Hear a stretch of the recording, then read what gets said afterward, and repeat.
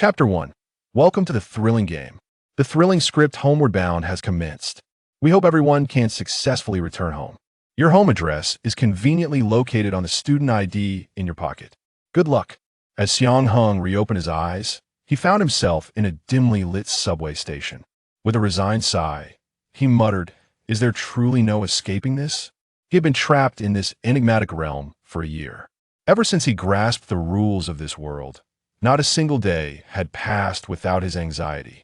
He feared being selected by the terrifying world to participate in its gruesome games. Millions had entered these macabre contests, with most facing a grim fate. Given that he had crossed into this world, it was only logical to assume he would be chosen as well. Sure enough, while lost in slumber, he heard the ominous notification signaling his entry into the thrilling game, and upon opening his eyes, he found himself here. Alongside Xiang Heng were 5 others. Is this the thrilling game? Oh my, I can't believe I've been selected.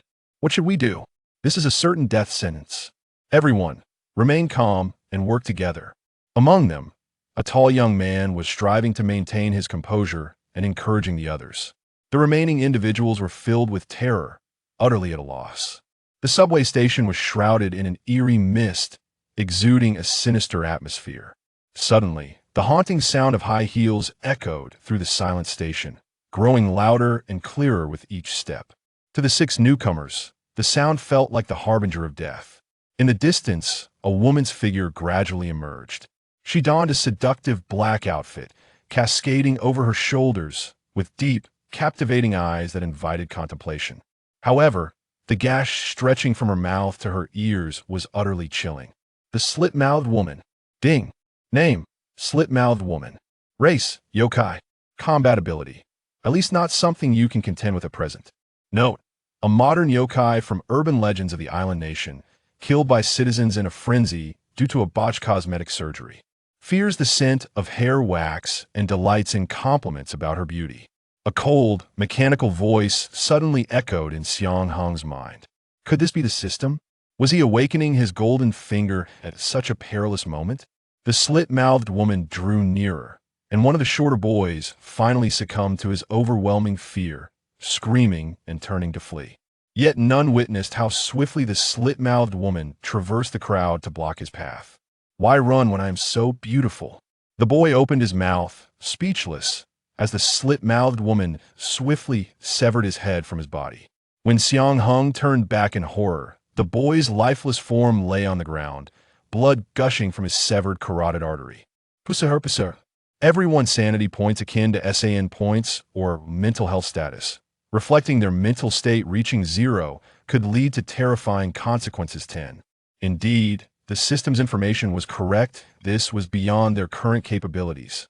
It was then that they truly realized the danger had begun. However, they dared not move, let alone flee, otherwise they would be the next victim to lose their head. The Slit-Mouthed Woman wiped the blood from her lips and approached the nearest girl. "Darling, am I beautiful? So beautiful." Despite her efforts to remain calm, the girl's voice trembled. "Lying is not nice, you know." Crunch.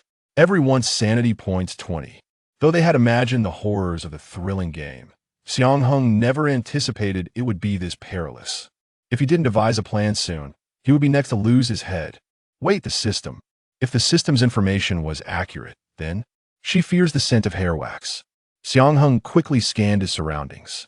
There was no way to obtain such a thing, and none of the remaining individuals had any hair wax on them. She delights in compliments about her beauty. That's it. Ding. The task "Have the Courage" has been triggered. Task content. Do you wish to survive? Try sincerely complimenting the Slit-Mouthed Woman. Task reward: experience points 10, Slit-Mouthed Woman affection 10. Huh. As Xiang Heng pondered, another boy drew a folding knife from his pocket.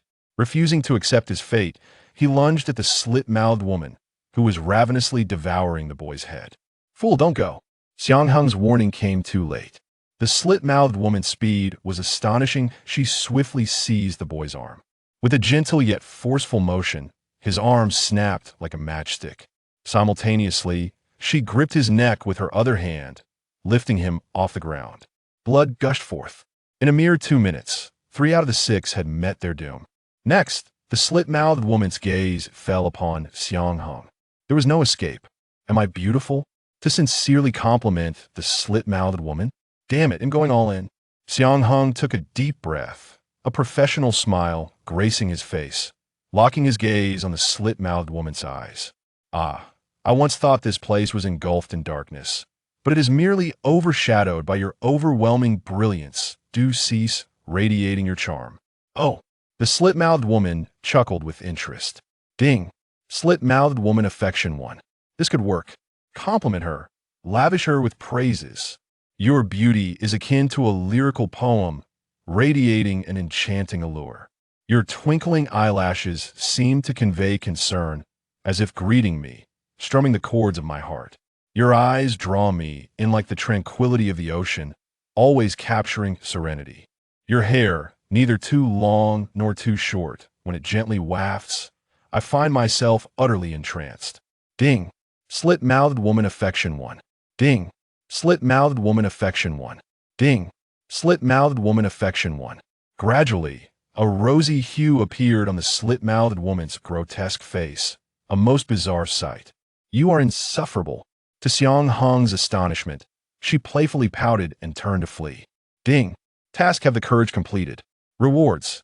Experience points 10. Slit-mouthed woman affection 10. Ding. Hidden task the bashful slit-mouthed woman completed. Rewards. Experience points 66. Monster coins 66. Ability dice 1. As the slit-mouthed woman vanished, Xiang Heng and the remaining 2 exhaled in relief. Buddy, your sweet nothings were quite the cringe fest. Where did you learn that? The tall young man clapped Xiang Heng on the shoulder. Ha! Read more books, stay informed, and indulge less in snacks while getting ample sleep. Xiang Heng turned away. My name is Xiang Heng. Immersed. Are you serious? More genuine than pearls. The short-haired girl with round glasses approached, her voice trembling as she introduced herself. I am Lin Qin. Gazing at the 3 headless corpses on the ground, Xiao sighed. Though we are strangers, I still feel a sense of sorrow for them. We have no time for such sentiments, Xiang Heng interjected. Until we clear this game, we could easily become like them. His words sent a chill down the spines of both Xiao and Lin Qin. Xiang Heng retrieved his student ID from his pocket, revealing the name of a residential complex. Xiao and Lin Qin's IDs bore the same address. Xiao surveyed the surroundings. Can we take the subway home? What a foolish notion. Xiang Heng rolled his eyes. Even if the subway were operational, I wouldn't board it. Trapping ourselves in a confined space during a thrilling game is sheer folly. The goal of this script is to return home. We must at least leave this subway station first. The subway station was shrouded in darkness, illuminated only by sporadic, flickering lights, allowing them to discern their surroundings. Near the teleportation point, they spotted a design blueprint for the subway station's 2nd level on the wall. So we are on the 2nd level underground? Ding! Task closer to moonlight has been triggered. Task content. To escape the subway station, you must first reach the 1st level. Task reward. Experience points 20. Xiao pointed at the design. We can reach the 1st level via this staircase.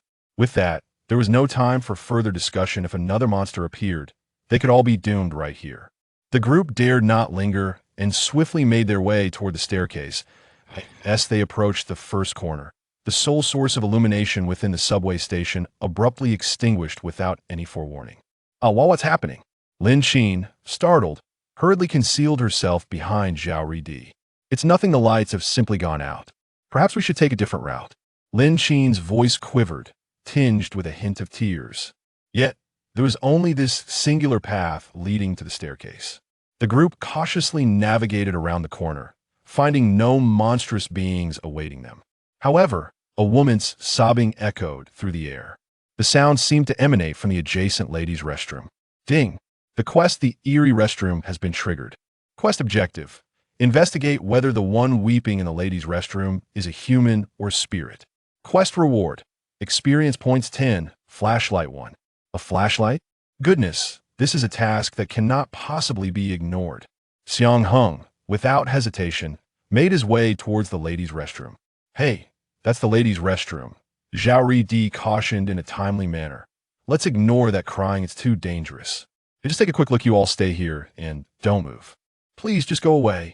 Upon entering the restroom, the sight of ketchup on the walls struck him. A girl clad in a sailor suit, her long hair cascading down her back, was sobbing against the wall, which was smeared with blood. Ding! The quest The Eerie Restroom has been completed. Reward received. Experience points 10. Flashlight 1 accessible in inventory. Name: Female Ghost. Race: Spirit. Combat ability: would you like to experience the sensation of being scared to death? Note: a commonly known female specter born from resentment, often harmful to others. Dislikes copper and peachwood. Harmful? I have neither copper nor peachwood on me. Something feels amiss. Retreat immediately. After all, the reward has already been secured. Xiang Heng turned to flee, but the entrance to the restroom was suddenly sealed by an invisible force. The weeping of the female ghost behind him grew clearer. Xiang Heng's sanity points 10. Leaning against an unseen barrier, Xiang Heng exclaimed, "Hey, please stop crying. If you keep this up, I might start crying too." He kept a wary eye on the female ghost, yet she continued to weep, showing no sign of other reactions. It seems we cannot leave until we trigger an event.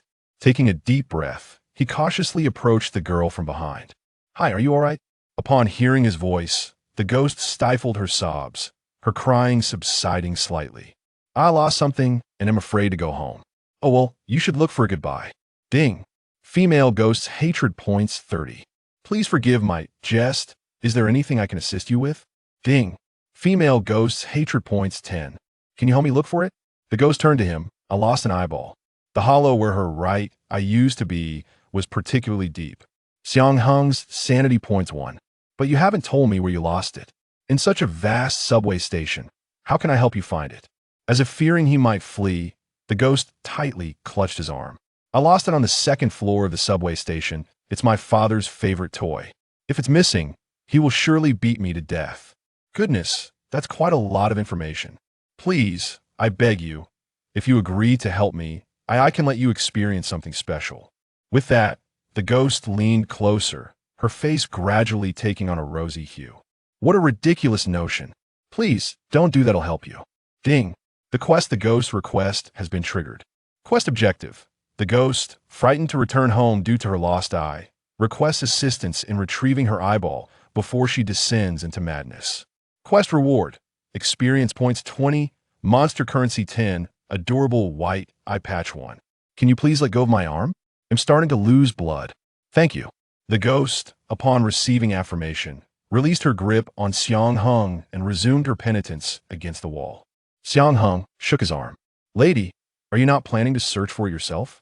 He shrugged and conducted a cursory inspection of the ladies' restroom, yielding no results. Nevertheless, he felt no disappointment, as he hadn't anticipated finding the eyeball in the restroom. To his surprise, he noticed that the barrier at the restroom's entrance had vanished. Emerging from the restroom, his companions awaited him at the same spot. "The crying has ceased." Zhao Di inquired urgently what happened. "Nothing much. I encountered a female ghost inside, and she asked me to help find her eyeball." "You agreed? If I hadn't, you probably wouldn't have seen me again." Zhao Di pondered for a moment. "Since you're out now, why not forget about the eyeball and just run?" Xiang Heng stroked his chin. "I initially thought that way too, but in his line of sight appeared a status bar. Female ghost's madness level 20. If I don't help her find her eyeball before she goes mad, we might all end up dead."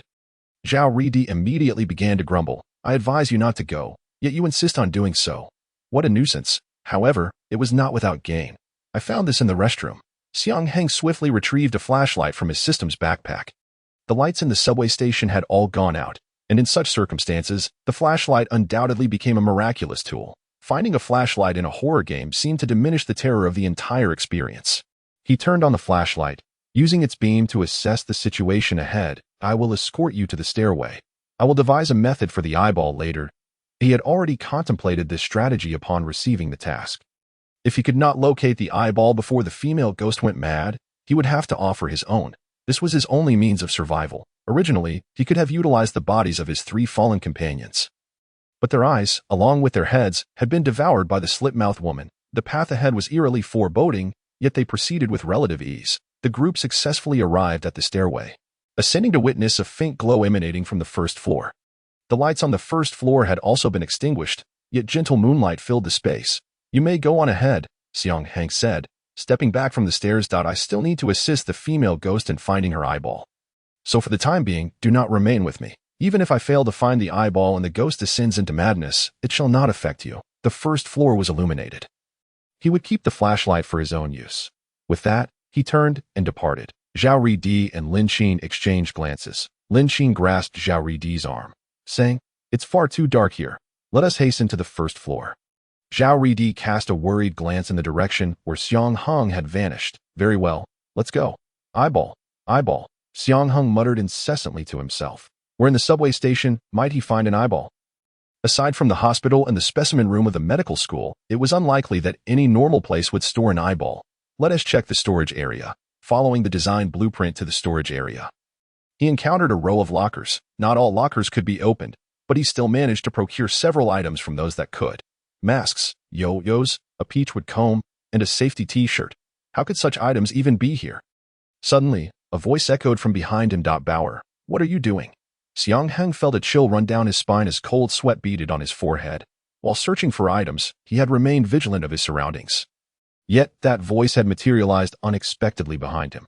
His sanity points, which had previously recovered somewhat, diminished by another 10. Moreover, the voice was all too familiar. "Slit-Mouthed Woman.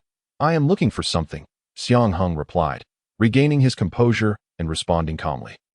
However, the tone of the slit-mouthed woman turned icy. "Why do you carry the scent of another woman?" "The scent of another woman? It must be that female ghost. Damn it. Had I known, I wouldn't have evaded her. Now she has been pestering me endlessly." Should he lie? Given his understanding of horror games, he doubted he could deceive the slit-mouthed woman. "It is a female ghost. The item I seek belongs to her." Xiang Heng answered her question truthfully. The slit-mouthed woman frowned slightly, a hint of barely detectable jealousy creeping into her voice. "Why must you procure something for her?" Xiang Heng expressed his dilemma. "I cannot escape. If I do not assist her, she will go mad. Indeed, such creatures are quite troublesome. Being from a horror game, the slit-mouthed woman understood the characteristics of certain monsters. One should not casually acquiesce to their demands. She even pinched her chin like an ordinary person, her tone softening from its previous chill. "What does she require?" Xiang Heng pointed to his right eye, stammering, "I need that." "Your eye?" "Yes." Ding. Warning. The female ghost madness level has risen to 60. From the restroom to the stairway, from the stairway back to the teleportation point, and from the teleportation point to the storage area, the female ghost madness level continued to escalate. Time was running short. Yet there was still no clue regarding the whereabouts of the eyeball. If this continued, he would have to sacrifice his own eyeball. But what he did not expect was a few drops of crimson blood splattered across his face. He turned to see the slit-mouthed woman cradling an eyeball in her hand. Her right eye now a hollow void like that of the ghost. For the slit-mouthed woman, losing an eyeball was of little concern, and her expression bore no trace of pain. "I expected something more troublesome." Xiang Heng's sanity points surged. "You've started using adjectives now. What is the matter? Catch it." The slit-mouthed woman urged him to accept the eyeball. "But how can I take yours?" "What will you do?" Xiang Heng stammered, feeling flustered. "I am fine," the slit-mouthed woman said, gently cradling her face with one hand, smiling. "Am I not beautiful like this?" It was an entirely unexpected situation, yet somehow fitting. The effect of increasing favorability had manifested. Xiang Heng clearly did not anticipate that raising favorability would lead to such a significant change in a creature from a horror game. "No, you are still very beautiful." Ding. The favorability of the slit-mouthed woman increased by 10, though her smile was not sweet. Xiang Heng spoke those words sincerely, despite being a creature from a horror game. He was grateful for her willingness to do this for him. Ding. The female ghost's hatred level rose to 80 suddenly. It seemed as if Xiang Heng remembered something, cautiously accepting the eyeball from the slit-mouthed woman. "I will go give this to her now. Do not leave. Wait for me here." With that, Xiang Heng stepped back a few paces, reiterating anxiously, "Wait for me here," before hastily making his way to the women's restroom. Upon arriving, he was taken aback by the sight before him. Compared to before, the entire restroom was now smeared with blood. The female ghost hovered in the air, her hair disheveled, exuding an intense aura of hostility. "Here, your eyeball." Xiang Heng extended his hand, offering it without hesitation. The female ghost, momentarily stunned, swiftly floated before him, reaching out to take the eyeball. Ding. The female ghost madness level dropped to 0. Ding. The task fulfill the female ghost's request has been completed. Rewards. Experience points 20, monster coins 10. A cute white single-eye mask 1. This is it. The oppressive aura surrounding the female ghost gradually dissipated. She gently placed the eyeball in its rightful place, saying, "Thank you. You are truly a good person. If you wish to enjoy more, I can." Upon looking up, Xiang Heng had already vanished without a trace. He swiftly returned to the lockers. "Why did you make me wait here? You must understand I do not like waiting for others." The slit-mouthed woman stood with her hands on her hips, feigning indifference. Xiang Heng retrieved the adorable white single-eye mask from his backpack. He had completed the task so swiftly for the sake of this reward. "Here, this is for you." The slit-mouthed woman appeared genuinely surprised as she accepted the mask. "Is this truly a gift for me? Put it on. Let me see how it looks." Ding. The favorability of the slit-mouthed woman increased by 10. Ding. The hidden task gift from another world has been completed. Rewards. Experience points 10, monster coins 10. Favorability of the slit-mouthed woman increased by 10. Upon hearing Xiang Heng's request, a rosy hue spread across the slit-mouthed woman's face. "I shall ignore you now." Then, in an instant, it dashed away, gazing at the direction in which the liquor had vanished. Xiang Heng reached a conclusion. It was imperative to pay attention to the affinity of creatures within horror games. He had initially hoped to alleviate the threat posed by the liquor by enhancing its affection towards him. However, he never anticipated that she would render him such significant assistance. The liquor's demeanor had gradually transformed, no longer resembling the creatures typically encountered in horror games, at least not for Xiang Heng. One cannot deny that the awakening of the system marked a pivotal turning point. Otherwise, he would likely have perished the moment the liquor first appeared. With this thought in mind, Xiang Heng summoned his attribute window. Name: Xiang Heng. Gender: male. Age: 18. Level: 2 available attribute points: 3 physique, 68 charm, 30 monster coins, 86 inventory. Mask 1, Yo-Yo 1, Peachwood Comb 1, Safety T1, Wooden Clothes Clip 1. Ability not triggered. Ability dice 1. As Xiang Heng made his way toward the staircase, he scrutinized the attribute window. The flashlight was currently in his hand, hence it did not appear in the inventory. The monster coins should allow for the purchase of various items later. With a physique of 68, he barely passed, but was a charm score of 32 low. The physique value presumably reflected his physical capabilities, but what did the charm value signify? Without a clear understanding of the charm's function, it was prudent to refrain from allocating the attribute points for the time being. The awakening of the system was undoubtedly his bargaining chip for survival in the horror game. He must strive to enhance his level as much as permissible. Ding. The task closer to moonlight has been completed. Reward. Experience points 50. Unbeknownst to him, Xiang Heng had already descended to the first floor via the staircase, under the moonlight's illumination. The subway station's first floor appeared considerably less terrifying. Even without the flashlight, the surroundings were discernible. He located a blueprint of the first floor nearby and discerned the exit's location. Those two must have already left. Xiang Heng hurried towards the exit, only to encounter a sealed metal roller door, alongside Zhao Ridi and Lin Qin, both wearing forlorn expressions before it. Seemed the exit was firmly shut. Xiang Heng approached and attempted to push the roller door a few times. Ding. The massive subway roller door is securely locked. It requires pressing the controller in the security room to open. Zhao Ridi expressed his frustration. We've tried. Brute force 1T budget. I was considering finding something to pry it open, but aside from 2 coins, I found nothing. Xiang Heng stroked his chin, feigning a moment of deduction. The subway exit is generally controlled by the security room as controller. We should head there. That makes sense. Zhao Ridi exclaimed in realization, patting Xiang Heng on the shoulder. As expected of you. Ding. The security room door is tightly locked. Zhao Ridi sighed. I knew it wouldn't be that simple. Xiang Heng. Ding. The task security room key has been triggered. Task content. A certain foolish security guard dropped the key to the security room somewhere on the first floor of the subway station while on patrol. Go find it. Task reward. Experience points 20. It appears we still need to search for the key. No sooner had Xiang Heng spoken than a sound emerged from the distance.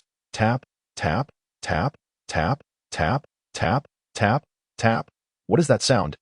The three of them looked alertly towards the source of the noise. A small ball bounced a few times before rolling towards them, halting not far away. A childish voice echoed through the mist. Big brothers and sisters, do you want to play with me? From the fog emerged a seemingly harmless little boy, around 7 or 8 years old. Everyone, be cautious, Xiang Heng warned. In horror games, appearances should not dictate the assessment of danger. Name, Playful Ghost Race. Yokai combat ability, extremely fast, can snatch your head off in the blink of an eye. Note, despite living for centuries, He remains unable to shake off his playful habits. He enjoys using others' heads as balls and loves collecting various toys. Dislikes green peppers. The playful ghost picked up the ball, which began to slowly deflate, causing his expression to shift to one of dismay. Oh no, it's leaking. Xiang Heng's insanity value increased by 10. This statement terrified Xiang Heng. The deflated ball implied that the playful ghost would seek a new toy, and given the information provided by the system, he certainly did not want to become the other's new plaything. The playful ghost looked up and spotted Xiang Heng and the others. Big brothers and sisters, my ball is broken, and I can't play with it anymore. Come and play with me. Zhao Ridi's insanity value increased by 20. Lin Qin's insanity value increased by 10. Upon hearing the playful ghost's invitation, Zhao Ridi and Lin Qin felt a chill run down their spines. Play. What are we playing? Surely it can't be mahjong for 4. Xiang Heng was also frantically contemplating. It was impossible to refuse the playful ghost's request. Otherwise, he would have 3 new playthings to entertain him. Suddenly, Xiang Heng seemed to have an epiphany and approached the playful ghost. Hey, that is too dangerous. Zhao Ridi quietly warned from behind. Fool, look at what is hanging around his neck.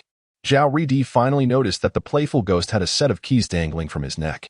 Could they be the keys to the security room? Xiang Heng cautiously approached the playful ghost, seemingly having devised a plan. What do you want to play? The playful ghost pouted and shook his head. I don't know. My ball is broken, and I want a new toy. How about? The playful ghost gaze fixated on Xiang Heng's head. Don't even think about using my head as a ball.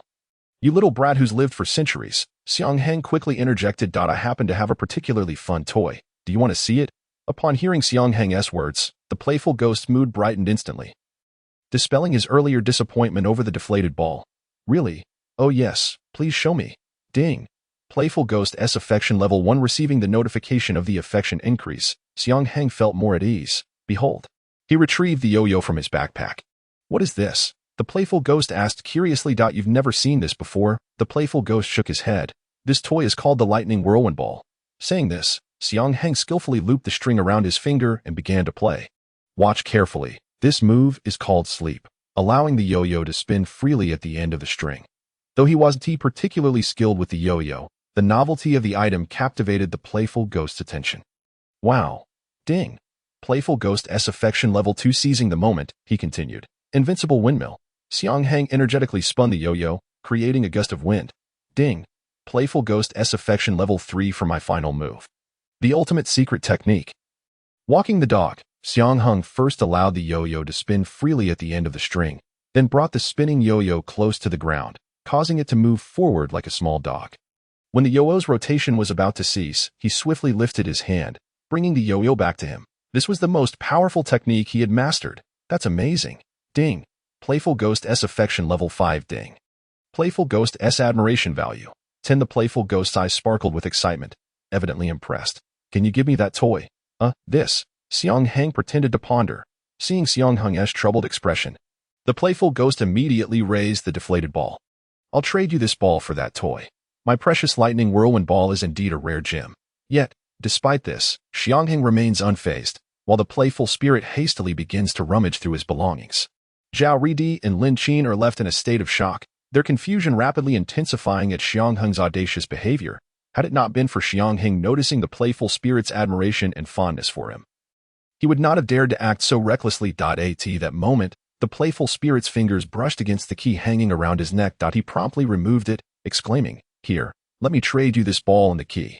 I found this at the subway station, and it's an incredibly powerful toy that I brought from home. With your intellect, can you truly survive for centuries? Very well, I shall make the exchange with you.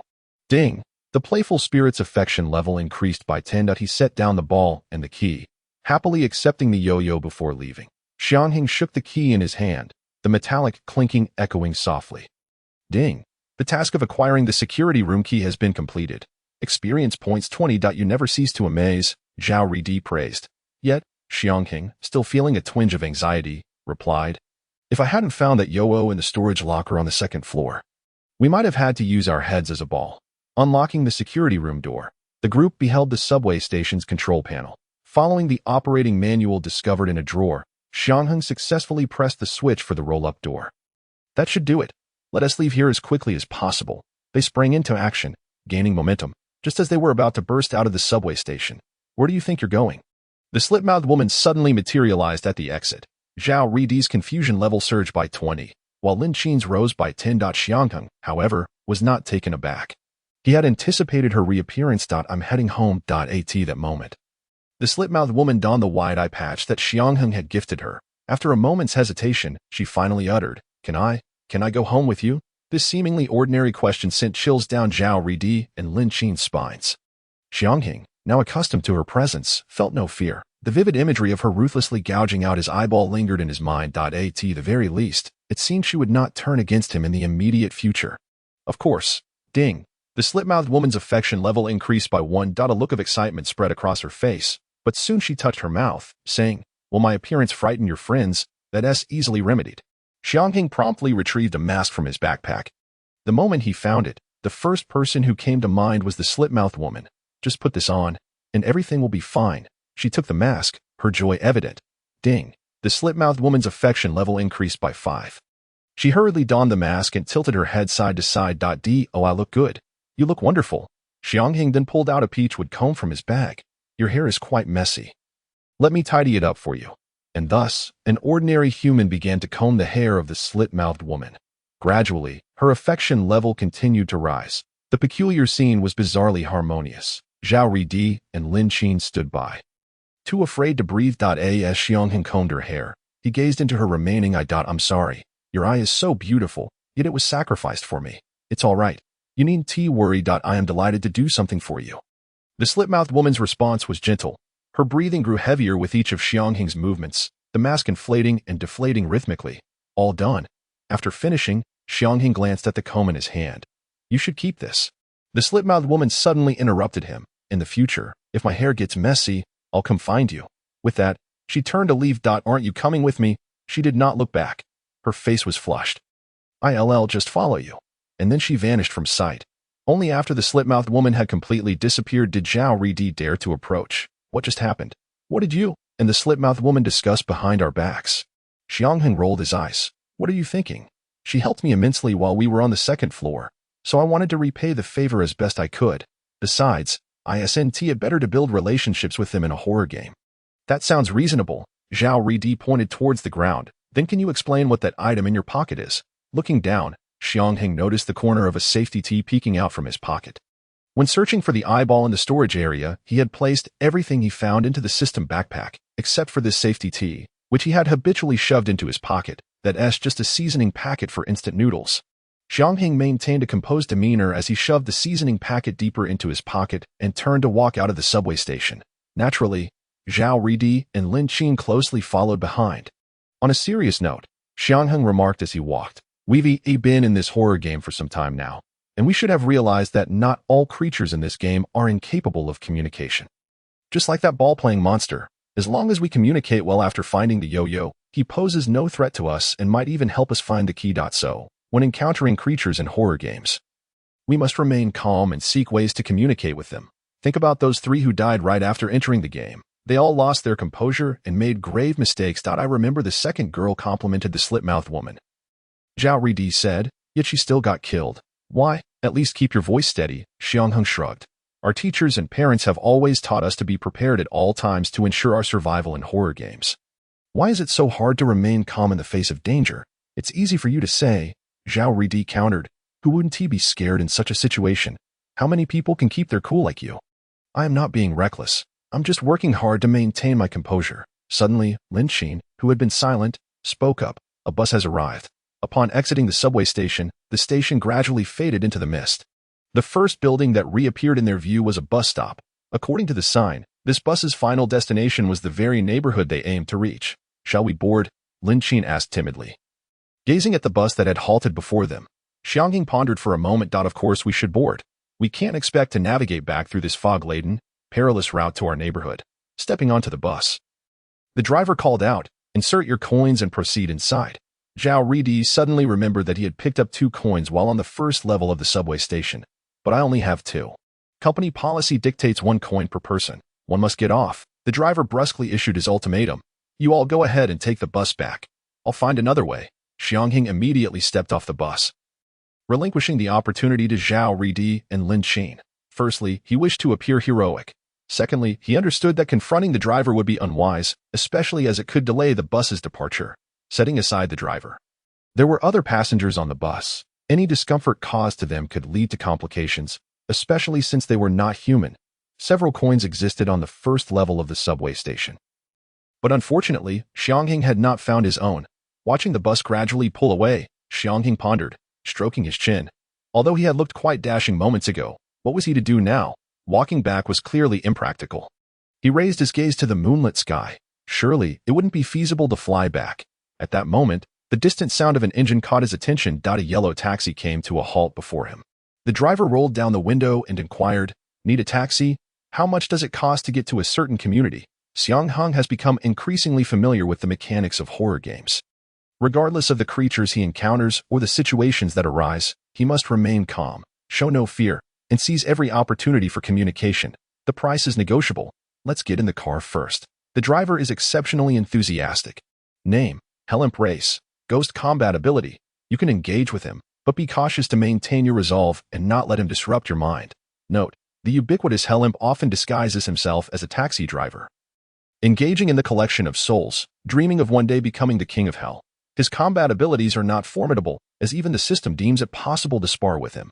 Thank you. Driver. Xiang Heng opened the door and slid into the vehicle. As the taxi started, the Hell'Imp immediately got to the point. Customer, let us discuss the fare. He remained silent while they were outside the vehicle, only to speak up once they were inside. Truly a shrewd merchant. I'll charge you 100 monster coins. That's reasonable. Isn't it? Monster coins. Xiang Heng glanced at his attribute window again. Damn, I'm just a little short. Could you lower the price a bit? Thus began the bargaining phase. I want to take advantage of you just because you're from out of town. How about a 10 discount? 90 should be agreeable. Could you make it 86? Customer, are you jesting? 90 is already the cost price. If it drops further, I won't even cover the fuel. But I don't have that many monster coins on hand. Sigh, consider it a loss on my part. You could also barter with other items. Finally, his intentions were revealed. This Hell'Imp was likely waiting for those unable to afford bus fare. Such individuals would probably struggle to pay for a taxi. So the Hell'imp's initial objective was not merely money. Do you want a safety tee? What on earth would I need that for? Are you mocking me for being single? Ding. Hell'imp's hostility level 10, but I have nothing with me. Nothing at all. The Hell'Imp finally showed his true colors. You can offer me your soul. Xiang Heng now faced two choices. Option A, defeat the Hell'Imp and acquire a free taxi. Option B, sell his soul to the Hell'Imp. To hell with option B. Driver, if you keep this up, I might just have to take you down. Xiang Heng stood up, intending to choke the Hell'Imp from behind. But he suddenly realized that his legs had become immobile. Two shadowy figures crept up from his legs. Take me down. The Hell'Imp finally dropped the pretense, revealing, from the moment you entered this vehicle, your soul has ceased to belong to you. How despicable. Xiang Heng was well aware that the shadows were mere illusions, a result of the Hell'imp's influence over his mind. Yet, he could not shake off those shadows. To make matters worse, even his hands were ensnared, rendering him completely immobile. He had underestimated this Hell'imp's shadows enveloped his body, threatening to consume him entirely. At that moment, a wisp of dark energy emanated from his chest. What? Not even the Hell'Imp anticipated this turn of events. The shadows recoiled in fear upon encountering this dark energy, trembling and retreating from Xiang Heng's form. At last, his hands regained mobility. He hastily felt his chest and discovered a talisman that could save his life, a peachwood comb. It was this comb's exorcising aura that repelled those ephemeral shadows conjured by the Hell'Imp. She left the peachwood comb with me to protect me from these fiends, didn't she? This was undoubtedly one of the reasons the Slit-Mouthed Woman had given him the comb. However, the most significant reason was her desire to have an excuse to seek out Xiang Heng anytime. What kind of man carries a peachwood comb for vanity? Perverse. Mind your own business. Xiang Heng brandished the comb like a dagger. The Hell'Imp felt an ominous premonition. What are you planning to do? Xiang Heng seized the opportunity to choke the Hell'Imp from behind, pressing the comb against his throat. Enough of your tricks. Take me to a certain community. Ding. Hell'imp's terror level 1. You, a mere human, dare to threaten me. Hiss. Xiang Heng applied slight pressure, and the comb pierced the Hell'imp's skin. The punctured area emitted a faint wisp of smoke. Ding. Hell'imp's terror level 10. Ow. The Hell'Imp screamed in terror. Are you serious? Even my father has never treated me this way. If you don't behave, I'll disfigure your face. Ding. Hell'imp's terror level 1. These words sent a shiver down the Hell'imp's spine. No. Let us talk this over. I've never had a girlfriend before. I'll take you to that community for just 86 monster coins. What? You still think you can swindle me? Watch the knife. Ding. Hellemp's terror level 1. No, no, no. It's free, free, free. Let me teach you a lesson. Ah. Ding. Hellemp's terror level 1. Ding. Hellemp's terror level 1. Ding. Hellemp's terror level 1. Xiang Heng dared not truly harm the Hellemp. After all, he was the one driving. If things went too far and they crashed, it could cost both their lives. Thus, the car was filled with the Hellemp's wails while outside. Sparks and flashes lit the night. In no time, the Hellemp arrived at the entrance of a community. Here, we've arrived. Can you put the knife down now? Are you sure you didn't take a wrong turn? This is the community closest to Fengyuan. Do you think I would risk my life to stay in this vehicle with a pervert? The Hellemp's reasoning was quite valid. Xiang Heng slowly lowered the peachwood comb, watching the Hellemp exit the vehicle. The Hellemp paid no mind to Xiang Heng, eager to leave this place. Damn it, encountering a pervert on my first job. If my peers find out, where will I hide my face? After the Hellemp cursed under his breath and departed. Xiang Heng approached the community entrance. The system prompt soon followed. Ding. Task. Entering the community has been triggered. Task details. After enduring countless hardships, you have finally returned to your own community, but it seems access is not so easily granted. Task reward. 20 experience points, 20 monster coins. Xiang Heng sighed inwardly. It seemed that clearing this scenario was still a distant goal. There was no choice. If he didn't fulfill the ultimate objective, he would be doomed to remain in the horror game for the rest of his life. To return to the real world, he had to push forward. Upon reaching the community entrance, he witnessed the last thing he wished to see. Zhao Ri had died. Lin Qin was weeping uncontrollably beside his corpse. Lin Qin, what happened? Xiang Heng rushed forward. This community's main gate requires the sacrifice of a soul to open, and only one person can enter at a time. A creature with the body of a bull and dressed in security attire emerged from the security room. Name: Minotaur race, or combat ability, if you lack the strength to shatter a skull with a single punch. It's best not to attempt to fight him. Note: possesses physical attributes several times stronger than that of a human, along with corresponding animal skills. The security guard of this community. The Minotaur has won the Best Security Guard title 3 times. Young lady, you may enter now. If this young man gets ahead of you, you'll miss your chance, the Minotaur kindly warned. Xiang Heng stepped in front of Lin Qin. You should go in first. Lin Qin stifled her sobs, worriedly asking, what about you? Disregarding my presence, Xiang Heng cast a glance at the lifeless body of Zhao Ri sprawled on the ground, resolute that his sacrifice must not be in vain. However, Lin Qin lingered in hesitation. Gently, Xiang Heng nudged her aside. Hurry. Under the weight of Xiang Heng's gaze, Lin Qin, burdened with worry, stepped into the community. I will wait for you inside the community. You must survive. Xiang Heng nodded, redirecting his attention to Zhao Ri. The young man's back was drenched in blood, a fatal wound piercing the area where his heart resided. It was a single, lethal strike. No other injuries marred his body. Young man, do you wish to enter the community? Inquired the Minotaur. Of course. Then follow me. The Minotaur gestured for Xiang Heng to enter the security room. Upon entering, Xiang Heng discovered that the interior of the security room was entirely different from what he had observed outside. While windows and doors were visible from the outside, they vanished upon entry. We can't leave. This security room is alive, the Minotaur explained. The community gate serves as its arm. Only by offering a soul to it will it raise its arm to grant you entry. If I offer my soul, will I not perish? You could wait for another individual to arrive and then offer their soul to the security room. Alternatively, you could offer your own soul to allow the second person in.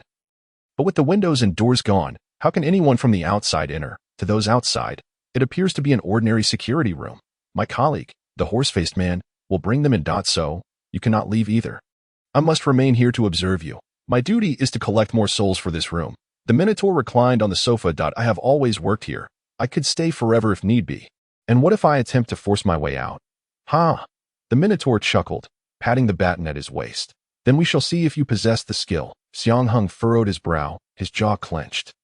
This creature had no reason to fabricate tales. It seemed that everything was indeed true. Is it truly necessary to engage in combat to enter a community? Not only might I not be able to wait for another individual to arrive, but even if they did, I might not be able to best them in combat. Regret washed over him as he thought of having left the little demon behind. At least he would have posed no challenge. Just then, a knock echoed from outside. Minotaur, another has arrived. A creature with the body of a horse entered, followed closely by a masked beauty. Bower, what is happening here? Xiang Heng sighed. It's a long story. There are some issues with this community. Before he could elaborate, the horse-faced man beside the woman interjected, to enter the community, one must offer a soul to this room. We are merely workers. Please do not make it difficult for us. The woman, with a gaping mouth, placed her hands on her hips. Offer a soul to enter the community. Name, horse-faced man. Race, beastman. Combat ability, on par with the Minotaur. You are not in the same league. Notes, a colleague of the Minotaur, a security guard of a certain community. Though he enjoys slacking off, he dutifully fulfills his role. Oh, the horse-faced man's head was bitten off by the woman. Damn it. The man is dead, and I still have to note this. In mere moments, the woman devoured the horse-faced man's head. Since it does not specify whose soul to offer, why not lend a hand? Xiang Heng was momentarily taken aback, then applauded. How did I not think of this method? Of course, I cannot best the Minotaur. The Minotaur was clearly taken aback. The horse-faced man's demise had profoundly shocked him. He drew his baton and charged at the woman with reckless abandon. Hey, it's pointless to fight her. Xiang Heng intended to prevent the Minotaur from rushing to his death, but in this room, he held the least authority. Minutes later, the Minotaur also lay lifeless, devoid of a head. Under Xiang Heng's watchful gaze, the silhouettes of the two beastmen emerged from their corpses, exhibiting expressions of agony as they were drawn into the room. The windows and doors reappeared. The woman licked the blood from the corners of her mouth and adjusted her mask. Bower, what kind of wretched community is this?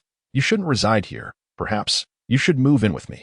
Ha ha ha. Xiang Heng chuckled in disbelief. It's not impossible, but allow me to return home to gather my belongings first. It is impossible for me not to return home. Even Jesus himself could not stop me. I assure you, the woman did not follow Xiang Heng into the community, as she loathed the place. Lin Qin awaited Xiang Heng inside the community gate, her eyes slightly red, seemingly still engulfed in the sorrow of Zhao Ridi's death. Upon seeing Xiang Heng enter, a flicker of joy illuminated her expression. Cautiously, she inquired, what should we do now? As they had entered the community, Xiang Heng had already received a prompt indicating the completion of a task. He produced his student ID, which only recorded the community's address without specifying the building number or door plate. We still need to find a way to locate our home. If the student ID lacks precise information regarding my residence, it must be somewhere within the community. Surely, they couldn't search room by room. His greater concern lay in the potential dangers that might arise during their search for clues, given the nature of horror games. It was likely that numerous perilous events would unfold during this process. Near the entrance, they discovered the community's blueprint. The community was vast, encompassing over 60 buildings, just as Xiang Heng pondered how to locate his home. An elderly woman, her back burdened with a sack and holding a clip, approached. She used the clip to pick up an unwanted notebook from the roadside and tossed it into her bag. Name, hard of hearing old lady. Race, monster. Combat ability, no one knows how terrifying she truly is. Notes, an elderly woman who has forgotten her own name after living for an unknown duration. She has a companion to rely on. She never engages in conflict with others and enjoys scavenging. While her combat ability is formidable, her notes suggest she poses no threat. Without hesitation, Xiang Heng approached her. Excuse me, do you know me? The old lady squinted at Xiang Heng. I don't sell bonds. Xiang Heng was taken aback. Your hearing is quite poor. I'm out looking for my old man. If you see him, tell him to hurry home. The old lady explained her reason for being out. Ding. The task of finding the lecherous old man has been triggered. Task content. Urge the lecherous old man to return home soon. Task rewards. Experience points 10, monster coins 5, digestive tablets 1, Xiang Heng's diary 1. Could you tell me where you live? I don't buy insurance. With that, the old lady turned and walked away. Xiang Heng was left speechless. Did we gain anything? Lin Qin inquired, stepping forward. I initially thought this old lady could provide us with clues about accommodations, but it appears I was mistaken. Yet, what is this lecherous old man about? Moreover, what might Xiang Heng's diary contain? Could it hold clues related to my home address? No madness value appeared in his view regarding the old lady, indicating time was on their side. They should at least obtain the diary first. Should we help her find her old man? Lin Qin asked. Yes, Xiang Heng affirmed. While searching for clues, we might as well lend a hand. The community at night was bustling. Many children played in the park, while others strolled leisurely along the paths, and couples were seen whispering sweet nothings beneath the streetlights. However, after a thorough search, they found no trace of the so-called old man, aside from that old lady. We have only encountered young people and children, Lin Qin remarked. Xiang Heng mused, stroking his chin. Perhaps we have taken a wrong turn. Xiang Heng reminisced about the couples he had encountered in the past. In the realm of terror games, one cannot gauge the nature of beings solely by their appearance. Perhaps that old man did not truly resemble an elderly figure at all. Yet, lecherousness surely marked his character.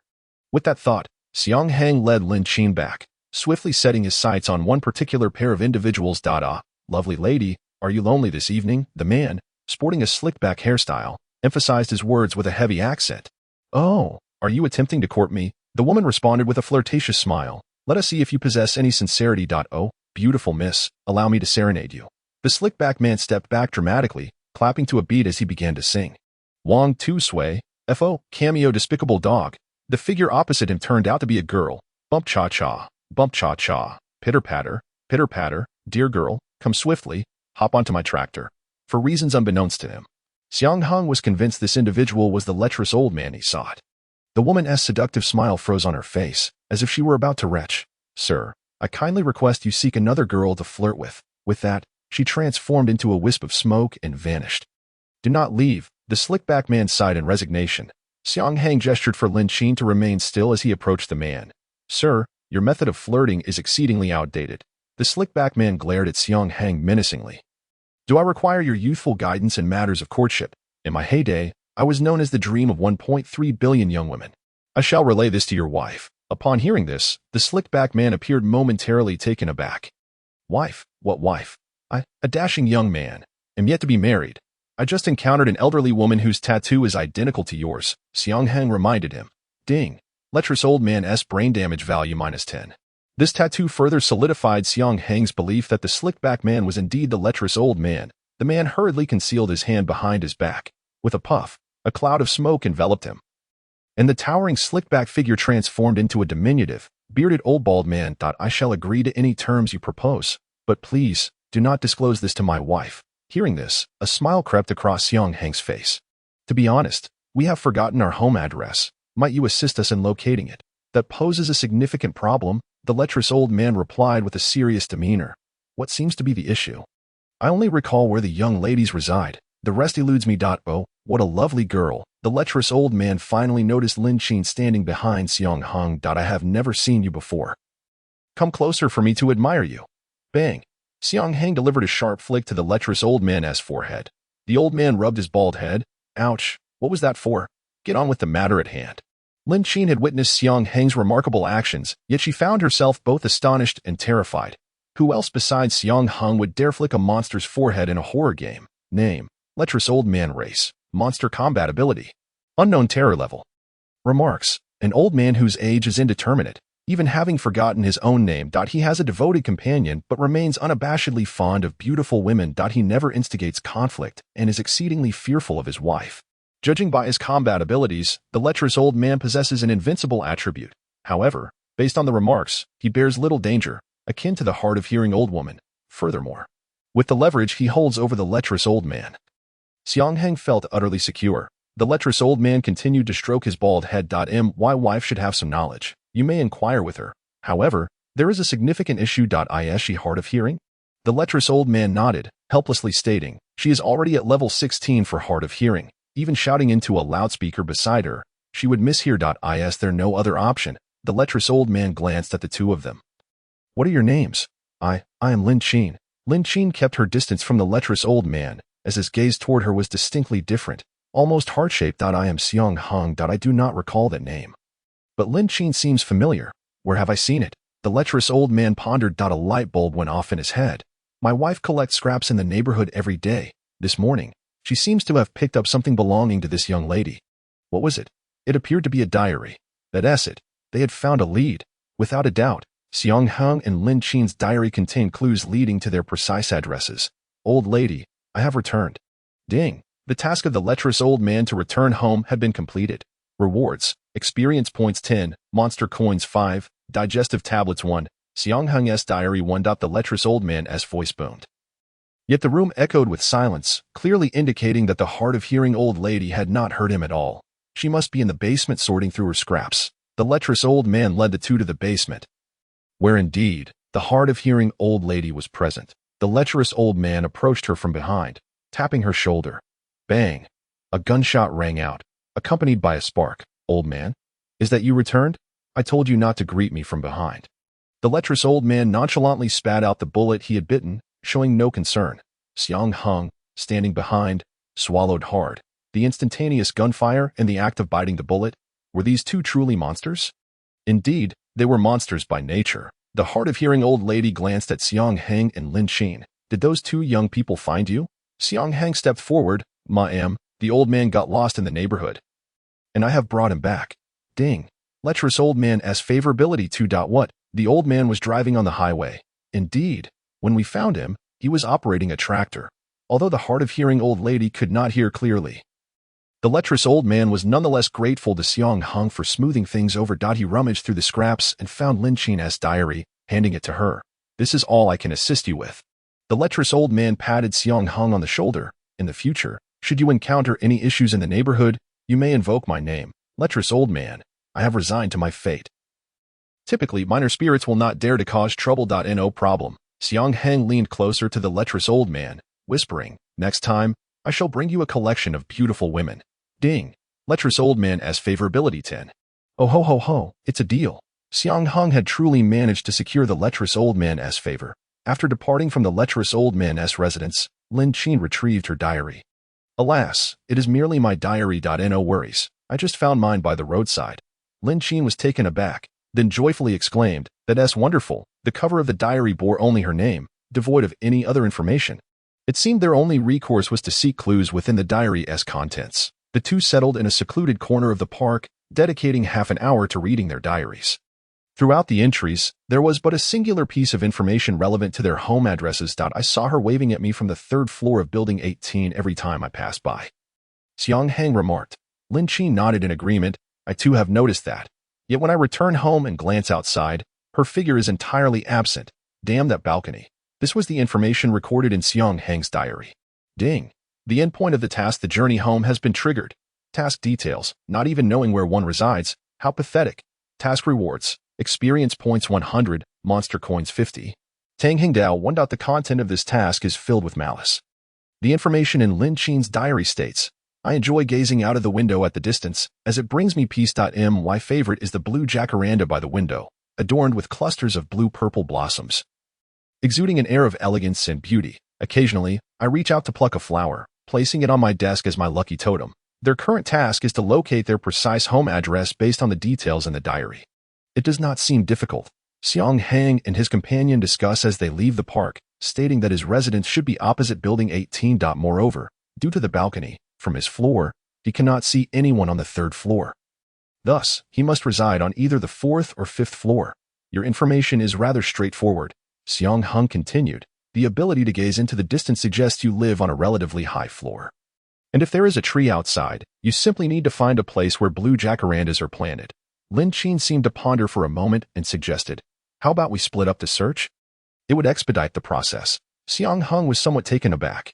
He hadn't expected Lin Qin to propose such a course of action. Since you have suggested it, very well, he replied. Lin Qin then turned and left without a backward glance. Xiang Heng watched her retreating figure, feeling a twinge of discomfort. Oh well, I shall search for my own home. Soon, Xiang Heng arrived at Building 18. He first circled the building and successfully spotted the girl from the diary on the 3rd floor. She was a girl with a ponytail, dressed in a white dress adorned with red polka dots. She waved at Xiang Heng, who reciprocated the gesture. Xiang Heng took a closer look at the structure of Building 18. The balcony was narrow, and if he were on the opposite 4th floor, he should still be able to see the girl, albeit not her face. To be completely out of sight, he would need to be on the 5th floor of Building 17. Xiang Heng confirmed his final destination. However, he was astonished to discover that beside Building 17 stood a blue jacaranda, draped in blue-purple blossoms and towering approximately 15 meters high. The maximum height of the buildings in the community was only 5 stories. Although many areas within the community were planted with blue jacarandas, this particular one stood out for its impressive stature, reaching the 5th floor level. Could it be? He wondered, are Lin Qin and I residing at the same location? With a sense of skepticism, Xiang Heng made his way to the 5th floor of Building 17. The room on the right side of the 5th floor was indeed the one from which he could see the girl's house. As well as the blue jacaranda, upon arrival, Xiang Heng realized he did not possess the key to the door. Ding. A key is required to unlock this door. Clinging to a glimmer of hope, he inspected the door frame and beneath the carpet, but found nothing. It appeared that he needed to trigger one final event to obtain the key. As he pondered, he descended the stairs and fortuitously encountered Lin Qin. "Have you found your home?" Xiang Heng inquired. "Yes, it's on the 5th floor of Building 35, Lin Qin replied, suddenly sighing, "but I don't have the key, so I came to seek your assistance. I plan to check Building 18. Xiang Heng said, "Are you looking to find out about the girl from the diary?" Xiang Heng nodded. "I believe she may know something." As they conversed, they arrived at the 3rd floor of Building 18. Knock, knock, knock. Moments later, the girl opened the door. "Hello, you came just in time. I've made a plethora of dishes tonight that I simply can't finish. Would you lend me a hand?" Ding.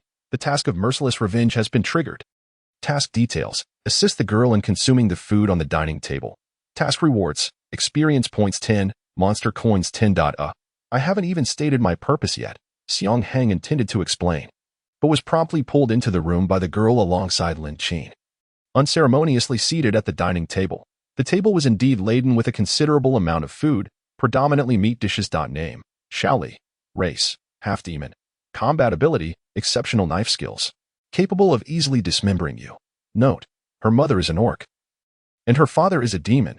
She has never seen her mother and has never left the house, having lived solely with her father. "You must eat it all," Shaoli exclaimed, propping her chin on her hand, her eyes sparkling with excitement as she gazed at Xiang Heng and Lin Qin. "May I ask you a few questions?" Xiang Heng attempted once more. "First, finish the food," Shaoli insisted, adopting an expression that brooked no argument. "Very well," he acquiesced. As they surveyed the abundance of food, Lin Qin was troubled. Being a girl, her appetite was naturally smaller. "Xiang Heng, please do your best. I can't eat much. I shall try my utmost." Although Xiang Heng and Lin Qin had been in this thrilling game for some time, they were indeed feeling a bit hungry. Yet, the sheer volume of food was overwhelming. Upon taking the first bite, they were pleasantly surprised by the unexpectedly delightful flavor. The meat melted in their mouths. Utterly devoid of greasiness, they felt as though they could continue eating without any burden on their stomachs. However, the sheer quantity was too much, and Xiang Heng eventually reached his limit, as did Lin Qin. The amount of food was equivalent to at least half a cow. Yet, Xiang Heng possessed a miraculous item, the digestive aid, a reward obtained from completing the previous task. He discreetly consumed a tablet, and his stomach visibly shrank. Truly, the system's rewards were remarkable. In the future, he should endeavor to trigger as many tasks as possible, ensuring safety. Who knows when strange task rewards might come in handy? And who knows why Shaoli insisted on making them dinner? Finally, after consuming an entire table's worth of food, Xiang Heng let out a resounding belch. Ding. The task of merciless revenge has been completed. Rewards: experience points 10, monster coins 10. Why is the name of this task so peculiar? Xiang Heng inquired curiously. Was it delicious? Shaoli beamed as she noticed the empty plates. "This is meat from a demon." Xiang Heng's intelligence diminished by 1 point. By the way, what was it you wanted to ask me? Now that her goal had been achieved, Shaoli was more than willing to cooperate. "You see," Xiang Heng said, wiping his mouth with a napkin, "I forgot where I placed the key to my house, so I wanted to ask if you might know where I would have left it." Shaoli pouted, pondering for a moment before replying, "I'm not too sure, but I always see you lingering at the flower bed at the bottom of the building. Under the blue jacaranda?" "Yes, thank you very much." Having received valuable information, Xiang Heng and Lin Qin expressed their gratitude for Shaoli's hospitality and promptly prepared to leave. Lin Qin descended the stairs first, and after a moment of hesitation, Xiang Heng turned back. "Shaoli, may I ask one more question?" "Of course. What about your father? Where is he now?" "Father?" Shaoli glanced towards the kitchen, her expression revealing a hint of menace. "He's in the kitchen. Would you like to meet him?" "No, goodbye." Xiang Heng hurriedly descended the stairs without looking back. Moments ago, surrounded by the enticing aroma of meat at the dining table, he had been oblivious to the peculiarities around him. Yet, as he reached the entrance, he indeed caught a whiff of a faint metallic scent reminiscent of rust. The red stains on Shaoli's white dress were jarringly out of place, likely remnants of blood. Coupled with the bizarre name of the task, it was evident what she had consumed. The thought made Xiang Heng's stomach churn violently. The reason Shaoli had never met her mother was that after giving birth to her, her mother had been dismembered and devoured by her father. This grim revelation had come to Shaoli through her father's diary. Her father's intention to confine Shaoli at home was to fatten her up for the same fate. Each day, Shaoli would wave at Xiang Heng as he passed by, silently pleading for his help. Yet he remained oblivious to her true intentions. It dawned on her that her survival depended solely on her own actions. She resolved to kill her father, not only for herself but also to avenge her deceased mother. Having witnessed her father return home with various creatures' corpses, she had long since become adept with a knife, understanding precisely how to deliver a fatal blow that would leave her adversary unable to resist. Today, while her father busied himself in the kitchen, Lin Qing stealthily grasped a knife, enacting a scenario she had envisioned countless times. As Xiang Heng fought to suppress the urge to vomit and made his way downstairs, Lin Qing suddenly concealed herself behind him. He quickly turned to face her, noticing fresh scratches on her shoulder. "What's wrong?" he inquired.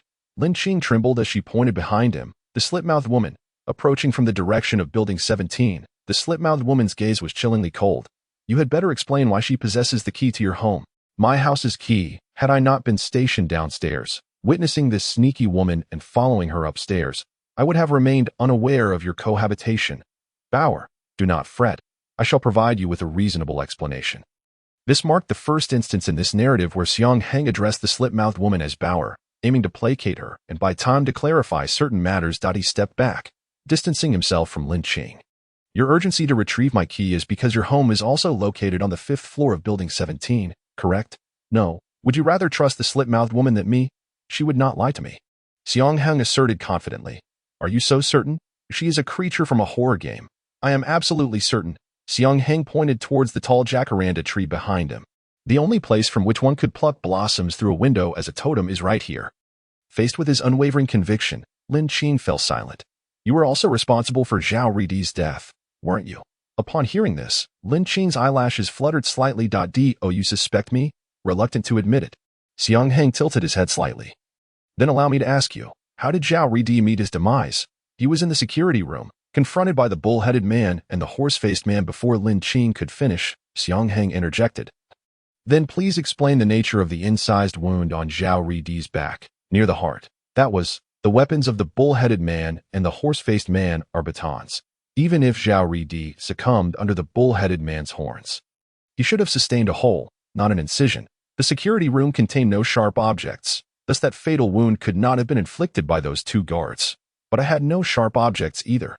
"No, you did." Xiang Heng pointed at Lin Qing. "While searching for eyeballs on the second level of the subway station, I took a chance and returned to inspect the bodies of those 3 companions. Their eyeballs had all been devoured. However, I noticed a perplexing detail. The folding knife belonging to the 3rd male was missing. I did not take it, nor was it found on Zhao Ridi's person. I doubt any creature from a horror game would stoop to picking up a folding knife. Who then could have taken it?" Seeing Lin Qing's silence, Xiang Heng continued, "I suspect you stealthily pocketed it. In the security room, you became aware of the rules for entering the community. Faced with the bull-headed man and the horse-faced man, Zhao Ridi instinctively shielded you, providing you with the opportunity. How troublesome. It seems no matter what I say, you will not believe me." Lin Qing's tone suddenly shifted to one of impatience, her voice lower than before. "I should not have been in such a hurry. Indeed, I killed Zhao Ridi.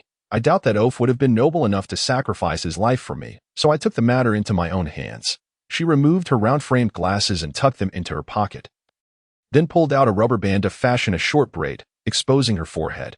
"You are likely no stranger to participating in horror games, are you?" Xiang Heng conjectured. "Indeed, this is my 3rd time partaking in such games."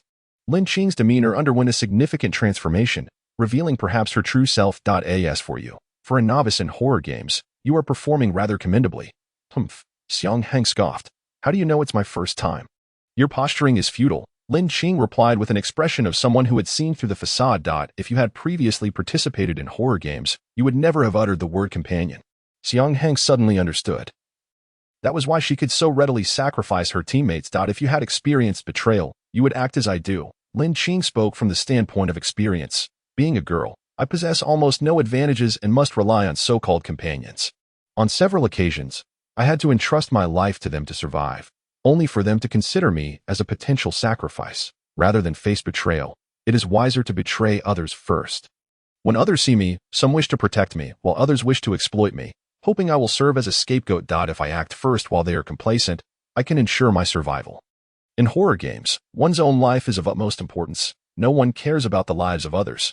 Zhao Ridi protected you from the very beginning, yet you still, that's why I say you are novices.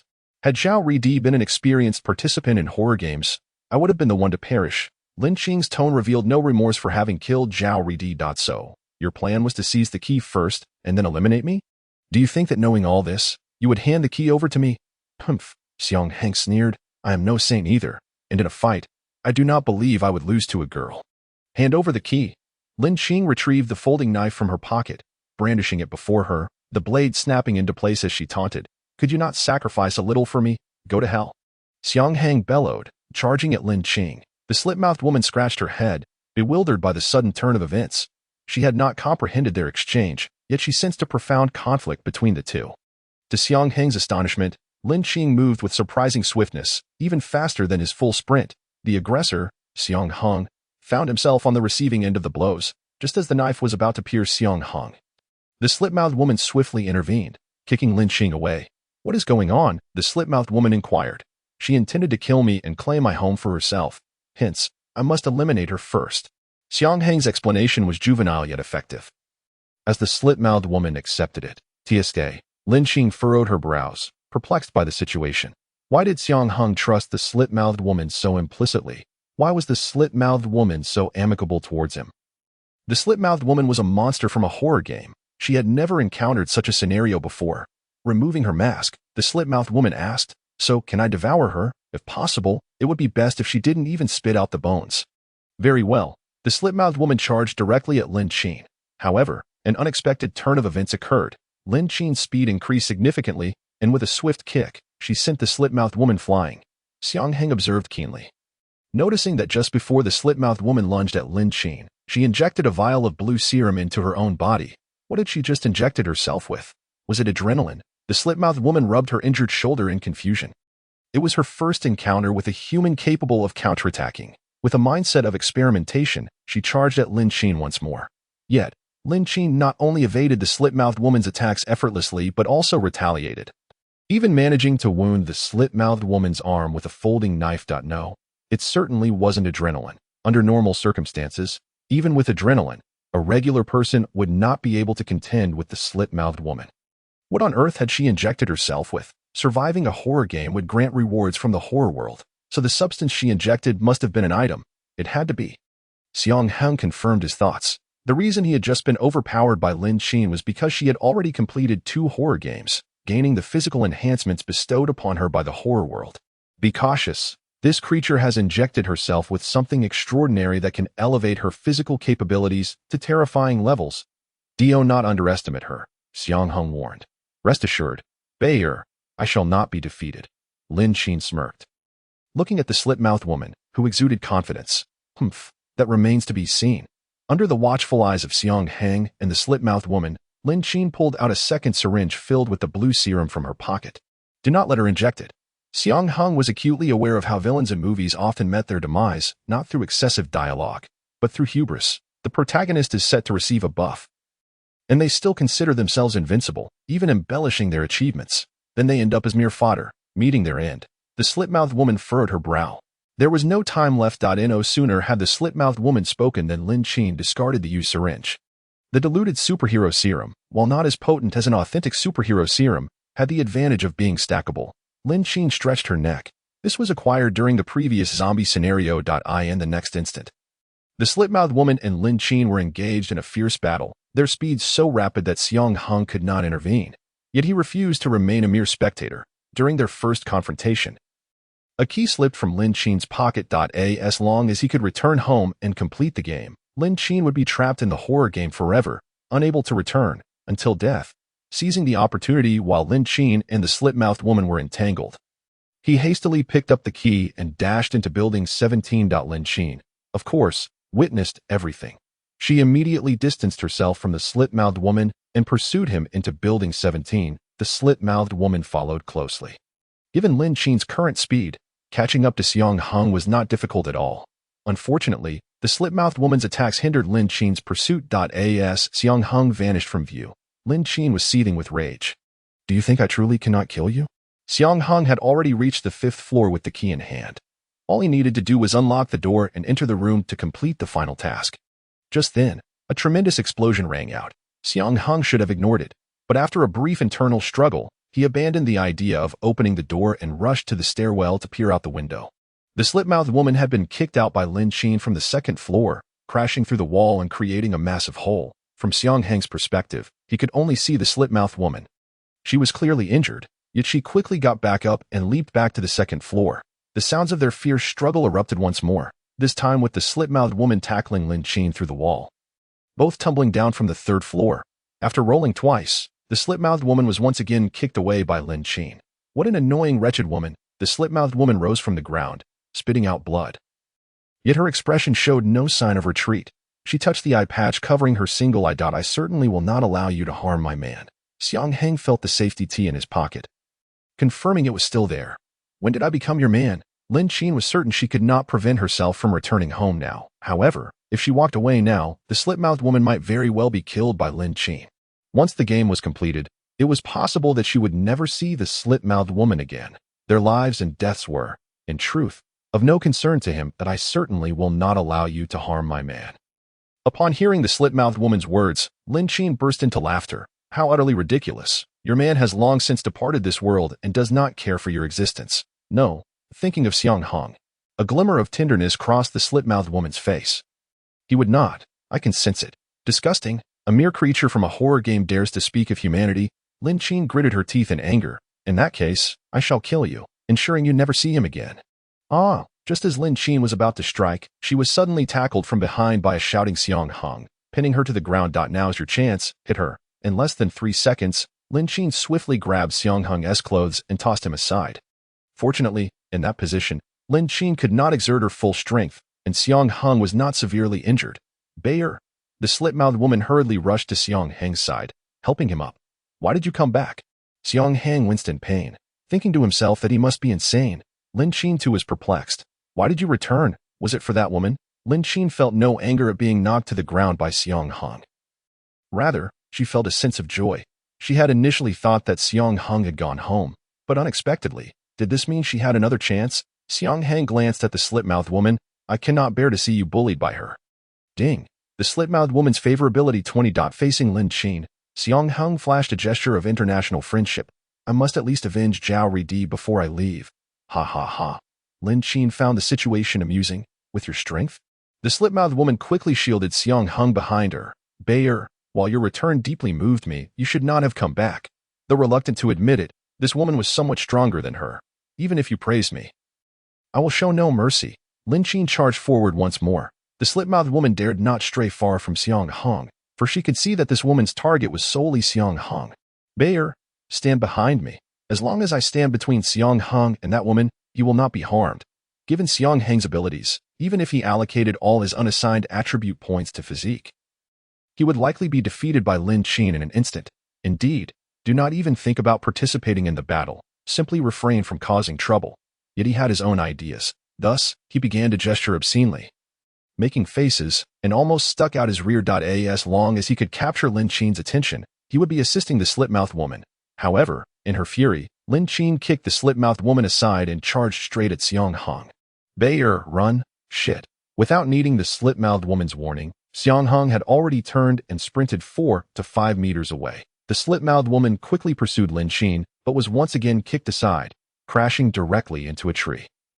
Ignoring the pain coursing through her body, the slit-mouthed woman charged forward once more. For an ordinary person, such pain would have been unbearable. Thus, the slit-mouthed woman repeatedly thwarted Lin Qin's advances, only to be repelled time and again. Lin Qin finally reached her breaking point. Wretched woman, die! Lin Qin seized the moment, delivering a powerful kick that sent the slit-mouthed woman crashing onto a broken tree stump. A branch pierced straight through the slit-mouthed woman's abdomen. Ugh, the lady with the split mouth finally ceased her relentless crawling. However, Xiang Heng had vanished without a trace. Lin Qin, undeterred, remained confident that he was lurking nearby. After all, he would not have risked his life to return and rescue the lady with the split mouth otherwise. Xiang Heng, if you do not reveal yourself, I shall eliminate this wretched creature, Lin Qin shouted, advancing towards the lady with the split mouth. Though the latter had lost the will to resist, she remained silent. Unwilling to summon Xiang Heng. In her eyes, as long as Xiang Heng appeared before Lin Qin, his fate would be sealed. Please, do not harm her. Xiang Heng dashed out from behind a tree. Aha, Lin Qin. Your cunning plan has succeeded. I have caught you. Yet, her triumphant grin faltered upon seeing Xiang Heng produce a vial of blue serum. Designation: diluted superhero serum type. Functional item effect: doubles initial health, stamina, and constitution for 30 minutes. Effects are stackable, Maximum of 3 layers. Note: this special serum, developed for the creation of super soldiers, grants extraordinary power at the cost of immense suffering to the recipient. Scientists had diluted the serum to enhance its rapid and stable efficacy. When Xiang Heng tackled Lin Qin from behind, he inadvertently discovered the serum amidst his inappropriate explorations. He then seized it. "You've taken my..." Lin Qin hastily reached for the place where she stored the serum, only to find the last vial of superhero serum had vanished. The previous script had rewarded her with 3 vials. Precisely the maximum number for stacking. Having injected 2, her strength had already surpassed that of the lady with the split mouth, so she had no intention of using the 3rd. After all, it was a consumable. Once utilized, it would be gone. Yet, that 3rd vial had been stolen by Xiang Heng. Seizing the moment while Lin Qin was momentarily stunned, Xiang Heng injected the superhero serum into his own body. Beep. Health status unlocked. Beep. Stamina status unlocked. The attributes window now displayed a red health bar and a white stamina bar. Even if you have injected the serum, you still stand no chance against me. Lin Qin feigned composure. Indeed, Xiang Heng nodded. But do not overlook one crucial detail. My physical constitution was already superior to yours, thus the serum's enhancement will be more pronounced for me. Moreover, I have no need to engage in direct combat. Merely stalling for time will suffice. The serum's effects are time-limited, are they not? You insufferable wretch! Lin Qin was utterly taken aback. How did he know the serum had a time constraint? She had never revealed such information. Infuriated, Lin Qin recognized she could no longer afford to delay. Having injected 2 vials of superhero serum, she was undoubtedly stronger than the current Xiang Heng. Thus, emboldened, she charged at him once more. Yet Xiang Heng did not flee. He too wished to ascertain the extent of his newfound strength. The results were astonishing. Xiang Heng evaded Lin Qin's initial attack. Her speed surpassed that of the lady with the split mouth when she first entered the script. Remarkably, he managed to dodge her assault. His speed, reflexes, and dynamic vision had all seen improvement. But what of his attack and defense? With this thought in mind, Xiang Heng initiated an attack on Lin Qin. Their fists collided. Xiang Heng was sent flying. Damn it, retreat. At that moment, his fingers throbbed with pain, rendering him unable to form a fist. His health had also diminished by 10%, while his attack and defense had indeed improved. They had yet to reach a level capable of contending with Lin Qin. The effect of 1 vial of superhero serum could not compare to that of 2. You cannot escape. Lin Qin, slightly superior in attack, defense, and speed, unleashed a brutal onslaught upon Xiang Heng. Ultimately, one of his arms was rendered useless, and his left leg sustained severe injury, leaving him marred with multiple wounds. Breathless, he leaned against a wall, facing Lin Qin, who approached him slowly. You cannot escape now, can you? Indeed, Xiang Heng found himself with no avenue of retreat. He ought to be grateful that this was not his first encounter with a horror game. Otherwise, he would surely have perished. Yet, Xiang Heng refused to concede, shifting positions against the wall continuously. Stop embarrassing yourself and hand over the key. Lin Qin growled menacingly. I might spare your life. Ha! Even if you spare me. What difference does it make? I cannot survive within this horror game. Your survival means nothing to me. I only wish to endure. Lin Qin, evidently losing patience, threatened, if you do not relinquish the key, I would not hesitate to send you along your way. At last, Xiang Heng ceased his movements, slumping against the wall as if resigned to his fate. However, his subsequent query elicited a look of confusion from Lin Qin. Have you forgotten something? Xiang Heng prompted. Forgotten what? Lin Qin inquired, puzzled. The creatures within this horror game are not so fragile. Lin Qin hesitated, pondering why he would make such a statement, until suddenly, realization dawned upon her. The lady with the split mouth. Before she could react, it was too late. Thud, thud. Lin Qin first knelt on both knees before her entire body crashed to the ground. Her head was already within the jaws of the lady with the split mouth. Indeed, the taste of a woman is far superior, the lady remarked, clutching her pierced abdomen. Ordinary individuals would surely perish if impaled by a branch, yet the lady with the split mouth did not succumb. She had snapped the branch and returned. Xiang Heng exhaled a sigh of relief. His earlier movements had been a ruse to divert Lin Qin's attention, ensuring she remained oblivious to the lady's stealthy approach from behind. Their coordination had proven remarkably effective. Beep. Hidden task true enemies and friends completed. Rewards. Experience points x10, monster coins x50, mysterious necklace x1. Unexpectedly, it was Lin Qin, who also hailed from the real world, that sought to take his life. While the creature deemed a monster within the horror game had come to his rescue. It felt as though their roles had been reversed. Xiang Heng steadied himself, rising to his feet. Are your wounds all right? No worries. The lady with the split mouth smacked her lips. Swallowing this head will significantly aid in my recovery. I envy your constitution. Care to sample the flavor of the head? Certainly not. Ha ha ha. The lady's demeanor increasingly resembled that of a genuine human as she even jested. At last, I can return home. The lady approached Xiang Heng, aiding him as they made their way back to the 5th floor of Building 17. Upon reaching the door, Xiang Heng hesitated. Departing from this script might mean bidding farewell to the lady with the split mouth forever. At the very least, he retrieved the mysterious necklace from his backpack. The necklace was black, with a metallic texture, featuring a pendant shaped like an envelope, adorned with a gear and a heart. This necklace is for you. Ah, why do you keep giving me gifts? The lady with the split mouth cradled the necklace in both hands, examining it intently. What a peculiar necklace. Beep. Favorability with the lady with the split mouth 20. Beep. Favorability has reached its peak. Conditions met. Conditions met? What conditions? Yet the system provided no further clarification. The lady adorned herself with the necklace. Does it look good? Very much so. To his astonishment, Xiang Heng found himself unable to restrain his response. Though the lady's appearance had not altered, it seemed to have transformed in an inexplicable way. Does it look good? Undoubtedly, it did, were it not for the missing eye and the gash at the corner of her mouth. The lady with the split mouth would indeed qualify as a stunning beauty. Let us return to gather our belongings. I shall await you here. The lady with the split mouth spoke softly. All right. Xiang Heng unlocked the door with a key, revealing an ordinary room before him. He understood that once he stepped into the room, he would leave behind the horror game. After a moment of hesitation, Xiang Heng turned to glance at the lady with the split mouth, who was still admiring the necklace he had gifted her. He gently embraced her, saying, "Thank you." Ding. The endpoint of the mission, the path home, has been completed. Rewards obtained. Experience points 100, monster coins 50, Tang Hang knife 1.0 ho ho ho. Congratulations on completing the path home script. The voice he had heard upon entering the horror game echoed once more. I know what you were anticipating. I bring you the rewards for your completion. First, as a fortunate first-time conqueror of the horror game, there are a few things I must remind you. Firstly, as one of the chosen, you will be compelled to enter the horror game again, so take heed. Before your next enforced entry into the horror game, you will have a month of respite. Secondly, a new round of the horror game will commence every week, featuring many intriguing scripts, and you may choose whether or not to participate. Of course, this is voluntary. Would there really be a fool who willingly enters a horror game? Xiang Heng's expression darkened. I asked for the rewards. Consider the items you acquired within the script as additional bonuses. Then the voice murmured softly, in any case, they aren't particularly valuable. You are aware that safety tea and clothespins are hardly treasures. Ahem, the voice cleared its throat. Well, aside from the basic enhancements to your physical abilities, you will also receive a Glock 17 handgun with infinite bullets. Congratulations. Until we meet again in the next horror game. Good night. Upon reopening his eyes, Xiang Heng awoke in his bed in the real world, as if emerging from an extraordinarily vivid dream. Suddenly, a voice resonated in his room. Bauer, where is this place? That voice jolted him awake completely. Had he not yet exited the horror game script? It was impossible.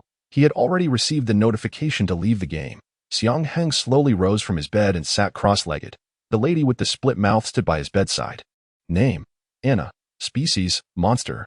Gender: female. Age: unknown. Level: 10. Ability: devour evolution. So the system can manifest in the real world as well. That was indeed a fortunate development, requiring no further inquiry into its rationale.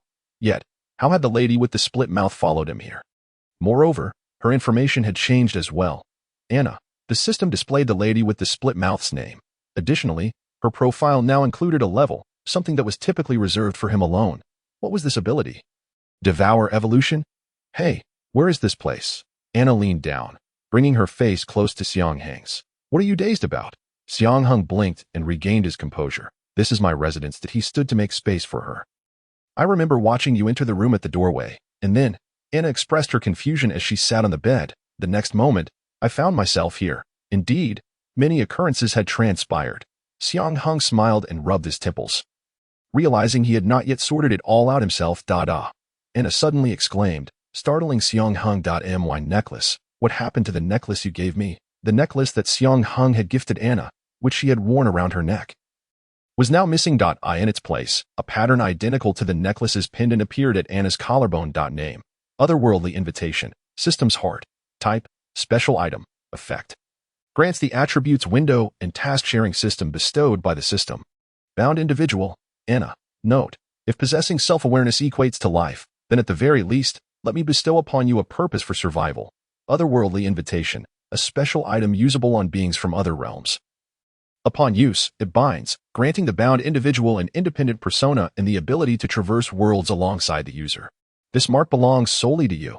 Xiang Heng moved the floor mirror beside the bed in front of Anna, allowing her to see the pattern on her collarbone. It feels strange, Anna said, stroking the system's heart at her collarbone. Bauer, could you explain this? Xiang Heng sighed, ultimately deciding to speak the truth, unwilling to deceive Anna. It wasn't that he was incapable of lying, but rather that he did not wish to do so to Anna. He then elaborated to Anna about the horror world and the horror game. Explaining the rules of participation, Anna toyed with her hair.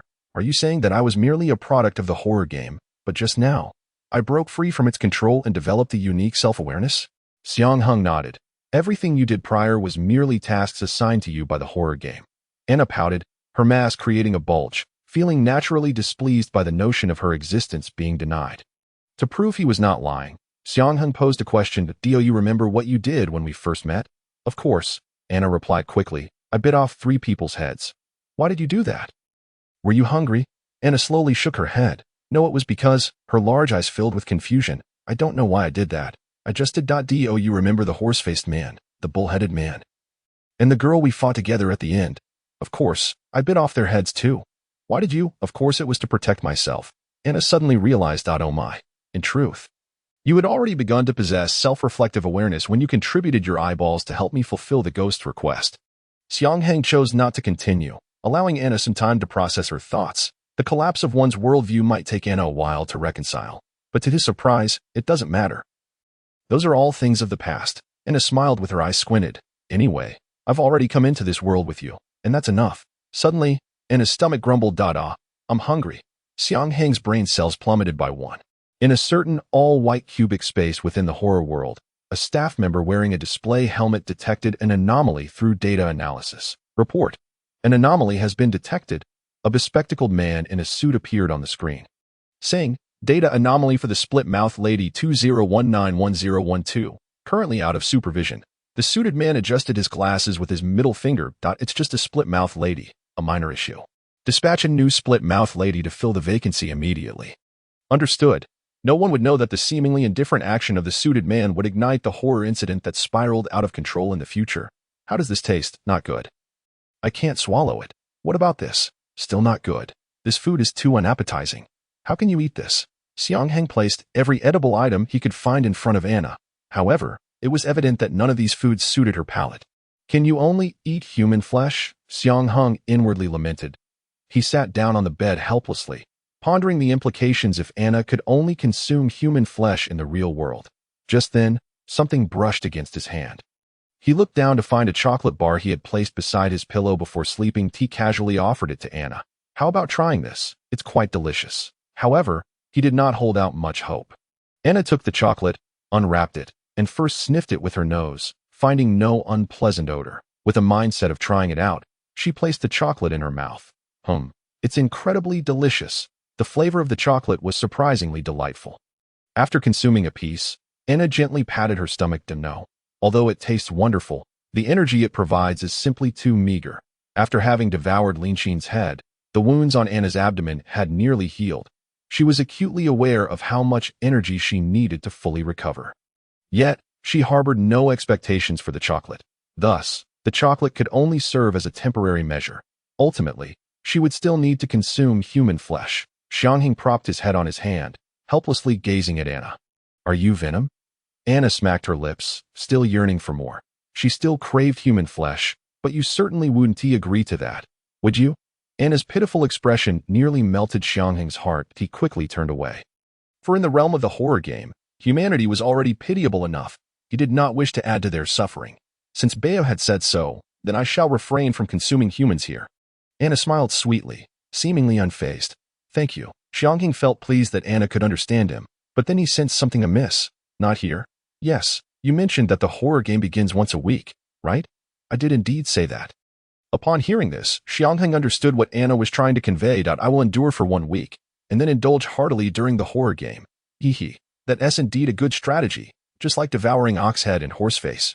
It would not only help Xiang Heng complete his task, but also resolve Anna's hunger. Killing two birds with one stone. There remained a month until the next compulsory entry into the horror game. Yet Anna clearly could not wait that long. This meant that a week later, she would voluntarily participate in the horror game. Oh dear, the clown is me. Xiang Heng felt like a fool in his own eyes. He picked up the Glock pistol with infinite bullets that had been on the table since he awoke. Name: Glock 17 pistol, infinite bullets version. Type: weapon effect. Possesses considerable lethality. Capable of causing penetration, explosion, burning, and various other types of damage. Remark: I know that nothing is more frustrating in a gunfight than having dealt 99 damage to an enemy only to be forced to reload. But now, that worry is eliminated. I can fire at will. If possible, I would prefer to exchange it for a Gatling gun. Alas, what a wishful thought. Xiang Heng shrugged, expressing his own grievances. The rewards obtained through the horror game could fetch at least millions on the market. Many who completed the horror game would sell their acquired items. Selling just one item could ensure a lifetime free from want. Yet, Xiang Heng would not do such a thing. These weapons and items were his assurance of survival within the horror game. Hey, I'm hungry. Hurry and buy some chocolate. In this world, Xiang Heng was an orphan. He had found no contacts of relatives or friends, but in a drawer, he discovered a bank card and its password. The sum in the bank account ensured that he would never need to worry about food and drink for the rest of his life. He purchased every piece of chocolate available from the nearby convenience stores and vending machines. Ensuring Anna could smoothly navigate this week in the real world, Xiang Heng admonished Anna that consuming humans was prohibited in this world. Anna obediently agreed, perhaps due to the fact that she could reside with Xiang Heng. Anna's spirits remained high. Xiang Heng also attempted to take Anna, wearing her mask, out for some leisure. Anna appeared like a child, completely devoid of the menacing demeanor she exhibited in the horror game. Is this the independent persona endowed by the system? After a week of peaceful existence, a new round of the horror game was about to commence. Xiang Heng re-examined his attributes window. Name: Xiang Heng. Gender: male. Age: 18. Level: 3 assignable attribute points, 6 constitution, 7310 charm, 33 monster coins, 252 backpack, Glock 17 pistol, infinite bullets version, 1. Peachwood comb 1. Tang Hang knife 1. Wooden baseball bat 1. Safety T 1. Wooden clothespin 1. Ability, not triggered. Ability dice 1.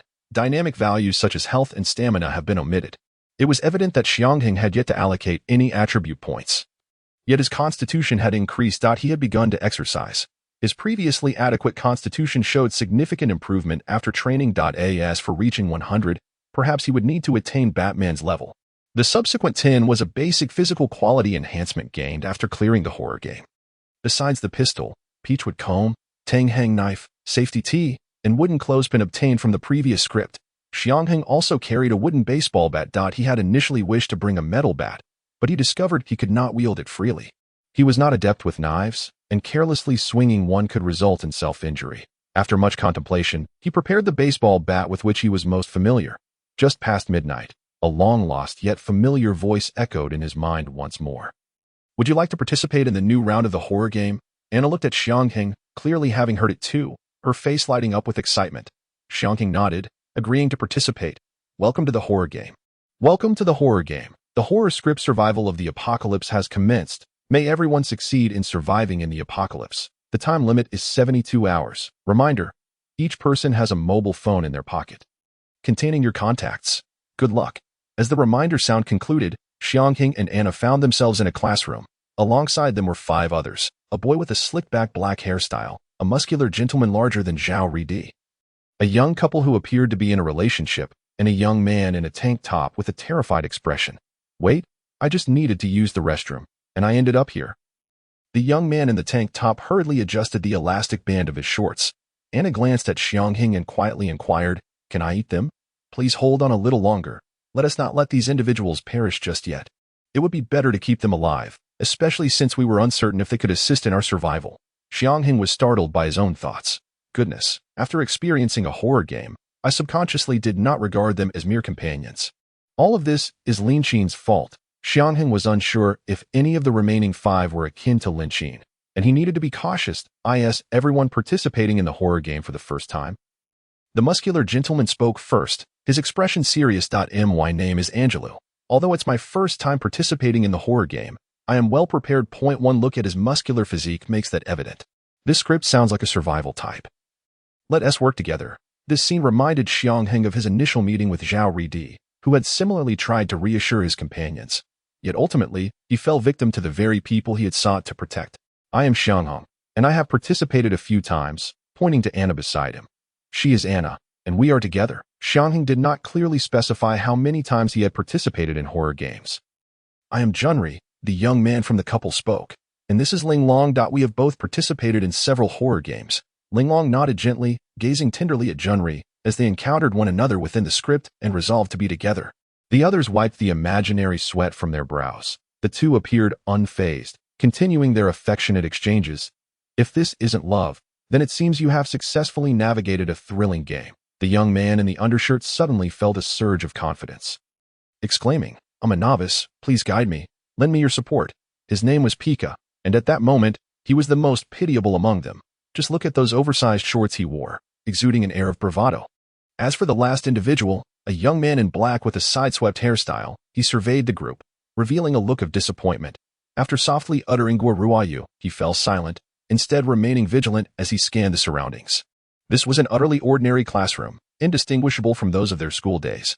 All we needed to do was survive for 3 days, and as someone who had previously conquered a horror script, Linglong possessed a certain prowess. However, we first needed to ascertain the nature of the apocalypse we were facing. No need to speculate. Anna suddenly voiced her discontent. That acrid smell, its zombies. Anna's mood soured somewhat. For she could not feast upon the undead. She had originally hoped to indulge in a hearty meal within this thrilling game, but it seemed such a desire would not be realized in the immediate future. We must make haste to leave this place, lest we find ourselves besieged by zombies. Angela cautioned. It was too late. The closest to the door, Xiang Heng, had already heard the chaotic sounds echoing from the hallway. Something was approaching their classroom. Bang! A mindless zombie burst through the door, lunging at the group. Ding! The task to escape the classroom had been triggered. Task details: upon arrival, the group was attacked by zombies. Run. Run. Task rewards: experience points 10, monster coins 5. This was the rhythm of a horror game. Within mere minutes, their lives were already under threat. Angelou, a true powerhouse of muscle, seized a chair and swung it at the zombies. 2 of the undead were sent flying. Those capable of fighting, come forward and hold the line. We must at least endure the first wave of their assault. Both the front and back doors of the classroom were blocked by zombies, who surged forward one by one. To escape, they had to either withstand the initial wave of zombie attacks or seek alternative exits. Without hesitation, Guoruayu drew his blade and charged towards the back door to confront the zombies. His speed and decisiveness in dispatching the undead belied the fact that it was his first time participating in such a game. Perfect. Anna, you stay here. If either of them is in danger, lend a hand. All right. I understand, Anna replied, her tone tinged with displeasure. Xiang Heng sighed. He had not anticipated this would be a zombie script, but now was not the time for such concerns. He swiftly joined the others. Linglong and Junri were faring well, but Pika's face had gone pale. Angelou and the others are holding off the zombies. We must hurry to assist them, Xiang Heng urged. Linglong was the first to respond. Grabbing Junri's hand, quickly, or we'll all perish. Pika remained frozen, visibly terrified. Had he not visited the restroom prior to this, he might have soiled himself. Without a moment's hesitation, Xiang Heng dragged Pika to the window. Yanking down the curtains, quickly, tie them into a rope. We can climb out from here.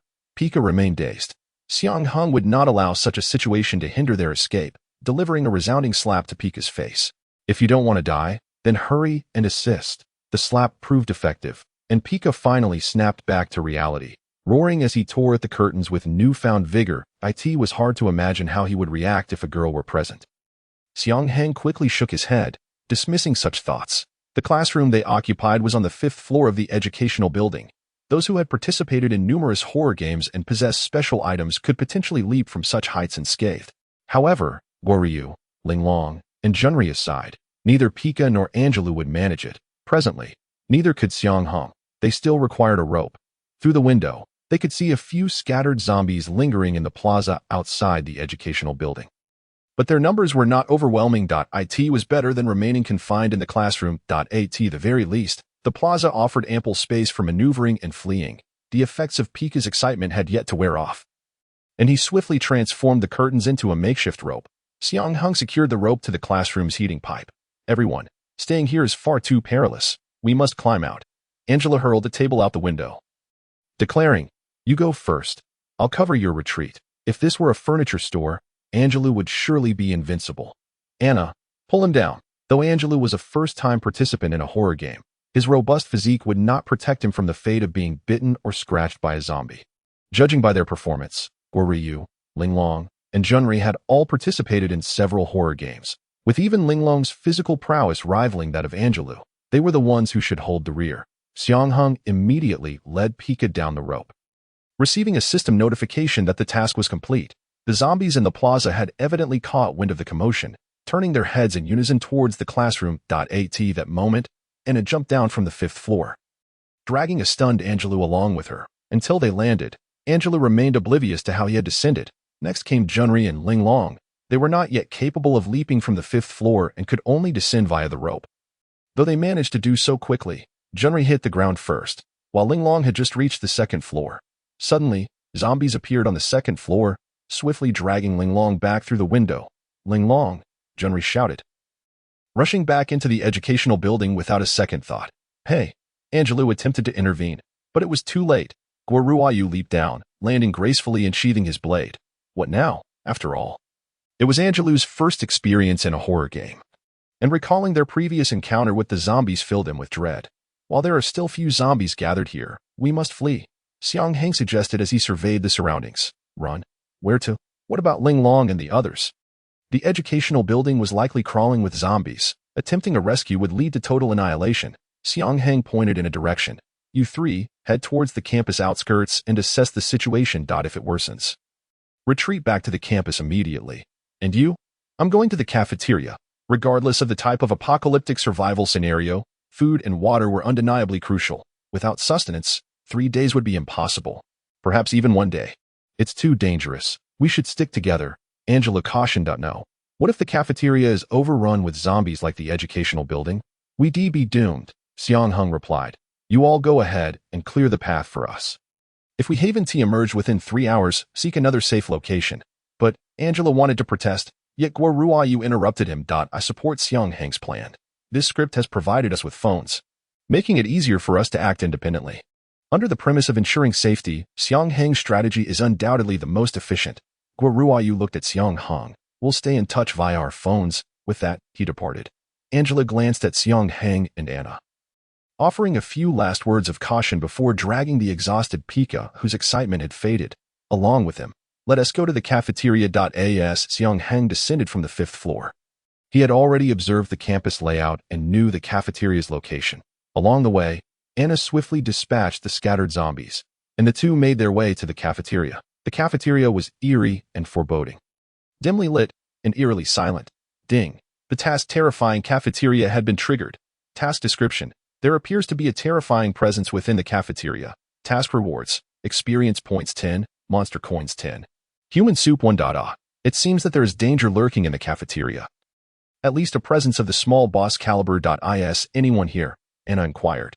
Due to the existence of the task-sharing system, Anna was also privy to the details of Xiang Heng's task. Indeed, upon receiving a confirmation, Anna instead broke into laughter.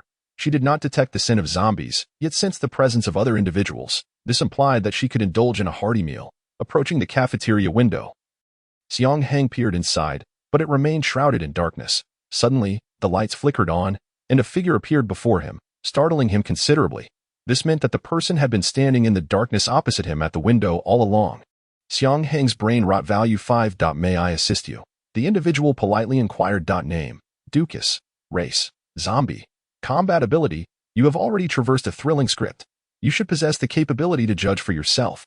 "What?" Remark, a human infected by a mysterious virus, transformed into a zombie. Unlike other zombies, he has developed antibodies against the mysterious virus, thus refraining from spreading the zombie virus. He has not lost consciousness, nor does he exhibit a voracious appetite. Instead, he possesses a physique and extraordinary abilities superior to those of an ordinary person.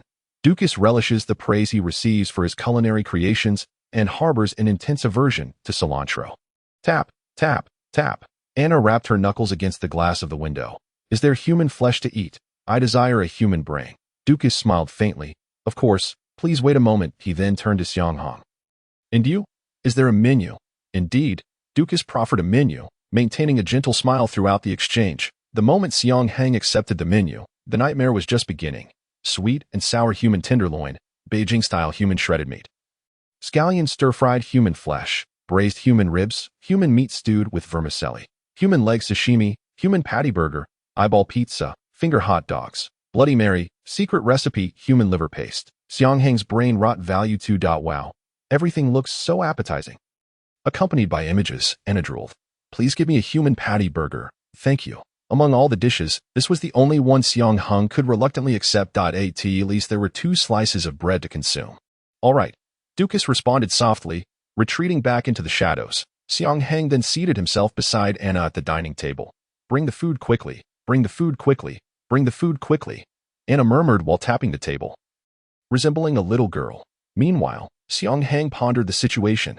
Logically, Dukas was the small boss of this cafeteria. Without knowledge of his combat abilities, even with Anna's assistance, it would be unwise to recklessly provoke a confrontation. Suddenly, a tantalizing aroma of meat captured Xiang Heng's attention. Dukas approached, carrying 2 plates. One of the plates contained the human brain that Anna had ordered. Judging by its appearance, it was likely braised human brain, red and glossy, quivering, drenched in rich sauce, exuding a sugary fragrance. Were it not for the bizarre appearance of the human brain, Xiang Heng might have been tempted to take a bite. Your dish has arrived. Wow, Anna exclaimed as she took the plate, pulled down her mask, and poured the human brain into her gaping maw. Dukas appeared utterly astonished. You are not human. Chomp, chomp. What do you care? Anna closed her eyes, savoring the delicacy, completely ignoring Dukas. Dukas turned to Xiang Heng, placing the burger before him. And you? Xiang Heng hastily grabbed the burger and took a bite. Chomp, chomp. What do you care? Ding. Hidden task. Similar taste completed. Rewards. Experience points 10, monster coins 1. Cilantro, a large handful. Struggling to suppress his nausea, Xiang Heng continued to chew the food in his mouth. However, he found it nearly impossible to swallow. You are human, correct? Dukas's smile gradually faded. Chomp, chomp. What are you talking about? How could I possibly be human? Just look at how deliciously I am eating. Pretending was futile. Come, be my ingredient. With that, Dukas reached out to grab Xiang Heng. In response, Xiang Heng spat the remnants of the burger onto his face. Go eat cilantro. He then produced a large handful of cilantro rewarded by the system from his backpack. Dukas, undeterred by the burger remnants on his face, reacted dramatically to the cilantro. His expression was one of disbelief. Where did you get that from? What do you care? Take this. Cilantro to the face. Puff, puff, cough, cough. Dukas stumbled back 2 steps, genuinely repulsed by cilantro, tightly closing his eyes and holding his breath, his hands flailing like windshield wipers to clear the cilantro leaves from his face. Puff. Then, Anna bit down on the cilantro along with her head and hands.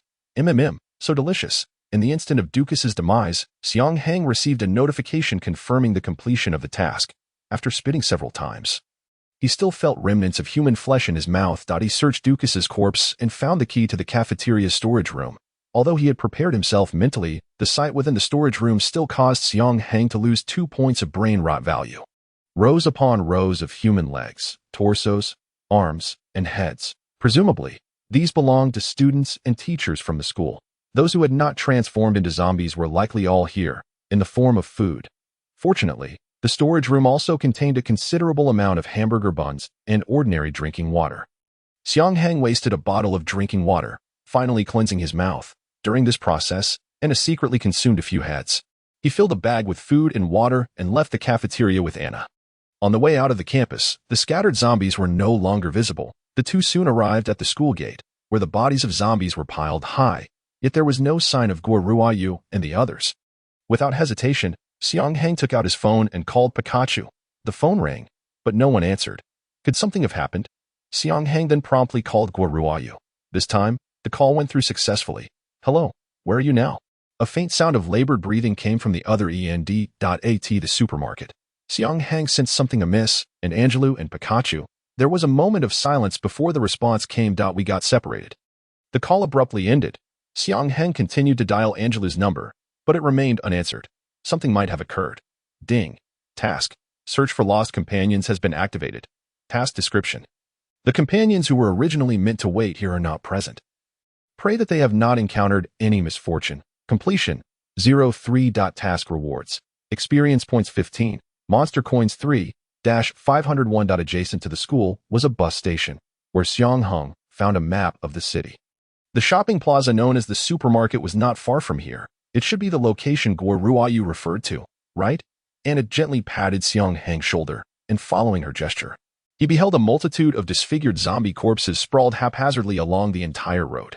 The nature of the incisions suggested they were inflicted by an exceptionally sharp blade. As they traversed this path, the duo swiftly arrived at a shopping plaza. It was at this juncture that they were once more besieged by zombies. Without hesitation, Xiang Heng drew his Glock pistol, which boasted infinite ammunition, and together with Anna, they fought off the relentless onslaught of the undead while retreating into the confines of the plaza. However, the number of zombies within the shopping center was no less daunting. One could say it was overwhelmingly abundant, particularly on the ground floor. The second floor had fewer zombies, yet the staircase leading up was completely obstructed by the undead.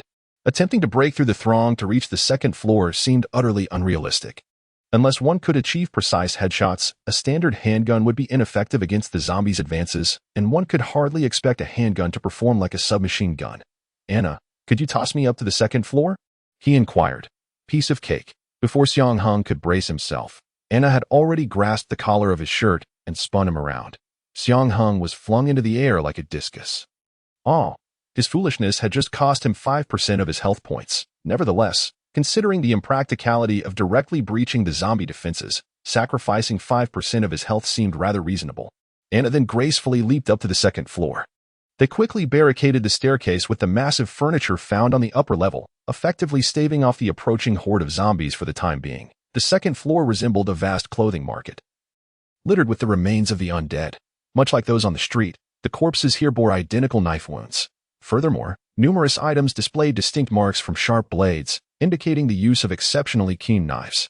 It was undoubtedly the work of Guo Ryu. The only one capable of dispatching such a multitude of zombies with sharp weaponry was him.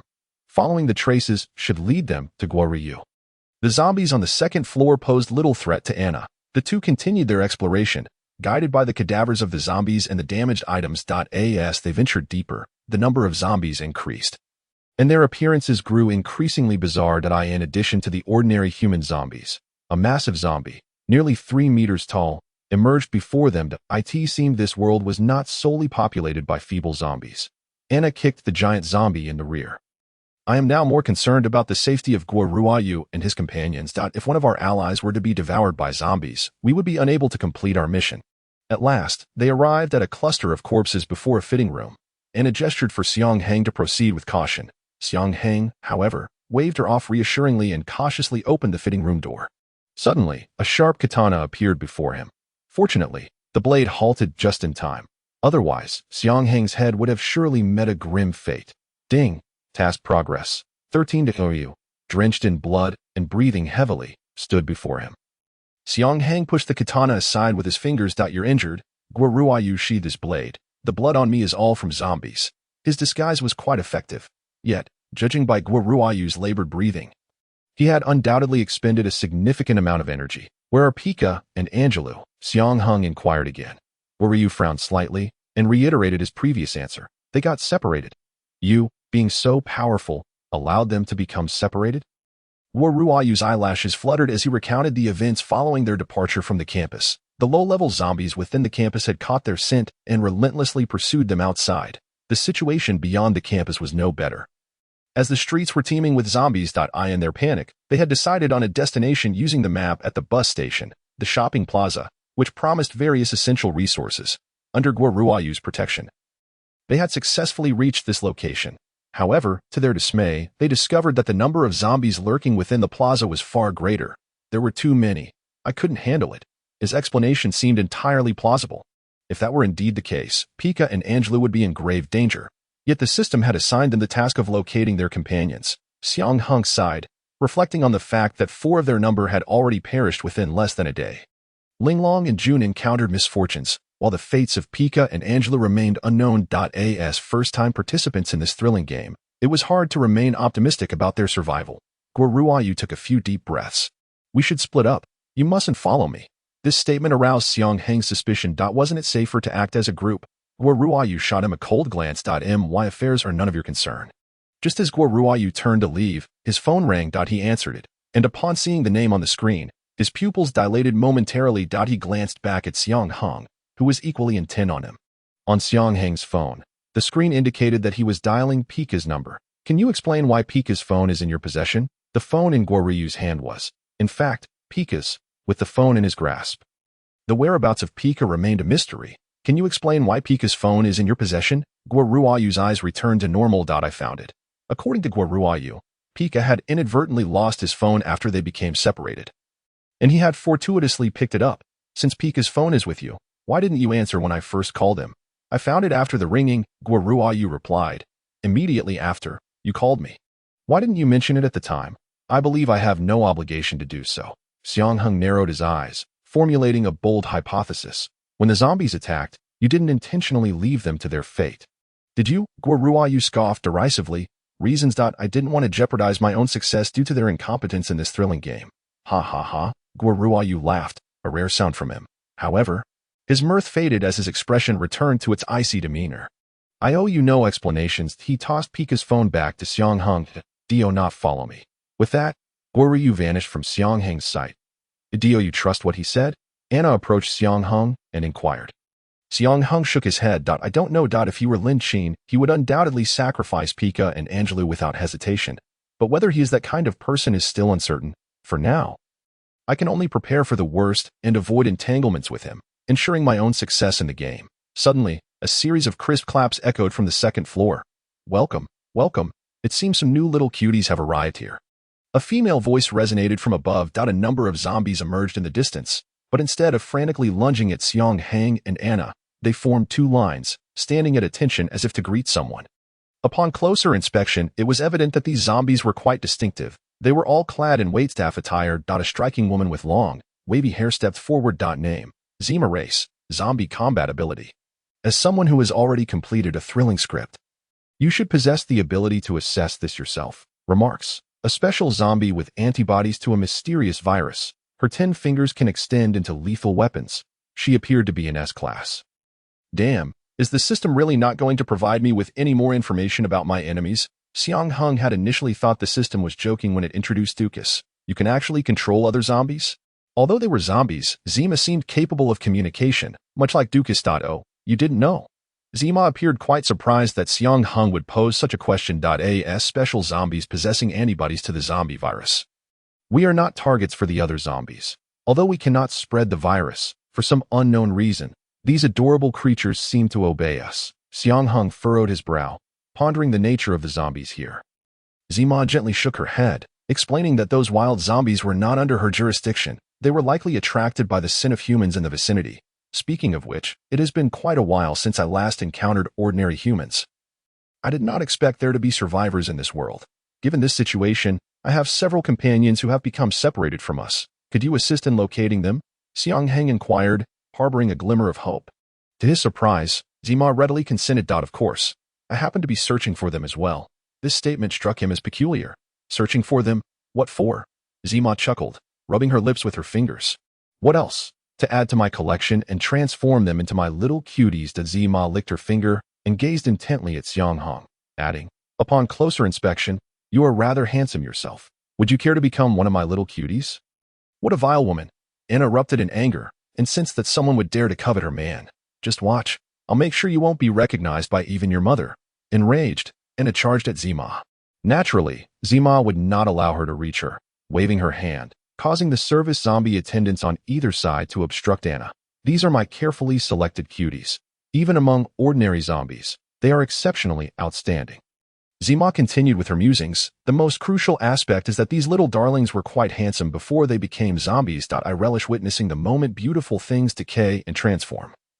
It is simply irresistible. The more she spoke, the more excited she became, her tone rising and her body trembling with anticipation. She sucked on her fingers, one hand pressing firmly below. Just thinking about it was exhilarating. Not only was she a sadist, but she also seemed to possess a twisted obsession, Xiang Heng thought to himself. Yet, he felt no concern. With Anna's strength, ordinary zombies posed no threat to her. If Zima's combat capabilities were akin to Dukas. This confrontation was hardly a cause for worry. However, events took an unexpected turn. Anna quickly retreated to Xiang Heng's side. Darling, this is bad. I might not be able to defeat them. Huh? Xiang Heng was taken aback. Are they really that strong? Anna shook her head vigorously, her expression filled with disgust. It's not about strength. They smell like hair gel. Xiang Heng froze, realizing that she still harbored a fear of the scent. Still, he asked. I have always been terrified of it. Anna retorted. It was the first time Xiang Heng had witnessed her display such a frightened expression. The service zombies had already charged toward them. Since Anna was unable to fight, Xiang Heng had no choice but to flee alongside her. Do not let them escape. Upon receiving Zima's command, 8 service zombies took off in pursuit. Fortunately, the number of zombies under Zima's control was limited, allowing Xiang Heng and Anna to avoid capture. However, continuing to flee was not a viable solution. Xiang Heng could either confront the 8 zombies behind them alone, seek assistance from Guoruayu, or hope that Anna would suddenly lose her fear of the hair gel scent. None of these options seemed reliable. Given Xiang Heng's physical attributes, even with an infinite ammo pistol, he could not hope to triumph over 8 zombies, unless he were wielding an infinite ammo Gatling gun or a rocket launcher.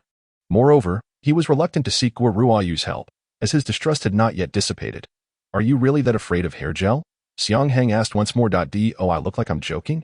Anna replied, irritation apparent in her voice. According to legend, the liquor was said to have had its mouth split open during a cosmetic procedure due to the doctor's hair gel scent, which made her squirm. Thus, Anna's fear of hair gel was ingrained in her very DNA. Then just hold your breath, but I might still accidentally catch a whiff if I pinch my nose. It would impair my ability to fight. Pinch your nose. Suddenly, an idea struck Xiang Heng. He hurriedly led Anna into a fitting room, retrieving an inconspicuous wooden clothes peg from his system backpack. Here, use this. Anna took the peg, remarking, you actually carry this around? What kind of peculiar habit do you have? Xiang Heng was momentarily baffled by her comment until he noticed her gaze drop to her prominent chest. Her face flushing as she prepared to use the peg on herself, he quickly grasped her hand. That's not how it's meant to be used. Breathless, he clarified, I meant for you to pinch your nose with it. Anna's eyes widened, her face reddening further. I was going to use it to pinch my nose. Ding. Anna's embarrassment value 10. At that moment, Zima's voice echoed from outside. Right here, leave the boy. As for the woman, do as you please. Dream on, you vile woman. Anna burst out of the fitting room, launching a dual assault, swiftly decapitating 2 service zombies. She was not only wearing a mask but also had the wooden clothes peg pinching her nose. A double layer of protection. After all, she could not consume the head of a service zombie smeared with hair gel. Having once been a monster from a horror game, Anna understood the zombie's weaknesses well. As long as she separated the head from the body, no matter how powerful the zombie, it would lose its ability to move. Anna was far swifter than the zombies, who stood no chance of preventing her from tearing their heads apart. Before long, all 8 service zombies lay decapitated. Only you remain. Zima gazed at her ruined collection, yet did not display much anger. What utter waste. Indeed, they could only satisfy me in their moment of decay. Thus, Zima became even more determined to capture Xiang Heng. She raised her hands, her 10 fingernails elongating into sharp, deadly weapons. Stop pretending. Who would be scared of you? Anna retorted, undeterred as she charged at Zima. In the face of Anna's speed, Zima deftly evaded her initial attack. Xiang Heng observed closely. If Anna's speed was rated at 100, Zima's was approximately 110. Ding. Analysis experienced 2. After dodging the attack, Zima seized the opportunity to launch her offensive. Bang! Xiang Heng fired a shot, halting Zima's movement and grazing her arm. Ding! Combat experience 2. The disparity in speed meant that Xiang Heng could compensate from a distance. Unbeknownst to him, at some point, certain maneuvers from horror games had begun granting him experience points. This indicated that his means of gaining experience were no longer confined to task completion, that Anna's most potent weapon was her strong jaw capable of easily biting through human skulls, paired with her sharp teeth, yet she could not utilize them now. The scent of hair gel still lingered on the service zombies' corpses, and Anna's mask and peg could not be removed momentarily. In contrast, Zima's sharp nails wielded significant lethality, akin to Marvel's supervillain, Death. We cannot linger here. Anna, let us get out. In order to rid oneself of the influence of hair wax, one must first distance themselves from this place. Xiang Heng immediately took off running. With Anna momentarily preoccupied with the underlings, Zima had no choice but to pursue him personally. Given Zima's remarkable speed, it was only a matter of time before she caught up with Xiang Heng. However, as he ran, Xiang Heng glanced back and fired a cold shot at Zima. With his speed compromised, Anna was able to close the gap on Zima. As long as she could evade the zombie waitstaff, Anna would seize the opportunity to grab some clips and a mask, at which point Zima would undoubtedly find herself at a disadvantage. Cursed be it, Zima seemed to grasp this notion as well. Pivoting to flee in another direction, attempting to escape, Anna relentlessly pursued her in an instant. Xiang Heng grappled with a dilemma in his mind. To chase or not to chase, having already made an enemy of Zima.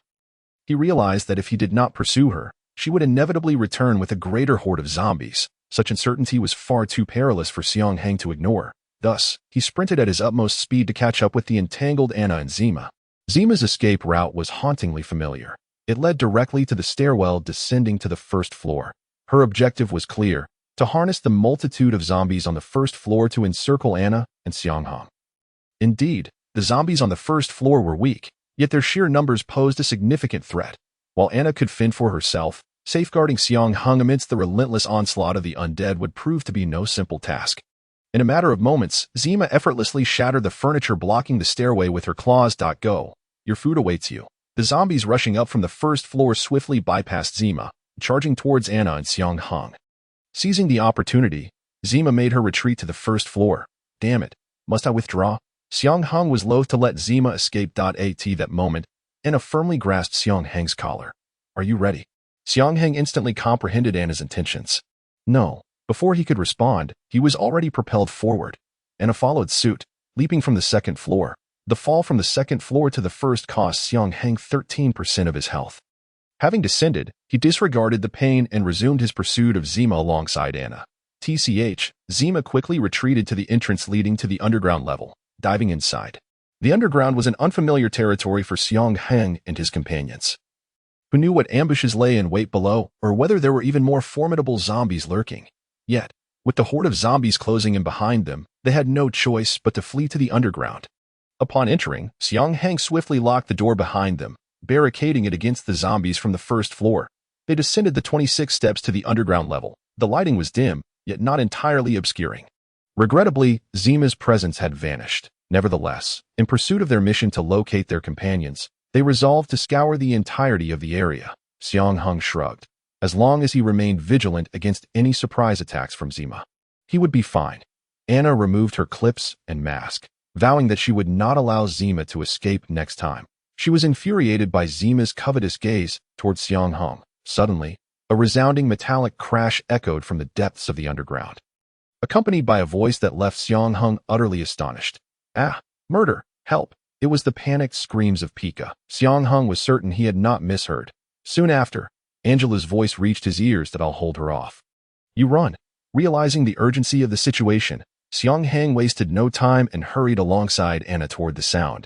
They collided with the oncoming Pika. Pika, upon recognizing the figures before him, Pika's face lit with relief. Thank goodness. Hurry, we must assist Angelo. He engaged in a fight with a stylish beauty. They beheld Angelo wielding a metal door panel, fending off Zima's attacks while retreating. The door was battered, bearing numerous scratches from claws. Zima herself had not anticipated this turn of events. She had initially intended to hide in the shadows and slip away unnoticed while Xiang Heng and Anna were distracted. Instead, she was unexpectedly knocked aside by Angelu's sudden appearance with the door panel. Though she emerged unscathed, her anger simmered. A special zombie, Her Majesty the Queen, had been sent flying by a mere muscle-bound man. Her pride was wounded. Eliminate them, with her long claws. Both Angelo and Pika recognized immediately that Zima was no mere human. Angelo had intended to strike first, hoping to crush Zima with the door panel. However, to his astonishment, Zima appeared unharmed. This led to the previous scene where, as Zima prepared to claw Angelo's throat, Anna arrived just in time. Coordinating with Angelo's powerful strike, Zima hesitated for a brief moment before Anna unleashed a barrage of attacks, ultimately severing Zima's head. Oh my goodness! Humans are devouring zombies. This gruesome sight left Pika thoroughly shaken, causing even Angelo to instinctively take a step back. While they had witnessed zombies consuming humans, they had never seen a human display such brutality. Angelo and Pika had always assumed Anna was merely another human participant in a horror game. It was now evident that Anna resembled a creature from the very game itself. Xiang Heng rushed forward, reassuring them, "Do not fear. Anna is my ally, and she will not harm you." Observing Xiang Heng's unwavering expression and then glancing at Anna, who was immersed in her meal, Angelo chose to trust him. After all, it was Anna who had saved him back in the classroom. Compared to the creatures of the horror game, Anna appeared far more human. If she had intended to harm them, She would not have come to their aid. Aware that he held the least authority in this situation, Pika reluctantly chose to trust Anna as well. Though he instinctively kept his distance, standing beside Undul that moment, the three long-lost companions were finally reunited, and their mission was accomplished as they retreated to the supermarket. They were besieged by a horde of zombies. Pika animatedly recounted the dire circumstances they faced. The supermarket was swarming with zombies, making escape impossible. Goryu wielded a knife, desperately slashing at the undead, but their overwhelming numbers scattered them.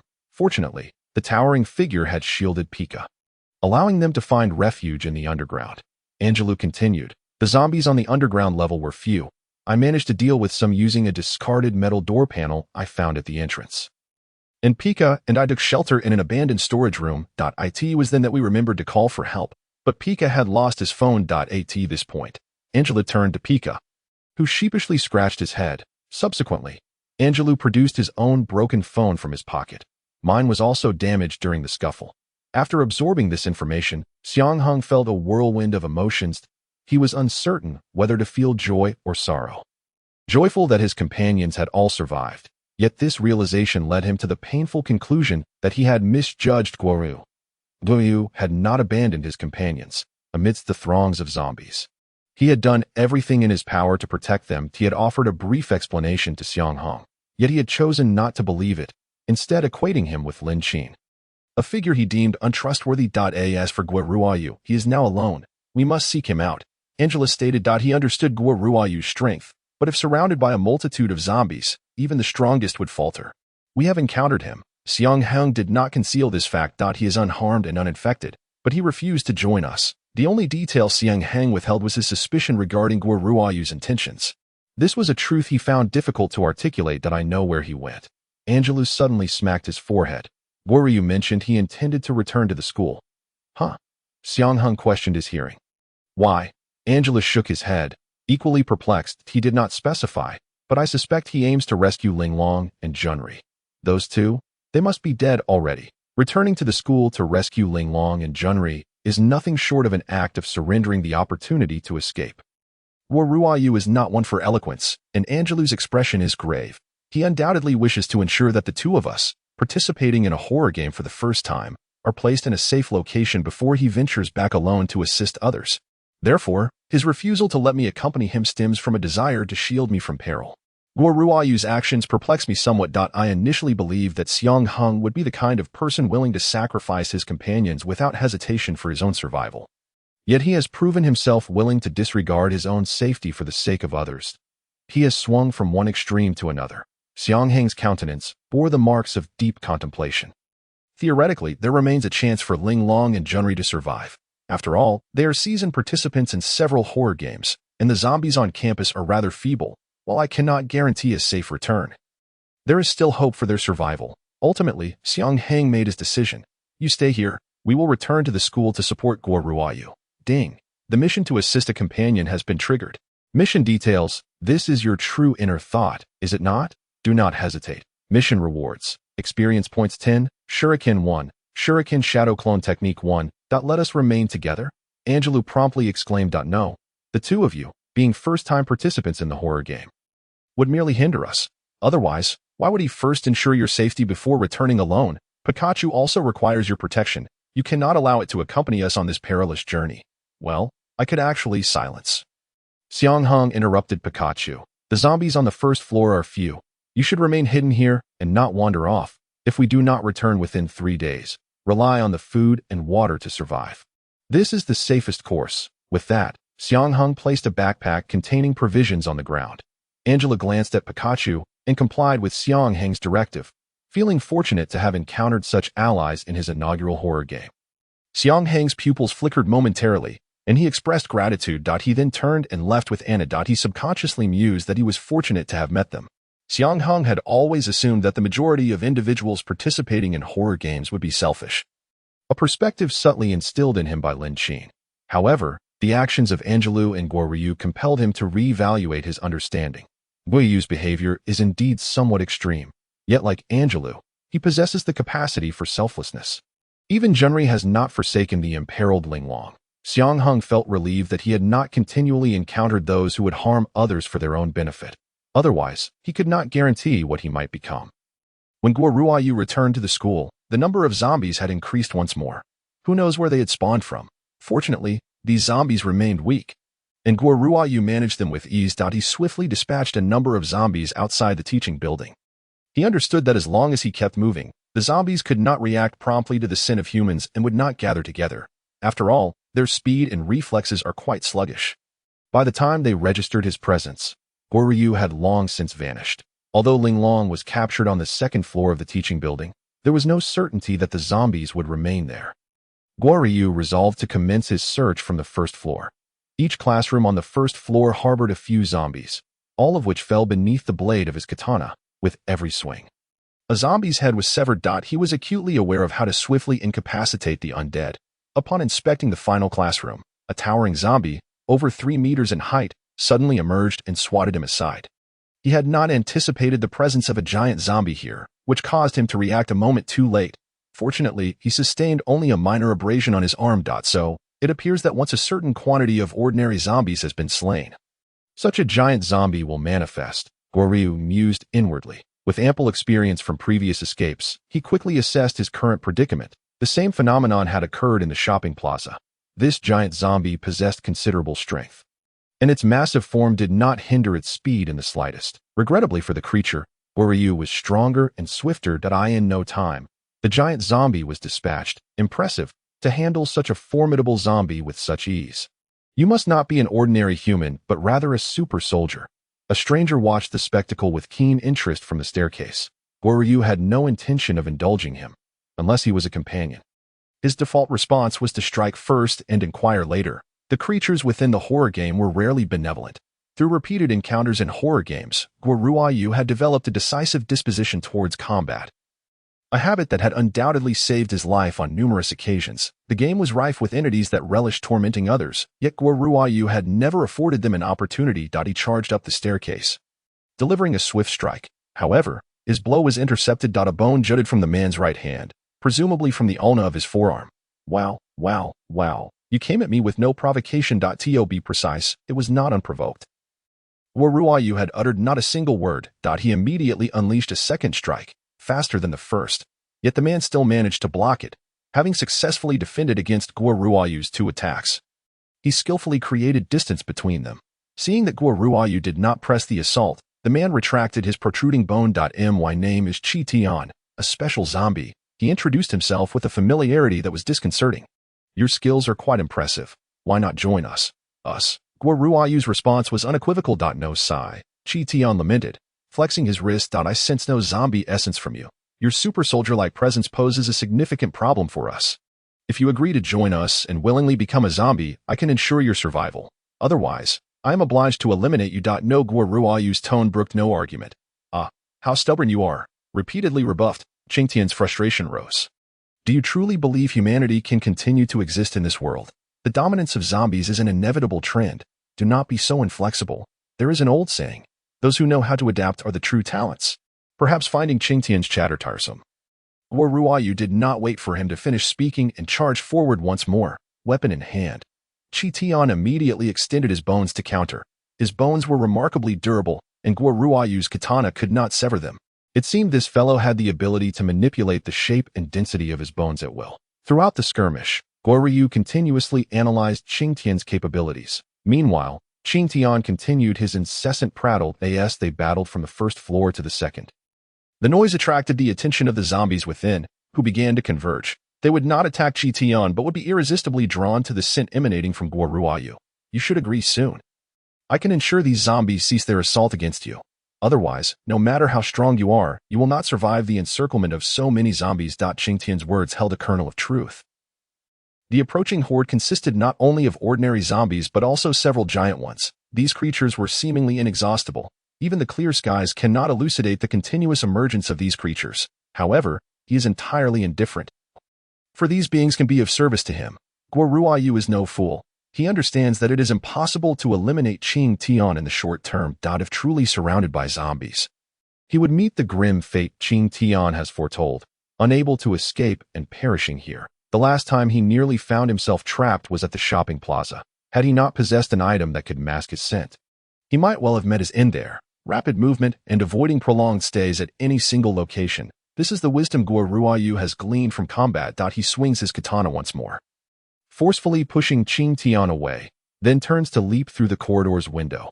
Naturally, Qing Tian will not let him escape. Following suit, the ordinary zombies halt at the windowsill, not daring to pursue. Whether it is due to their fear of jumping or their inability to stray from their territory is unclear.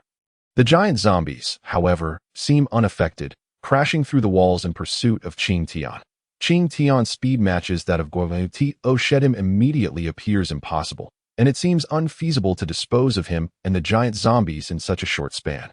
Guo Ruoyu furrows his brow. The situation is worse than he anticipated. He resolves to tackle them one by one. First, he must seek opportunities to eliminate the giant zombies sequentially, then lure Qing Tian to a location devoid of zombies for a one-on-one confrontation. Having solidified his battle plan, Guo Ruoyu turns back towards Qing Tian. So, you are finally unwilling to flee. There is a semblance of spirit. Qing Tian, as before, blocks Guo Ruoyu's assault, just as he prepares to counter the second strike. He notices that Guo Ruoyu has disregarded him entirely, charging directly at the giant zombies behind. How disrespectful! Qing Tian tears his shirt, several ribs protruding from his chest. He extracts one, hurling it at Guo Ruoyu like a boomerang. Qing Tian is not only adept at close combat, but can also launch long-range attacks. Though Guo Ruoyu did not foresee this, his reflexes are swift. He swiftly ducks, allowing the bone boomerang to strike the giant zombie with great force. The boomerang embeds deeply into the giant zombie's skull. Excellent. One down. Quite the unexpected gain. Damn, I didn't know it could be used this way. Qing Tian, momentarily stunned, then rushes forward, extracting more bones from his arm. Though capable of ranged attacks, his speed is not particularly remarkable, making it easy for Guo Ruoyu to evade him. Isn't this akin to inadvertently assisting Guo Ruoyu in dispatching the zombies? Seizing the opportunity while Qing Tian approaches, Guo Ruoyu uses his blade to eliminate another giant zombie. With one more down, he can focus entirely on Qing Tian. However, at that moment, Qing Tian has already closed in. Retreat. Guo Ruoyu has no desire to linger. Sprinting towards the cafeteria, since Heng and the others managed to exit the cafeteria with food safely, it indicates that the zombies within have been largely dealt with. He plans to draw Qing Tian there for a final confrontation. Just then, an unexpected turn of events occurs. As Guo Ruoyu attempts to leap over the corpse of the giant zombie towards the cafeteria, a hand suddenly grips his ankle. The hand emerges from the belly of the first giant zombie. With its head pierced by Qing Tian's boomerang, the first giant zombie must be dead. Yet, the emergence of a hand from its abdomen is something Guo Ruoyu could never have anticipated. He swiftly swings his blade, aiming to sever the hand. The hand, seemingly forewarned, retracts quickly. However, Guo Ruoyu's ankle has already been scratched. Frowning, he watches as a second hand emerges from the belly. Two hands tear through the giant zombie's corpse, finally revealing its true form. It has evolved again. This is a zombie entirely white in color, roughly the size of a regular zombie, yet its body and eyes are a milky hue. Clearly, this represents a higher evolution than the giant zombies. Has it reached the third stage? Qing Tian is well acquainted with this evolution. As far as he knows, there are currently 4 stages of zombie evolution. The first stage encompasses the yellow-bodied ordinary zombies, which exhibit a ravenous appetite for human scent, yet possess weak speed and strength. Their sole advantage lies in their sheer numbers, relentlessly attacking without fear of death, making them exceedingly troublesome. The second stage is represented by the red-bodied giant zombies, whose strength and speed are markedly enhanced, also exhibiting a voracious appetite for human scent, yet equally reckless. The third stage, as seen now with the white-bodied zombies, not only showcases further enhancements in strength and speed, but also exhibits a level of tactical awareness, analyzing the capabilities of their foes to employ rudimentary strategies. Surround him. Qing Tian, aware that the white zombies comprehend human speech, issues a simple command. The two advance from either side towards Guo Ruoyu, while the remaining giant zombie charges at him head-on. Guo Ruoyu raises his katana, from which a swirling black mist begins to emanate. This mist gradually coalesces into the shape of a specter. This katana is a weapon he acquired after completing a ghostly script, possessing quality comparable to an ordinary katana but imbued with a unique ability, Soul Devour. This katana can consume the souls of those it slays. To date, it has devoured nearly 100 souls. As the black mist thickens, faint cries can be discerned. With his current reserves of souls, he can unleash this ability but once. Yet now is not the time to hold back. Gripping the blade with both hands, Guo Ryu briefly channels energy before swinging with force. Countless wailing souls erupt forth. Explosive eruption of the bone. Hundreds of black skeletal souls surge towards Qing Tian. The white zombie and the giant zombie, creating a cataclysmic scene. The giant zombie is instantly consumed to dust by the skeletal onslaught, and the white zombie meets a similar fate. The sheer power of this technique is evident. Even Guo Ruoyu finds himself drained of considerable energy, half kneeling on the ground. Oh dear, this is perilous. I did not foresee such formidable prowess from you. Qing Tian's voice sends a chill through Guo Ruoyu's heart. What is this? A special bomb? Where did it come from? Did you install a missile on your sword? Upon sensing something amiss, Qing Tian expends a significant amount of energy to secrete a multitude of bones from his body. Blocking Guo Ryu's attack, Guo Ryu has no intention of responding to his inquiry. He had hoped to eliminate all three in one fell swoop, but has miscalculated. Qing Tian picks up a shard of bone. Charging at him once more, Guo Ruoyu, seeing no other option, braces himself to engage. A sharp crack resonates as the katana shatters upon colliding with the bone. Having unleashed all the souls, it is now merely an ordinary katana. With his weapon destroyed, Guo Ruoyu can only defend himself with the broken blade against Qing Tian's onslaught. You refuse to join us. Now you know the consequences of opposing us. Qing Tian continues his taunts. Had Guo Ruoyu come with the rest of his team, the pressure would have been significantly alleviated. However, it is far more likely that they would have all met their demise, aside from the woman named Anna, who cannot see through the situation. The others have not participated in many horror games. It is precisely due to this that he declined to allow Heng to accompany him. Ding! Qing Tian forcefully knocks the broken blade from Guo Ryu's grasp. This strike has sealed your fate. You wishful thinker. Ding! Mission support for allies has been completed. Rewards. Experience points 10, Shuriken 1, Shuriken Shadow Clone Technique 1. A familiar figure appears before Guo Ruoyu, blocking Qing Tian's advance. Anna extends her long tongue to lick her lips, grinning. Heh, I'm hungry. As Anna suddenly appeared, Qing Tian felt a jolt in his heart, instantly retreating over 10 meters to create distance between them. His intuition warned him that this woman was perilous. Xiang Heng hurriedly ran to Guo Ruoyu's side, panting heavily. You show off, nearly caused a disaster. Can you at least catch your breath before speaking? Xiang Heng's constitution value increased by 1. Guo Ruoyu, equally astonished, furrowed his brows and asked, what happened? Taking a deep breath, Xiang Heng replied, what else? Of course, I'm here to support you. In that fleeting moment, Guo Ruoyu deduced many things. The fact that Xiang Heng and his companions had made it to the school indicated they had located in Dulu and Paika. It was also why Xiang Heng was aware of his presence at the school. What surprised him was that despite knowing all this, Xiang Heng still chose to come here. Xiang Heng observed the battle unfolding between Anna and Qing Tian. Gradually regulating his breath, his expression turned serious as he softly uttered, I'm sorry. Guo Ruoyu doubted his hearing. I'm sorry, Xiang Heng reiterated. I misjudged you. I initially thought you were the type to sacrifice teammates for survival. But after finding Ndu Lu and the others, I realized I was wrong. Have you encountered such a person? Guo Ryu suddenly inquired. Xiang Heng nodded gently, recalling how he had nearly perished at the hands of such a person during his first terrifying game. I was luckier than you, Guo Ruoyu said, unusually verbose. I was supposed to die in my first terrifying game, but a comrade risked everything to save me. The kind of teammates one encounters during their first terrifying game significantly impacts their future. Lin Qin also became distrustful after her life was threatened by her first teammates, leading her to become who she is now. Don't you blame me? Xiang Heng asked, fully aware that Guo Ruoyu's actions in this situation were without fault.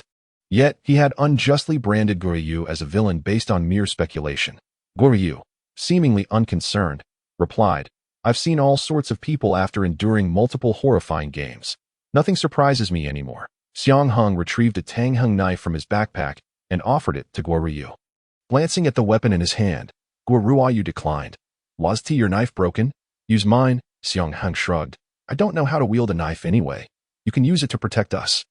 After a brief pause, he revealed his true thoughts. Consider it my apology. Upon hearing this, Guo Ruoyu finally smiled faintly and accepted the Tang Heng knife. Thank you. He then dashed back into the fray. At that moment, the zombies began to converge once more. Any further delay would only heighten the danger. Guo Ruoyu aimed to swiftly deal with Qing Tian alongside Anna. Realizing the peril, Qing Tian prepared to withdraw. Just as the zombies started to gather, among them were several colossal zombies, and to their surprise, a white zombie as well. Block them. Qing Tian commanded the zombies, and the nimble white zombie obstructed Anna, who sought to pursue. Guo Ruoyu's route of attack was also hindered by a few giant zombies. Seeing Qing Tian grow increasingly distant, Guo Ruoyu knew he could no longer expend energy on him. Otherwise, the zombies would only multiply. Anna, don't get entangled. Xiang Heng understood the urgency. While fending off the ordinary zombies with his handgun, he urged Anna to retreat, with Qing Tian driven back. They swiftly made their way back to the teaching building. Starting from the second floor, Guo Ruoyu remained focused on their ultimate goal of rescuing Ling Long and Junri. They did not waste time on the first floor and rushed straight to the second. However, the second, third, and fourth floors yielded no results. With Anna and Guo Ruoyu's formidable combat abilities, Xiang Heng clung to their coattails and reached the fifth floor. What lay before them astonished the usually composed Guo Ruoyu: a corpse. It was not just any corpse, it belonged to Qing Tian. Qing Tian is dead. Who did this? Among those participating in the terrifying game, Xiang Heng and Anna stood beside him. And Du Lu and Pai Ka could not have returned to the school. Nor did they possess the strength to kill Qing Tian. Ling Long and Junri's fates remained uncertain. The zombies would not attack Qing Tian, who had become a special zombie. So, who could it be? The only possibility was, what are you all doing back? Ling Long asked from the corridor. It was indeed them. Upon seeing Ling Long again, neither Xiang Heng nor Guo Ruoyu exhibited much surprise. They had suspected that Ling Long and Junri might still be alive. Otherwise, they wouldn't have returned. It's fortunate you're alive. What about Junri? Xiang Heng inquired. Ling Long's hand trembled slightly, and she did not respond. This reaction was concerning. Junri, don't ask. Guo Ruoyu interrupted Xiang Heng's question, then turned to Ling Long. Let's south leave this place together. The school isn't a sealed environment. It can easily attract numerous zombies, and the resources for survival are scarce. The supplies in the cafeteria have already been swapped for human flesh by Ducasse, making it unsuitable for prolonged stay. Unexpectedly, Ling Long refused. You all go ahead. I'll stay here alone. Her expression was profoundly despondent. The prospect of clearing the game had become utterly inconsequential. It seemed Junri had truly met with misfortune.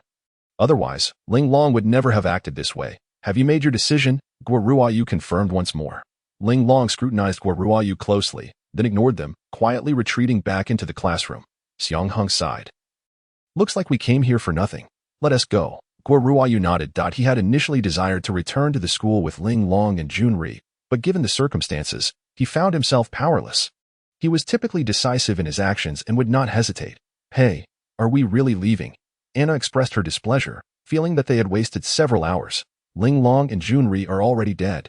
Guo Ruoyu was the first to turn away. Xiang Heng reached out and ruffled Anna's hair. At least we discovered the whereabouts of our comrades and saved a teammate. At this juncture, their priority was to return to the shopping plaza and survive for 3 days alongside Du Lu and Pai Ka. Upon returning to the underground level of the shopping plaza, Du Lu and Pai Ka were naturally thrilled to see Guo Ruoyu again. However, they immediately inquired, but where are Ling Long and Junri? They're dead. Guo Ruoyu replied with disarming straightforwardness. Oh, that's unfortunate. Du Lu's spirits dampened upon hearing this news. Even Pai Ka, usually the most irreverent, fell silent. This was an unavoidable circumstance. Xiang Heng settled down and took a swig from a bottle of water.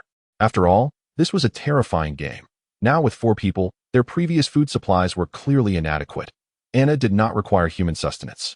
If it were merely 2 individuals, they could have survived 3 days on the existing rations. But that was no longer the case. It was that the food couldn't sustain them for 3 days. It was that they couldn't survive like that for 3 days.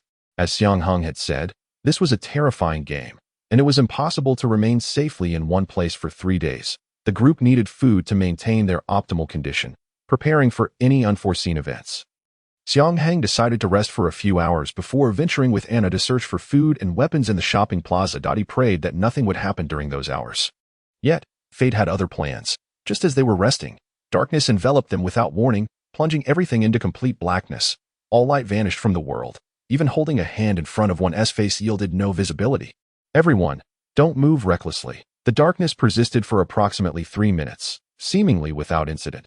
But when the light returned, just as everyone began to breathe a sigh of relief, Guiyu's voice rang out. Everyone, quickly steer clear of me. Guiyu's voice trembled slightly as he urged everyone to distance themselves from him. He appeared to be in distress, his shivering body already glistening with sweat. Are you all right? and Du Lu was about to step forward to assess the situation when Anna seized him and tossed him behind her. Pika, step back. Anna's expression was devoid of humor, prompting Xiang Heng to pull Pika back a few paces. Anna, Bauer, he is emanating the scent of a zombie. Xiang Heng's gaze shifted to the wound on Guo Ruoyu's ankle. During the fight, the injury had come into contact with zombie blood. It seemed true. Guo Ruoyu had been infected. What do we do? What do we do? Pika was already panicking, fearing that if he turned into a zombie, he would attack them. If he dares to charge at us, I shall slay him, Anna declared. Reluctantly, they had no choice but to agree. Oh, wait. Xiang Heng suddenly remembered something and retrieved a red pill from his backpack. This was a reward for the mission of locating their lost companions. Name, -500 type. Special item effect. The -500 appears as a red pill. After oral administration, it will effectively cure all ailments within 2 hours, with the specific healing time dependent on the user's condition. Note, panacea. Zombies are caused by a zombie virus, essentially a viral infectious disease, according to the description of -500's effects. It should be capable of reverting a zombie back to a normal human. Xiang Heng could have reserved this pill for his own safety, but he chose not to. He intended to use this -500 to heal Guo Ruoyu. Anna, pry his mouth open. While Guo Ruoyu had not yet fully transformed into a zombie, Anna approached him from behind, restraining him while prying open his mouth with her fingers. To their surprise, Guo bit down directly. You rascal.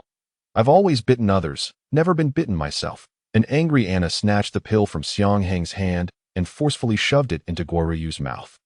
Without even the chance to chew, Guo Ruoyu swallowed the -500 whole.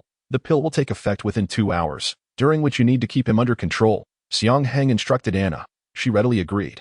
Whether it was the pill's potency or the fact that the zombie virus had only just begun to manifest, Guo Ruoyu quickly ceased his struggles and gradually collapsed onto the ground. His expression of agony slowly eased. The -500 was taking effect. After enduring pain, Guo Ruoyu exhausted all his strength and fainted. Fortunately, he had returned to being a normal person. Pika threw an arm around Xiang Heng's shoulder. Well done, my hidden gem. Where did you procure the antidote? Hurry and give me 3 doses. Do you think this is cold medicine? Xiang Heng rolled his eyes. Du Lu was somewhat concerned about the wound on Anna's hand inflicted by Guo Ruoyu. Fearing she might become infected, Anna nonchalantly shook her hand. Don't worry, I won't be infected by these creatures. Pika, puzzled, asked, How can you be so confident? Anna pointed to her chin through her mask and replied, I suppose it's because I've consumed zombie flesh. Pika's expression was one of utter dismay as he recalled the scene of the stylish beauty, Zima, being devoured. Given the circumstances, Xiang Heng decided to no longer conceal the truth. He instructed Anna to remove her mask. The deep fissure extending to her earlobes was once again revealed to Du Lu and Pika.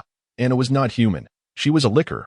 After a brief introduction, Xiang Heng emphasized an important point. She is also my companion. She's a treasure, to be precise. Anna pouted. Ha ha ha. Yes, yes, yes, a treasure, Pika remarked, still looking pained as he leaned closer to Xiang Heng, whispering, You, my friend, are entangled in a forbidden romance. Xiang Heng rolled his eyes once more. What are you thinking? Our relationship is utterly pure. At that moment, Guo Ruoyu stirred awake. He held his throbbing head. Am I all right? Du Lu handed him a bottle of water. Grateful to Xiang Heng for finding a cure for zombification, Guo Ruoyu took a sip, the dizziness alleviating slightly. He was astonished that a cure for zombification actually existed in this world. Ding! The mission to find a cure for zombification has been triggered. Mission details. There seems to be a method for treating zombification within the confines of the Illusory Star Company. Discovering it would be a significant guarantee for survival. Mission rewards. Experience points 30. Monster coins 30. Zombie summoning scroll 1. This message seemed to trigger an extraordinary development. Receiving the system prompt, Xiang Heng found a new direction. Where did you get that pill? Pika inquired. Xiang Heng had not yet figured out how to explain, as he had already considered the others as companions, but he did not wish to reveal that he possessed a system. Bang! The door of the small warehouse burst open. Everyone initially thought it was a zombie attack, only to be surprised by a familiar figure at the entrance. Hand over that pill. It was Ling Long. Huh? Pika was completely bewildered by the current situation. What is happening? Didn't Ling Long and Junri die? Guo Ruoyu furrowed his brows, glancing at Xiang Heng, who returned the look. It seemed they both had surmised the reason for Ling Long's presence here. Indeed, Junri has turned into a zombie, hasn't he? Ling Long's expression was one of anguish. That's right. To save me. He accidentally became infected by a zombie. Now, his mind is consumed with the desire to eat humans, and he has even forgotten who I am. I can only keep him locked in the classroom. Have you seen my wound? Guo Ruoyu suddenly asked. Indeed. Ling Long did not refute. You two have been infected and will inevitably become a zombie. I want to know, if you turn into a zombie, what will they do? Will they try to save you or just kill you? That's why I followed you all here. As she spoke. Ling Long unexpectedly smiled. It seems I am fortunate. You have a way to revert the zombified back to normal. She looked at Xiang Heng, pleading. The pill you had earlier, the one that healed Guo Ruoyu. Please give it to me. Let me save Junri. But I only have one. You're lying. Ling Long's emotions surged. You clearly have more, but you refuse to give it to me. Ling Long's insanity points -10. Since you don't wish to save Junri, then I shall kill you and seize the pill. With that, Ling Long's appearance began to change. It was evident that her teeth and nails had sharpened. Special zombie. Both Xiang Heng and Guo Ruoyu exclaimed in unison. You two have been infected? Pika hurriedly hid behind Ndu Lu. Ling Long trembled her head in denial. I don't know. I don't care. I just want Junri to return to normal. With that, Ling Long lunged at Xiang Heng. Before Anna could react, Ndu Lu dashed forward, using a board to knock Ling Long away. Having participated in a horror game for the first time, Ndu Lu matured swiftly. He understood that he could not show mercy at this moment, nor could he afford to hold back. Otherwise, not only would he fail to save Ling Long and Junri, but he would also jeopardize his own survival. His actions mirrored Anna's when she had prepared to deal with the zombified Guo Ruoyu. From the moment Anna had dragged him down from the 5th floor, he had begun to admire her. Perhaps because Anna was not a true participant in the horror game, she saw through many things clearly, and this influenced Ndu Lu. Moreover, if Ling Long truly became a zombie, Ndu Lu's board would not harm her in the slightest. You all. Ling Long has risen again. If you can save Guo Ruoyu, why are you unwilling to save Junri? While Ling Long still retains her reason, it would be prudent to clarify matters promptly. It is not that I am unwilling to save Junri. I truly possess only a single pill. Believe me. To my astonishment, upon hearing this, Ling Long directed her ire towards Guo Ruoyu. It is all your fault. If you had not been infected, that one antidote could have saved Junri. This is all because of you. Ling Long's irrationality had reached a critical point, her speed increasing as she lunged fiercely at Guo Ruoyu. Having endured the agony of battle and the torment of infection, Guo Ruoyu was momentarily caught off guard. Instead, it was Xiang Heng, closest to him, who reacted first, positioning himself in front of Guo Ruoyu. The arm that blocked Ling Long's assault was instantly mangled and bloody. Bayer! Anna forcefully shoved Ling Long aside, her fury igniting as she beheld the injured Xiang Heng, intent on avenging him. Xiang Heng swiftly restrained Anna, saying, Wait, do not act rashly. Then, gritting his teeth against the pain, he addressed Ling Long. Although we no longer have the pill, I know where we might find one. Ling Long's irrationality increased by 5 points upon hearing this. She appeared to regain some composure. Really? Is that true? That pill was discovered on the corpse of a human clad in medical attire. In order to obscure the system and link the -500 with the system's hint regarding the illusory star company. Xiang Heng felt compelled to fabricate a story. The insignia on that individual's clothing was from the illusory star company. If we can locate this company in our world, there exists a chance to cure Junri. Ling Long's irrationality surged by another 10 points. With the system's prompt, Xiang Heng recognized that Ling Long was gradually regaining her senses. Is this truly the case? Are you speaking the truth? She repeated insistently. Trust me. I do not wish for any of my companions to come to harm. This declaration, uttered by Xiang Heng, who had just recklessly risked himself to save a comrade, carried considerable weight, observing Xiang Heng standing protectively in front of Guo Ruoyu. Ling Long finally calmed down, her claws and fangs reverting to their original forms. At that moment, Junri had similarly shielded Xiang Heng, leading to his own infection by the zombies. Not only Ling Long, but Guo Ruoyu was also deeply moved. The figure of Xiang Heng, defending him, bore an uncanny resemblance to the savior he had encountered during his initial participation in the horror game. It hurts. Xiang Heng's arm bore a grievous wound, muscles visibly exposed. This would significantly impact their subsequent actions. Guo Ruoyu had yet to recover his strength, Xiang Heng was gravely injured, and Pika was utterly incapable of combat. Only Anna, the Split-Mouthed Woman, and the transformed Ling Long remained as potential fighters. Thankfully I have a backup plan, Xiang Heng mused, retrieving a bowl of soup from his backpack, an item he had never intended to use. Title: Human Flesh Soup. Type: Special Item. Effect: Restores health and stamina. Heals wounds. Note: Not everyone can stomach it. One might attempt to transform into a zombie, making the soup exceptionally delectable. If one does not transform into a zombie, the soup loses its appeal. Gulp. Xiang Heng held his breath and took a sip. However, his irrationality decreased by 20 points. What the hell is this flavor? Xiang Heng nearly regurgitated the meal he had consumed the previous year. There had been no discernible odor, leading him to lower his psychological defenses, only to find himself utterly unprepared for the overwhelming taste. Every cell in his body, every gene within those cells, rejected this flavor. This was hardly something a human could accept.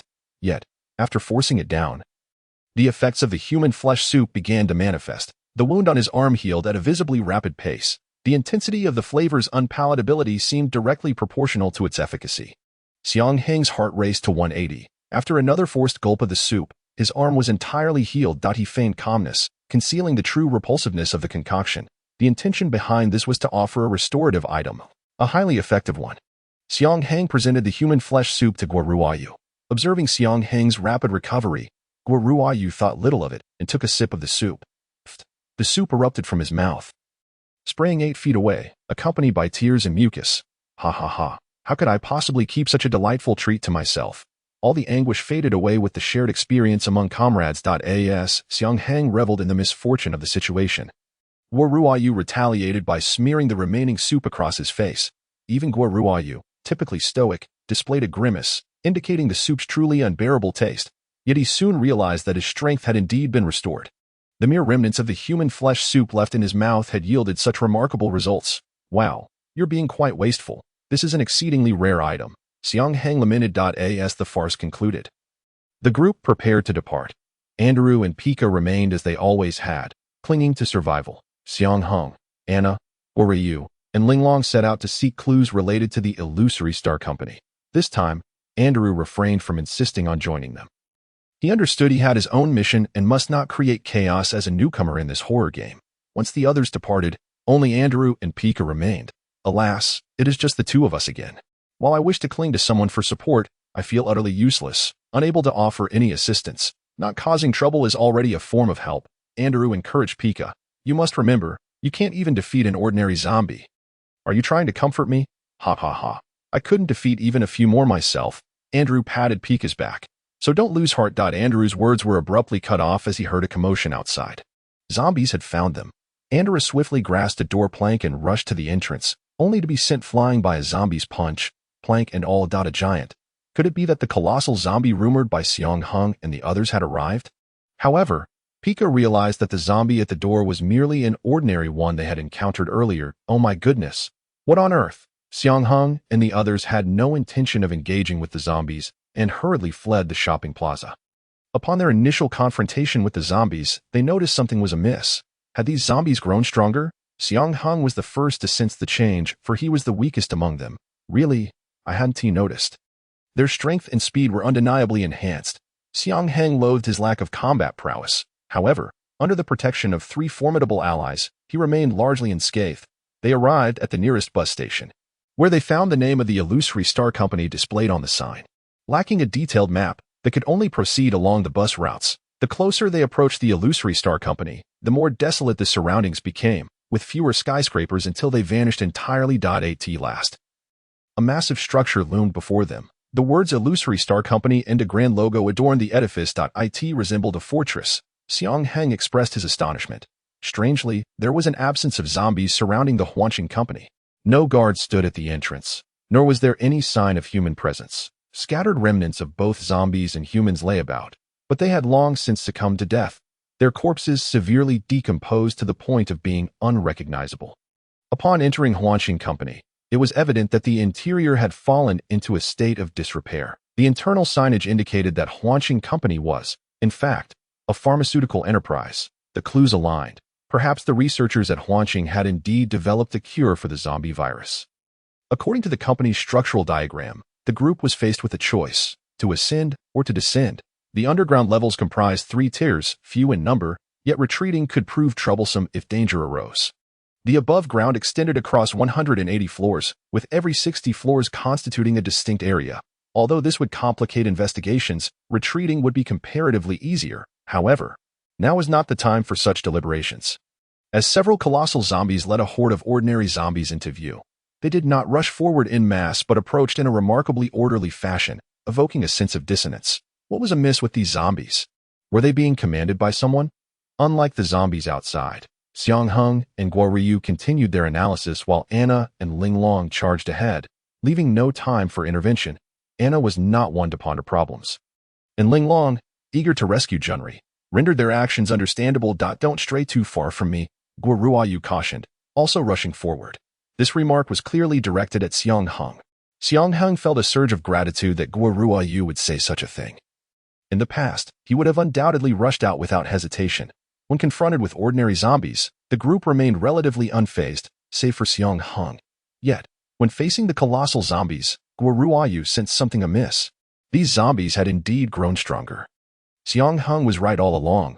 Why? It was not that the zombies within Huanqing were inherently more powerful, but rather that all zombies had become formidable. Could it be attributed to that peculiar darkness?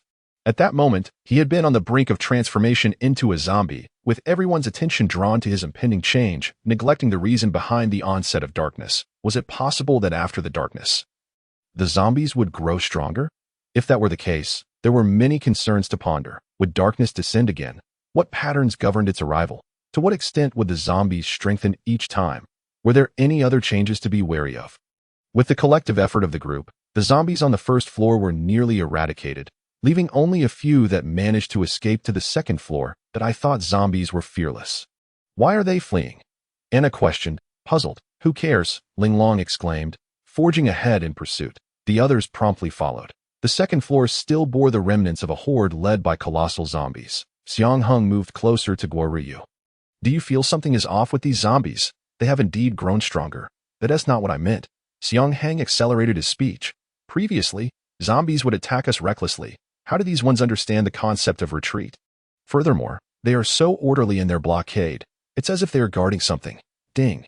Task. The secret of the zombies has been triggered. Task objective. Reach the top floor and discover what the zombies are protecting. Task reward. Experience points. 20. Monster coins. 20. Flash grenade. Wonder what could be on the top floor that the zombies are so intent on keeping from us. Xiang Heng shared the clue promptly. These zombies possess no thoughts beyond their hunger. Guo Ryu contemplated that I believe it's not that they wish to keep us in the dark, but rather that there is someone behind them issuing commands who does not want us to know. As for who that might be, Guo Ryu already had an inkling. Special zombies. Based on Qi Tian's earlier words, it could be surmised that their kind of special zombies were not merely rogues, but rather organized entities. Otherwise, Qi Tian would not have sought to recruit Guo Ryu. The only beings capable of giving orders to the zombies were likely the special zombies themselves, regardless of the circumstances. Reaching the top floor would yield answers. Xiang Heng affirmed his goal, yet he was immediately troubled. Traversing from the first floor to the 181st would either lead to death by zombies or sheer exhaustion.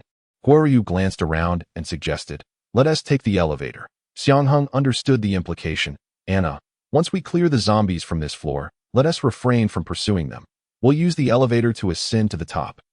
However, upon entering the elevator, they discovered it only reached the 60th floor. What a disappointment. Xiang Heng pressed the button for the 60th floor, then stated gravely, everyone, our objective is the top floor. These zombies are evidently disciplined in guarding something, and it is highly probable that a cure for zombification exists on the top floor. When did you become the leader? Ling Long expressed her displeasure at Xiang Heng's unilateral directive. This stoic face rarely speaks, while Anna only listens to me. It's clear I am the most suitable choice for leader. Ha! Ling Long suddenly realized there was no need to engage in a war of words with Xiang Heng. Her goal was the cure for zombification. If there truly is a cure on the top floor, then why don't those fools, referring to the zombies, use it to cure themselves?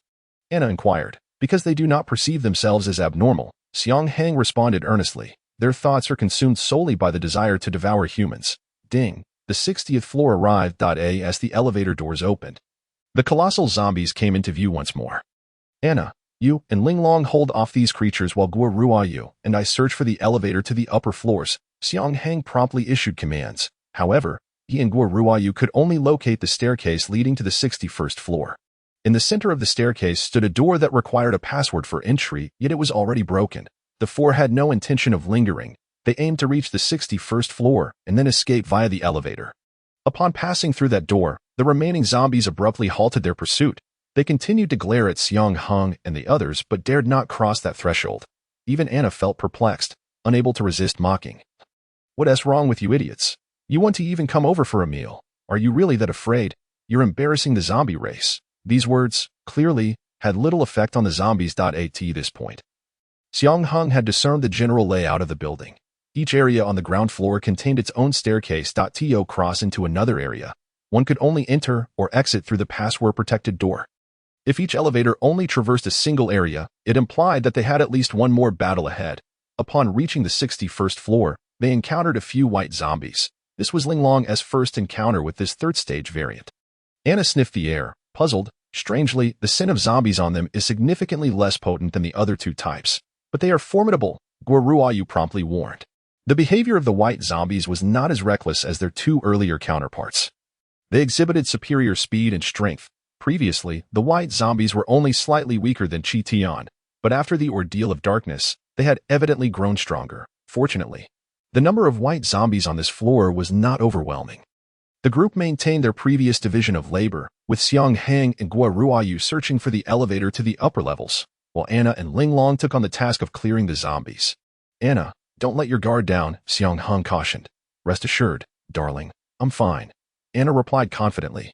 After all, she had rarely faced defeat in horror games. The only time she had faltered was when confronted by Lin Qin.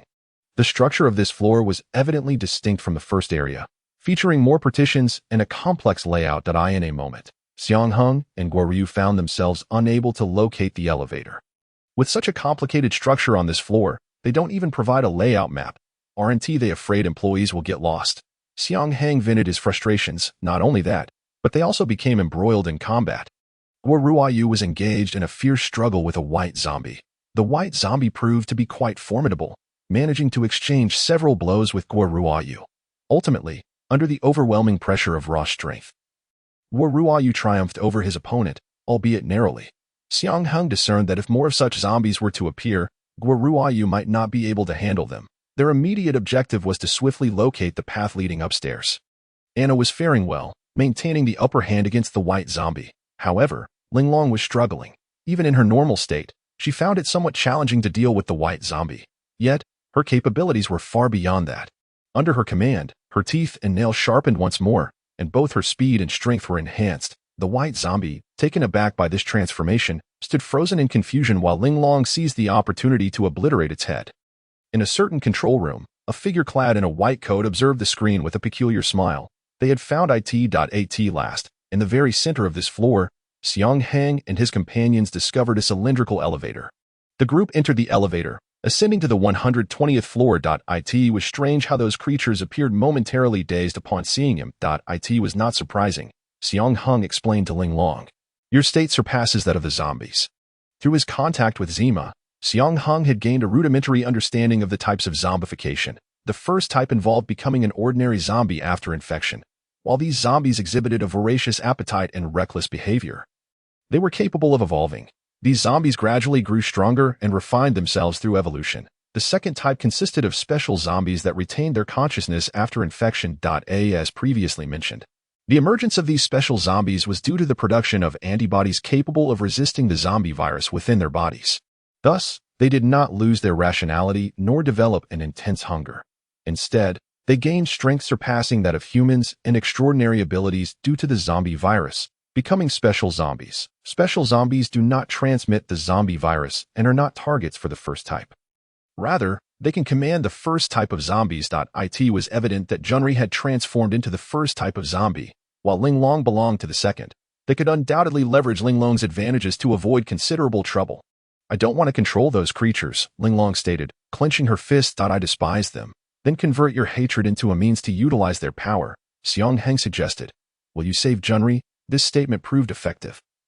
As Linglong pondered for a moment before agreeing, "As long as I can command those zombies not to attack us, right?" "Indeed," Xiang Heng nodded. "Let us proceed to the top floor." Upon reaching the 120th floor, they encountered even more white zombies. Upon sighting Xiang Heng and his group, the zombies eyed them hungrily. At that moment, Linglong stepped forward, and surprisingly, the zombies refrained from charging at them. The plan was proceeding smoothly. They moved forward, The group followed Ling Long in search of the staircase leading to the next floor. The gazes of the white zombies towards Ling Long seemed to carry a hint of admiration.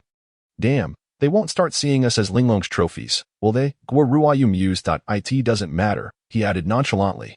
Anna shrugged, indicating her indifference. In the middle of the staircase stood a password-locked door, which, curiously, appeared to have been opened by someone unknown.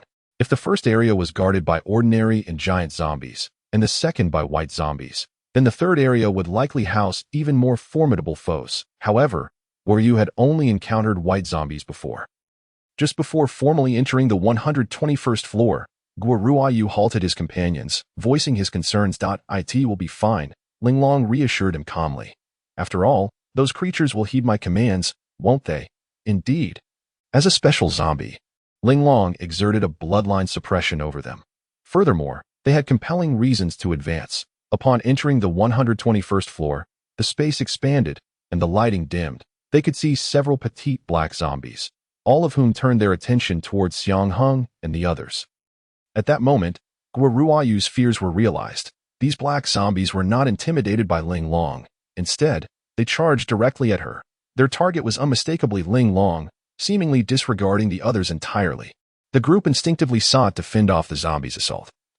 With Guoruayu swiftly placing himself in front of Ling Long, Xiang Heng, aware of his insufficient strength, withdrew a few steps.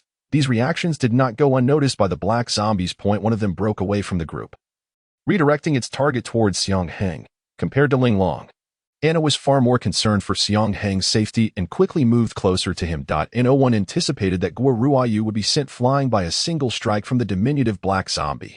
In shock, Ling Long was then knocked unconscious by a black zombie that had charged from the side. Subsequently, 2 black zombies seized Ling Long and vanished from the group's sight, while the remaining zombies obstructed the others from pursuing. The black zombie that had charged towards Xiang Heng merely exchanged a glance with Anna before retreating, no longer entangled with them. Clearly, their true target was Ling Long. All of this transpired in the blink of an eye, leaving the group utterly unprepared to respond, let alone formulate the most appropriate reaction. Ding. The task Locate the Lost Companion 2.0 has been triggered. Task details: a companion has been captured. Hurry and find her. I would have gone to find her even without you saying so. Task rewards: experience points 10, monster coins 10, sharpening stone 1. They had taken Ling Long. Why?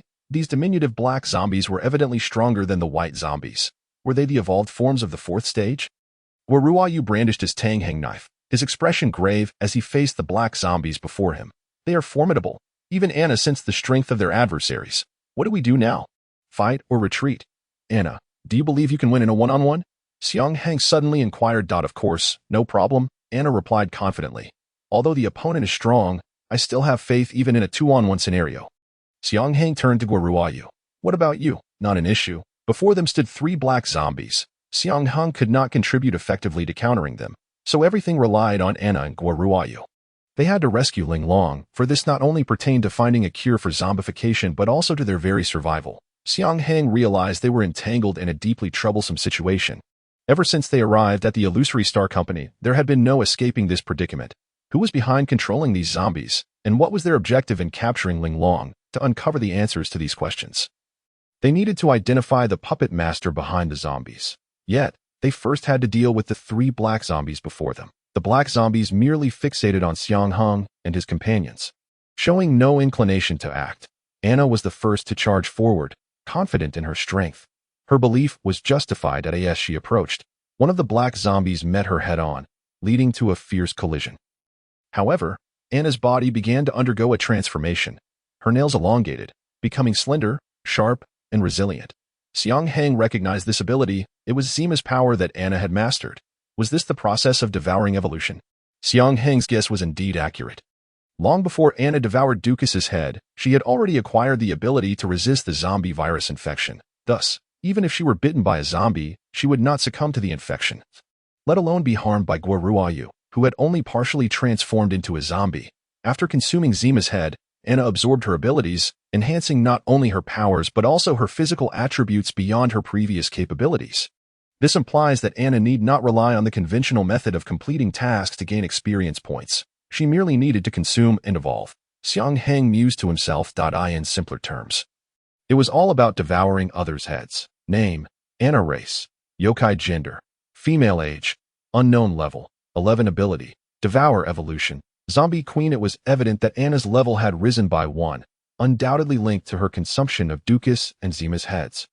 Meanwhile, Guoruayu charged forward, and correspondingly, another black zombie advanced to meet him. The clash between the two was far more intense, with speed and strength nearly equal. The remaining black zombie remained cautious, fixating its gaze on Xiang Heng, seemingly intent on a one-on-one confrontation. This suited Xiang Heng perfectly, as he had no intention of recklessly engaging. With his inferior physical attributes, he clearly could not withstand a direct confrontation with the black zombie. However, he was well equipped with numerous items. He retrieved the Shuakin Shadow Clone Technique scroll from his backpack. Upon opening it, he found an array of chaotic symbols. The confusion arose because, aside from the scroll's title, Xiang Heng could comprehend nothing else. In the center of the symbols lay a circle, which was empty. Xiang Heng grasped the concept. He had seen enough ninja manga to understand. He took another shuriken from his backpack and placed it within the circle. Instantly, the shuriken transformed into the symbols, materializing within the circle. The preparations for the Shuakin Shadow Clone Technique were complete. By merely touching the symbols within the scroll's circle again, he could unleash the technique. It appeared that the zombie summoning scroll operated similarly, requiring the prior capture of a zombie. However, the conditions for capturing a zombie remained unclear. Currently, Xiang Heng's combat strategy primarily revolved around disrupting the zombies' movements through ranged attacks. Although equipped with a handgun that boasted infinite ammunition, its impact on the zombies was rather limited. Ordinary and giant zombies were relatively manageable, as their reckless movements made them easy targets. However, the white zombies proved to be more formidable. They moved with greater speed and exhibited awareness to evade attacks. Xiang Heng's marksmanship was already subpar, with half of his shots missing their mark. Thus, facing such black zombies became even more challenging. Therefore, he had to exercise caution, ensuring he retained necessary self-defense measures to avoid causing complications. Yet, the last black zombie could not remain idle. Guoruayu and the black zombie remained embroiled in a fierce struggle. Meanwhile, Anna was on the verge of finishing off her opponent. Consequently, the third black zombie assessed the situation and decided to abandon its focus on Xiang Heng, opting instead to support its ally against Anna. Anna, watch out! Just as Anna prepared to deliver the final blow to the black zombie, she heard Xiang Heng's warning and swiftly evaded the incoming attack from behind. As a result, the black zombie, nearly defeated by Anna, was saved. Retreat! Xiang Heng shouted again. Without hesitation, Anna followed his command. Retreating over 10 meters, Xiang Heng touched the symbols on the scroll, which immediately transformed into a shuriken. This was no ordinary shuriken. It was imbued with the power of ninjutsu. Without hesitation, Xiang Heng hurled it towards the two black zombies. In midair, a single shuriken multiplied into 2, then 4, then 8, rapidly becoming an overwhelming number that was impossible to count. So what if his marksmanship was lacking? He could certainly rely on sheer volume to achieve victory. Surely, amidst the countless shurikens, some would find their mark. The two black zombies had not anticipated such a barrage of shurikens coming their way, instinctively raising their arms to shield their heads. Although the shurikens lacked the firepower of a handgun, their sheer quantity proved to be overwhelming. The black zombies found themselves momentarily restrained by these seemingly insignificant projectiles. That fleeting moment was all that Anna needed. She swiftly followed up, tearing apart the head of the black zombie she had been battling, which was already fatigued from the prolonged fight. Without delay, she redirected her charge towards the other. The second black zombie was evidently unable to withstand her assault. Anna could now be considered the most formidable force in the fray. Yet, Xiang Heng silently lamented his circumstances. Damn it, this scroll turned out to be a one-time use. The Shuriken Shadow Clone Technique scroll was now entirely depleted, leaving behind nothing but a blank scroll. Xiang Heng had hoped to reclaim the shurikens for reuse. Although the clones would vanish after striking, the original shuriken would remain. Had the symbols on the scroll not disappeared, he could have utilized the Shuriken Shadow Clone Technique repeatedly. Now, with only a single shuriken left, it seemed rather useless. One shot from his gun would far surpass its utility. This suggested that the zombie summoning scroll might also be a one-time use. Clearly, he would need to capture a stronger zombie. Otherwise, he would be at a disadvantage. With no new threats remaining, Anna successfully dispatched the remaining zombies and assisted Guoruayu in overcoming his adversary. Finally, the troublesome foes were vanquished. However, Anna no longer appeared as relaxed as before. While she could still manage the current zombies, she recognized that the black zombies had surpassed her teammates in strength. Even the mightiest, Guoruayu, could only achieve a stalemate against the black zombies. Xiang Heng discarded the spent scroll into his system backpack. Let us ascend to the top floor. Are we not rescuing that girl? Anna inquired. Of course we will. It's not that I wish to abandon our comrade. After all, the system has presented us with task 2.0. Yet we do not know where the zombies have taken her. Rather than blindly searching, it would be wiser to reach the top floor first. We should complete the task concerning the zombie's secret and obtain a flashbang before seeking Ling Long. Flashbangs are essential tools in rescue missions and will undoubtedly prove useful. This floor harbored only the few black zombies they had dispatched. Devoid of any further complications, Xiang Heng and his companions successfully located the elevator leading to the top floor. Ding! The elevator doors opened, revealing the vastness of the 160 floors. In the dimly lit space, a solitary source of illumination emanated from a central cylindrical pillar. Was this the secret the zombies sought to protect? Ding! Task Zombie Secret has been completed. Rewards: experience points, 20, monster coins, 20, flashbang. 1. What could be contained within the pillar? A cure for zombification, perhaps? With such questions in mind, the trio cautiously approached the central pillar. However, upon their arrival, they discovered that the pillar was empty. A trap. Guoruayu was the first to react. No sooner had he spoken than a multitude of black zombies surrounded them. It turned out these zombies had been lurking in the shadows of the ceiling all along. Damn it. Ding. The task escape from danger has been triggered. Task objective.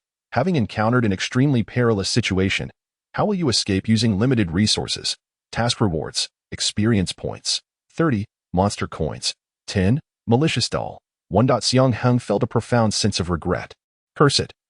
I should have anticipated this. It is utterly inconceivable that the highest echelon, which is undoubtedly of paramount importance, could lack a direct elevator access. The malfunction of the first password gate between the first and second zones could be deemed somewhat excusable. Yet the password gate between the second and third zones, which is evidently intact, has inexplicably been opened by an unknown party, as if inviting them to ascend, though the capabilities of the guards in the third zone have indeed reached a new level of strength. Their numbers are still woefully insufficient. With so many discrepancies, he should have recognized the signs by now, yet he continued to ascend gradually to the top floor. The fact that the defeated zombies from the first floor fled to the second floor stands as the first point of suspicion. Who is it? Who is manipulating the zombies to lure them to the top floor? What is their purpose? Such inquiries are now of little consequence. The most pressing question at this moment is how to escape. It is only now that Xiang Heng has truly felt the malevolent amusement of the system. Each task's reward seems to be a tool for the events that follow. The flashbang awarded for this task cannot be conserved. Otherwise, it would be akin to earning a life only to squander it. Clearly, this flashbang is the key to their escape. However, its immense power renders it a weapon that indiscriminately affects both friend and foe in the absence of any cover. The blinding light and deafening noise it generates will leave those nearby disoriented and incapacitated. An ordinary person cannot evade the effects of a flashbang merely by turning away and closing their eyes. The scenarios depicted in comics and movies are purely for narrative purposes.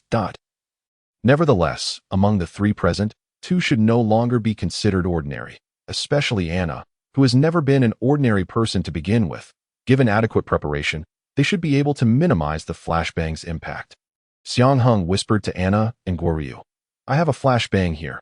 Be sure to shield your eyes when the time comes, and we will charge out from the 3 o'clock direction. He then spoke privately to Anna. I might be affected by the flashbang. Do not worry, I will ensure your safety, she replied. The words sounded somewhat peculiar. At that moment, Anna and Guoryu flanked Xiang Heng. In his hand, he had already retrieved the flashbang from the system's backpack. Just as the black zombie lunged forward, Xiang Heng shouted, Duck! He then hurled the flashbang into the air, which erupted in a blinding light and a thunderous noise mere seconds later. The three closed their eyes and bowed their heads, silently counting to 5. Good heavens, the flashbang's power is astonishing. Even the light reflecting off the floor easily penetrated their eyelids. The cacophony rendered Xiang Heng incapable of discerning the changes occurring around him. Had it not been for their prior preparation, he would have been utterly disoriented in that fleeting moment, having underestimated the flashbang's might. Presently, he could only place his hopes in Anna. Yet, a profound silence enveloped them. The black zombies did not howl in response to the flashbang. In such a scenario, each passing second felt interminable to Xiang Heng. Finally, a hand grasped his. Run. It was Anna. Prepared as she was, Anna was not affected by the flashbang. And Guoryu experienced minimal impact. The trio swiftly surged towards the 3 o'clock direction. Anna scooped up Xiang Heng, and with Guoryu, they leapt over the horde of zombies. temporarily blinded by the flashbang. The zombies were unable to accurately gauge the movements of Xiang Heng and his companions. They reached the wall. Guoruayu quickly breached the wall. Xiang Heng urged. Yet Guoruayu seized Xiang Heng from Anna's grasp. Anna, you take care of the breach. What on earth are you doing? Anna complained. Yet she understood the urgency and swiftly used her sharp, robust nails to carve a square opening in the wall. Light streamed through the gap. Xiang Heng's vision partially returned as he pushed Guoruayu aside and leaned down to peer out. Below lay a steep slope, with a platform positioned at approximately the second zone, which could serve as a landing spot. Anna, can you jump down? No problem. Guoruayu, follow closely. Anna was always quick in her actions. She hoisted the unprepared Xiang Heng and leapt down. Xiang Heng, accustomed to such endeavors, calmly closed his eyes. Guoruayu glanced at the platform, which was significantly higher than the previous 5 stories. With his extensive experience, he swiftly turned and grasped a black zombie, still disoriented, and jumped down alongside it. After Anna landed on the platform, Guoruayu followed suit. Using the black zombie as a cushion, the black zombie promptly coughed up a substantial amount of blood. Our predicament has likely been detected by that puppet master. We must leave this place as swiftly as possible. Allow me to handle the path ahead. Anna swiftly decapitated the bloodied zombie and demolished the wall of the second zone. The white zombies within the second zone, still bewildered by the unfolding events, were met with the fierce charge of Anna and Guoruayu, who were accompanied by Xiang Heng. After a flurry of slaughter, they successfully entered the elevator to leave here. We must traverse through the first zone after passing through the second zone, Xiang Heng murmured. Let us hope that Puppet Master does not catch on. Unfortunately, when the elevator doors opened, they were met with an overwhelming horde of zombies, including formidable black zombies. As Xiang Heng attempted to close the elevator doors, he discovered that the elevator had ceased to respond. This situation could aptly be termed being besieged from all sides. Breaking through such a vast number of zombies was an impossibility for just the 3 of them. Anna quietly shielded Xiang Heng, resolutely deciding that even if she were to perish, she would do so before him. Yet, to their surprise, the zombies did not rush towards them. Instead, they parted to create a path. A figure clad in a white lab coat approached. Name: Howard. Race: zombie combat ability, relatively weak, yet slightly stronger than you.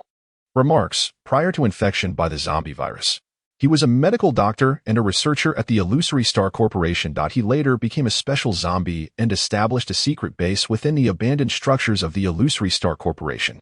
Ladies and gentlemen, I do not take kindly to unannounced visitors. Howard waved his hand in a gesture of dismissal, but please, do not be alarmed. I harbor no ill intentions. I understand. Had you possessed malicious intent, you would not be here, Xiang Heng replied, stepping past Anna to take the forefront. We would have already been torn apart by these zombies. Ha ha ha. Howard chuckled heartily. I'm glad you comprehend. Where have you taken our companions? Xiang Heng inquired directly. Having noted Howard's introduction, he believed there was potential for dialogue. Very well. You will accompany me to a certain location. I hope you will cooperate and refrain from any unnecessary actions. Xiang Heng glanced back at Anna and Guoruayu, who nodded in agreement. Then please, lead the way. Ding. Task: escape achieved. Rewards: experience points 30, monster coins 10, malicious doll 1. Is it possible that the task has been completed, implying that the danger has been averted? Regardless, the current developments are not too dire. At the very least, Howard and his horde of zombies do not overtly display hostility. 3 black zombies consistently trailed Howard as he led Xiang Heng and his companions to a concealed elevator. This elevator descends to the 3rd underground level. That is where my laboratory resides. I typically remain there, Howard explained. So why have you emerged today? Is it not because you intruded? A hint of complaint lingered in Howard's tone, but it quickly dissipated. Yet, your intrusion has proven fortuitous. What do you mean? I have no interest in playing word games with you. You will understand once we arrive. Upon arriving at the 3rd subterranean level, it was indeed as Howard had described, a vast laboratory filled with an array of experimental apparatus. Here, they beheld Ling Long, who had been seized by the black zombies. At this moment, she lay in a state of unconsciousness, confined within a transparent chamber, her body adorned with countless data transmission lines. The screens of the surrounding instruments displayed her vital signs. Rest assured, she was still alive. To allay any misunderstandings from Xiang Heng and the others, Howard preemptively clarified, my research has been stagnant for quite some time. She is a crucial experimental subject that can propel my work forward. Research, experimentation. It was evident that Howard was indeed scheming something in secret. At this juncture, a look of disappointment, defiance, yet resolute determination crossed Howard's face. "I aim to save humanity, to salvage this world." His tone suggested sincerity rather than deception. "Could you elaborate further?" Xiang Heng feigned ignorance of his name. "Just call me Dr. Howard." Howard approached the instruments, diligently scrutinizing the data displayed on the screens. To be candid, I too have been infected by the zombie virus and no longer qualify as human. Howard was a special type of zombie. A stroke of misfortune that was, paradoxically, a stroke of luck for him. The virus had enhanced his physical capabilities. Though it had seemingly not bestowed upon him any extraordinary powers. He was considerably weaker than other special zombies. Yet, he gradually discerned that his brain did not experience fatigue, and he no longer required sleep. Overjoyed, he believed that his true ability lay in the potential of his now enhanced intellect. He could have carved out a significant place in the world with this intellect. But the world had swiftly transformed. It had become a realm dominated by zombies. Within a span of mere years, humanity had dwindled to a fraction of its former self, and this planet had morphed into a paradise for the undead. At this moment, special zombies emerged. They realized they were not targets for the ordinary zombies and discovered they could control them. Augmented by the virus that endowed them with unique abilities, they considered themselves the sovereigns of this new world. Soon, an increasing number of special zombies congregated, forming an organization known as the Special Zombie Coalition. They scoured the land for surviving humans, intent on converting them into zombies. Should they become ordinary zombies, they would serve as subordinates. Should they transform into special zombies, they would be invited to join as companions. Thus, the organization grew ever more formidable. "But I will not permit such an occurrence," Howard declared, slamming his hand against the table. "These zombies can indeed be cured." He proceeded to introduce his research to the group. From the very onset of the first zombie outbreak, Howard had embarked on his study of the zombie virus. Even after becoming a special zombie, his research had not ceased. Zombies were a manifestation of the virus, fundamentally a disease. As with any ailment, there must be a remedy. Ultimately, he succeeded in developing a drug capable of curing zombification. "Wait," Xiang Heng interrupted Howard's exposition. "Are you claiming that you have formulated a drug that can cure zombification?" "Indeed. Ding. Task. Method for curing zombification has been completed. Rewards. Experience points 30. Monster coins 30. Zombie summoning scroll 1. Then why not cure these zombies?" Xiang Heng glanced at the nearby black zombies. "They are neither human nor ordinary zombies. They are organic life forms I created by merging human genes with the zombie virus." This revelation shattered the group's previous understanding that it turned out the black zombies were not merely the fourth stage of evolution from white zombies. "If you are referring to other zombies, I genuinely wish to cure them. But at present, it is impossible," Howard asserted with conviction. "The Special Zombie Coalition has its eyes on this matter. They would not take kindly to anyone discovering a cure for zombification. If I were to expose this information prematurely, it would only be a matter of time before they came after me. So what if they do? You've already controlled so many zombies, including these artificial ones. Are you truly afraid of them?"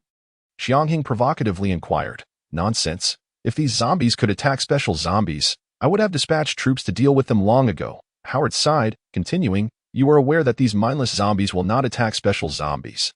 Then you could wield your drug as a weapon against those special zombies, transforming them back into humans," Xiang Heng suggested.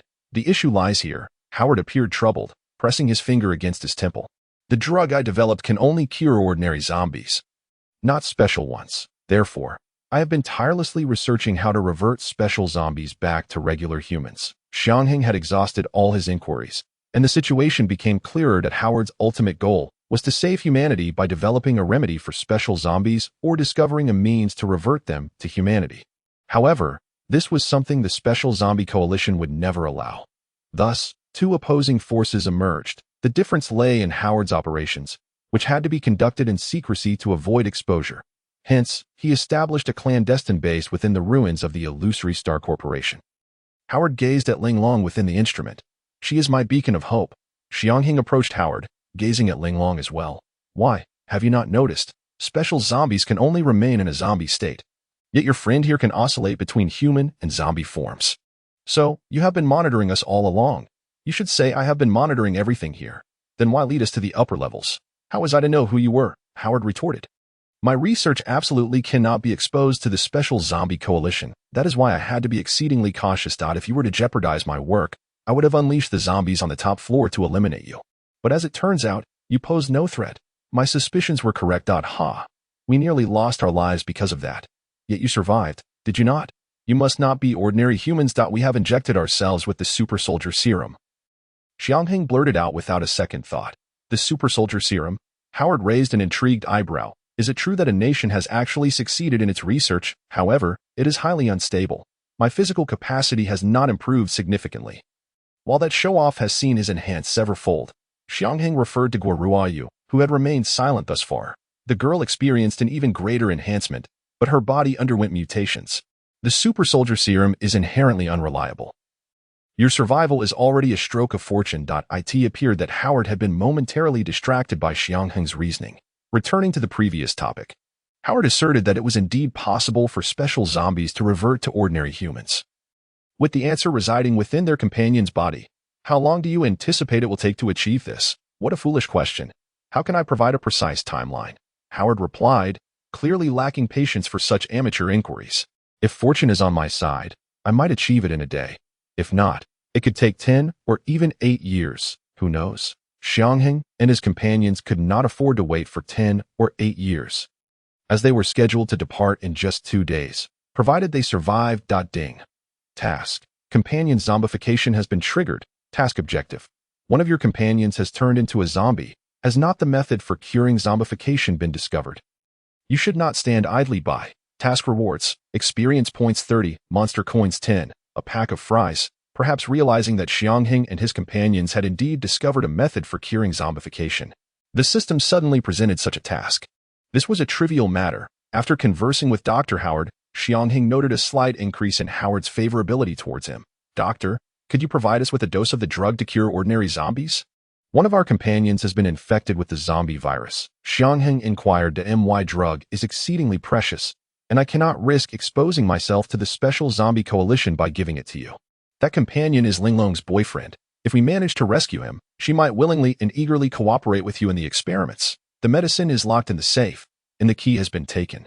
Indeed, for Howard, the paramount goal is to develop a cure for the special zombies. The drug is blue and contained within a syringe, resembling Linshin's superhero serum. Only one can be taken. I have a count of these medicines. Understood. So stingy. Xiang Heng retrieved the drug, preparing to return to school with Anna to save Junri. I will stay behind, Guo Ruoyu stated. Xiang Heng nodded, as that had been his intention as well. Linglong was still in Howard's grasp and could not be left alone in this situation. Although Howard was merely utilizing Linglong for experiments, she was effectively in a state of semi-imprisonment. Consequently, the task of rescuing Junri would have to be entrusted to Xiang Heng and the others along the way. I would pick up Angelou and Pikachu. This base was evidently far safer than the outside world. Very well. Guo Ruoyu hesitated for a while before uttering those 2 words. Xiang Heng discerned what Guo Ruoyu wished to convey and chuckled. Patting his shoulder, I shall be cautious. This fool actually died here. A man stood on the 5th floor of the teaching building, kicking the corpse of Chi Tian in the corridor. Though he was merely a low-level personnel, the existence of a creature capable of killing him within this academy seemed improbable. Another woman remarked. The man scoffed, stating that these low-level personnel were utterly inept, causing issues even while guarding this dilapidated place.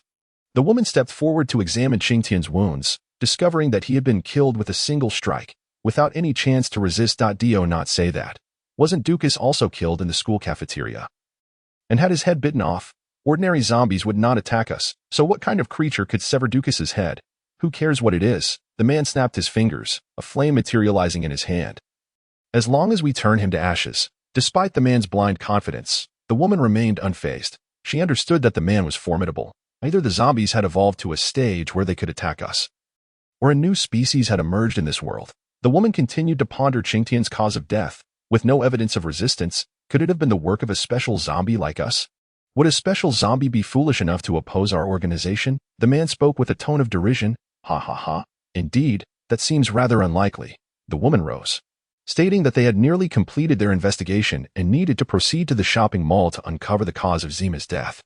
Valor, I've found him, Anna exclaimed as she discovered Junri tightly bound in a classroom. Meanwhile, Xiang Heng was examining Qingtian's corpse. Anna peeked her head out of the classroom, asking, "What is the matter? What is so interesting?" "His body has been tampered with," Xiang Heng replied. "Oh, what's so surprising about that?" "Perhaps it was Linglong," Anna suggested. However, Linglong was a girl, and the additional footprints on the corpse were clearly those of a man. Xiang Heng was perplexed. It could also be a zombie. Who knows? Anna abruptly pulled Xiang Heng into the classroom where Junri was located. She took the blue potion from Xiang Heng, preparing to treat Junri, perhaps due to not having tasted human flesh for too long. Junri frantically attempted to bite Anna. She did not indulge him. With a swift slap, she injected the potion into his neck. The drug took effect rapidly. Junri convulsed a few times before losing consciousness. Or perhaps it was due to Anna's strike. Xiang Heng remained preoccupied with the mystery surrounding Qi Tian.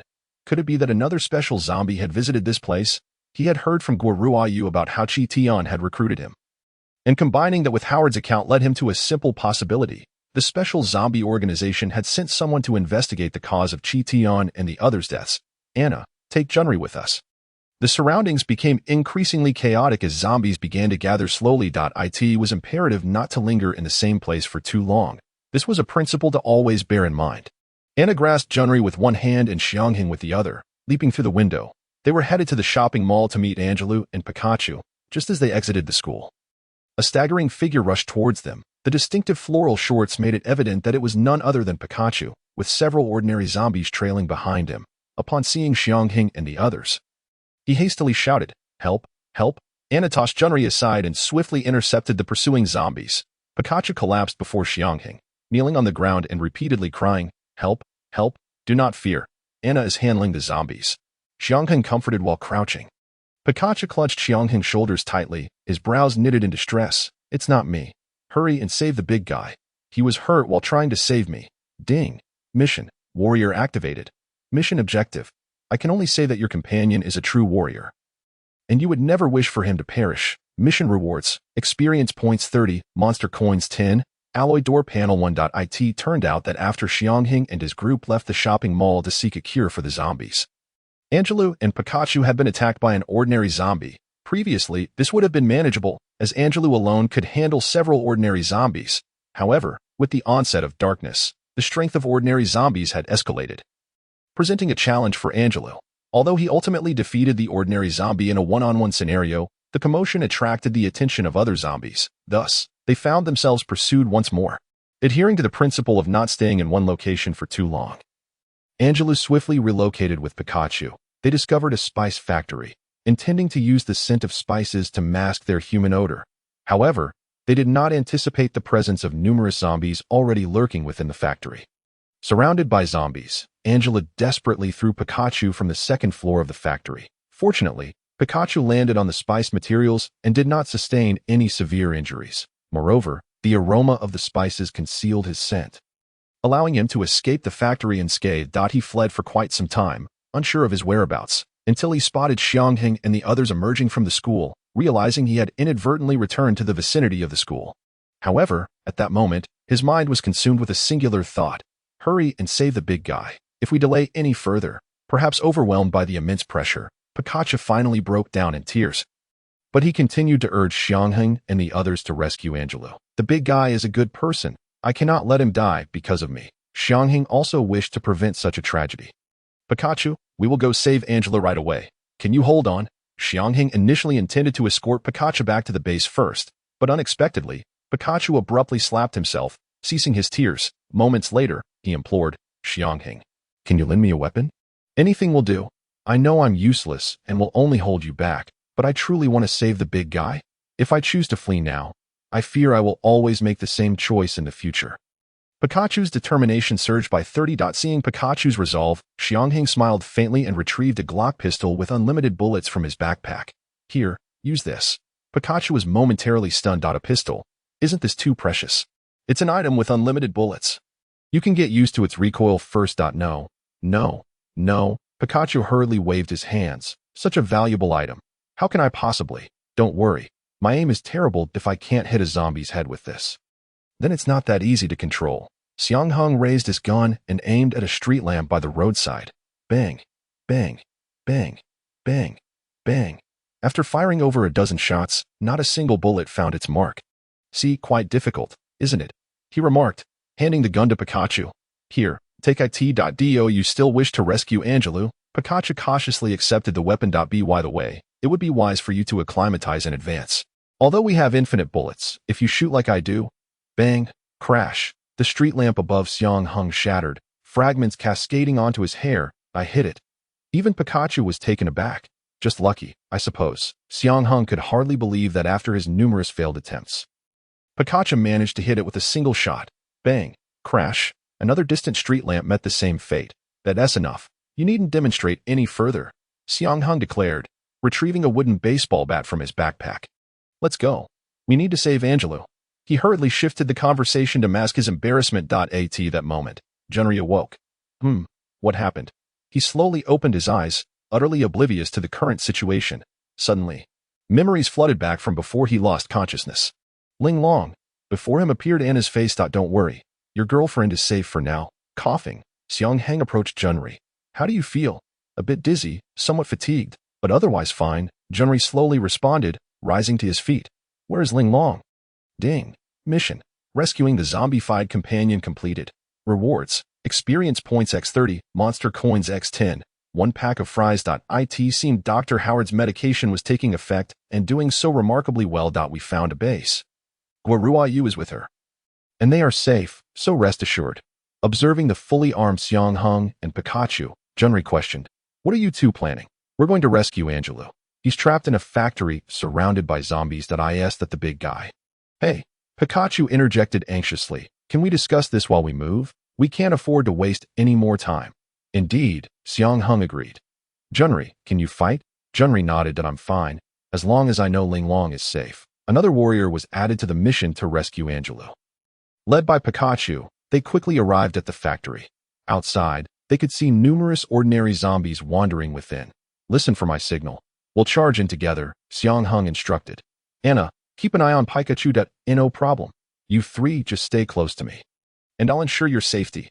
Junri brandished a steel pipe, his chosen weapon. Are you really that formidable? She's incredibly strong. Pikachu exclaimed. She's my hero. Flattered by the compliment, Anna replied, with that kind of praise, I won't let you be bullied.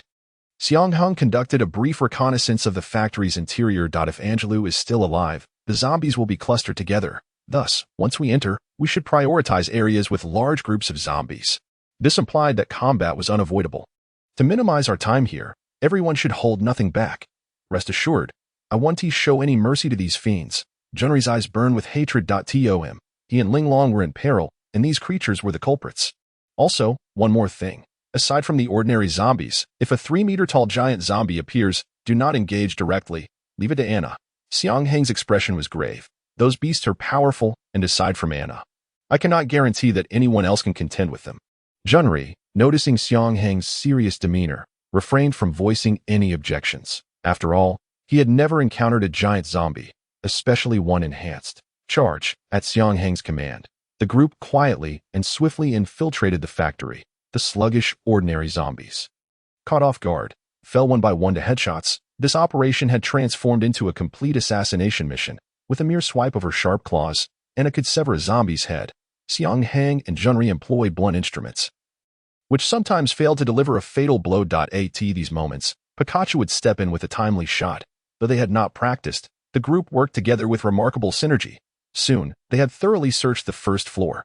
Following their plan, they swiftly checked the second and third floors, reaching the top. This isn't right. We've scoured nearly every corner. Yet there's no sign of Angelou, Junri remarked. He hasn't already been. Anna hesitated. Pikachu, panting heavily, could not hide his anxiety, frustration, and unwillingness. He too understood that Angelou's situation was dire. Just then, a statement from Xiang Heng reignited his hope. Isn't that a door panel belonging to Angela down there? Below, a plethora of boxes stuffed with spice-making materials lay scattered. A door panel lay inverted atop the materials, highly conspicuous. Big guy, Pikachu dashed down the stairs, preferring not to deal with the stairs. Anna swiftly caught up with Pikachu, effortlessly lifting both of them and jumping down. Damn, I need to find a way to boost my stamina, Xiang Heng mused, crossing his arms. He wished to avoid being carried around like this. Surely, he preferred the sensation of leaping across rooftops himself.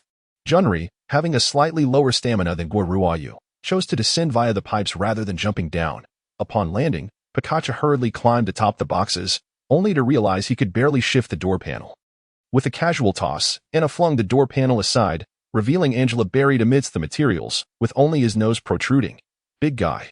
Ding. Mission. Warrior completed. Rewards. Experience points x30, monster coins x10. Alloy door panel X1. Pikachu cautiously checked Angelou's breathing. He is still alive. With Anna's assistance, Angelou was pulled free. His body was covered in bruises, but thankfully, there were no bites or scratches inflicted by zombies. After all, the zombies' damage was absorbed by the door panel. As evidenced by its condition. It seemed Angelou had been forced to the upper floors, and upon seeing the boxes filled with materials below, had taken a desperate leap, successfully evading the zombies thanks to the scent of the materials. He had used his last ounce of strength to conceal himself behind the damaged door panel, passing out amidst the materials. It appeared he would remain unconscious for now. We must find a way to bring him along. Without a doubt, this task would fall to Anna. However, Anna seemed unconcerned. For her, carrying Angelou was as effortless as handling a bunch of grapes. With their objectives fully accomplished, the group swiftly departed, heading towards the Illusion Star Company. In the distance, atop a tall building, the man and woman who had appeared at the academy gazed towards the direction of the spice factory. The woman signaled with an OK gesture, peering through the O into the distance. Found them. How many? 5, 4 men and 1 woman. Are they the ones who took down Zima? Uncertain. But that big guy certainly escaped from the shopping mall. He didn't turn into a zombie. That big guy is quite strong. By human standards. Humph. It doesn't matter. I can handle them all myself. Not necessarily, the woman replied, her gaze fixated on Anna, who was carrying Angelou. That woman with the eye patch is formidable as well. By human standards, the woman shook her head. By your standards, such words can incite the ire of a man. Could I ever be outdone by a woman? With that, he prepared to leap from the building in pursuit of Xiang Heng and his companions. The woman swiftly intervened, urging him to remain calm, for it seemed they were headed somewhere of significance, likely their lair, and suggested they follow discreetly. How could I possibly swallow this indignation? The man's reckless demeanor starkly contrasted with the woman's cautious nature. Silence. The woman's expression and tone suddenly turned frigid, a veil of white mist materializing around her. I have spoken. Do not act impulsively. The man was taken aback, clearly not anticipating such a strong reaction from her. Understood, he replied. The woman regained her smile, and the mist dissipated. She shifted her focus back to Junri. Compared to the one-eyed woman, this man was of greater interest. Huh? He inquired, what merits such attention? The woman offered no reply. Lost in thought, I recall encountering a zombie in school that bore a striking resemblance to him. Though it seems improbable, it must be mere coincidence. The man, noticing her silence, dared not speak further. The woman grew increasingly uneasy. It couldn't be, could it? If true, this matter far outweighed the deaths of Zima and the one-eyed woman. By now, Xiang Heng and his group had ventured far, and she firmly stated, follow them. With that, she leapt from the upper floor. Upon returning to the Illusion Star Company, Xiang Heng and his companions accessed the underground laboratory via a concealed elevator. Howard had already transferred Ling Long from the apparatus to the examination table. Ling Long, upon seeing her, Junri's anxiety momentarily evaporated. Goryu hastily restrained him, assuring him, fear not, she is merely injured. Xiang Heng echoed from behind. Ling Long is only hurt. The doctor is attending to her. Once Junri had calmed down, Xiang Heng provided him with an overview of the current situation and the events that had transpired. It was then that Junri learned about the hierarchy among zombies and the existence of special zombies. So, Ling Long had been infected and could be treated with the serum developed by the doctor. However, Ling Long had transformed into a special zombie, and the doctor was researching a method to revert special zombies back to ordinary humans. At that moment, Howard approached. How is it? Junri asked with urgency. Not very promising, Howard replied with a grim expression. The special zombie's body inherently possesses antibodies against the zombie virus. Thus, theoretically, special zombies are not ill but rather evolved. Xiang Heng interjected. Howard nodded in agreement. Indeed, the zombie virus did not turn her into a zombie. It instead unlocked her potential, elevating her above ordinary humans. Then why must I be treated? Ling Long, having awakened, opened her eyes. She had been conscious for some time, and upon seeing Junri beside her, felt a surge of emotion. Realizing she was not in peril, her captors had restrained her, but did not harm her. On the contrary, they had aided in rescuing Junri. Once she regained her composure, she overheard their earlier conversation. If I am superior to humans, is that not a fortuitous circumstance? Howard, gauging the effects of the anesthesia, noted that Ling Long's awakening was not a surprise. He elaborated on the organization of the special zombies, stating, in essence, I have discovered a method to treat zombies and do not oppose the existence of special zombies. However, their desire to dominate the world through the control of zombies is something I cannot condone. To combat the special zombie organization, I must devise a way to revert special zombies to their human forms. Why study me then? Linglong asked, perplexed. You are unique, Howard replied solemnly. Ordinary special zombies can only maintain a zombie form, but you are the first capable of transitioning between zombie and human states. The irises of ordinary humans are brown, blue, or green, whereas those of special zombies are red. This characteristic indicates that Linglong possesses two distinct states. Upon hearing this, Linglong recalled her first transformation, while on the upper floor. She had witnessed Chi Tian battling Guo Ruoyu in the square and perceived Chi Tian as an adversary. Fueled by her hatred for zombies due to Junri's infection, she had transformed into a special zombie out of rage. When Chi Tian retreated to the teaching building, Linglong confronted her, and in a moment of carelessness, Chi Tian was defeated. Her second transformation occurred in the underground warehouse of a shopping plaza while seeking an antidote from Xiang Heng. The third happened at the Illusion Star Company, where Howard discovered her and cordially invited her to the underground laboratory. Since you can revert to your human state, it implies that special zombies can indeed return to humanity, Howard said, gazing at Linglong with earnestness. You are my hope, and the hope of all humanity. Linglong scratched her head, astonished at the immense value she possessed. For safety's sake, may I take some of your blood? Howard inquired politely. How could that be? Junri was about to refuse when Linglong intervened. Of course. Linglong sensed that this Dr. Howard was one of the rare beings in the horror game capable of communication, and fostering a good relationship with him would be advantageous, given Linglong's agreement. Junri felt it inappropriate to object. Howard extracted only 300 milliliters of blood, a negligible amount for Linglong, who now enjoyed enhanced combat prowess and physical attributes due to the dual influence of the horror game and the zombie virus. At that moment, a shrill alarm pierced the laboratory. Ding! Mission to protect Howard has been triggered. Mission details. What has happened? What has happened? What has happened? What has happened? Get to the point. It seemed danger was imminent, and they were instructed to safeguard Howard during this incident. Mission rewards included experience points, monster coins, and a random ninjutsu scroll. What is going on? Pika inquired urgently, having just settled Angelou with Anna's assistance. Though Angela's injuries were superficial, he was somewhat fatigued. Howard had provided him with a nutrient solution, yet he remained unconscious. Howard hastily accessed the surveillance footage, revealing that outsiders were approaching the Illusion Star Company. You have been monitoring the area around the Illusion Star Company all along. Xiang Heng leaned in. Of course, all my actions are conducted in secrecy. If the special zombie organization were to discover me, it would be disastrous. When Xiang Heng and his group first arrived at the Illusion Star Company, all their movements were under Howard's scrutiny. Locating the suspicious individuals, Howard confirmed their identities through iris scanning.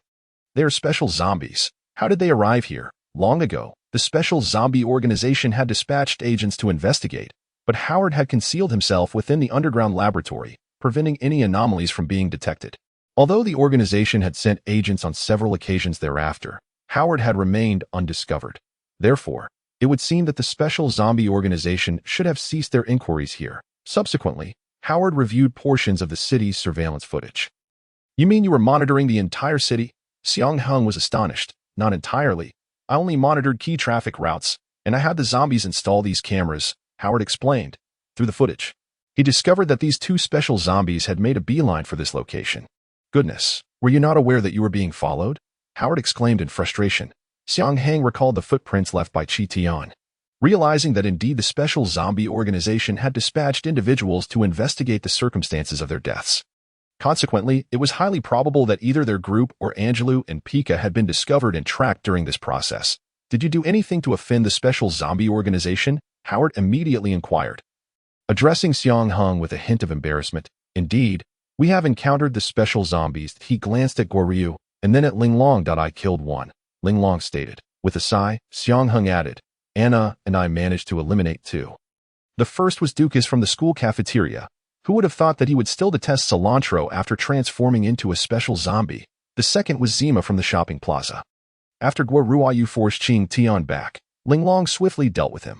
Astonishingly, 3 special zombies had perished at their hands. It is evident that you have attracted the attention of the special zombie organization, Howard remarked, visibly relieved. Thank goodness, my research remains concealed. What should we do now? Pika inquired. What else is there to say?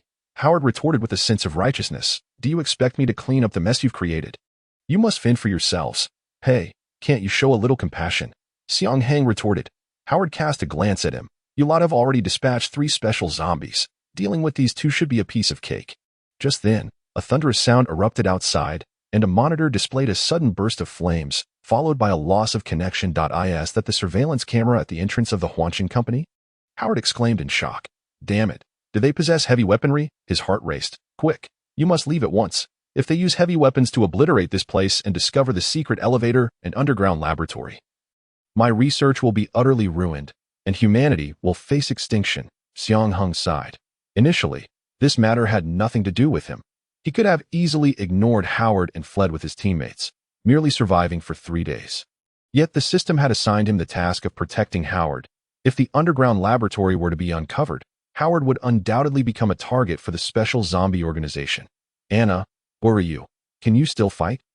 Of course, Anna replied, removing her mask and licking her lips. Those two look quite delectable. I'm fine, Guoruayu affirmed. What about me? Junri asked. Linglong cannot leave just yet. Angelou is still unconscious, and Pika is unable to fight. Xiang Heng patted Junri's shoulder. You should stay here. In case of an emergency, it would provide some insurance. That moment, the man capable of conjuring fireballs was wreaking havoc in the lobby of the Huanqing company. Ha, cowards. Are you too frightened to come out? Just run away with your tails between your legs. Name, Chizuan race, zombie combat ability. You are already someone who has cleared a horror script. You should possess the ability to judge for yourself. Note, before becoming a zombie, he was a professional race car driver, known for his reckless nature and love for thrills. After transforming into a special zombie, his character flaws have become even more pronounced. No, wait. Chizuan suddenly realized he had misspoken and quickly corrected himself. Whatever you do, don't run away. You must come out and fight me. He craved excitement and wished to prove himself stronger than the one-eyed woman. Noticing no one emerging, he conjured another fireball, preparing to unleash it. A Xiang Heng knife struck, and Chizuan evaded the attack with a leap, interrupting the spell of the fireball in the process. Guoruayu appeared out of thin air. Oh, a new face. It seems Dong Ling was right. This is indeed your lair. Dong Ling was the name of that woman.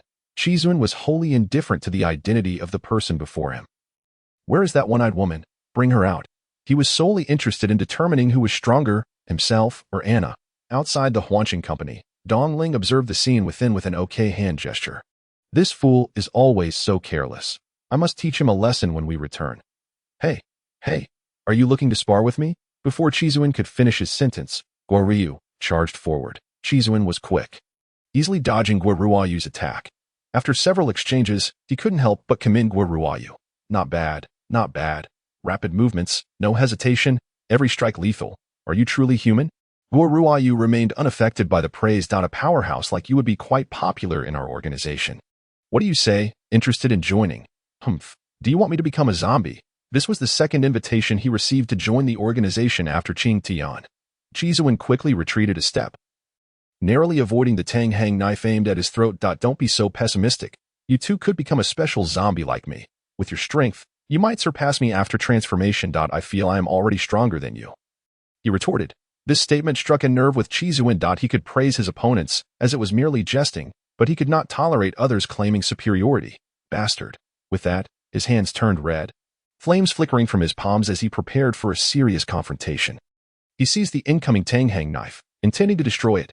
Guoruayu was swift. With a forceful twist, he freed the knife from Chizuan's grasp. It wasn't an ordinary knife. Had it been a regular knife, Chizuan could have easily destroyed it. The temperature in his hands had reached around 300 degrees, and it could rise even higher. With such heat, he could obliterate most common metal tools. Yet he found that Guoruayu's knife remained unscathed. Little did he know that the Xiang Heng knife in Guoruayu's possession was a system item obtained by Xiang Heng upon completing a task, inherently superior to the Xiang Heng knife in the real world. Guoruayu cast a glance at his knife, feeling a twinge of dissatisfaction. He had not yet fully committed to the fight. It wasn't that he didn't want to. Given the chance, he would have liked to strike down his opponent immediately. However, he was incapable of doing so. The Xiang Heng knife was dull. Dulling refers to the lack of sharpening at the blade's edge, preventing the steel from becoming exposed and the knife from achieving sharpness. A dull knife could only be used for ordinary bludgeoning. A sharpened knife could deliver slashes and thrusts, significantly increasing its lethality. It was precisely because his knife was unsharpened that Guoruayu had allowed Anna to cut an opening in the wall during their escape from the 160 floors. As the Xiang Heng knife was utterly ineffective for such tasks, had his katana remained intact or the Xiang Heng knife been sharpened, He might have already dispatched Chizun.at that moment.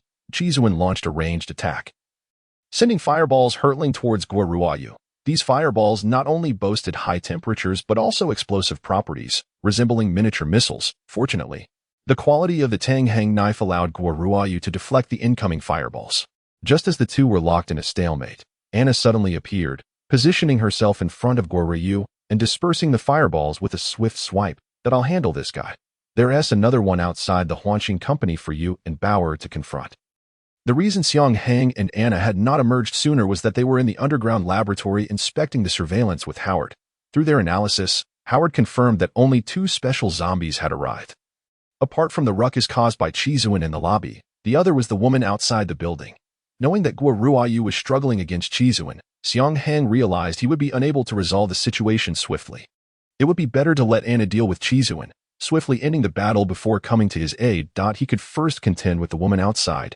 Resolving her would be ideal, but even if he couldn't, he needed to buy time. Ha ha ha, you finally emerged. I've been waiting for you. Chizun paid no mind to Xiang Heng and Guoruayu as they departed, reveling in the excitement of Anna's appearance. Dongling said you might be stronger than me, and that is something I cannot accept. Anna silently removed her mask, revealing a deep, jagged crack. What happened to your mouth? Anna mischievously smiled and chuckled. Hee, I am famished. Meanwhile, Xiang Heng brought Guoruayu to the location where Dongling was situated. Without uttering a word, he hurled a shuriken. Dongling leapt down from the tree, evading the attack with agility. She had been closely observing the situation within the Illusion Star Corporation and, upon noticing the 2 individuals rushing towards her, realized she had been discovered. Thus she had already prepared for this eventuality. This place was indeed peculiar. It seemed necessary to report back and conduct a thorough investigation. Name: Dongling race, zombie combat ability. As one who has traversed through a horror script, you should possess the capacity to assess this yourself. Remarks: prior to becoming a zombie, she was a meticulous corporate employee with formidable professional skills. After transforming into a special zombie, she distinguished herself within the special zombie organization due to her exceptional information processing abilities, rendering her capabilities quite formidable. Beware, this woman is a force to be reckoned with, Xiang Heng cautioned. Not acting rashly. That's quite prudent, for I too have a few inquiries. Dongling initiated the dialogue. Oh, this is precisely what Xiang Heng hoped would occur. I wonder what you wish to ask. Regrettably, some matters I fear I cannot elaborate on. Dongling smiled and shook her head, indicating that it was of no concern. You do not carry the scent of zombies. Nor are you special zombies. Are you human? Since you are aware, why feign ignorance? Ha ha ha. Dongling chuckled lightly. I am merely curious. Your combat prowess far exceeds that of ordinary humans, a feat not easily achieved through mere training. We have injected super soldier serum, so what? Xiang Heng replied proudly, hands on his hips. Super soldier serum. Dongling mused skeptically. Does such a thing truly exist? Believe it or not. I find it intriguing. You are quite similar to us, both having unlocked potential due to certain circumstances. Dongling speculated. Is it possible that you were initially destined to become special zombies, acquiring abilities that transcend humanity, and during this process, discovered a method or utilized a substance that reverted you back to humanity while retaining those powers? Xiang Heng felt a cold sweat trickle down his spine. This woman's intuition seemed exceedingly sharp. How long have you been tailing us? Well, Dongling pouted slightly. To be precise, since the shopping plaza, though you must have visited a school. I noticed one of your companions bore a striking resemblance to a zombie I have encountered. At this point, Xiang Heng grasped many things but continued to feign ignorance. Perhaps it's merely a coincidence in appearance. Such an explanation hardly seems plausible for an astute individual. Dongling fixed her gaze firmly on Xiang Heng. Have you developed something that can cure zombies? Damn, we've been exposed. There was no way one would notice the resemblance between an ordinary zombie and another. It could only be said that this woman's mind was exceedingly meticulous. She had determined the existence of a cure for zombies from the outset, yet she still engaged in deliberate probing. It remained uncertain whether the matter of the cure had been reported to her organization, but this woman could not be allowed to remain. I fear I cannot allow you to leave here. Xiang Heng coldly regarded Dongling, pointing a finger decisively. It shall be you. Go ahead, show your prowess. Guoruayu delivered a kick to Xiang Heng from behind before launching an attack on Dongling. Dongling had anticipated this scenario. Despite her seemingly delicate appearance, she was formidable. With a swift motion, she sent forth a mist of water. Guoruayu dodged, Evading the mist, the water mist collided with a nearby structure, instantly freezing the impacted area. Xiang Heng patted his backside and approached, poking the frozen spot with his finger. The ice shattered instantly, revealing that the internal structure had been irrevocably damaged by the extreme cold. Damn, that's definitely cryogenic air. Dongling frowned. Though I do not comprehend why you would adopt such a juvenile name. This mist of mine is indeed frigid. The evidence proved that Dongling was not lying. The fireball from Qizun could be blocked by Tang Heng's blade, but there was no means to counter Dongling's mist. Retreat was the only option. Approaching Dongling was perilous. Possessing long-range attack capabilities would provide a safer alternative. However, Xiang Heng's only ranged weapon, the shuriken, had already been thrown. Should he be struck by Dongling's absolute cryogenic air, he would either perish or be gravely injured. Now, all hope rested on Guo Ruoyu. Though it remained uncertain whether he possessed long-range attack capabilities, Guo Ruoyu retracted his Tang Heng blade and removed a necklace from around his neck. The necklace bore a ring with 6 sharp fangs. He removed the ring and donned it on his index finger. Name: Spirit Strike Ring Type. Weapon effect: concentrates physical strength in the finger, then releases it in the form of a shockwave. Remarks: modified from one of the 7 detective tools of the spirit world, the Spirit Strike Ring, allowing ordinary individuals to wield it as a weapon. It is important to note that it will consume a significant amount of stamina. Xiang Heng acquired this information about the item through the system. With Guo Ruoyu's capabilities, the shockwave he could produce would be approximately 3 times the power of his fist. Concentrating more stamina would yield even greater strength. This was the long-range attack Guo Ruoyu commanded. Both Xiang Heng and Guo Ruoyu understood that utilizing this weapon meant a swift resolution was imperative. Damn, I really shouldn't have come to complicate matters.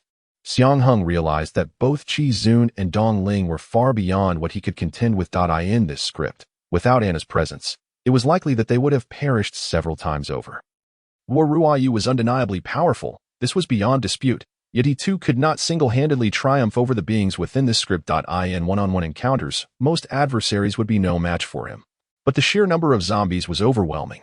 As for Angelou and Pika, without the assistance of their companions, their survival rate in this script would languish at a pitiful 0.0003. Junri and Ling Long had already navigated through horror games multiple times. Yet at best, they could only match the level of white zombies. When faced with hordes of zombies or the black zombies created by Howard, they too would meet their demise. As for Xiang Heng, a single giant zombie, alongside several ordinary ones, could easily tear him apart. It could be said that this script posed a dire threat to players who normally participated in horror games. Their ability to endure until now was largely attributable to Anna as a variable. Of course, excluding Anna, this script also harbored another variable: the infection of the zombie virus. If someone like Junri were to be infected and failed to secure a cure from Howard, there would be no hope. Ling Long, however, was an exception. The likelihood of transforming into a special zombie was indeed minimal, yet not impossible. Players like Ling Long, who became special zombies after infection, could essentially declare victory. Zombies would no longer pose a threat to her. Even if the special zombie organization were to locate her, she could easily comply with any demands. After all, in 3 days, she would vanish without a trace. Yet discussing such matters now was merely hindsight, for they had already triggered a significant developmental pathway. In this script, Xiang Heng felt utterly superfluous. He understood that the favorability system would struggle to function effectively in this narrative.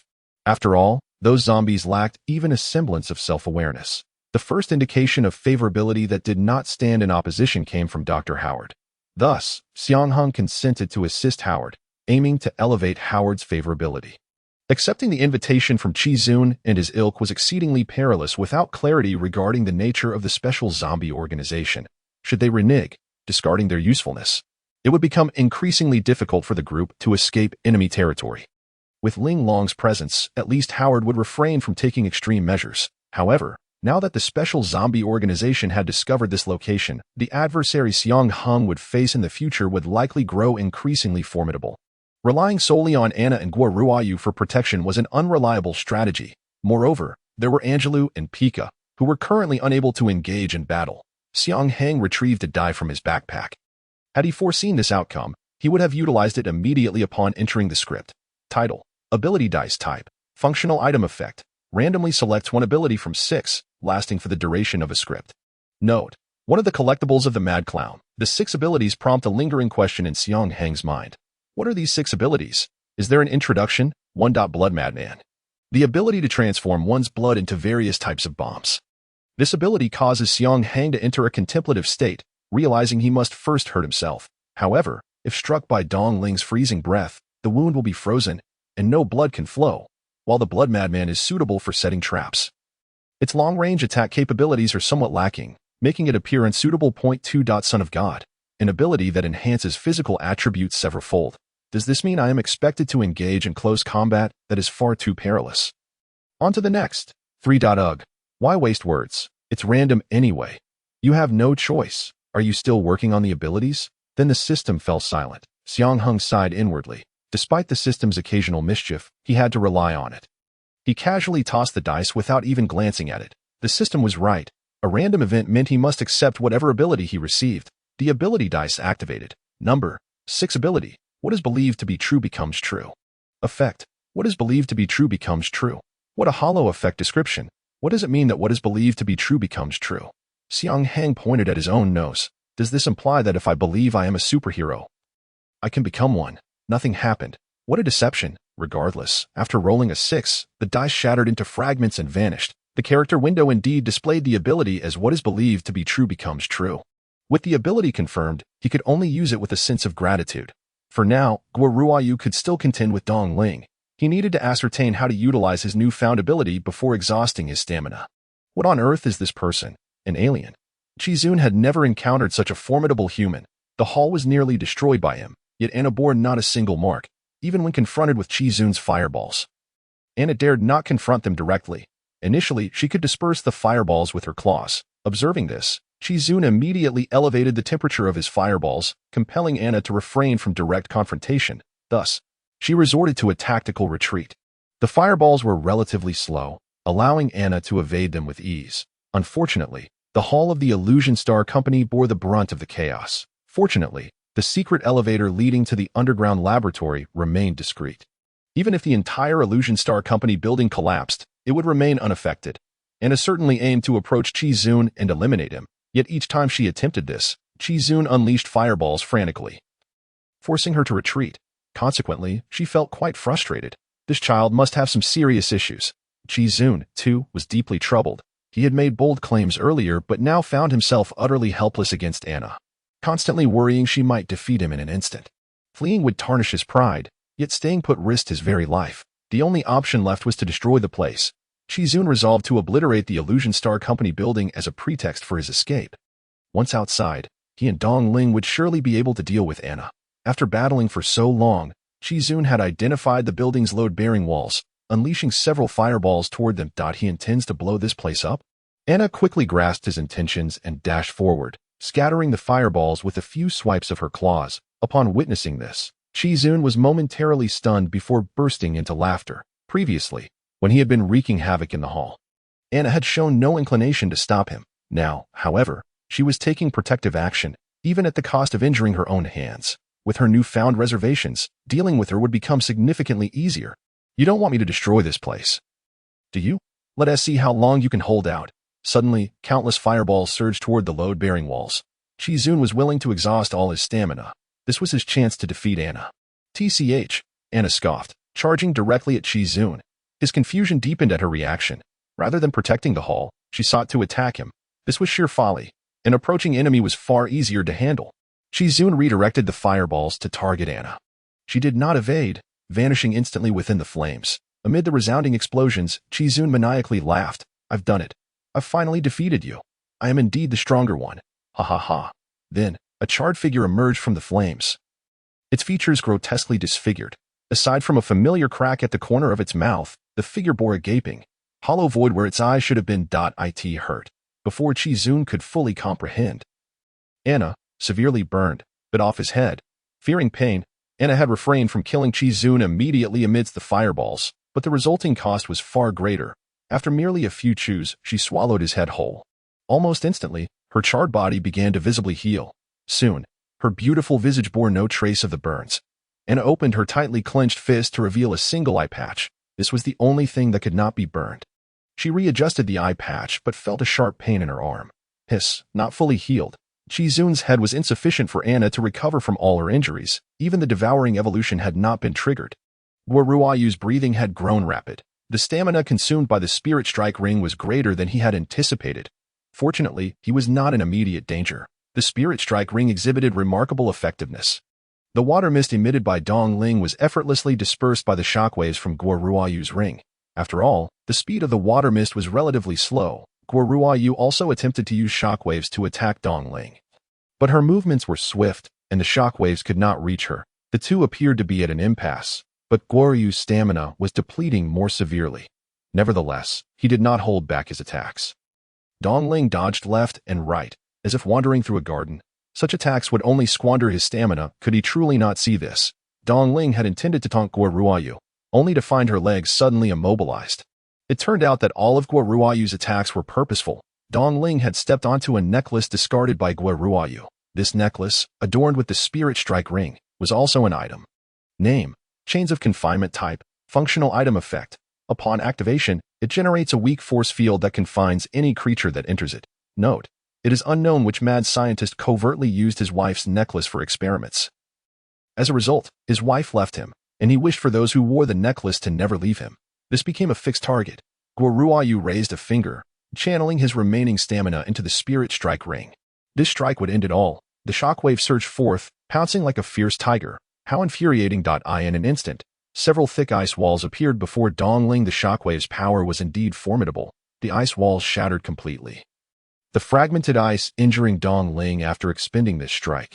Guo Ruoyu was utterly drained. Aside from standing and moving slowly, he could no longer unleash shockwaves, or he would surely collapse. He had not anticipated Dongling's ability to conjure ice out of thin air, which led him to strike without reservation.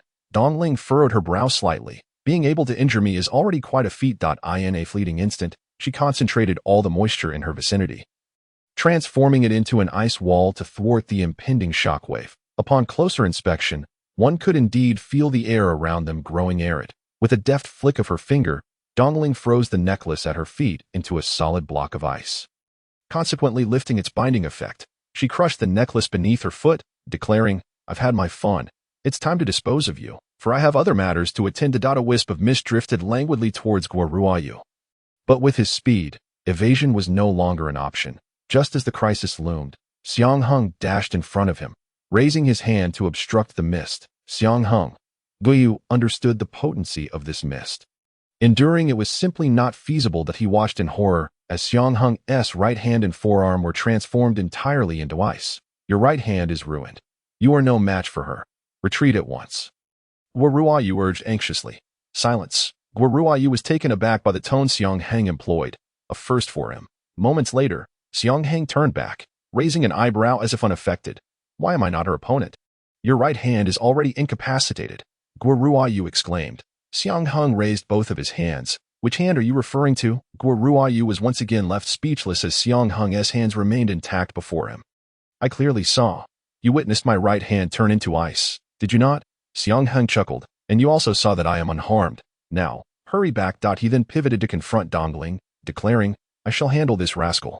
Though he wished to implore Guo Ruoyu to fetch reinforcements, he understood that he was no longer a combatant. Remaining here would only serve as a burden.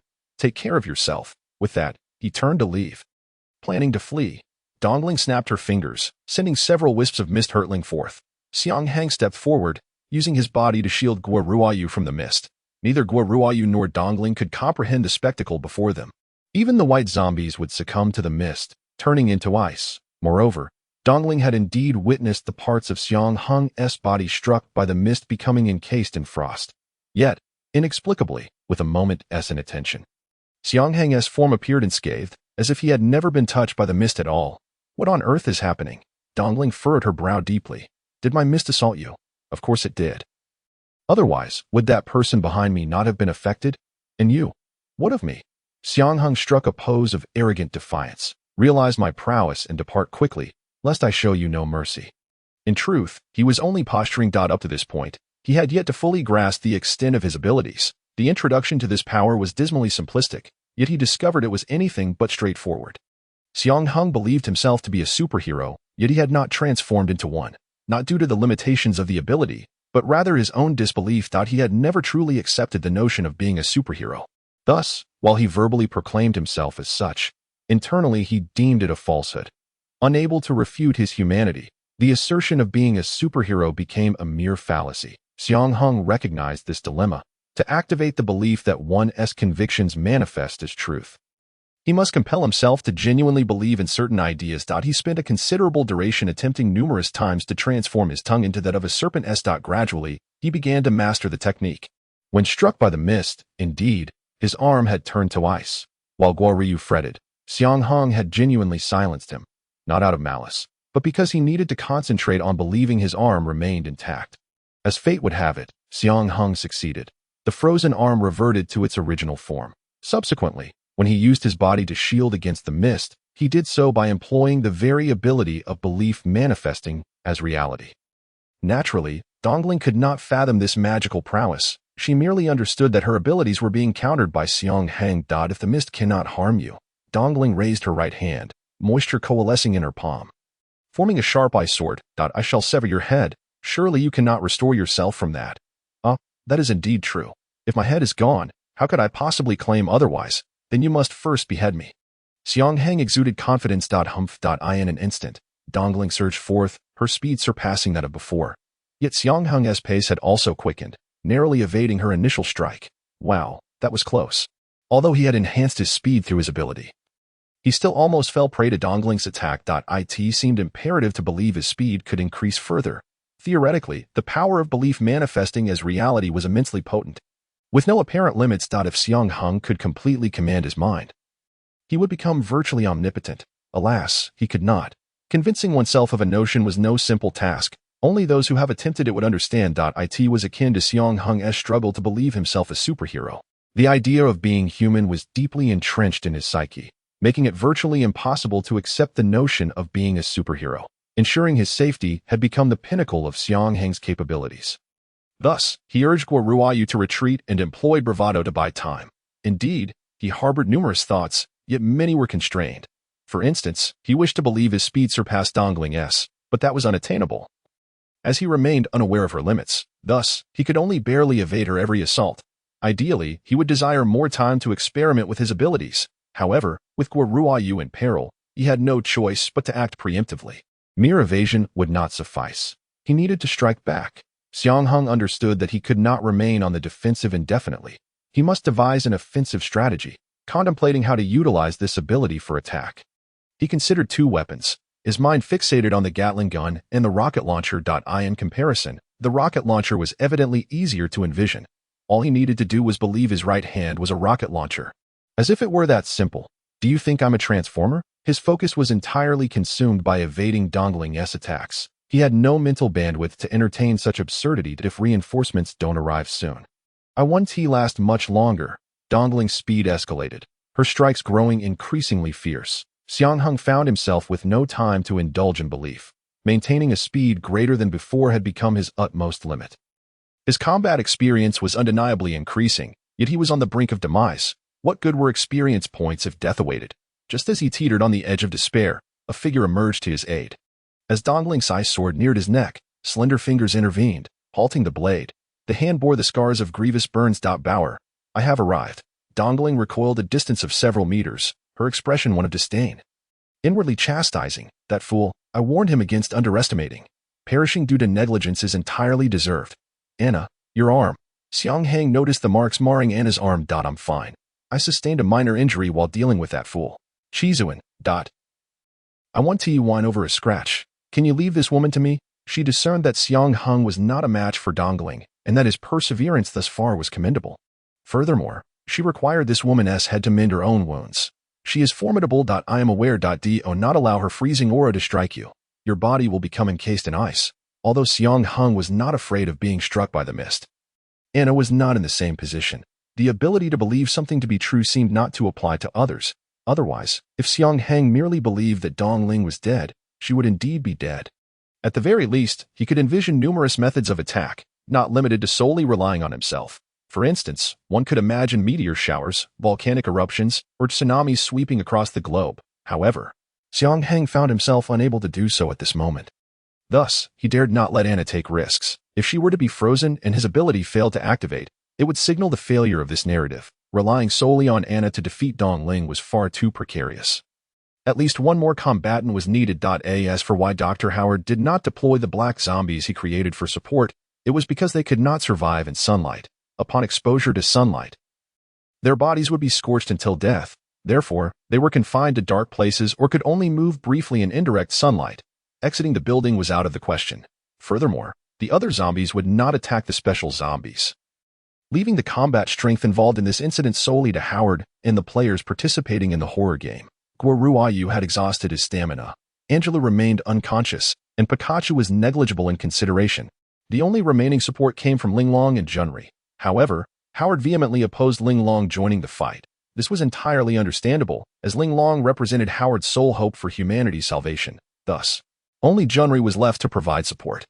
Given Anna's speed, as long as she remained vigilant, it would be quite difficult for the mist to strike her. Dongling chose to engage her in close combat. Indeed, Anna's nails were harder than Dongling's ice sword. Yet the ice sword absorbed moisture from the surroundings, allowing it to regenerate. The two were locked in a fierce struggle, neither able to gain the upper hand. Little did they expect that beneath the mask lay such a visage. What? Envious. Ha! Would I envy such an ugly face? Anna's irritation surged. Her frustration was palpable. I will make your head vanish from this world forever. Anger clouded Anna's judgment, affecting her movements in addition to the scent of hair wax. She couldn't help but be self-conscious about her appearance. No one had ever called her beautiful. Even if they did, it was merely a pretext for survival. Xiang Heng was the first to compliment her beauty. He could have, like everyone else, simply uttered a perfunctory beautiful, but instead, he showered her with an avalanche of cheesy lines. It was the first time Anna encountered such a person, leaving her flustered, prompting her to hurriedly flee. She began to take notice of Xiang Heng, and unexpectedly, during their second encounter, he presented her with a charming single-eyed eye patch. This was the first gift she had ever received from someone. She cherished it far more than the necklace she would later receive. Your movements are all over the place, you ugly creature. Dongling swung her sword, wounding Anna's arm. Dongling was astute. She sensed Anna's preoccupation with her appearance. Her expertise lay in identifying her opponent's weaknesses and exploiting them. Xiang Heng observed the scene before him. His expression impassive. It wasn't that he was indifferent. He was contemplating more pressing matters. He was forcing himself to believe that his right hand was a cannon. It was not impossible. During this process, his right hand had once transformed into metal. The ability was functional, albeit misdirected. Given a bit more time, he was certain he could achieve it. However, Anna could not afford to wait. Her wounds were multiplying. Dongling continued her physical assault while simultaneously engaging in verbal taunts. The numerous injuries began to impede Anna's speed, just as it seemed she was about to be severely injured by Dongling. An extraordinarily long steel pipe emerged, pushing Dongling away. What are you doing? Why aren't you helping? Junri appeared, brandishing the steel pipe. It turned out that the pipe in his hand was also a prop, possessing the ability to extend. The golden staff. Xiang Heng was momentarily taken aback. Of course, how did I not think of that? Through this staff, he recalled the animations he watched as a child. Besides Journey to the West, Doraemon was another frequent watch point. One of the most famous gadgets from Doraemon was a tool that allowed for imaginative play, making the activation of abilities significantly easier. That was the air cannon. With a clear mental image, imagining it became much simpler. Xiang Heng raised his arm, clenched his fist, and aimed at Dongling. What are you doing? Are you going to fire an armored fist? Junri rushed over. Of course, Xiang Heng ignored him, focusing instead on the imagined trigger, and audibly exclaimed, "Bang! Bang! You big-headed monster. If you're not going to help, don't just stand there making sarcastic comments." Before Junri could finish his retort, he noticed Xiang Heng's arm transforming into a cannon barrel. Dongling was propelled backward by a shockwave. The grand explosion that Xiang Heng had envisioned did not occur. It veered off course again. Thinking of the air cannon truly resulted in an air cannon. Well, an air cannon is still better than nothing. Thanks, Bao Bao. That was a great help. Anna was able to catch her breath. Hey, I helped too. Why don't you thank me? Junri pouted inexplicably. Ha ha ha. Xiang Heng paid him no mind. If Junri's resentment truly escalated, the system would notify him. In the underground laboratory, Howard had been standing before the screen, observing the situation. Upon the return of the others, he immediately stated, "She has left. I observed briefly, and at least in the areas I monitored, no suspicious individuals were detected." Just as Xiang Heng was about to let out a sigh of relief, he sensed that something was amiss. An event that should have occurred by now had not transpired. The completion notification for the task of protecting Howard was absent. Hey, wait a minute. This task isn't finished yet. Do they expect me to protect him for the entire narrative? He had intended to bid farewell to Howard after completing this task and find a place to survive. Now, his plans have been completely disrupted. Damn it, go die. Xiang Heng pointed an accusatory finger at Howard. Howard looked puzzled. Why are you suddenly cursing? Xiang Heng let out a heavy sigh, tightly closing his eyes as he pressed his fingers against his Jingming acupoint. Having offended the members of the special zombie organization, even if he managed to leave this place, it was unlikely that those unique zombies would not come after him if he continued to protect Howard. Their movements would undoubtedly be hampered. Fortunately, there were countless black zombies at Howard's disposal to ensure their safety. Judging by Dong Ling and the others, they were completely unaware of the existence of these black zombies. The formidable combat prowess of the black zombies served as a significant safeguard. If they could adeptly utilize Howard and the black zombies, they would possess ample resources to confront the special zombie organization.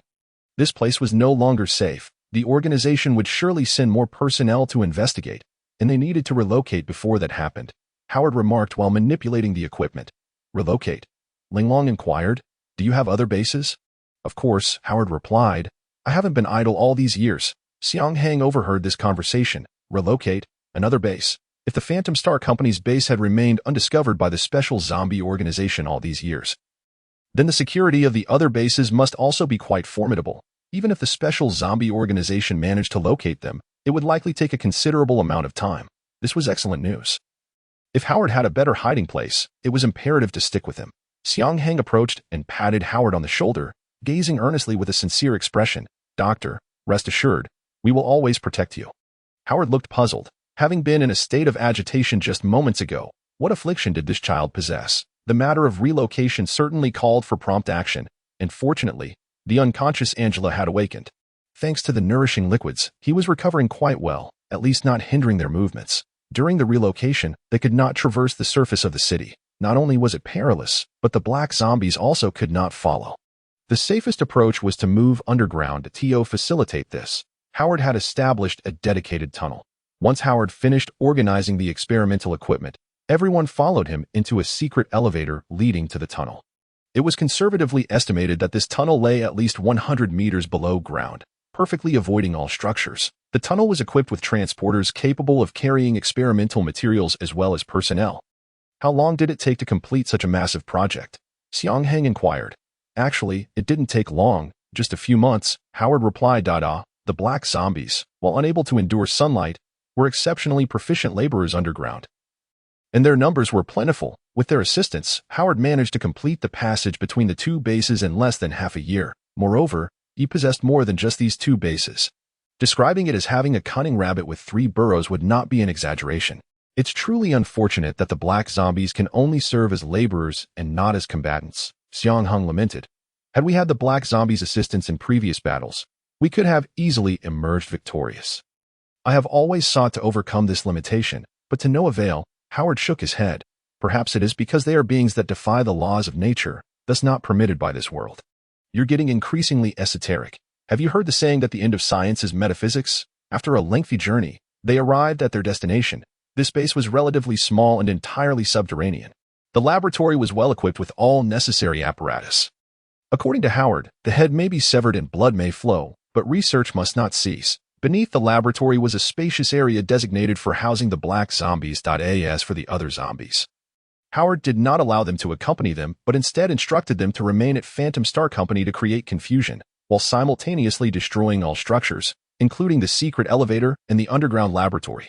This meant that the group could never return. Particularly, the tunnel entrance had been perfectly destroyed, blending seamlessly into the rubble, rendering it indistinguishable. The purpose of this was, of course, to prevent the special zombie organization from locating them through the tunnel. The research must continue. Howard requested Linglong to resume her experiments. Junri, of course, remained vigilantly by her side. Guo Ruayu administered a nutrient solution to Angela to restore his strength. Initially, he had been opposed to it. Forcing Xiang Heng and Anna to sit down, Angela was in good condition. Aside from the wounds on his body that had yet to heal, he was no longer in serious trouble. Howard found a suitable outfit for Pika, one that belonged to a former colleague.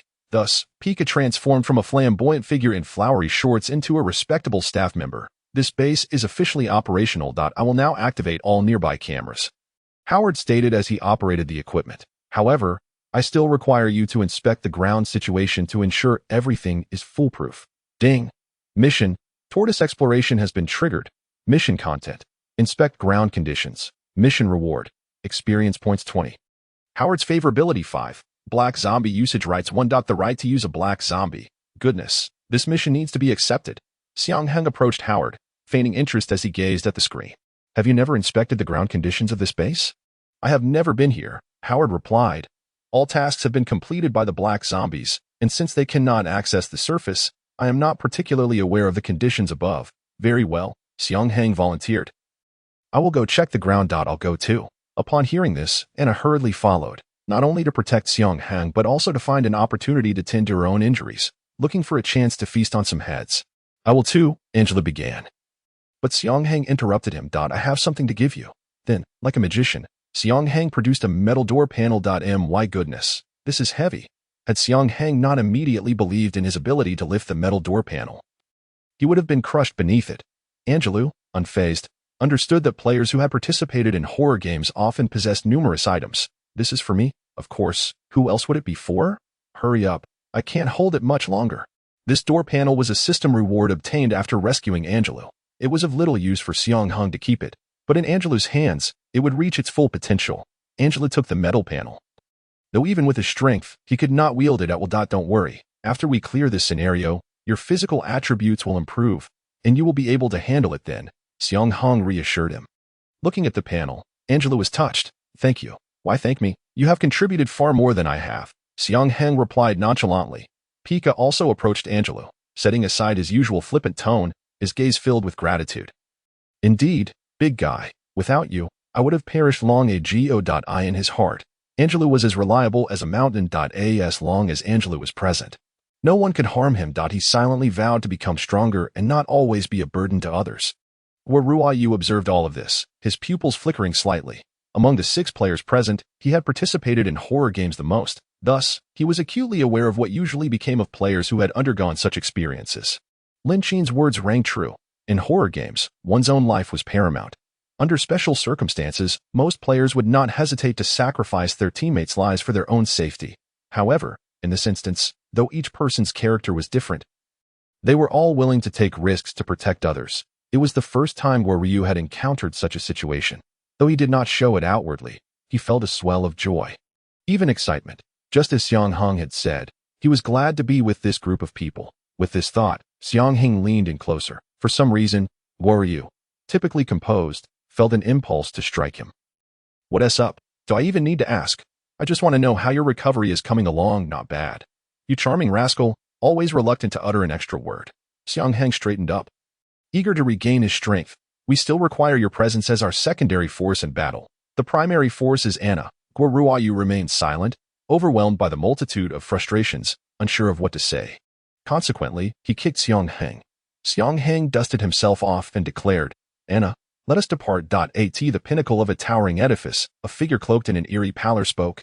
Dong Ling, I recall that Shi Zun ventured out with you. His complexion was strikingly white, encompassing every aspect, from his hair to his irises. He is deceased, Dong Ling replied succinctly. What of his value? There exists a group that appears to have developed a remedy for the zombie affliction. Dong Ling fashioned an ice chair for herself and settled down. Did they slay our members? The pale figure referred to Dukas and his ilk. There is no direct evidence, yet I suspect so. Dong Ling reminisced about previous encounters. They were human, yet somehow not entirely so.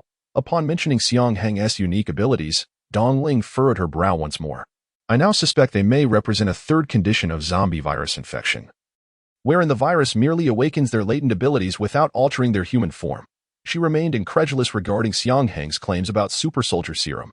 Humph. Yet another batch of half-finished products. The pale figure slowly closed his eyes. What are the odds they may be of use to us? Not high. We have extended invitations, all of which were declined. Their backgrounds remain unclear, and to investigate, we require formidable strength and seasoned high-ranking personnel.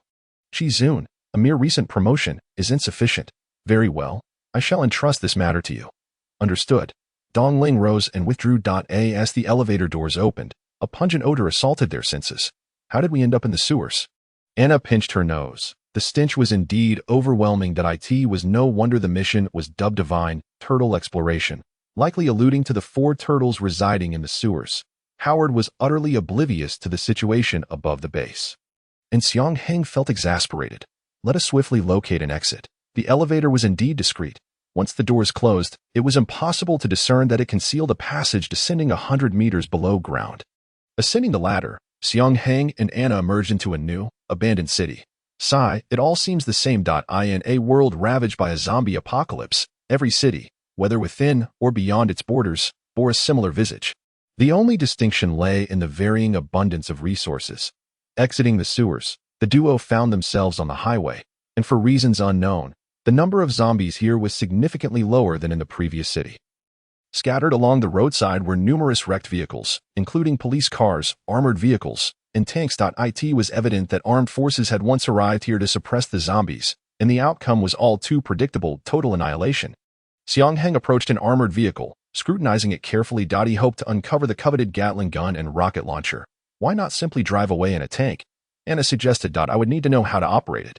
This thorough examination yielded considerable findings. Though he did not discover either the Gatling gun or the rocket launcher, he did collect a substantial number of grenades. Suddenly, a cacophony erupted from the distance. Growing ever closer, Xiang Heng leaped to a higher vantage point, gazing towards the source of the commotion. Believing in his ability to reach greater heights and perceive the distance, he accomplished it. A sea of yellow loomed ahead, and an ominous premonition gripped his heart. As his vision clarified, he cursed. It's a horde of zombies. Ding. The mission zombie horde approaches has been activated. Mission objective: survive this zombie horde incident. Mission rewards: experience points 30. Monster coins 30. Invisibility potion 1. The yellow mass was none other than a throng of ordinary zombies, surging forth like a ravenous tide.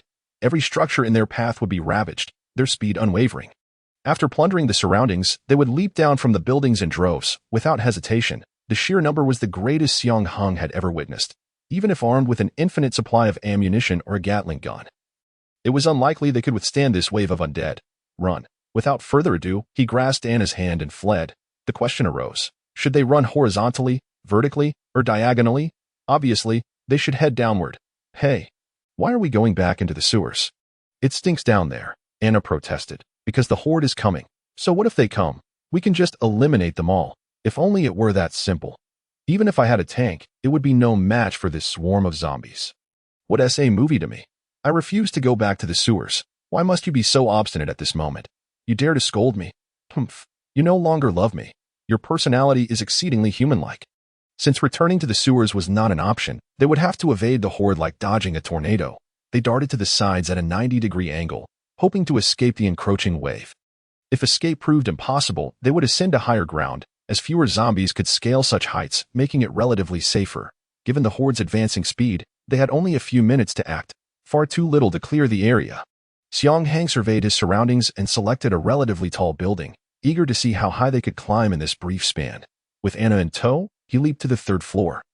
Charging into the building and sprinting upwards at maximum speed, his pace rivaled Anna's, and upon realizing he was outpacing her, she felt a surge of determination and rushed ahead, seeing her pull ahead. Xiang Heng increased his speed to keep up. Anna, noticing his pursuit, further quickened her pace, resulting in a spirited chase. In mere minutes, they ascended to the top floor, surpassing at least 30 stories. Ha, ha, ha. Xiang Heng lay sprawled on the ground, panting. Dear heavens, do not run anymore. I can't go on. Humph. Let us see if you dare to scold me again. Men must not admit defeat. Xiang Heng closed his eyes, regulating his breathing and convincing himself he was not fatigued. I can do this. I can do this. And suddenly, he felt invigorated once more. He blinked and sat up, marveling at this remarkable ability. As they reached the edge of the top floor, they beheld the horde arriving at the base of the building. The zombies were inherently reckless, and now their minds seemed utterly lost. Even in the presence of obstacles, they would hurl themselves forward, heedless of injury. Those that breached the building naturally began to ascend. Although their numbers constituted a small fraction of the total, the overwhelming base of the horde ensured that at least several hundred zombies had surged inside, and their ranks continued to swell. Will they reach the top floor? Anna inquired, her distaste for engaging with these zombies evident, especially since they offered no nourishment. Xiang Heng nodded, knowing it was only a matter of time before the zombies would reach their level. As they spoke, a cacophony erupted from downstairs. These zombies were far easier to deal with than their predecessors, for they were foolishly fearless. Initially, only a handful of zombies charged forth, easily dispatched by Anna with a few swipes. However, as their numbers grew, Xiang Heng resorted to using a few grenades. With the tide of corpses finally receding, eliminating the remaining stragglers would mark the completion of their task. Ding. Task Zombie Tide Arise completed. Reward: Experience points 30, Monster Coins 30, Invisibility Potion 1. There was an unsettling feeling that this zombie tide was rather unusual. Hordes of zombies had lost their senses, yet not for the purpose of devouring humans. Ding. Task Intellectually Diminished Zombies triggered.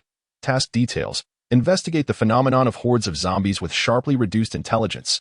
Task Reward: Experience points 30, Monster Coins 10, Fire Axe 1. So, it merely requires me to investigate the cause of the zombie tide? Intellectually diminished? Anna's expression contorted in frustration. Could these imbeciles possibly have any intellect left to diminish? Indeed, Xiang Heng concurred. He sifted through the bodies of zombies on the rooftop in search of something. What are you doing? Anna inquired. I'm looking for a relatively intact zombie body. Xiang Heng replied. Aren't we supposed to investigate the cause of the zombie tide? I believe we should start from these bodies. However, as outsiders, we require the assistance of an expert. An expert? Who? Howard. I intend to find a relatively intact zombie for him to examine. It would be ideal if he could uncover the reason behind these zombies' loss of intellect. Most of the zombies in the corridor had been obliterated by grenades, leaving only the few that Anna had swiftly dispatched still somewhat intact, albeit headless. Xiang Heng casually gathered a few bodies and took them downstairs. Since Anna was unwilling to return to the sewers, he alone carried the zombie corpses to the designated location within the sewers and called Guo Ruoyu to explain the situation. Shortly, Howard would dispatch a black zombie to retrieve these bodies. Having completed these tasks, Xiang Heng returned to the surface. It appeared necessary to investigate this city. This city was distinctly different from the one they had previously inhabited. In the prior city, zombies were visible in every street and building. Yet here, they were conspicuously absent. Presumably, they had all congregated, forming a zombie tide. It remained uncertain how often this tide repeated itself. With such an overwhelming number and scale, even armed forces were rendered helpless. Let alone the two of them. At this moment, Xiang Heng was scavenging within an armored vehicle. He aimed to collect as many grenades as possible for future contingencies.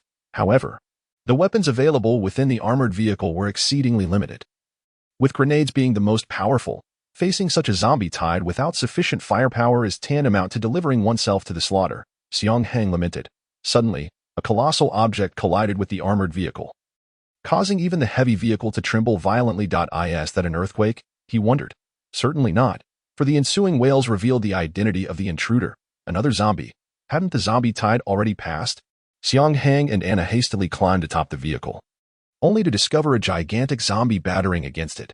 Observing the giant zombie's behavior, it too had succumbed to madness. Notably, during the recent tide, there had been no sight of giant or white zombies. So, these creatures had chosen now to make their presence known. Anna leaped down, her sharp claws swiftly cleaving the giant zombie's head into several pieces. Yet the surrounding wails did not cease. Numerous giant zombies emerged within their line of sight, their movements equally devoid of reason, heedlessly crashing into roadside vehicles as they barreled towards Xiang Heng and Anna. They had become the targets, with no escape in sight. Naturally, Anna was eager to fight. She would not tolerate such indignity. However, Xiang Heng urged her to retreat. With the mindless zombies swarming, engaging them was ill-advised. Should a second tide arise during their struggle, the consequences would be dire. Howard's base had more than one entrance. According to their original plan, they needed to circle the city before re-entering the base through another entrance. Our mission is not to engage them, Xiang Heng said as they ran. Fortunately, our speed surpasses theirs. We can shake them off and swiftly inspect the city before returning to base. Initially, he had intended to rely on their speed to evade the horde. Yet, inexplicably, no matter where they fled, giant zombies would surge forth from nearby buildings. This peculiar situation sparked contemplation within Xiang Heng. It was impossible for these giant zombies to have been lying in wait. They must have been hiding within the buildings from the outset. But why did they suddenly charge out? It felt as if they were aware of Xiang Heng's passage. To claim their emergence was mere coincidence seemed less plausible than suggesting they had received some form of command. Was someone controlling these zombies? The urgency escalated. In addition to the giant zombies, a few white zombies had also joined the chase. Thus far, white zombies represented the most evolved and formidable of their kind. Yet they too had lost their wits. This could not be mere happenstance. Cursed, as the pursuing zombies multiplied, Xiang Heng dared not take risks. abandoning their original plan to investigate the city in favor of locating the nearest entrance to the base. Anna, I need you to eliminate the zombies pursuing us at the fastest possible speed. No problem. Leave it to me. Subsequently, Xiang Heng called Guoruayu. I need the location of the nearest entrance to the base. I'll send the coordinates to your phone right away. Guoruayu was prompt and efficient, asking no questions. Though Xiang Heng was often playful, he would never jest in such an urgent situation or gamble with his comrades' lives. Guoruayu understood implicitly. After hanging up, he sought out Howard. At that moment, Howard was examining the zombie corpses sent down by Xiang Heng. Upon learning of the situation above, he immediately ceased his research and joined Guoruayu before the monitor. This city was indeed abnormal. Even in the absence of humans, several locations had experienced zombie tides. Based on the coordinates provided by Xiang Heng, Howard quickly located them on the monitor, along with the pursuing giant and white zombies. The nearest entrance was situated here, but they must not allow these abnormal zombies to follow them inside, Howard cautioned. Xiang Heng was surely aware. Anna was already working at top speed to eliminate the zombies on their tail. Before long, Xiang Heng received the coordinates from Guoruayu. However, they could not proceed immediately. They needed to eliminate the pursuing zombies first. They could not risk exposing the base by returning prematurely. Fortunately, Anna proved formidable. After several evasive maneuvers in the same area, the number of pursuing zombies had noticeably diminished. At this rate, within 10 minutes, Xiang Heng and Anna would be able to shake off the zombies and return to the base. Finally, the zombies were dealt with. Once Xiang Heng confirmed that no more zombies were in pursuit, he and Anna made their way directly to the entrance. To their dismay, a white zombie awaited them at the entrance. Damn it, there are still stragglers left. Just as Xiang Heng was about to instruct Anna to dispatch the white zombie, it spoke. You all are quite interesting. This was a situation they had never encountered before. Though white zombies were the third stage of evolution from ordinary zombies, they had yet to witness a zombie capable of speech, aside from special variants. The next words from the white zombie perfectly elucidated their confusion.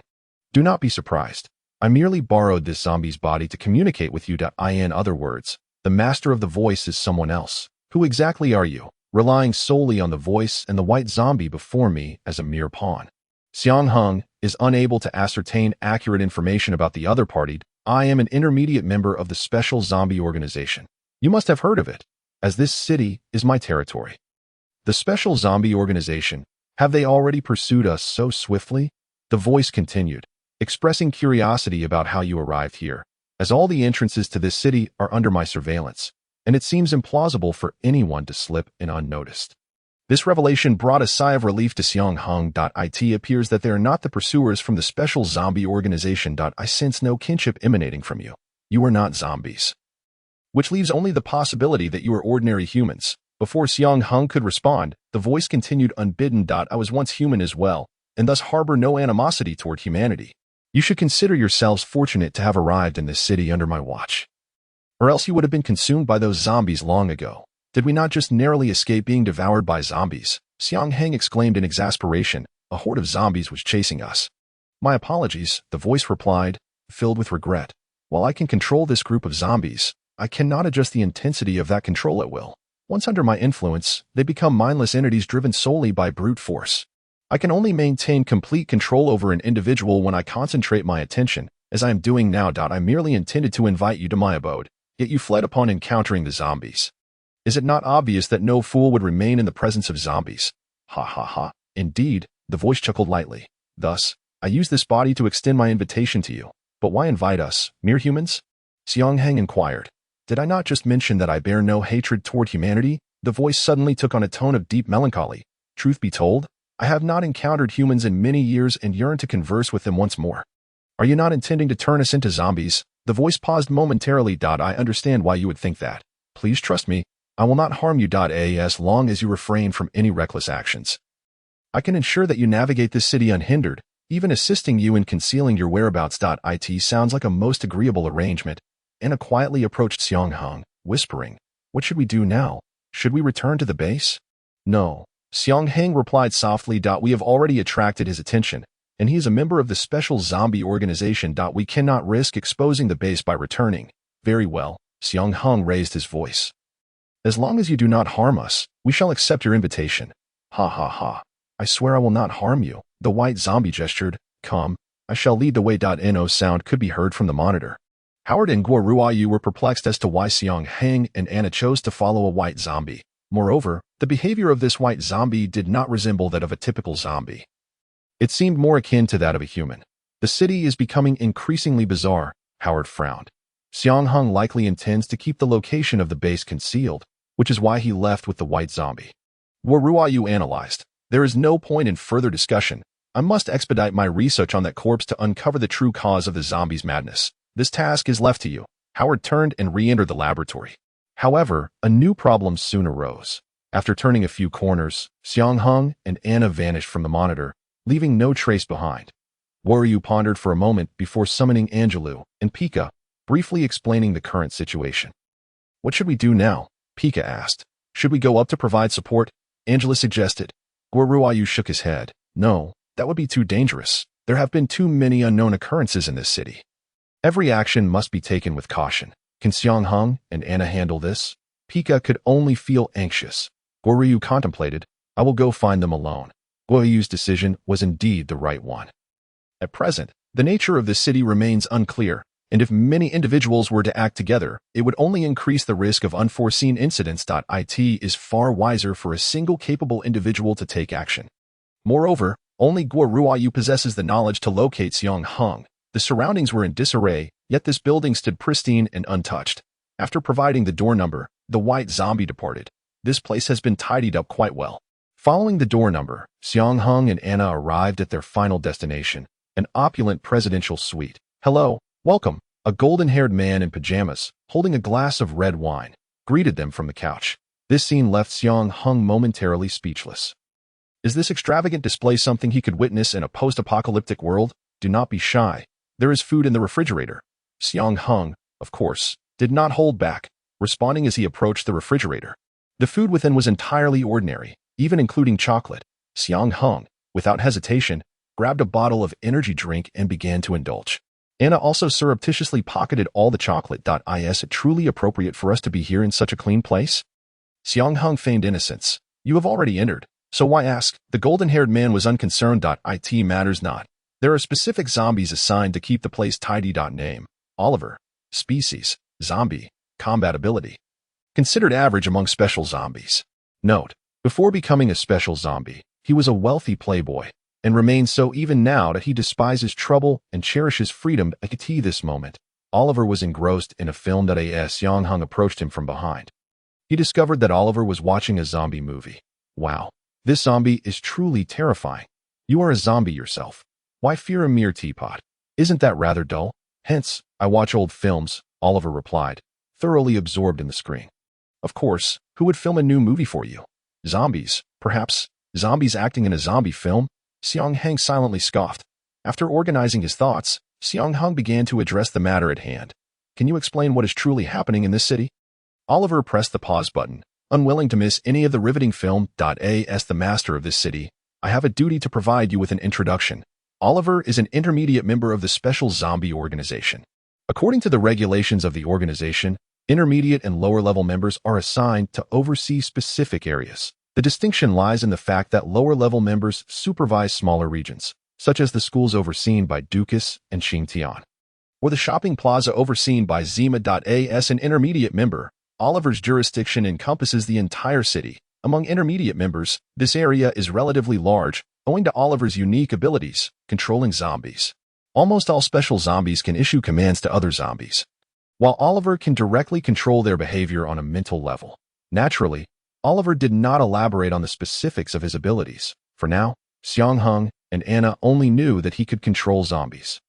The purpose of assigning us to oversee specific areas is to search for any surviving humans and monitor for unusual occurrences, such as the special evolution of zombies. Upon encountering such situations, we must report immediately.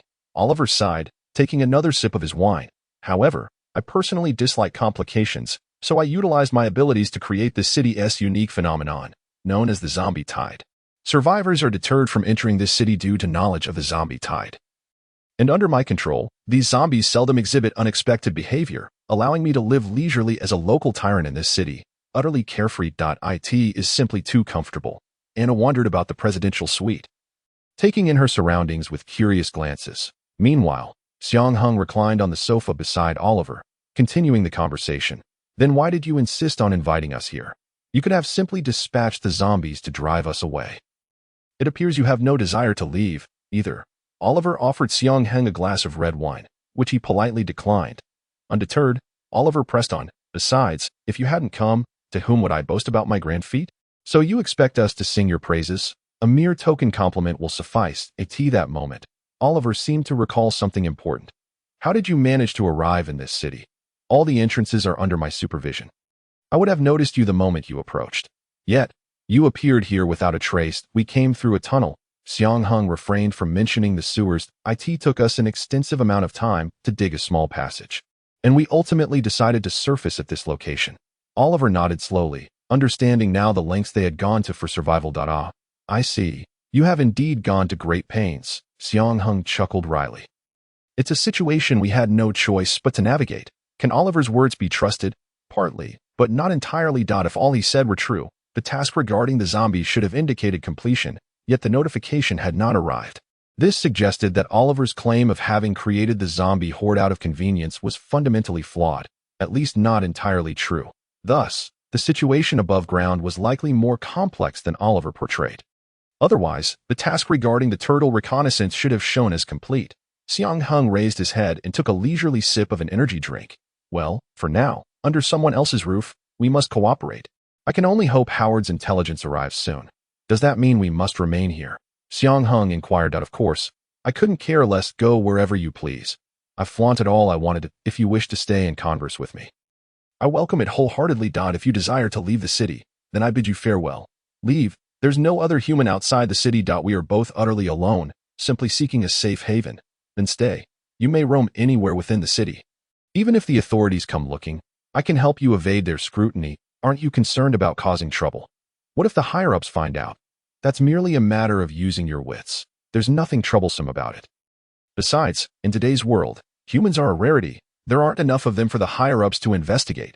Concealing the two of you would be a trivial task. It seemed Oliver was unaware of the secret base hidden beneath the city he oversaw. Nor did he grasp the happenings within the dismal organization. This indicated that the orders had yet to reach this place. For now, feigning agreement to stay in the city would allow them to extract intelligence before making their escape.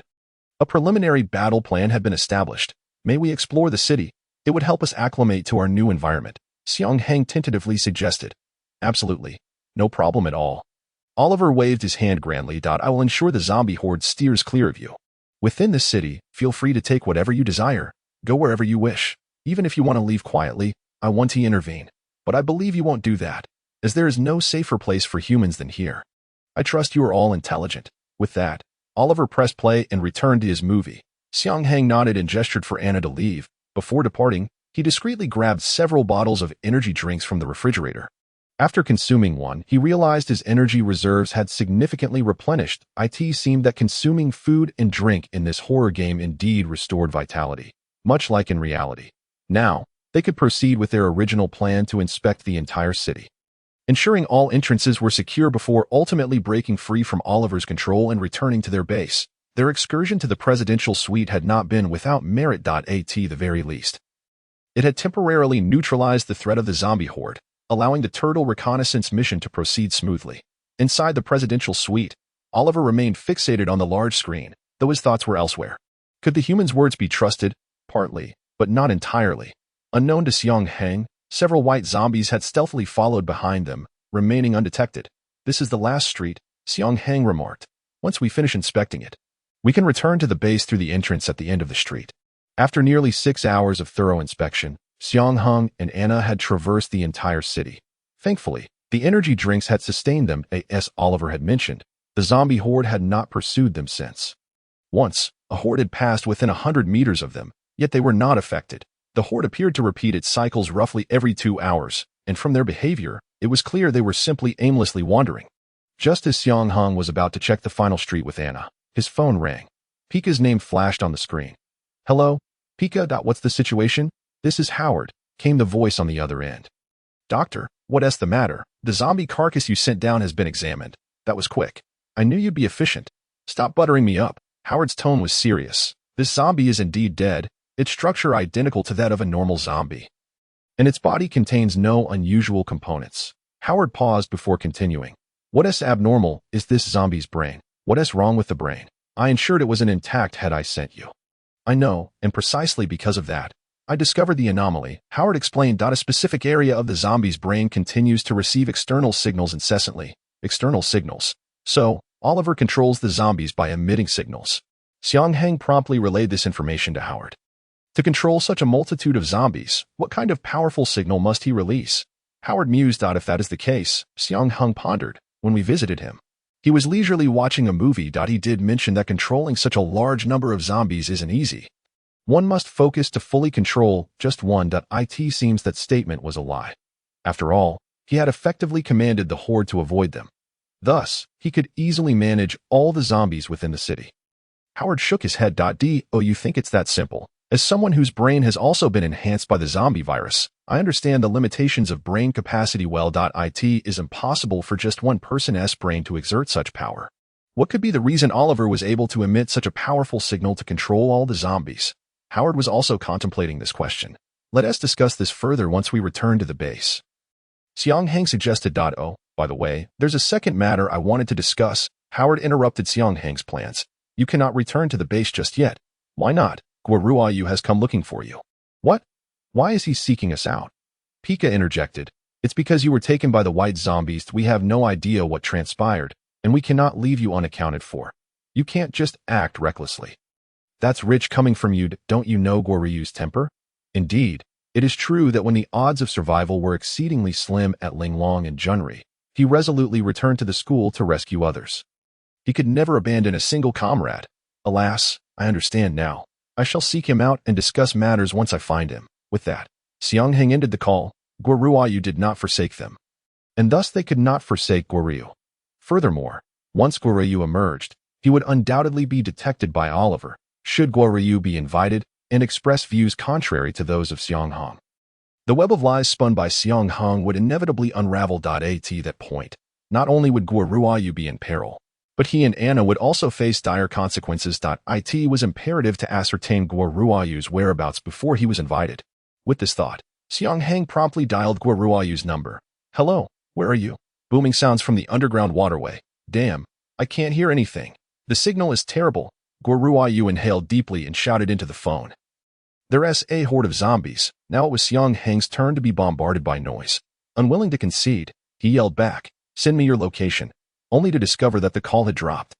This fellow, Xiang Heng poked at his ear with his pinky. The presence of a horde confirmed that Guoruayu had not yet been captured, but it did not guarantee that he had not been spotted. Those mindless zombies lacked the awareness to capture. The true threat lay with the giant zombies and the white ones, particularly those under Oliver's complete control. Anna had already climbed to a higher vantage point and discerned the general location of the horde. Shall we proceed towards the horde? Anna inquired. Xiang Heng pondered for a moment. No, let us return to Oliver's presidential suite. It is unwise to contact Guoryu at this juncture. We must wait for him to send us a message. Besides, regrouping with Guoruayu would not significantly alter the situation unless we are absolutely certain we can evacuate the city without being tracked by Oliver. If Oliver were to discover Guoruayu's existence, he would remain unaware of any connection between them. Gathering carelessly would only serve to expose their deceit prematurely. It is better to return to the presidential suite. If Guoruayu can sneak back to the base undetected, that would be most fortuitous. Should he find himself being pursued by zombies, Xiang Heng had another option. Eliminate Oliver in the presidential suite, though this action would incur the risk of being discovered by the special zombie organization. Xiang Heng was determined not to let any of his companions fall into peril. He would delay for as long as possible, ensuring Howard remained safe until they could clear the level. If necessary, he would abandon the mission to protect Howard. Upon arriving once more at the building housing the presidential suite, Xiang Heng was still awestruck. This structure was arguably the tallest in the entire city. Just then, his phone rang again. Expecting it to be Guoruayu, he was surprised to find it was Howard. Hello, doctor. I'm busy. Make it quick. I figured out how Oliver controls the zombies throughout the city. Howard spoke rapidly. I have been contemplating for quite some time, vexed by how one mind could govern such a multitude of zombies. What exactly are you trying to say? If you wish to control the zombies in the city, there are alternative methods, of course. That's precisely what I've been waiting for you to say. This method is a signal booster. Xiang Heng reiterated Howard's revelation. Indeed, I had overlooked the simplest solution. Howard elucidated. Since Oliver controls the zombies via signals, enhancing the signal strength during this process would suffice. But I have not seen Oliver wearing a helmet. Xiang Heng recalled the X-Men's Professor X, who employed a helmet while using his brainwave enhancer. Do you think this is a movie? Howard retorted. While I am unsure of his exact method, he must have amplified the signal. Are you suggesting we locate the device he uses to enhance the signal? Absolutely. With no clues at all, you expect us to scour the city for it. That is an unreasonable demand. Howard considered for a moment. Firstly, this signal booster must be quite large, otherwise, it could not exert such immense power. Secondly, to maximize the effectiveness of the enhanced signal, the device must be situated at a high altitude to cover the entire city. High altitude. Xiang Heng glanced upwards once more. The highest point in the city lay directly before him. It seemed they had no choice but to venture to the presidential suite, regardless of the reasoning behind it. Welcome back. Upon seeing Xiang Heng and Anna return, Oliver displayed no significant surprise, nor any unusual behavior. Shall we watch a new movie together?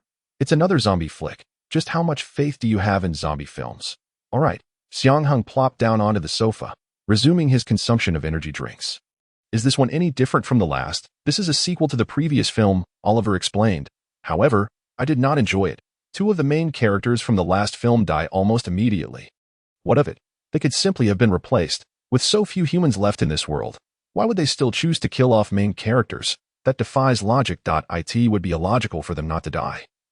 Xiang Heng countered. In a realistic scenario, humanity would have long since perished. By the way, you, a zombie, actually concern yourself with humanity? After all, I was human once, Oliver replied. Moreover, who decrees that humanity must inevitably face extinction? You are still alive, are you not? That is a valid point, Xiang Heng muttered. But we shall soon depart. What Xiang Heng meant was that they would clear the level and leave within a few hours. Oliver misunderstood, thinking he was referring to his imminent demise. I told you, as long as you remain here, I can protect you. He then shifted his tone, provided that you do not lie to me. I do not appreciate dishonest guests. Of course, I too dislike duplicitous individuals. Xiang Heng feigned ignorance. The two shifted their focus back to the zombie movie on the screen. Minutes later, Oliver broke the silence. Do you know a man dressed in black with a side part? What man?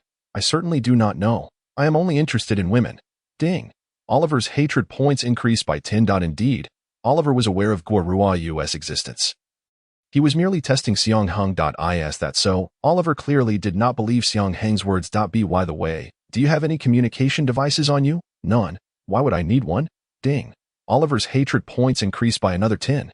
Oliver fell silent once more, as it appeared Xiang Heng was resolutely denying any knowledge. By the way, where has your little girlfriend gone? Oliver inquired again. She dislikes watching movies, so I let her wander about. Xiang Heng fixed his gaze on Oliver. You wouldn't mind, would you? Ha! Oliver chuckled awkwardly. Of course not. Ding. Oliver's hatred points climbed yet again. Of course you wouldn't. The hatred points continued to rise, once more. An oppressive silence enveloped them as they both stared at the screen, their thoughts far removed from the film. Xiang Heng was unconcerned. His primary objective was to keep a close watch on Oliver. This Oliver could not be allowed to control the zombies with impunity under his very nose. Meanwhile, Anna's task was to check the rooftop for the so-called signal booster. At that moment, a white zombie approached, carrying a bottle of red wine. Another white zombie pushed a cart laden with supplies to replenish the refrigerator's beverages. Yet another white zombie brandished tools, preparing to tidy the room. I shall ask you once more, did you truly not lie to me? Oliver suddenly exclaimed. Given the circumstances, it was evident that controlling the zombie encirclement was the true objective. You knew the answer all along. Why feign ignorance? Xiang Heng was no longer inclined to pretend. Who are you, really? Clearing his throat, Xiang Heng declared, since you have sincerely sought my counsel, I shall graciously inform you. To prevent this world from being destroyed, to safeguard global peace, and to uphold the justice of love and truth, I am the charming and dashing superhero, Zombie Knight, that we are a mysterious team traversing through this thrilling game, and victory, along with a radiant tomorrow, awaits us. That is the essence of it. Woof. The incredulous expression on Oliver's face was utterly comical. In an instant, several white zombies surged forward. However, Xiang Heng was prepared. He leapt and ascended to the ceiling. Even before delivering that lengthy monologue, he had believed in his ability to walk upon the ceiling. Having successfully escaped the room, he made his way to the rooftop. Oliver gazed at the doorway as several white zombies rushed out. It was confirmed. Oliver could fully control multiple zombies simultaneously. As Xiang Heng sprinted, he pondered. Earlier, when the white zombies charged at him, Oliver had not issued any commands like capture him. This implied that Oliver directly controlled the zombies through signals. His previous assertion that one could only fully control a single zombie with concentrated focus was utterly nonsensical. On his way to the rooftop, Xiang Heng found himself besieged by the white zombies.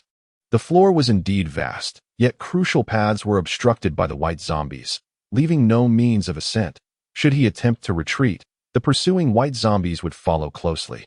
This was dire. Xiang Heng realized the gravity of his situation. He had initially intended to use an invisibility potion to evade this predicament, but after perusing its description, he had abandoned the idea. The so-called invisibility potion merely masked one's scent, in other words. It was a tool exclusively effective against zombies, allowing one to hide in a location where zombies could not track them by scent, akin to the device Guoryu had used in the shopping plaza. If one were to appear within the zombie's line of sight, the invisibility potion would be rendered useless. At this perilous moment, a figure appeared to protect Xiang Heng. Whenever he found himself in danger, Anna would always arrive in time. Yet this time, the individual standing before him was not Anna, but Guoryu, clad in black. "How on earth did you find me?" Just as Xiang Heng prepared to assess the situation on the ground, Guoryu delivered a kick. This seemingly ordinary kick was actually a disposable skill, enabling him to track Xiang Heng's location and ultimately arrive within this towering structure. Regardless, it was enough that he had come. Paying little mind to the details, Xiang Heng quickly dispatched the white zombies with Guoryu before continuing his ascent to the rooftop. Upon reaching the rooftop, he found Anna surrounded by white zombies. However, given Anna's prowess, these white zombies posed no threat whatsoever. By the time Xiang Heng and Guoryu arrived, Anna had already resolved the situation. The question arose. Upon inspecting the entirety of the rooftop, they found no sign of any machinery. It was at this moment that Oliver arrived. "You truly are in cahoots. Claiming to be lonely and unfamiliar with one another is merely a ruse," he bellowed. "Humph," Xiang Heng scoffed. "Now that we have reached this point, I shall speak plainly. We have come to eliminate you." Guoryu rolled his eyes behind Xiang Heng's back. Was this not still a lie? Hadn't he come to investigate the city's circumstances? Eliminate me? Oliver clearly believed it, simply because he was a zombie. Of course, how many humans have you harmed? Surely, you must have some awareness of your own deeds. In truth, Xiang Heng was entirely oblivious to whether Oliver had ever harmed anyone. "How long has it been since I last unleashed a massacre? Surely, you do not still harbor grievances over trivial matters." Oliver had not committed heinous acts in quite some time, yet that did not absolve him of his past misdeeds, nor did it imply that his sins were lesser than those of other zombies. This city had once been a sanctuary. After the outbreak of the zombie crisis, many humans had managed to survive here, and Oliver, with merely a handful of white zombies, had seized control of this city. It was not that he and his few white zombies were formidable enough to withstand the city's firepower, but rather that Oliver's abilities were exceedingly unique, with a continuous influx of humans succumbing to zombification. The city's armed forces grew increasingly weakened, while Oliver's power surged. After all, every human transformed into a zombie fell under Oliver's control. Within less than 2 weeks, Oliver had converted all humans in the city into zombies. One could assert that the city he now governed was built on the gradual accumulation of his conquests. From that point onward, he had refrained from committing any further atrocities. However, being enamored with the zombie kingdom he had created, founded upon the lives of countless individuals, he had already lost his moral compass. Never forget national humiliation. Xiang Heng, unaware of Oliver's past, was nonetheless certain that this scoundrel had committed numerous wrongs before. What does national humiliation have to do with this? Oliver retorted, exasperated. He had initially wished for them to enjoy this zombie kingdom together. As long as they obeyed, all would be well, since they had chosen this path. He would make them a part of his zombie realm. With that, the white zombies surged forth to attack. "You think a few of these will be enough to take us down?" Anna scoffed, clearly dismissive of the meager white zombies. "Though my entourage of zombies is limited, I have already summoned the tide of corpses to converge here." With this statement, they returned to the critical question: where was the signal booster? Throughout the entire operation, Xiang Heng had not observed Oliver utilizing any machinery. According to Howard's reasoning, the signal booster would be positioned at a high altitude and would be quite substantial, certainly not merely the size of a helmet. Otherwise, the signal booster would not be capable of amplifying the signal sufficiently to control the zombies throughout the city. Even after departing the presidential suite, Oliver could continue issuing commands to the zombies. What on earth was happening? Huh? Xiang Heng suddenly burst into laughter to you jest. You think that once you've left the presidential suite, the signal booster, you can still control so many zombies? You've done your homework. Oliver feigned praise, to know that a signal booster exists. But do you really believe it is located within the presidential suite? How naive. Stop with the alarmist rhetoric. The signal booster must be in the presidential suite. Xiang Heng insisted. Ha ha ha ha. This time, it was Oliver who laughed heartily. I might as well tell you. What signal booster? Such a thing can be either claimed to exist or denied, even if you search for 1,000 years. You would never uncover its presence, for the signal booster is the building itself. Oliver revealed the true nature of the signal booster. Xiang Heng had maintained his belief that the signal booster was in the presidential suite to extract information. In achieving his goal, he was also taken aback in a wonder they could find no machinery on the rooftop. He had never imagined that the entire building itself was the signal booster. It met both criteria, immense and elevated. This meant that as long as he remained within the building, Oliver could maintain control over the zombies. He could directly control the zombies with remarkable precision, as evidenced by the white zombies before them. The signal transmitted through the signal booster, the entire building, could also control the zombies, driving them into a frenzy and forming a horde. He could only regulate the frequency and movement direction of the horde. But that was entirely sufficient. Ding. Task. Zombies with decreased intelligence have been completed. Rewards obtained. Experience points 30, monster coins 10. Fire Axe 1. This is the true reason behind the sudden decline in the intelligence of the zombies. And it is also Oliver's secret. Even if you kill me, the tide of corpses will still come. It merely leads to a mutual destruction. However, if you heed my words and remain in this city, I can overlook past grievances and even allow you to join me in reveling in this kingdom of the undead. What do you think? Isn't the condition exceptionally favorable? For ordinary humans, this proposition is indeed enticing. No longer would they have to live in constant fear, nor worry about food, or fret over the uncertainty of tomorrow. Yet, Xiang Heng and his companions are no ordinary humans. He understands that if they agree to Oliver's terms, every subsequent action will be under his scrutiny. Should news from the special zombie organization arrive, they would find themselves in dire straits. The best course of action now is to eliminate Oliver. Dismantle this kingdom of zombies, and return to the underground base unnoticed at that time. Even if the special zombie organization investigates, they will be unable to extract any valuable information from these zombies. Since the beginning of the script, approximately 30 hours have elapsed. It can be said that half of the duration of this scenario has passed. Throughout these 30 hours, Xiang Heng and his group have been under constant threat from the zombies. If they can resolve this incident perfectly, Xiang Heng is confident they can survive in the underground base for the remaining 30-plus hours. Killing Oliver is not difficult. The challenge lies in escaping the tide of corpses. The onslaught will not dissipate upon his death. Xiang Heng believes he is not lying, nor does he have any reason to do so. This dilemma has occupied his thoughts since he decided to eliminate Oliver. It is undoubtedly a fantasy for the three of them to handle the entire tide of corpses alone. The nearest exit is still a considerable distance away. How can they traverse the horde and return to the base through the entrance? The answer seems singular. The battle reignites. To escape, everything must be predicated on the elimination of Oliver. If he is not dealt with before the tide arrives, they all face certain doom. However, Oliver is cunning. He refrains from confronting Xiang Heng and the others directly with the white zombies, instead maneuvering within the building, looking for opportunities to launch surprise attacks. The number of white zombies is indeed dwindling. But the pace is too slow. Anna and Guo Ryu are diligently tracking Oliver, ensuring he does not slip from their sight. Xiang Heng trails behind, offering no assistance. He has his own thoughts. Their escape hinges on this crucial moment. Perhaps Oliver has sensed this, as he directs two white zombies to ambush Xiang Heng from either side. The attacking white zombie hides in a blind spot, and by the time Anna notices, it is too late. Just as Xiang Heng is about to be harmed, one of the white zombies does not strike him, but rather collides with the other white zombie. Not only are Anna and Guo Ryu taken aback, but Oliver, who is fleeing, is even more astonished. What is happening? I commanded them to ambush Xiang Heng. How could one of them among all present? Only Xiang Heng remains composed. Success. This maneuver grants him a significant amount of combat experience points. He has managed to exert control over the white zombie. Xiang Heng believes he can control zombies through mental command, just like Oliver. Although he can currently only fully control one, it is a resounding success.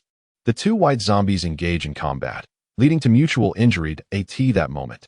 Xiang Heng merely needs to shift his mental focus to another white zombie and repeat the process in this manner. Within 10 minutes, the white zombies will be swiftly dealt with. Only Oliver will remain, at which point Anna and Guo Ryu can easily dispatch him. Seeing that time is running out, Oliver begins to laugh. He has heard the rumbling from outside. The tide of corpses has arrived. Ha ha ha, my life is not meant to end. In a fit of madness, he laughs uproariously, urging them to consider whether to kill him and perish in the tide or to heed his advice and survive here. Humph, is there even a question? Xiang Heng, with an expression of indifference, declares, kill him. Huh. Oliver certainly did not expect Xiang Heng to say such a thing. In his moment of hesitation, Anna bites off his head. She has been waiting for this moment for a long time. The injuries sustained in previous battles have not yet fully healed, and this head is just what she needs. The rumbling of the tide outside does not cease with Oliver's demise. So what now? Guo Ryu inquires, as even he does not dare to confront the tide directly. What else can we do? Die here? Xiang Heng shrugs and says, what, do you think you can fight the tide? A rare look of frustration crosses Guo Ryu's face. Seeing his expression, Xiang Heng bursts into laughter. All right, I won't tease you anymore. You want to die, but I still want to live. Guo Ryu silently draws his Xiang Heng knife. If only there were a whetstone here. He would sharpen his blade against Xiang Heng. Ahem. Xiang Heng quickly steps back. Calm down. I have thought of a way to escape. Humph. Xiang Heng puts aside his frivolous remarks and speaks seriously. Although I have a method to escape. It is somewhat risky, and I am uncertain if I can accomplish it. You? Xiang Heng nods firmly. The method he proposes is to control the entire tide of corpses. One of the reasons he believes this is feasible is due to his recent success in controlling the white zombie. The second reason is this enormous signal amplifier. With Oliver dead, the signal amplifier has lost its master, and Xiang Heng can take advantage of it. He must exert himself to the utmost and believe he can achieve this. Xiang Heng reaches the rooftop and sits cross-legged. Now you are responsible for protecting me, but do not speak to me. Regardless of what happens around us, do not disturb my concentration. With that, Xiang Heng closes his eyes. He needs to focus all his attention. Guo Ryu looks on in confusion, not understanding what he is up to. At this juncture, there is no other choice. Anna, of course, unconditionally trusts Xiang Heng. From the rooftop, they can vaguely see the shadows of the tide of corpses, centered around the signal amplifier. Hordes of zombies converge from all directions, leaving no avenue for escape. Even with a Gatling gun capable of firing missiles, it is unlikely to withstand this assault. Given the current speed of the tide, they will reach the ground floor in no more than 5 minutes. Guo Ryu lets out a soft sigh. He has endured such scenes many times, and countless brushes with death have left him unfazed. He glances back at Xiang Heng, who is sitting cross-legged. This stranger has provided him with too many shocks in such a short time. He clearly has not experienced many thrilling games, yet he possesses an abundance of items. Moreover, his remarkable ability seems to astonish even himself. Most importantly, he is not a bad person. Among the players participating in these thrilling games, everyone else is filled with trepidation. Individuals like Pika and Angelou, who have only just joined, still consider others, while the rest are truly beyond words. Many of Xiang Heng's actions are indeed inscrutable, but this does not detract from his overall trajectory. He will not base his interests on the lives of his companions, and that is sufficient, provided they are companions. With this thought, a slight smile graces Guo Ryu's lips. After this script concludes, who knows when I will encounter such an interesting person again. Oh whoa! Guo Ryu looks down, silently cursing. The tide of corpses has reached the ground floor, and countless zombies are surging forth. Guo Ryu glares fiercely at Xiang Heng. It seems he is indeed unreliable, yet he currently finds himself devoid of alternatives. After all, he cannot simply leap into the fray against the horde of corpses. Anna's senses are notably acute. Through the sounds and scents, she discerns the level to which the zombies have ascended. Fortunately, these undead lack reason, and only a scant few are able to breach the entrance.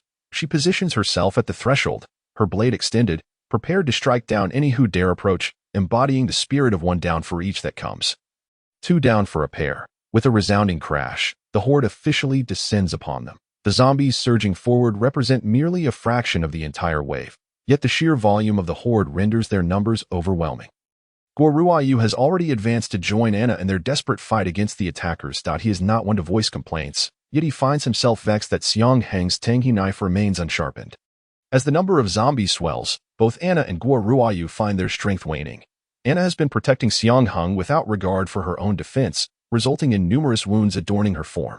Over time, the entrance at the rooftop has been utterly ravaged by the onslaught of zombies, with some even daring to scale the outer walls to reach the top floor. Infuriating, Guo presses forward. He is uncertain of Xiang Heng's plan, but if they do not act soon, it will indeed be game over. Anna is overwhelmed and knocked to the ground by a throng of zombies. She thrashes with her claws, a crimson mist rising around her, yet she remains ensnared. Some zombies have already breached Anna's defensive line, advancing towards Xiang Heng. Anna's urgency is futile. Suddenly, Xiang Heng bellows, his expression one of excruciating pain. Losing his posture and collapsing, his forehead striking the ground with force, the ground itself fractures beneath the impact. Yet at that very moment, all the zombies cease their frenzied actions. It is as if they are oblivious to their surroundings. Rendered momentarily dazed, forgetting her own injuries, Anna breaks free from her constraints and rushes to Xiang Heng's side, her voice laced with urgency. Are you all right? Pooh. Cough, cough, cough. Xiang Heng begins to vomit, his face smeared with mucus, tears, and sweat. Cough. I have temporarily halted all zombie movements. We must leave this place at once. Having spoken, Xiang Heng faints in Anna's embrace. Without hesitation, Anna scoops him up and leaps from the building.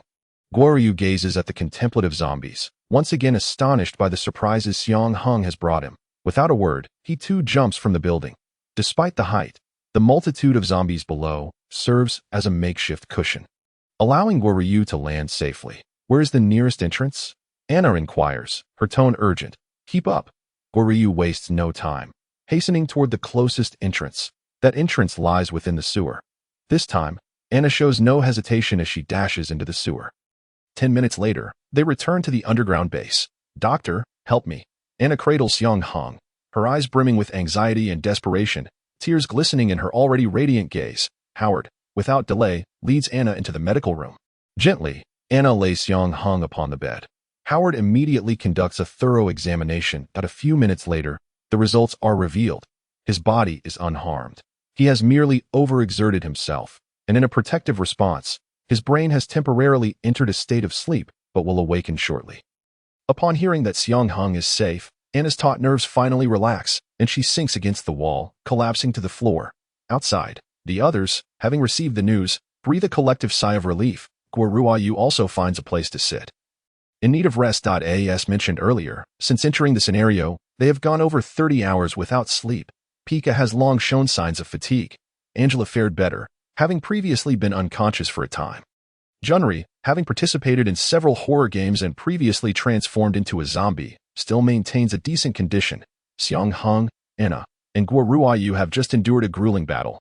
Even Anna is on the brink of exhaustion, let alone the other two. Curiously, the one in the best condition is Ling Long, who is transformed into a special zombie. Aside from the initial moments, she has largely refrained from combat, focusing instead on experiments with Howard. And her physical condition has significantly improved since her transformation. It can be said that successfully navigating this scenario is almost a certainty. Xiang Heng remains unaware of when he will awaken. So Guo takes the opportunity to brief Howard on the situation. In other words, no one is currently aware of the base's existence. Howard inquires. Guo nods. The members of the special zombie organization will undoubtedly come to investigate. But whether they can uncover this base remains uncertain. I am confident of that. This base was constructed with utmost secrecy, Howard asserts, as long as there are no peculiar abilities among the special zombie organization members. They cannot possibly discover this base. Guo silently curses. Howard has unwittingly invoked a jinx. However, there are no better options available. They can only remain hidden here to recuperate. Guo is acutely aware that nearly everyone is fatigued. It is impossible to have remained active without rest for the past 3 days. They have persevered under the pressure from both zombies and the special zombie organization for over 30 hours. And all are in dire need of a break. At the very least, they should wait for Xiang Heng to awaken. Guo thinks to himself. Oliver is dead. The speaker is Dongling's new partner, a senior member of the special zombie organization, with credentials older than Dongling's. Oliver, Dongling furrows her brow. Although he was a mid-level member, his abilities were extraordinary, particularly in terms of strategic value. Yes, that's him.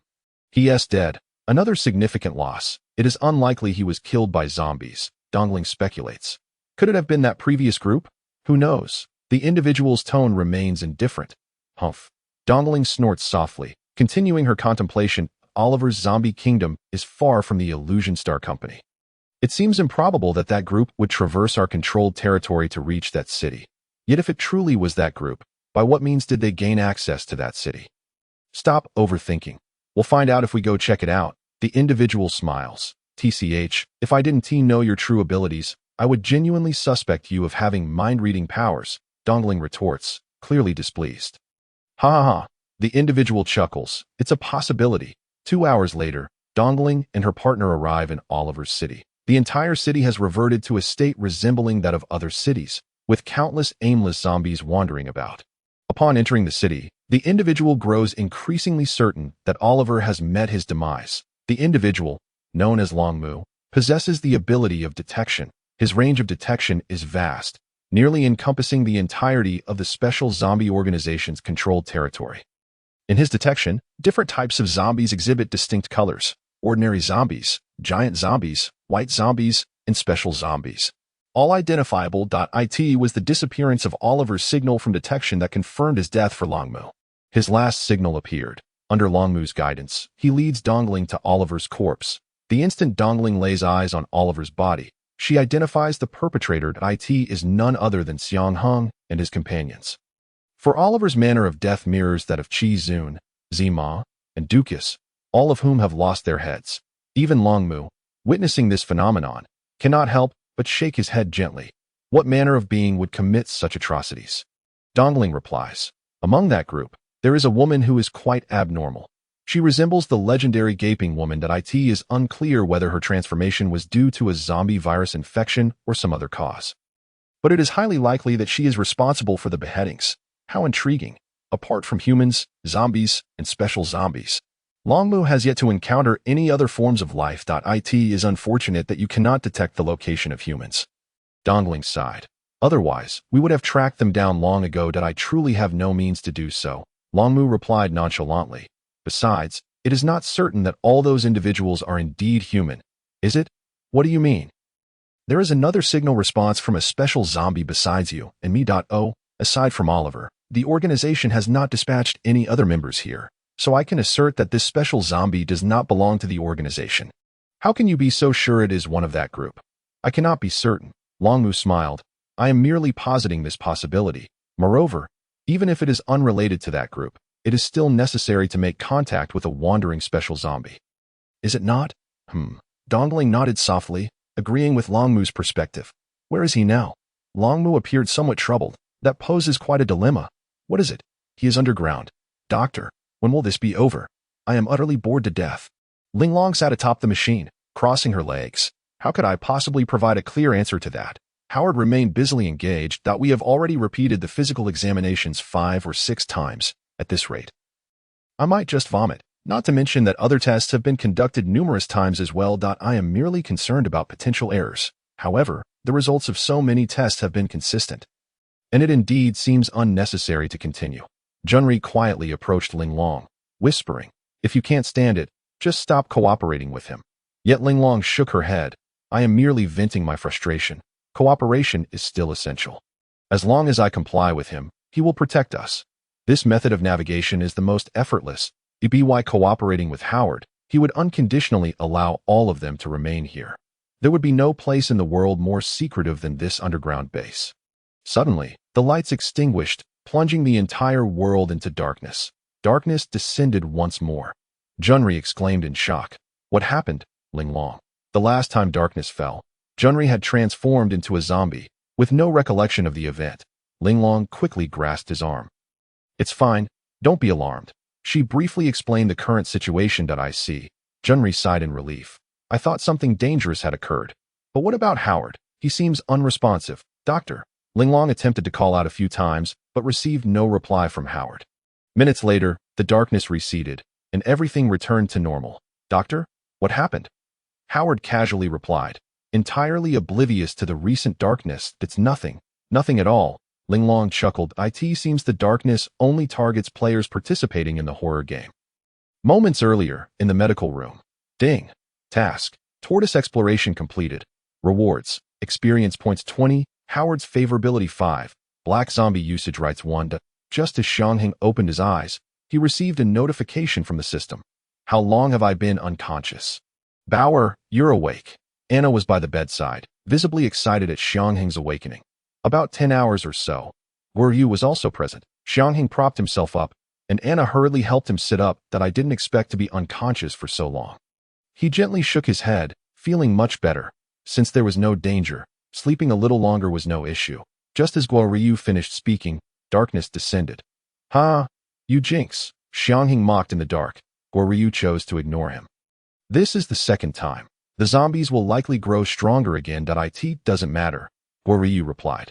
Minutes later, the darkness lifted, and Angelou and Pika burst in. Darkness fell once more. Upon entering, Pika exclaimed loudly. I know. I know. We are not blind, Xiang Heng retorted. Can you not be so loud? You are a researcher in a white coat now. Oh, when did you wake up? At this moment, Linglong and Junri also arrived.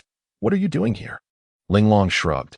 The doctor has no use for me at the moment. Junri pulled Linglong's hand, also shrugging. Perhaps he was frustrated with his research showing no progress and kicked us out. The 7 finally gathered once more. Xiang Heng raised his phone. Everyone look. The time is exactly when we entered the script. Except for Angelou. Everyone picked up their phones. It was then they realized they had been in this script for a full 2 days. If they endure the final 24 hours, they would successfully clear it. Compared to the beginning, the difficulty was no longer as daunting. Initially, they were pursued by zombies, but now they hid within Howard's underground base. Although they had offended a special zombie organization, when they would come to confront them remained uncertain. For the upcoming duration, all they needed to do was to lounge here. This is the first time I've seen such a heartwarming conclusion. Linglong and Junri sighed. By the way, Pika expressed concern. Shouldn't we worry about the darkness falling again? It doesn't matter. Xiang Heng recounted Guo answer. Even if the zombies grow stronger. So what? They still cannot find us. Ha ha. Hearing this, Pika felt reassured, his voice growing louder. That's right. Hopefully, nothing will go wrong. Pika and Xiang Heng swiftly covered Angelou's mouth. Caution is a good thing, but please do not jinx it at this moment. The group chatted for a while, and perhaps due to the relaxation, they began to feel drowsy. Of course, 2 days without a decent sleep will do that, Pika complained. Everyone should go rest. I'll keep watch. Xiang Heng suggested. Even though their current situation seemed relatively safe, Xiang Heng remained vigilant. He had just awakened, and his mind was still clear. The group agreed with Xiang Heng's proposal and left the room to rest. Upon looking down, he noticed Anna had already fallen asleep on his lap. During Xiang Heng's unconsciousness, Anna had not rested for a moment, steadfastly guarding his side, and after the earlier battle. Even such a strong individual felt utterly fatigued. Xiang Heng gently caressed her face, his expression softening, but he carefully lifted Anna onto the bed, tucked her in with a blanket, and sat by the bed. Ding. Task. Kiss the Slit-Mouthed Woman has been triggered. Ding. Task. Kiss the Slit-Mouthed Woman has been triggered. Task content. Kiss Anna. Task rewards. Experience points 0, monster coins 0. Remarks. This is a benefit. You know it. It is rare for a task to have remarks added. Benefits? Undeniably, it is indeed a benefit. But this task. Xiang Heng glanced at the sleeping Anna, shaking his head vigorously. Perhaps it is better to wait. If a kiss is to be given, it should be when Anna is awake, not like a thief. To distract himself. Xiang Heng sat on the ground and gently organized items from his system backpack. Is this the place? Yes. How deep? About 100 meters, I suppose. Damn, that deep. You must be kidding. 100 meters is equivalent to 30 stories. And this isn't about building. It's about digging. This foolish lad is a mid-level member of a special organization, summoned by Dongling to assist. The reason for calling him was due to his skills in excavation. You're not the only one. I have called for assistance as well. Dongling remarked. The so-called helpers are merely a multitude of ordinary zombies. The fool possesses the ability to generate corrosive liquid within his body, which he can expel through his mouth when needed, capable of eroding even the hardest rock to the consistency of sand. You shall corrode the soil and rocks ahead, while they dig and gradually transport the earth away. A segment of the zombies will engage in excavation, while another will gather suitable steel from around to support the pit and prevent collapses. The fool inquired, Why can't we install a drilling machine? What if the commotion alerts those below? Less talk, and get to digging. Thus, the grand excavation project officially commenced. Observing the ground, the fool silently lamented, "Am I destined to exhaust myself completely?" All of this unfolded beneath Howard's watchful gaze. Digging. He scoffed out he understood better than anyone the arduous nature of subterranean work. Could they truly manage to dig this far? During the tunneling process, several collapses had occurred, resulting in considerable losses among the black zombies. This was unavoidable. Howard was an outsider. He could discern that the individuals digging were also novices. Including Dong Ling, having always engaged in intellectual labor, she had never encountered such tasks, and her arrangements were not particularly astute. It must be said that, with the fool's assistance in the diligent labor of a multitude of zombies, the progress of the excavation was indeed not slow. What were they doing? 12 hours later, everyone gradually awakened, and it was clear they could not return to sleep. Digging, they likely knew we were underground. Let them dig. After over 10 hours, they had only managed to excavate 50 meters, still quite distant from us. Moreover, the deeper they went, the more difficult it became that if they continued digging for another 50 meters.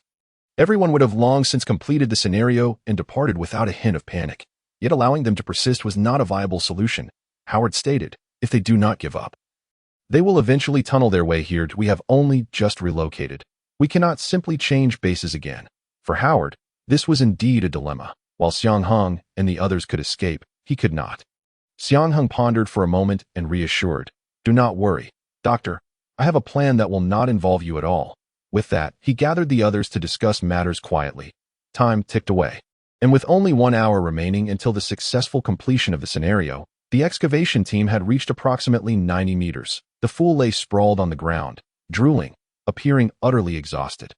"Hey, get up and continue." Dong Ling kicked him. Such a slow pace made her anxious as well. "Sister, may I call you dear sister?" the fool said with vacant eyes. "I truly have nothing left." Dong Ling was at a loss. "Rum, is that special zombie still underground?" Rum's face also revealed fatigue. "Yes, still here." Although he had not been working, he had remained by their side throughout these 20 hours. "Very well. You all go out," Dong Ling shouted. "I command the zombies to charge with all their might." Just as Rum prepared to leave, he abruptly halted. "Wait. The reaction has begun to stir. In what direction?" "Phew." Before Dong Ling could finish her question, a hole suddenly appeared in the pit, and Anna burst forth. Upon her emergence, she swiftly dealt with several nearby zombies. "It's you." Dong Ling recognized her instantly. This time, Anna did not charge forward directly but raised her hand to give Dong Ling a friendly international gesture. "You vile woman." Anna ignored her and dashed toward the exit of the large pit. "Stop her." The zombies, receiving the order, positioned themselves in front of Anna. However, they had already lost much stamina from digging this vast pit, and could hardly impede her progress. Everyone's attention was drawn to Anna, leaving no one to notice the black zombie, stealthily retreating back into the hole from which Anna had emerged. That moment, several more holes appeared, and Goryu also erupted from one. Following him were Ling Long and Jun Reed. It's her. Rum recognized the source of the signal, pointing at Ling Long. "That woman is the special zombie." What was happening? Why had this group suddenly burst forth? Did they believe it was the perfect moment to escape? Indeed, the zombies here lacked the strength to hinder them, even if darkness further empowered them. They had been drained of energy by the enormous pit. "Damn it, we cannot let them escape." Without a moment's thought for the unfinished pit, Dong Ling issued a command for all zombies to pursue. On the other side of the city, Xiang Heng led Angelou and Pika through a secret elevator to the surface. They had long ascertained through surveillance that this area posed no danger. Most of the zombies had been conscripted by Dong Ling for labor. This was Xiang Heng's plan that as long as everyone appeared before the special zombie organization, Howard would remain unscathed. They were not the type to abandon their allies. Without exception, they agreed to this strategy. With less than an hour remaining, they were set to leave this place. In the time left, there was no need to battle the zombies. They merely needed to guide them along as though walking a dog. After a chase, Anna reunited with Xiang Heng and the others. At this point, everyone stood exposed before Dong Ling. This was essential. Xiang Heng had to ensure Dong Ling saw all of them, for only then would she completely abandon the notion of continuing to dig downward. At that moment, she had commanded the zombies to surround Xiang Heng and his group. "Surrender obediently, and I may spare your lives." Exhausted from an entire day's toil, Dong Ling's emotions were on the brink of explosion. To her surprise, Xiang Heng began counting down loudly. 60, 59, 58. With the system's prompt, he was acutely aware of when he would complete the scenario. Dong Ling, naturally unaware of Xiang Heng's intentions, inquired, "What are you plotting?" Yet Xiang Heng ignored her, continuing to count. 30, 29, 28. Are you mocking me? Dong Ling exclaimed in frustration, just as she was about to command the zombies to attack, when Xiang Heng's countdown reached its conclusion. 3, 2, 1. Everyone smile. Subsequently, aside from Guoryu and Angelou, everyone struck a pose and exclaimed in unison, "Goodbye." Ding. The mission to protect Howard had been completed, yielding rewards. Experience points 50, monster coins 10, ninjutsu scroll, random, 1. At the final moment of exiting the scenario, Xiang Heng received a notification from the system. Oh ho ho. Congratulations on completing the apocalypse survival scenario. A familiar voice echoed. As per tradition, I bring you the rewards for your successful completion. In addition to a fundamental enhancement in physical attributes, you will also receive 3 vials of diluted superhero serum. Congratulations. From this moment forth, you will enjoy a month of respite, until we meet again in the next horror game.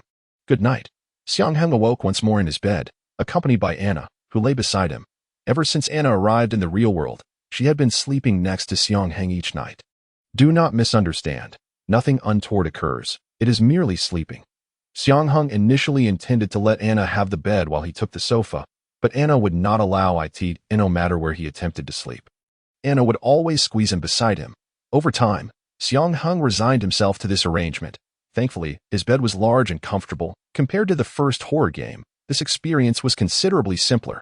Not only did I find formidable and kind-hearted companions, but I also benefited from Anna's assistance. Particularly, I made the most judicious choice of route according to the system's directives. The location of Howard was evidently a critical juncture in the entire narrative. Hinging on the choices made, should one opt to support Howard, as long as they could deftly handle Chizuin and Dongling, there was a high probability of surviving unscathed until the end. Conversely, if the decision were to ally with the Despair organization, unforeseen complications might arise. Thus, the choice to protect Howard allowed the group to navigate the final day of the script with relative ease.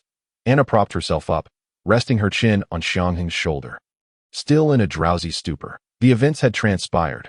Ruminating on them was futile. Besides Anna and the system, it remained uncertain when I might encounter such allies again.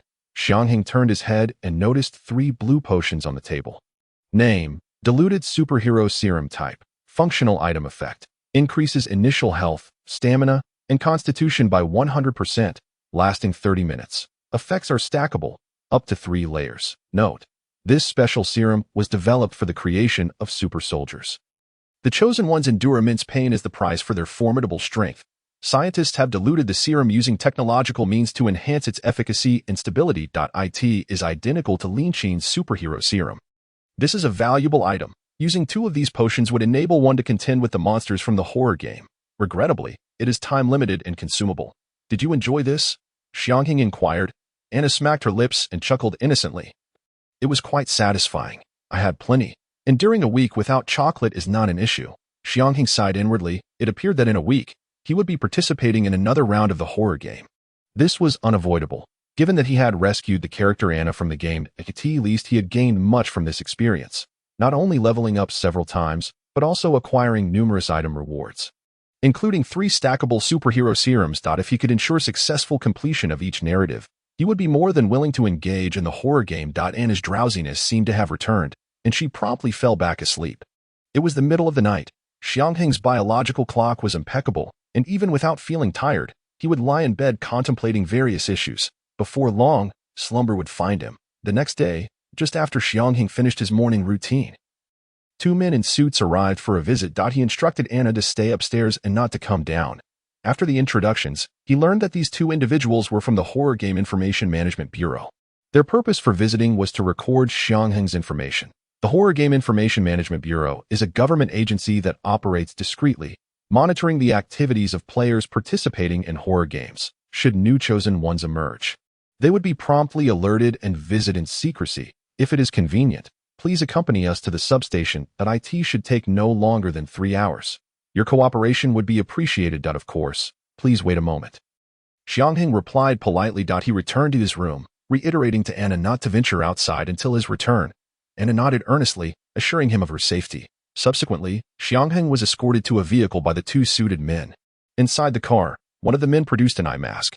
"This is all part of a covert operation. We appreciate your understanding." All right, Xiang Heng thought to himself, reluctant yet compliant, and donned the eye mask. Throughout the journey, he attentively tried to discern the speed and direction of the vehicle. However, the ride was remarkably smooth and steady. The interior was quiet, devoid of even the sounds of the bustling traffic outside. After some time, he surrendered to the situation. Were it not for the failure of his ability to perceive truth as reality, he would have certainly wished for X-ray vision that an hour later. He was led blindfolded to their destination. The room he found himself in resembled an interrogation chamber. Although the environment was chilling, the process of recording information was rather mundane. After collecting Xiang Heng's personal information, the suited men inquired about the horror games, including the types of narratives, encountered monsters, and the player's survival statuses. Xiang Heng spoke truthfully, omitting only the details regarding Anna and the system. The matters pertaining to the horror games were inherently secretive. Even if some details were altered, there was no way to trace them. After 3 hours of recording, the suited men returned Xiang Heng home as promised, still blindfolded. Upon nearing Xiang Heng's residence, one of them instructed, "Mr. Xiang Heng, please count to 30 silently after this sentence before removing your mask. Thank you for your cooperation." Following this, silence enveloped the surroundings. Xiang Heng stood bewildered for a few seconds before beginning to count. While counting, he listened intently to the ambient sounds, aside from the gentle rustling of the wind. There was nothing. Upon completing his count, he removed the mask, finding himself standing beside his front door. The vehicles of the Horror Game Information Management Bureau had long since vanished. Xiang Heng shook his head in resignation. Were it not for his own eyes witnessing the event, he would have doubted whether he had traversed in a car or an aerial vehicle. Just then, a moving truck arrived at his neighbor's doorstep. To one side of Xiang Heng's home was the street, while the other side housed an unoccupied lot last. Someone was moving in.as. The individual jumped down from the truck. Xiang Heng's eyes widened in surprise, exclaiming, "Damn, it's that show-off." The person paused, reluctantly lifting his gaze towards Xiang Heng's direction, muttering an expletive under his breath. "I can't believe you moved in next door. Ha ha ha. What a relief." Xiang Heng warmly offered to help Guo Ruoyu with the furniture and invited him to his home for a visit. As Guo Ruyu's house was not yet organized, he accepted the invitation without hesitation. "I'll grab some snacks, chocolate for him. That's all mine." "All right." Guo Ryu naturally noticed Anna accompanying Xiang Heng into the real world. "You're really not human?" he asked Anna, puzzled. "Indeed, I am Slit-Mouthed Woman, having emerged from the horror game alongside Bao Bao," Anna replied, sitting cross-legged on the bed, her lips pouting. "I was unaware of my fictitious nature until I encountered Bao Bao." It seems Xiang Heng harbors many secrets. That moment, Xiang Heng entered with snacks and drinks, also bringing a large box of chocolates for Anna. "We are all players who have participated in the horror games. I look forward to working together in the future." He set down the snacks, asking, "How many horror games have you participated in?" "I've lost count, probably over 30 times. "Damn, you're a pro." In this world, those selected by the horror realm are referred to as chosen ones or players of the horror games. Players who have participated in more than 10 horror games are deemed pros. Those who have participated fewer than 10 times are typically dead. "So, you've been involved with the horror games for 3 years. Xiang Heng assessed Guo Ruoyu. "You can't be serious. You look about my age. Counting from the first time, it hasn't even been a year," Guo Ruoyu replied, picking up a bottle of drink. "Not even a year?" Xiang Heng realized. "So that means every week." "Exactly." Xiang Heng pointed at Guo Ryu, exclaiming, "Fool." Indeed, those who voluntarily participated in the horror games were deemed foolish. "Ha, well, I suppose I'm a fool too. I didn't expect to find 2 fools here." Xiang Heng chuckled. Now I'm curious. Why's that?" Guo Ruoyu asked. "First, you tell me," Xiang Heng replied, taking a drink. Guo Ruoyu fell silent for a few seconds, seemingly deliberating, before finally speaking. "I'm searching for someone." Searching for someone? It suddenly dawned on Xiang Heng. No wonder Guo Ryu had displayed a look of disappointment after surveying everyone when he first entered the apocalyptic survival scenario. "The reason I participate in these thrilling games every week is to seek out my savior." Guo Ryu had mentioned that during his first encounter with such a game, he was meant to perish within it, but was miraculously rescued by an individual. This person's influence instilled in Guo Ryu a steadfast habit of never abandoning his companions. Yet, he yearns to find her once more, for after their initial adventure, the two parted ways without even a proper farewell. "Do you remember what she looks like?" Xiang Heng inquired. Of course. Xiang Heng rose from the table. Retrieving paper and a pen. Let us sketch her. Perhaps we can assist in the search. Although Guo Ryu had no intention of soliciting Xiang Heng's help, he hesitated for a moment before accepting the paper and pen. He poured his heart into the drawing, laboring for nearly an hour, during which Anna consumed all the chocolate. Here, Xiang Heng took the sketch, examined it for a mere 2 seconds, and decisively crumpled it into a ball. Tossing it into the wastebasket, it bears no resemblance to anything real. Is there truly a creature in this world that resembles this? You possess not a hint of artistic flair, Xiang Heng remarked. Guo Ryu did not retort. He was painfully aware of this truth. Oh, you know her name. Guo Ryu shook his head. Where does she reside? Again, Guo Ryu shook his head. Is she male or female? Guo Ryu ceased shaking his head. She is a female. Excellent. We finally have a breakthrough, Xiang Heng exclaimed. We can dismiss the possibility of her being male. Anna continued to sit cross-legged on the bed, swaying her body, and questioned, if she is so difficult to find, why pursue it further? I merely wish to express my gratitude. Xiang Heng, resting his chin on his hand, helplessly tapped his face. What an obsession. You must understand that as one participates more frequently in these thrilling games, the likelihood of being assigned to a more challenging scenario increases. She is formidable. If I also grow stronger, the chance of encountering her again becomes plausible. Hence, you cherish every opportunity to engage in these thrilling games, Xiang Heng sighed. This is not mere foolishness. It borders on madness. What if you were to perish in one of these games? Anna asked. Guo Ryu pondered briefly. I can only say my skills are insufficient. Setting that aside, Xiang Heng straightened his posture. I believe that deep down, you desire for another player within these thrilling games to resemble her. Upon hearing these words, Guo Ryu fell into contemplation. He offered no rebuttal. Even he was uncertain of his own thoughts. What about you? Guo Ryu asked. Xiang Heng approached Anna. There is no particularly significant reason. Merely dining out. Huh? Power does not permit me to consume humans in this world, Anna explained. Hence I can only partake in them within the thrilling games. Guo Ryu suddenly understood. So that was it. At this juncture, Xiang Heng conceived a commendable idea. Let us embark on this together. Since Linglong and Junri can participate in thrilling games together, surely they can as well. Guo Ryu was evidently deep in thought. What is there to ponder? Xiang Heng stepped forward, draping an arm around Guo Ryu's shoulder. You wouldn't wish to encounter selfish teammates, would you? I can assist you in eliminating one option, can I not? Guo Ryu continued to contemplate. By the way, Xiang Heng abruptly stated, to demonstrate my sincerity, allow me to present you with a gift. This declaration piqued Guo Ryu's interest. During the scenario, he had often wondered where Xiang Heng procured so many props. Sure enough, Xiang Heng produced a stone as if performing a magic trick. It was square and symmetrical. I have no use for it. So this whetstone is yours. Coincidentally, Guo Ryu had also brought along the Xiang Heng Dao. I have mentioned countless times that I do not wield blades. Xiang Heng anticipated his protest. This is a gift for you. The whetstone is also included. Take good care of it. Guo Ryu accepted the whetstone. Unsure of what to say, this is a prop from the thrilling game, easily worth several tens of thousands in resale. His samurai sword had once attracted a bid of 18 million. Alas, he was not one to be swayed by money. And thus he had refrained from selling it. Guo Ryu grasped the whetstone. The moment it made contact with the Xiang Heng Dao, both emitted a brilliant yet gentle glow. Under the gaze of the onlookers, the radiance from the whetstone slowly merged into that of the Xiang Heng Dao. Anna's face displayed a mixture of surprise and intrigue. This was a spectacle she witnessed for the first time. Guo Ryu's expression mirrored her astonishment. He had indeed encountered many props, but had never witnessed such an occurrence. Xiang Heng, however, was mentally prepared for this. The luminous display lasted approximately 5 seconds. Once it concluded, the Xiang Heng Dao lay untouched on the floor, while the whetstone had vanished. Another disposable item, Xiang Heng quipped, gesturing for Guo Ryu to inspect the Xiang Heng Dao. Guo Ryu picked up the Xiang Heng Dao, gently unsheathing it, and discovered that the previously dull blade had become extraordinarily sharp, devoid of any blemish. What a peculiar item, was his assessment. It certainly spared a great deal of trouble. At least you need not sharpen the blade yourself.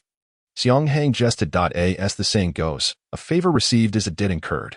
Guo Ryu accepted Xiang Heng's Xiang Heng Dao, feeling compelled to repay this kindness. Thus, he no longer declined Xiang Heng's proposal to participate in the thrilling games together. As the afternoon tea concluded, they each returned to their respective homes. Throughout the week, Xiang Heng diligently explored the new features activated by the system. Let us take a look at Xiang Heng's character window. Name: Xiang Heng. Gender: male. Age: 18. Level: 6 allocatable attribute points, 15 Constitution, 7820 Charisma, 36 Monster Coins, 791 Backpack, Peachwood Comb 1, Zombie Summoning Scroll 1, Malicious Doll 1, Invisibility Potion 1, Pack of French Fries 1, Ninja Technique Scroll, Random 1, Fire Axe 1 Special Item, Black Zombie 1 Abilities, Untriggered. Dynamic values such as health and stamina have been omitted. It is evident that his level has risen by 3, thus granting him an additional 9 attribute points. Naturally, he remains unhurried to allocate them. His constitution has increased by another 5 points, receiving a further 10-point enhancement from the thrilling world. His charisma has also risen by 3 points. It is progressing too slowly, Xiang Heng lamented. Now, regarding the items in his backpack, the wooden clothespin now clings to Anna's collar. Should they encounter an enemy wielding hair wax again, Anna would utilize it. The Glock 17 with unlimited bullets was given to Pika. Pika possesses an innate sharpshooter talent. This handgun suits him perfectly. The Tang Heng Dao was given to Guoryu. The alloy door panel was entrusted to Angelo. The wooden baseball bat was discarded by Xiang Heng. He chose to wield the fire axe awarded by the system. As for why the safety T had disappeared, do not misconstrue. He did not employ it. That troublesome safety T was sold to the system's marketplace. You heard correctly. The system has activated the marketplace feature. Xiang Heng checked it out, but the prices of items within the system's marketplace are exorbitant. One particular item piqued his curiosity. Name: System's Gift, priced at only 1 monster coin. Xiang Heng stared at this item for quite some time. Its description clearly stated it could only be purchased once. What could this be, shrouded in such mystery? The price is astonishingly low, suggesting that one could hardly incur any losses regardless of the circumstances. Yet, given the nature of this system, it is undoubtedly not a good omen. Fully aware that it is a trap, he found himself entangled in indecision for quite some time, yet ultimately succumbed to the temptation and clicked through. A mechanical voice emanated from the system, announcing, "Dear user, allow this system to present you with a song." An unsettling premonition washed over him as a familiar musical prelude began to play. "Listen to me say thank you, for you have warmed the 4 seasons. Shut up." 1 week later, at midnight, Xiang Heng arrived at Guoryu's residence with Anna in tow. Guoryu was engrossed in observing Tang Heng Dao, and upon seeing Xiang Heng, he swiftly concealed his weapon. Anna, caressing her small belly, exclaimed, "Hurry up, I'm famished. Would you like to participate in a new round of a thrilling game?" Xiang Heng and Guoryu exchanged knowing glances, understanding that they had both heard the voice. In unison. They chose to participate. Players detected nearby. Please confirm if you are companions. Yes. Welcome to the thrilling game. The horror script perfect world has commenced. You are to assist in the destruction of God's machine. In this scenario, each individual will be assigned to different positions. Good luck. As the prompt concluded, Xiang Heng and Anna found themselves atop a cliff, overlooking a sparsely wooded area below. They were left in the dark about the number of teammates present, gazing at the unfamiliar surroundings.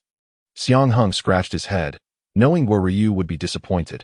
His initial concern was not for his own safety, but rather for Guoryu's quest to find his family. This script was indeed perilous, having separated him from potential allies right from the outset. In an unfamiliar environment, any unforeseen events could lead to dire consequences. Fortunately, Anna had not been assigned to another location. Bauer, there is something below.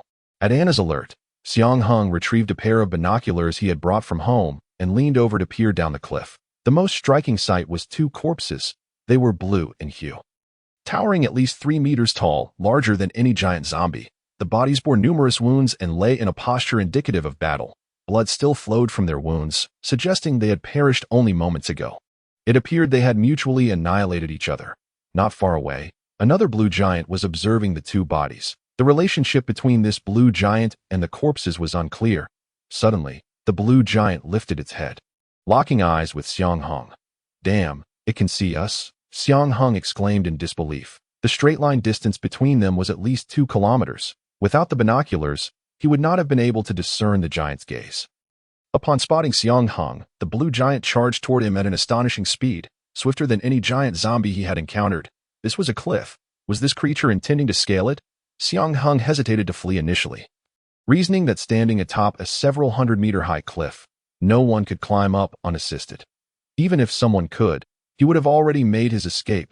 To his astonishment, the blue giant's claws effortlessly sank into the cliff's rock face, climbing with remarkable speed, almost akin to moving on solid ground. Damn it! Xiang Heng adhered to his usual instinct. Sensing trouble, he immediately turned and ran, pulling Anna along with him. Why are we running? I can take it. Anna occasionally glanced back.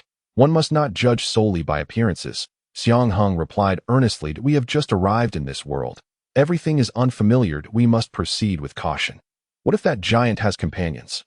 It would be wise to ascertain the circumstances surrounding these giants before taking any action. Understanding what these giants are, what transpired at the bottom of the cliff, whether it is trivial or holds significant relevance to the plot, must be clarified. Why is this world referred to as perfect world? What is God's machine, and why must it be destroyed? According to the script's introduction, dismantling this machine requires the cooperation of many. If I fail to locate this machine or assist before its destruction, does that signify I have not fulfilled the conditions for success? If so, then uncovering clues about this machine becomes paramount. In summary, there are too many uncertainties. Instigating a battle at this juncture would be unwise. Moreover, there is no mandate to eliminate the blue giant. Having contemplated these matters, he firmly grasped Anna's hand and turned to flee. Anna, surprisingly compliant, sprinted ahead with remarkable speed. Before long, the blue giant vanished from sight. Upon reaching the mountain summit, they gazed down to discover a bustling city below. Ding! The task city of Radiance has been triggered. Task details. As newcomers to this world, gathering information is of utmost importance. Venture into the city and try your luck. Task rewards. Experience points 30, monster coins 10, copper-like coins, universal currency in perfect world, 100. With their direction confirmed, they set off toward the city of Radiance. The items listed as system rewards clearly indicated they were script-related, facilitating Xiang Heng's integration into this world.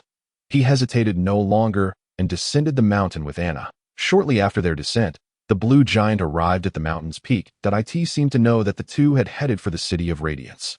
After hesitating for a moment, it ultimately chose not to pursue, silently retreating down the mountain. Upon reaching the imposing city gates, Xiang Heng realized that this place was unlike any modern world he knew. The gates were guarded by soldiers clad in light armor, each wielding a spear. As he attempted to enter the town with Anna, the guards halted them. There was no specific reason for their obstruction. It was merely that their attire was too peculiar. Xiang Heng was dressed in ordinary modern casual wear, while Anna donned a strikingly alluring black outfit. The guards couldn't help but steal glances at her as they conducted their checks. Please remove your mask, one soldier commanded. Anna looked to Xiang Heng, who nodded in encouragement. In a world where blue giants existed, surely the appearance of a woman with a slit throat would not evoke too much alarm. Indeed, upon revealing her face, the guards merely displayed mild surprise, their expressions betraying a hint of disappointment. Anna licked her lips, her hunger becoming increasingly unbearable. A rare race. You may enter. Ding! The task city of Radiance has been completed. Rewards. Experience points 30, monster coins 10, copper-like coins, universal currency in perfect world, 100. Though they had entered the town, Xiang Heng remained perplexed by the guard's earlier remarks. Rare race. It seemed this world was composed of numerous distinct races. Was that blue giant also one of them? It must be a lower-tier race. Otherwise, it would not have engaged in such self-destructive behavior, resorting to hand-to-hand combat. The town bustled with life, a myriad of creatures milling about. Yet there was no sign of any blue giants. We must tread carefully here. We must not provoke these beings. Xiang Heng softly spoke to Anna. This place is teeming with bizarre creatures, and in comparison, the lady with the split mouth seems rather ordinary. The only aspect that truly draws attention is the peculiar modern attire they wear. Xiang Heng did not forget his purpose. He had come here to gather clues and gather intelligence. Directly inquiring with passers-by would be perilous, so he decided to eavesdrop in a bustling area for a while to familiarize himself with the happenings in this world. With this thought in mind, Xiang Heng retrieved a copper coin from his system backpack. If there were a prime location for storytelling, it would undoubtedly be a restaurant. Fortunately, it was mealtime. After meandering aimlessly through several streets, Xiang Heng chose a restaurant bustling with patrons and stepped inside. However, as soon as he sat down, trouble arose. The menu presented by the server was entirely incomprehensible to him, and Anna was even less familiar with it. To make matters worse, there were no images to reference. Any unnatural behavior would surely raise suspicions. "What is your signature dish here?" Xiang Heng asked, feigning calmness. The server replied with a smile. "Our crispy pigeon is an exquisite local delicacy." "Very well, I shall have that." Xiang Heng returned the menu to the server. "Wait, wait, wait," Anna exclaimed anxiously. "Do you serve human meat here?" Xiang Heng's heart nearly leaped from his chest, yet the server remained unfazed, inquiring, "Which type are you looking for?" "Good heavens, you truly have it," Xiang Heng thought in astonishment. "Any kind will do. Just bring me a portion." The server maintained his smile and obliged. While waiting for their dishes, Xiang Heng strained to listen to the conversations of the diners around him, hoping to glean some useful information from their discussions. Anna, however, was entirely focused on the food, showing little interest in the intelligence gathering.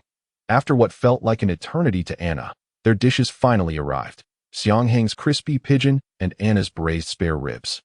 To his surprise, the ribs were blue. "Surely not," Xiang Heng mused. "Could it be the meat of a blue giant?" Anna tentatively took a bite, and to her astonishment, it was exceptionally delicious. "Bring me another serving of this," she exclaimed eagerly. "Very well," the server replied. The crispy pigeon was also quite delectable, yet Xiang Heng's expression betrayed his discomfort. While listening to the patrons' conversations, he had encountered topics that left him feeling unsettled.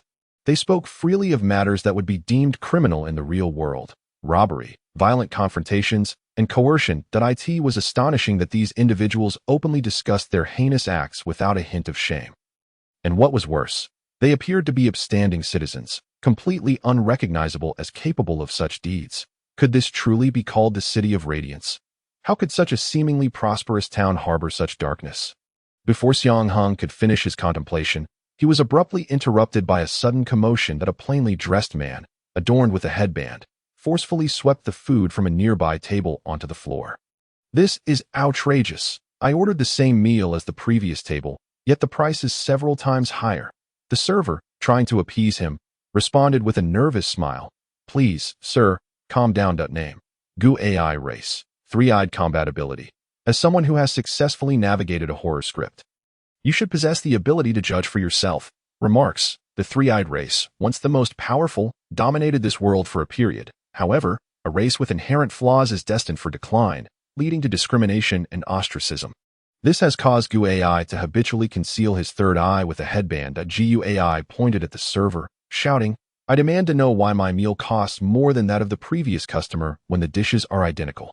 Naturally, onlookers were drawn to the scene, including Xiang Heng, who muttered to himself, "If I were that server, I would explain that the ingredients differ. Yours are of a much higher quality. Even the lobster is raised on beef." Yet the server's response left Xiang Heng astounded. "Because I want to extract more money from you." Good heavens, you're being brutally honest. This isn't merely about earning extra. It's outright robbery. It turned out that the conversations he had overheard were not mere fabrications. The server's actions aligned with the behavior of the diners. Xiang Heng found himself puzzled as to why the server would not resort to deception.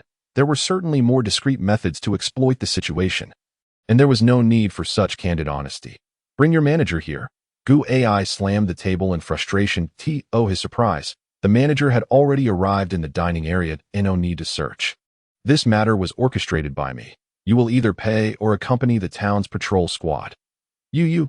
Gu AI's face flushed with rage, veins bulging from his neck. Suddenly, he flipped the table, shouting incomprehensible phrases. It was true.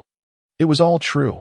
In the face of this spectacle, both the manager and the server remained unperturbed, for they had already summoned the patrol squad. Regrettably, only one member arrived. "Why is only one person here?" the manager inquired. "We paid too little. It's fortunate we even got one," the server replied without hesitation. "Fine, one is enough." The patrol squad member was towering in stature. Gu AI stood at approximately 1.7 meters, while this individual was at least 2 heads taller, easily surpassing 2 meters. Name: Long Jie race, dominant body combat ability. As someone who has successfully navigated a horror script, you should possess the ability to judge for yourself. No need to inquire further. The reactions of the surrounding crowd indicate that this individual is formidable. Only the strongest can serve in the patrol squad. Remarks: The dominant body race boasts one of the highest physical qualities in this world, excelling in hand-to-hand combat. Upon his arrival, the onlookers in the restaurant hastily vacated, leaving their payment behind. Clearly, the patrons held a deep-seated fear of the patrol squad. Xiang Heng dragged Anna to a corner. Anna still clutched the plate of spare ribs, wishing it had a head. Upon seeing Long Jie, Gu Ai displayed neither fear nor surprise. That "It is you. Long time no see," Long Jie said in a deep voice. Now it was the manager's turn to panic. You two know each other." Neither Gu Ai nor Long Jie acknowledged the manager. Long Jie stated, "Cease this ruckus. Pay your bill and come with me." I am causing a ruckus?" Gu Ai scoffed. "I would like to ask what right you have to do so. Inflating prices and coercing purchases. Do you think I am easy prey?" Long Jie's pupils twitched slightly. "This world, crafted by your brother, is beyond redemption. It has become what it is. Nonsense." Gu Ai's emotions flared. "My brother would never wish to create such a world." Long Jie chuckled helplessly. "We all know this is not what he desired. But at this point, what can be done to change it?" Both fell silent, perhaps contemplating this very question. The manager quietly emerged to speak with the server, quickly summoned 2 more members of the patrol squad. The server raised a hand. "What now? What do you mean? Money?" The server replied, "Without funds, how can those fellows come? Damn it." The manager fished several silver coins from his pocket and placed them in the server's palm. Go, go, go." Yet the server still did not leave. "Why are you still here? I want my commission." The manager seethed in frustration. The server rubbed his fingers together. "Hurry, if those 2 start fighting here and wreck our establishment, the losses will be far greater." Fine. The manager dug into his pocket again, producing several copper coins. Only then did the server dash out of the restaurant. "It seems you are determined to take me away." Gu Ai gazed at Long Jie and said, "The captain of the patrol team accepted the bribe, thus I was left with no choice but to act accordingly. Was it not you who received the money?" It is a pity that I find such actions beneath me." To his astonishment, "You dared to utter such words. I had assumed you and your kind were all of a piece. You ought to know that I speak no falsehoods. Of course, in this world, lies are an impossibility. Since you refuse to cooperate, do not blame me for being impolite." Long Jie shifted his shoulders. Suddenly, it was Gu Ai who charged forward, however, with a mere sidestep. Long Jie evaded Gu Ai's assault. "I never expected you to display such speed in your current condition," he remarked, referring to Gu Ai's state with the third eye sealed. You are unaware of much more." Without hesitation, Gu Ai continued his onslaught. Long Jie did not retaliate, but merely dodged. Meanwhile, Xiang Heng had long since lost interest in the skirmish before him. His focus lay solely on the earlier exchange between Gu Ai and Long Jie. In this world, lies are an impossibility. This statement preoccupied him the most. What could it possibly mean? Does it imply that deception is futile due to the intelligence of the people in this world? Clearly not. Could it be? Xiang Heng blinked, opening his mouth, ready to utter the simplest of phrases. 1 + 1 = 2. He was about to continue, but suddenly, a look of sheer terror crossed his face.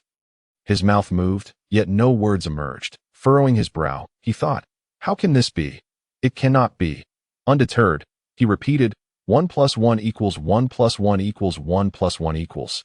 Yet no matter how he tried, those words would never leave his lips. "I see now. I understand," he thought, his expression still one of shock. He could hardly believe the reality of the situation, yet he was compelled to accept it. He had just tested it.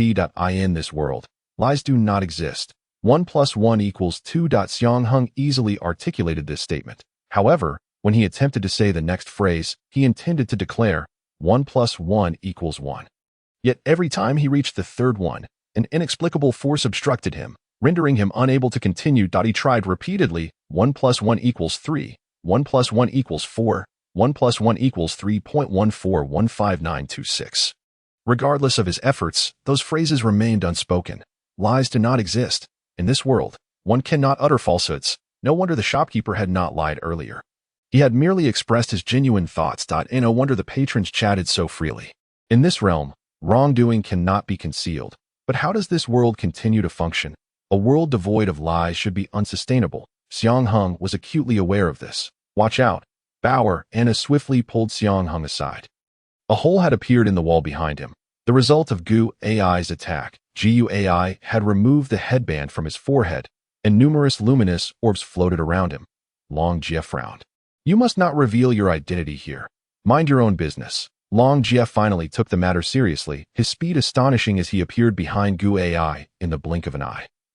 An unbreakable bond ensnared Gu Ai. For a moment, he could not break free. "Do you think this will defeat me?" he retorted, directing the glowing orbs toward Long Jie. Yet Long Jie did not relent. He softly whispered a few words into Gu Ai's Gu Ai's face registered shock, and the orbs halted mere centimeters from Long Jie. Is what you said true?" he asked incredulously. Long Jie nodded gently and released Gu Ai. Gu Ai, too, refrained from acting impulsively, reapplying his headband as the orbs vanished. That moment, the shopkeeper returned, but he found the manager, who had been hiding behind the counter during the altercation, and whispered in his ear, "The patrol team deems the sum too meager, so they will not send anyone else." "Damn it," the manager grumbled. "What about the money?" To his surprise, the shopkeeper looked utterly distressed, as though on the verge of tears. "They even took my errand fee. Woe is me."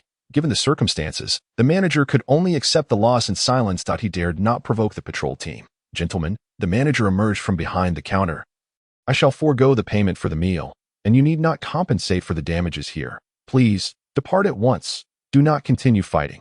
If you do, I shall go bankrupt." Long Jie nodded at Gu Ai and exited.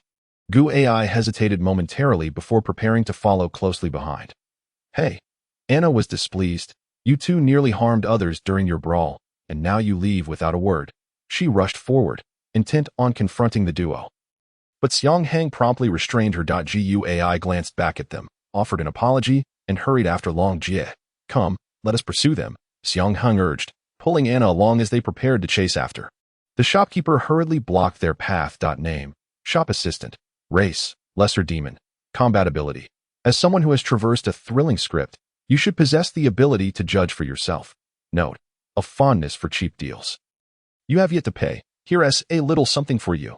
Xiang Heng delivered a resounding slap to the assistant's face. His judgment had proven correct. The shop assistant was as feeble as could be. Upon seeing the fearsome duo, the assistant dared not impede them any longer. Watching them depart in defeat, he returned to the manager, clutching his face. Is this considered a work-related injury? The manager sighed. "I'll add a chicken foot to your pay this evening." Those who brazenly dine and dash are typically not to be trifled with. Gu Ai followed Long Jie ahead, while Xiang Heng trailed Anna a few dozen meters behind. As they walked, people sidestepped to avoid Long Jie. He led Gu Ai to a bustling marketplace, filled with an array of peculiar and bizarre merchandise. "Come and see. The horn of the unicorn clan, the one in my hand, is genuine. The rest are fakes. The eye of the Cyclops, you can buy it to roast and eat.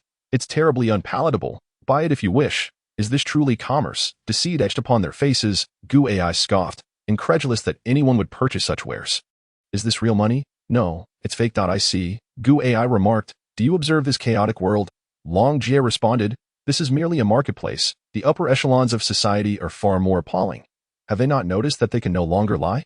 Gu Ai inquired, surveying the surroundings. "The denizens of the lower world remain oblivious to such matters," Long Jie remarked, seemingly indifferent.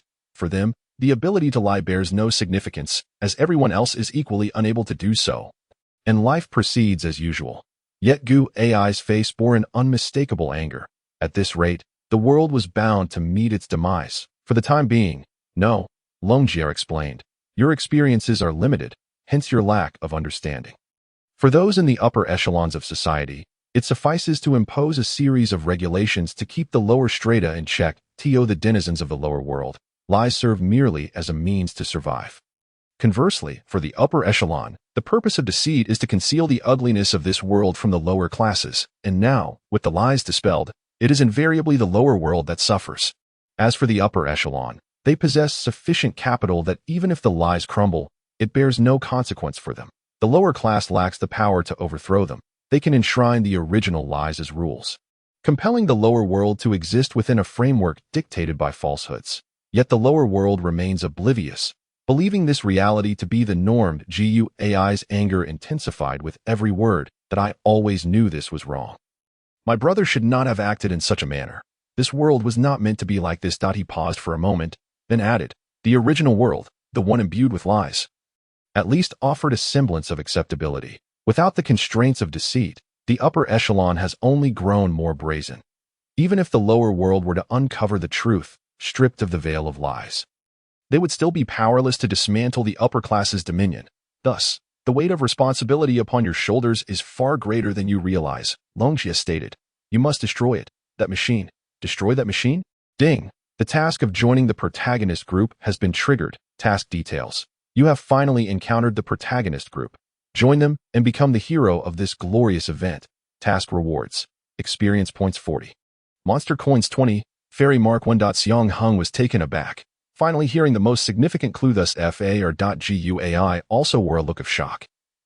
You intend to? Longjia nodded, signaling GUAI to lower his voice. I have been planning this for some time, which necessitated my becoming a member of the patrol team. However, my current rank is still too low. I must continue to ascend to gain access to that machine. GUAI finally realized he had misjudged him. Longjia, aware of the truth, was constantly seeking to rectify this world. Apologies filled GUAI's gaze. I thought you were beyond redemption, yet I had no idea. Longjia smiled. Don't take it to heart. I am the real scoundrel here. You bear a burden far greater than mine. Longjia patted GUAI on the shoulder. It is not as you think. Do not underestimate the weight upon your shoulders. Without you, this plan would be nearly impossible to realize. This statement was clearly an invitation for GUAI to join the endeavor.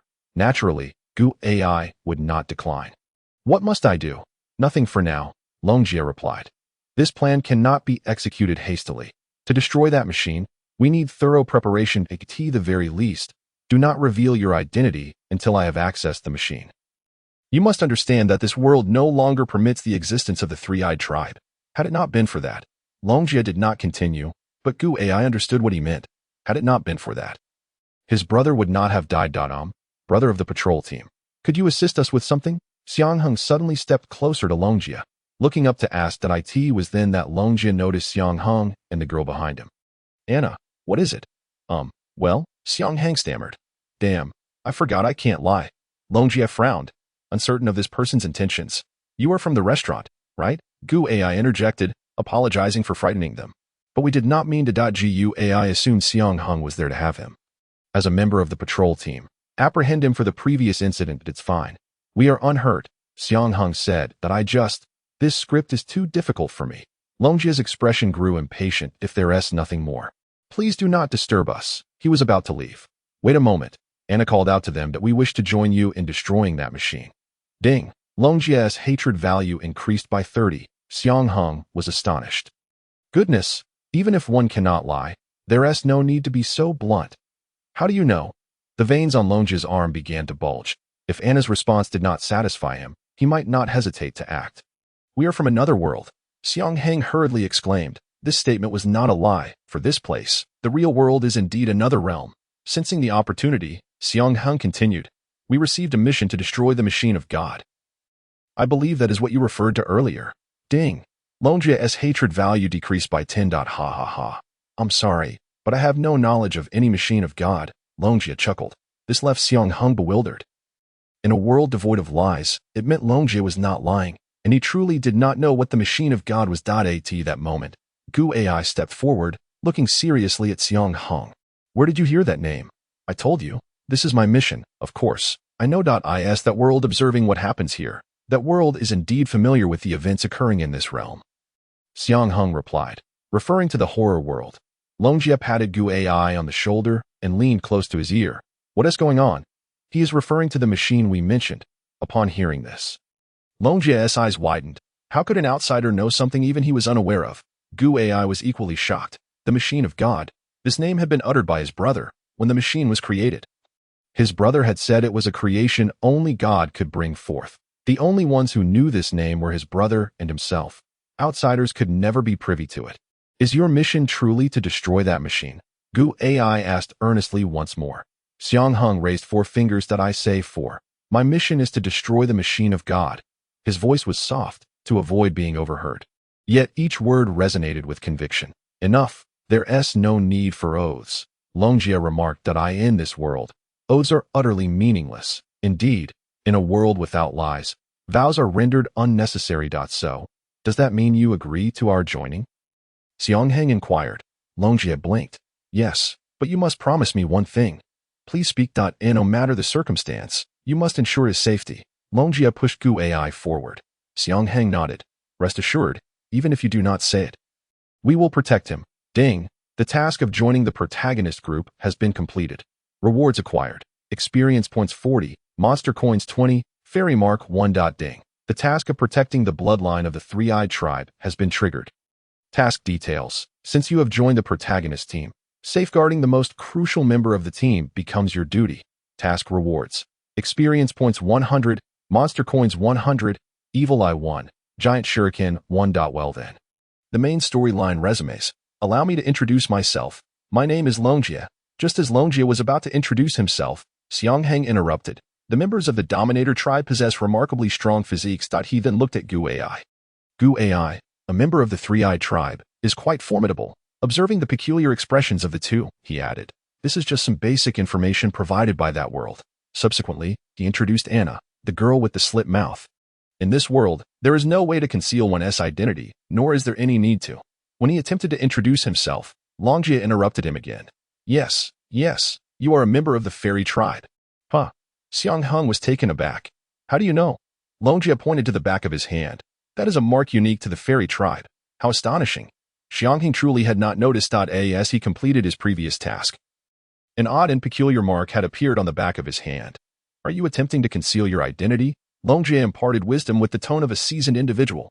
However, your elven mark has not been entirely obscured. Indeed. Xiang Heng desperately wished to follow Longjie's lead and confess that he belonged to the elven clan, but the words eluded him. Ultimately, he gave up with a dejected expression. Sigh. Believe what you will about my race. You may even think of me as a pig.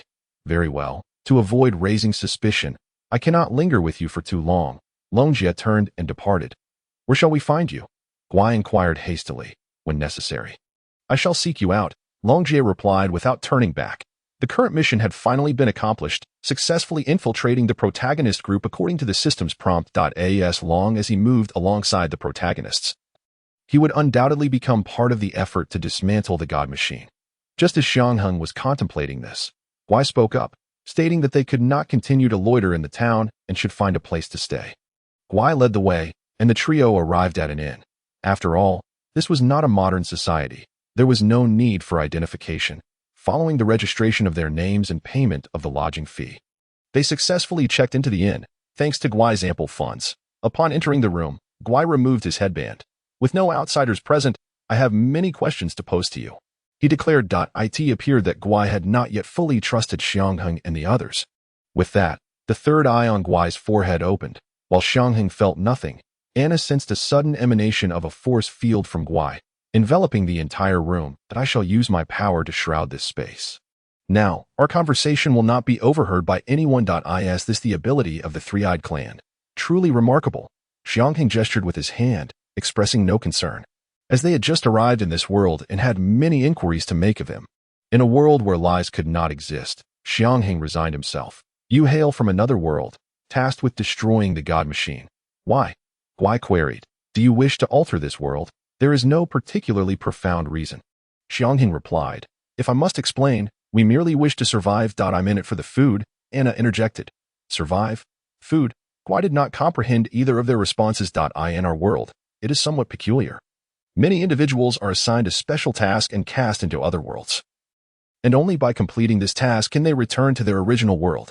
Otherwise, they are likely to perish. Xiang Heng's explanation was not overly detailed, yet Guai grasped the essence. So, if you do not destroy the God Machine, you will die, Guai inquired. Xiang Heng nodded while seated on the sofa, affirming, that could be said. Thus, you need not worry about our intentions being impure. Our desire to destroy the God Machine is not to rectify the world, nor for any ulterior motive, but simply to survive. This statement resonated with Guai. Not everyone is selfless, yet, at the very least, the majority tend to be selfish. Then, what is the matter with your elven identity? Why do you bear the mark of the elven clan? Guai posed another question. During the process of completing the final task, I received numerous smaller tasks, and upon their completion, I am rewarded with various items. Saying this, Xiang Heng raised his hand, revealing the elven mark on the back of his hand once more.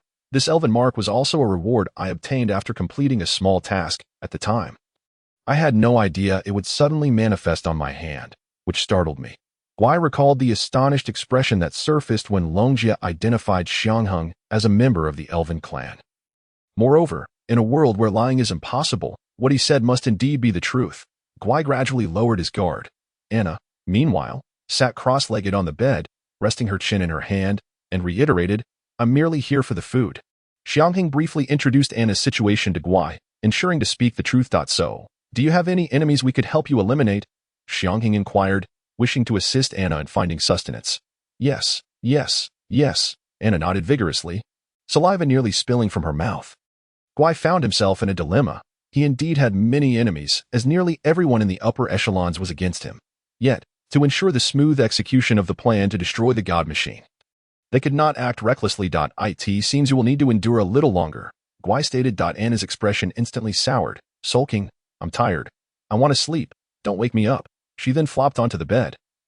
Closing her eyes, Xiang Heng sighed softly, gesturing for Guai to sit down. May I pose a few questions as well? Guai settled himself, certainly. What is the God Machine? What is your brother's relation to the God Machine? Why does this world lack the existence of lies? Xiang Heng asked all three questions in one breath. Guai mused, pinching his chin and gazing at the ceiling, pondering for a while. To explain these three questions, it may be necessary to start from the very beginning. Guai pointed to the third eye on his forehead. The Three-Eyed Clan is a remarkably extraordinary race. Some believe that the Three-Eyed Clan descends from ancient divine beings. In truth, we cannot ascertain, but our clan indeed possesses wondrous and formidable powers. Not only that, but we also possess remarkable artifacts inherited from our ancestors. I surmise that those artifacts were crafted during the zenith of the Three-Eyed Clan. I am aware that your clan has a glorious history, but how does this relate to the absence of lies? Of course, it is relevant, Guai replied with a solemn expression when discussing his clan and the world's history. This world originally did not lack lies. The world where lies cannot exist was created by the Three-Eyed Clan. At this point, Guai paused. To be precise, it was crafted by my brother. He seemed reluctant to elaborate, yet ultimately spoke. As early as 10,000 years ago, the Three-Eyed Clan began its decline. Our ancestors employed countless methods but could not halt this inevitable fate. Eventually, the Three-Eyed Clan ceased to be the rulers of this world. The population of the Three-Eyed Clan dwindled, nearing extinction. At that moment, my brother stepped forward. Whenever Guai mentioned his brother, a glimmer of admiration shone in his eyes. He vowed to create a machine that would restore the fallen Three-Eyed Clan to its former glory. This machine is what he referred to as the God Machine.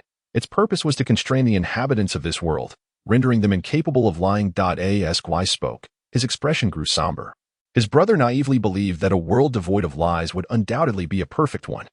In such a world, all races would coexist harmoniously, with no one marginalizing or discriminating against the weak or fallen clans.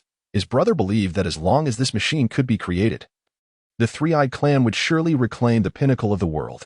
However, he was mistaken. Guai's brow furrowed tightly. Indeed, reality proved that he was profoundly wrong. Guai's brother likely never dreamed that the machine he created would not prevent wrongdoers from committing heinous acts.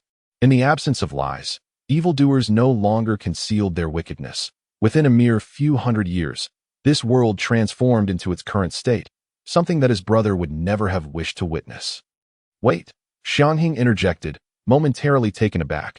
A few hundred years, if I may be so bold as to inquire, how old is your brother? If he is still alive, he should be 814 years old. If Xiang Heng were drinking water at that moment, it would undoubtedly have been spewed out. How old are you? 344. Xiang Heng scratched his head vigorously, at a loss for words, observing Xiang Heng's perplexed expression. Guai explained, our Three-Eyed race has a lifespan of approximately 2,000 years, indeed the longest among all races. What about Longjia, a member of the Dominant Body Clan? How long can he live? The lifespan of the Dominant Body Clan is also around 1,600 years. As their bodies, including their internal organs, are exceptionally robust, which is quite normal. Normal, you say? My lifespan is a mere 100 years. Xiang Heng retorted indignantly. No wonder Longjia mentioned that the plan to destroy the God Machine could be deliberated over time. I have no leisure to spare. How can there be a race with such a short lifespan? Guai also displayed a look of astonishment. Your appearance indeed suggests that you belong to a higher race. Why then is your lifespan so brief? Upon finishing his words, Guai's third eye on his forehead widened further, fixating intently on Xiang Heng. Xiang Heng, feeling uncomfortable under the gaze, asked, What are you doing? I see. Although you appear to be a superior race on the outside, your internal structure is, in fact, quite inferior. Xiang Heng hurriedly shielded his chest. Hey, that thing on your forehead can see through me. Of course, Guai pointed to the eye on his forehead, proudly proclaiming, our Three-Eyed race possesses abilities far beyond this. With that, he turned his gaze towards Anna, who was on the bed. Don't look. Xiang Heng leaped to block Guai's view of Anna. Go find someone else to look at. Guai thought Xiang Heng had misunderstood, rolling his three eyes in exasperation. What are you thinking? I would never do such a thing. Whether or not you would, we wouldn't know unless you said so. Don't forget, in this world, one cannot lie. What I say is true. This was indeed a truthful statement. Xiang Heng blinked, seemingly coming to an understanding. What are you all making such a racket about? Anna, with a displeased expression, rose from the bed. Can't I get some sleep to forget my hunger? I apologize for disturbing you. Xiang Heng said, his face filled with regret. Originally, Xiang Heng had planned to bring Anna to the horror realm for a meal, yet he had failed to do so. Anna stood up. I'm going for a walk to clear my mind. Wait, Guai called out to Anna, tossing her a bead from his wrist. This is a communicator. Through it, we can stay in contact. Anna took the bead and walked away without looking back. Xiang Heng watched Anna's retreating figure, secretly sighing, hoping no troubles would arise. His gaze then shifted to the beads on Guai's wrist. This is high-tech, Xiang Heng exclaimed. Guai raised his hand. Are you referring to this? This is a patent of our three-eyed race. This bead not only serves for communication, but also for tracking and locating. Can it be used to crack walnuts? Huh. Guai was taken aback. Crack. Walnuts? Humph. Xiang Heng scoffed softly. It's still inferior to the Nokia from our world. Guai once again plucked a bead from his wrist and tossed it to Xiang Heng. Here, take one for emergencies. Xiang Heng caught the bead and examined it closely. Name. Aggregator type. Functional item effect. Used for communication and signal tracking. Note. A technological product of the three-eyed race, made from extremely advanced materials with exceptional fusion and transformation properties, akin to nanomaterials. After reading the item information, Xiang Heng glanced back at Guai's wrist, noticing that the number of beads had not diminished. Isn't it marvelous? Guai, sensing Xiang Heng's gaze, took another bead, gently squeezed it, and then separated it, transforming it into two beads of the same size as the original.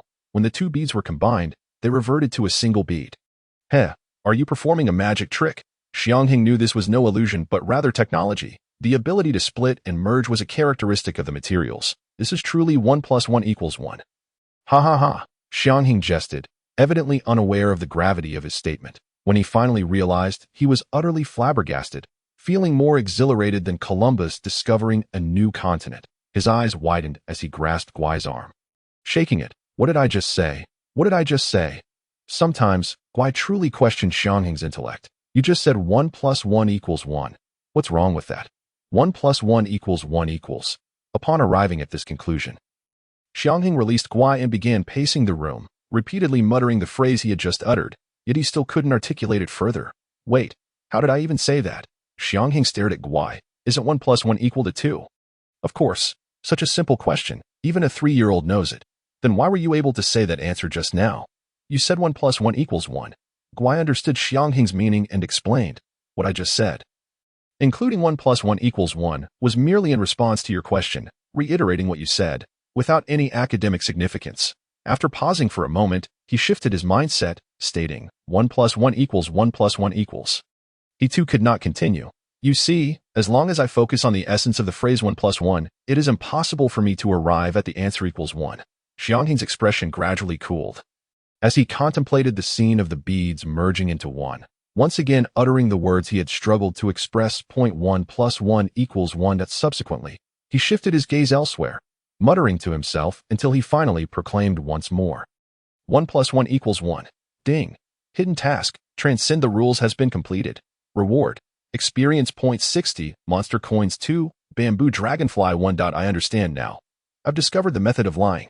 As long as I believe I am not lying, then what I say is no longer a lie, and the God machine cannot constrain me. If a child is indoctrinated from birth with the belief that 1 + 1 = 1 is a correct proposition, would he ever consider it a lie? No, because he has always believed that 1 + 1 = 1 is true. 1 + 1 = 2 would be the lie to him. As long as I believe what I say is true, I can lie. However, for myself, this lie no longer counts as a lie. Isn't this the essence of believing to be true is true? I never expected that this ability would manifest within this narrative. Although this ability has become ineffective, the rules of this world have reinstated it. This plays a significant role in clearing the narrative. The system has thus rewarded me with a substantial amount of experience points, allowing me to level up. I can finally break free from your control. Ah ha ha ha ha. Xiang Heng was overjoyed. He had felt so constrained since arriving in this world. Guai, however, wore a look of disdain, thinking, oh no, They finally sent someone from another world, and yet he's a fool. Just moments ago, Guai had provided Xiang Heng with a wealth of information about this world. Once Xiang Heng calmed down, he too shared what Guai should be aware of. So, you're saying that the reinforcements sent from your world are not just the two of you?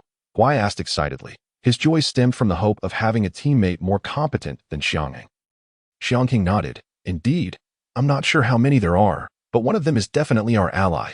Naturally, Xiang Heng was referring to Guo Ruoyu. He provided Guai with a brief introduction to Guo Ruoyu, describing his general appearance.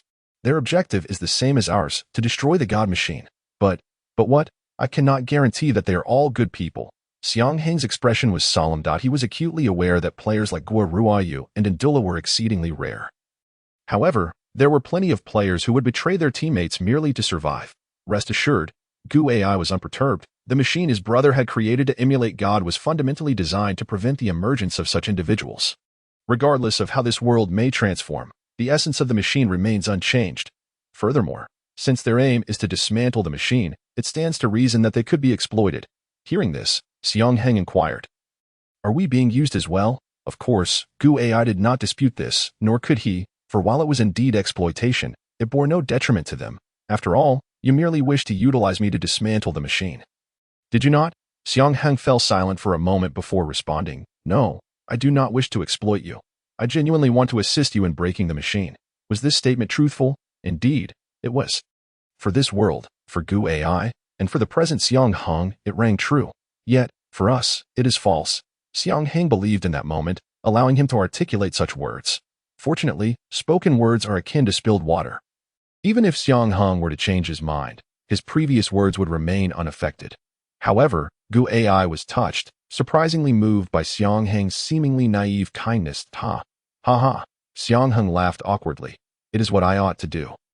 As they meandered through conversation, Xiang Heng gleaned a substantial understanding of this world. The forthcoming task was to dismantle the machine upon locating Guo Ruoyu. He understood well that if he did not partake in the process of dismantling the machine, once it was destroyed, the completion task would vanish, leaving those who did not participate eternally trapped within this narrative. Just as Xiang Heng experienced in the first script, should Lin Qin return home first. The disappearance of the completion task would render Xiang Heng unable to progress, forever ensnared in that storyline. Thus, Guo Ruoyu's involvement was imperative. If Guo Ruoyu failed to appear, Xiang Heng was even prepared to delay everyone's actions.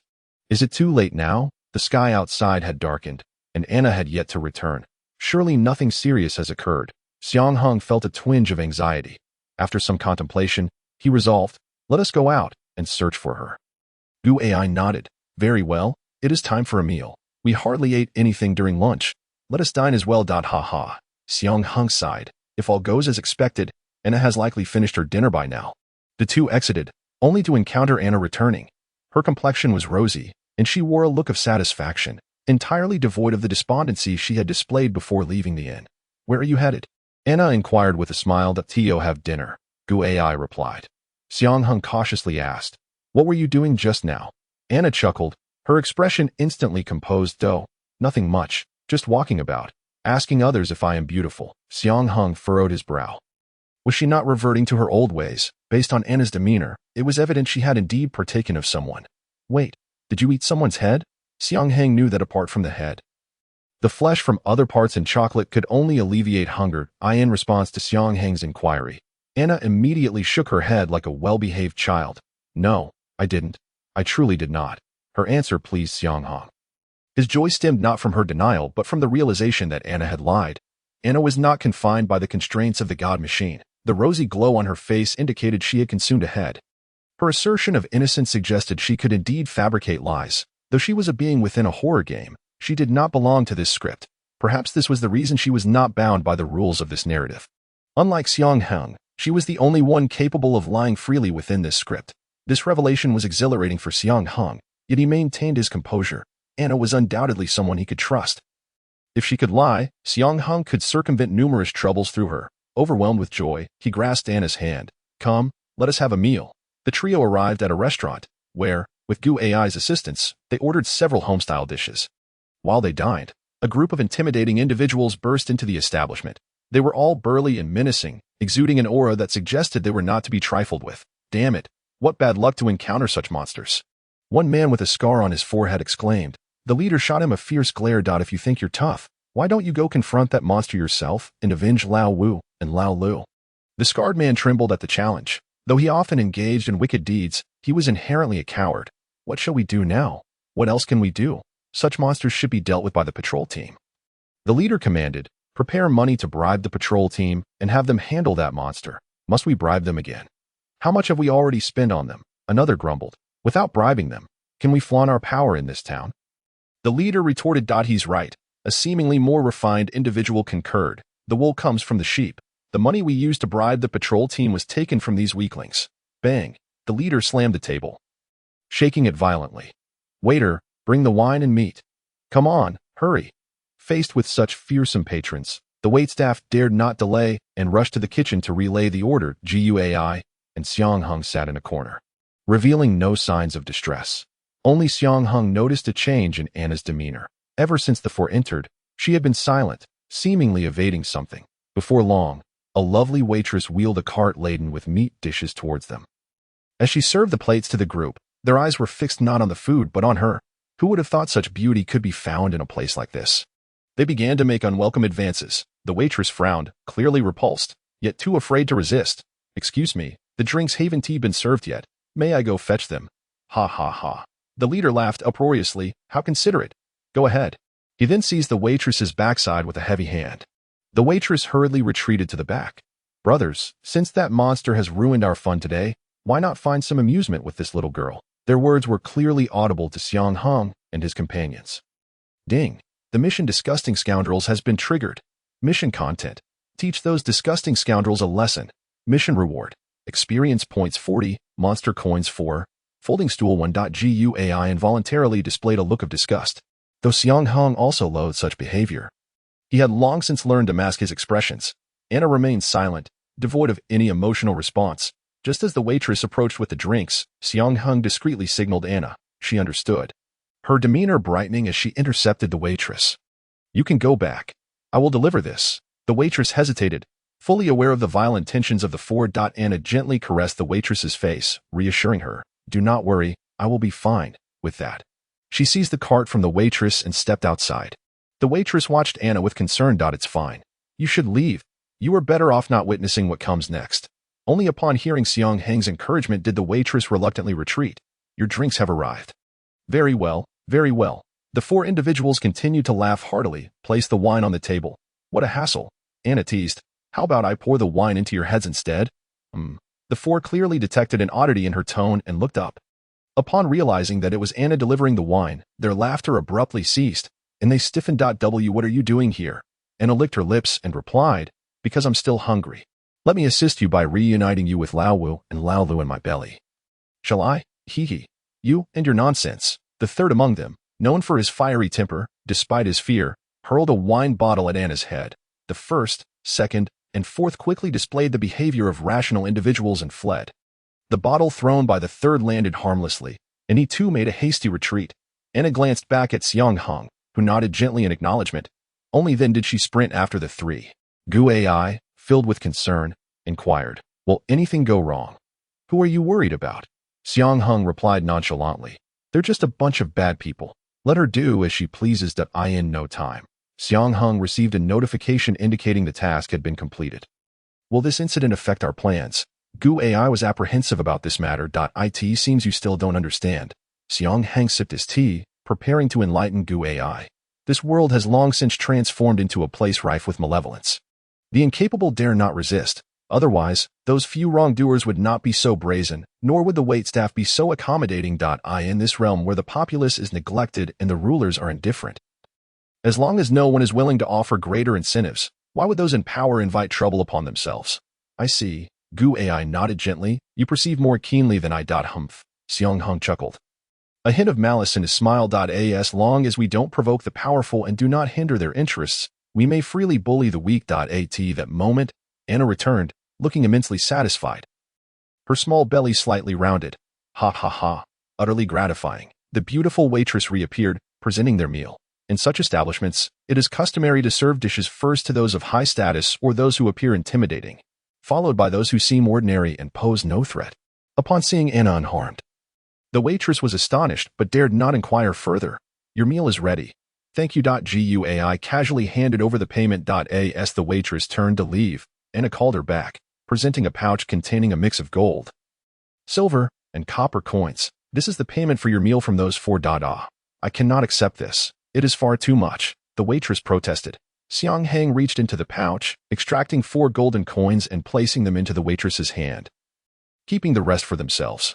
Only then did she reluctantly agree, her hand trembling as she held the coins. If only you were members of the patrol team, she remarked wistfully. Ding. The task for the patrol team has been triggered. Task description. Would you like to experience the privileges of power? Would you like to act without scruples while committing wrongdoing? Simply become a member of the patrol team. Task rewards. Experience points 60. Monster coins 10. Whip 1. After realizing her slip of the tongue, she hurriedly retreated. I appreciate your goodwill, Xiang Heng said to Anna, but you cannot cause them trouble. With that, he secured the pouch of coins around his waist. Having dined well, they departed the restaurant. GUAI, you may head back. We wish to explore the town a bit more, Xiang Heng stated. GUAI did not refuse and made her way back to the inn. Xiang Heng had lied. He did not seek merely to familiarize himself with the town, but rather to engage with the patrol team, especially since the system had issued a task. GUAI had previously informed him about the patrol team. The most direct force within the town, personally arranged and dispatched by the Lord. In essence, they covertly gathered wealth for the Lord. For any matter, large or small, should one wish to solicit the patrol team's assistance, ample funds were required. The captain would assess the urgency of the situation and the amount of wealth before deciding whether it was worth dispatching personnel. In such instances, the resolution often boiled down to a contest of financial might. Regardless of the outcome, these funds would invariably enrich the Lord's coffers. At this moment, Xiang Heng had accumulated some wealth and sought to make contact with the patrol team. Patrol offices were ubiquitous throughout the town. He casually selected one and entered.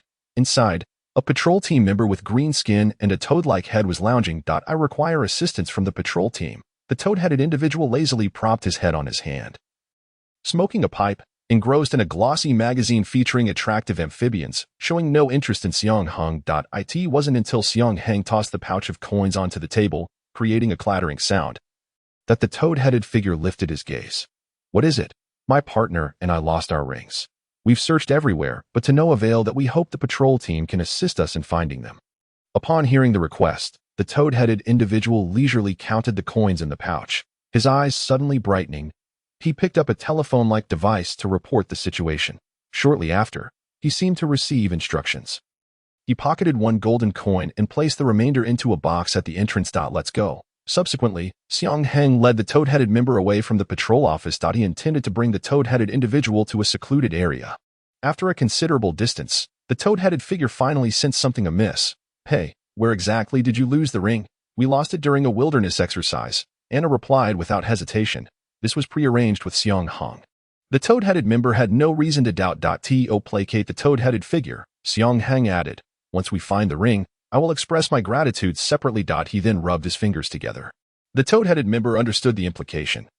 Chuckling, of course, I must help with this.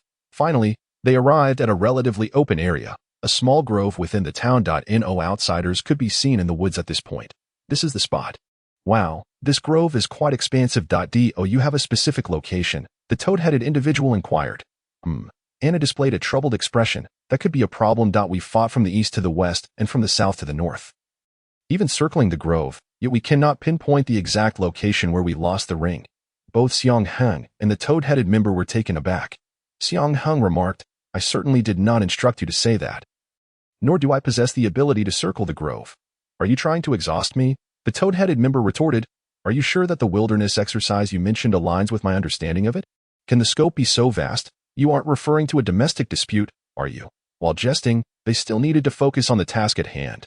Fortunately, it was summer, and the toad-headed member opened his mouth wide, emitting a series of croaks. Before long, dozens of frogs hopped over. Ribbit, ribbit, ribbit.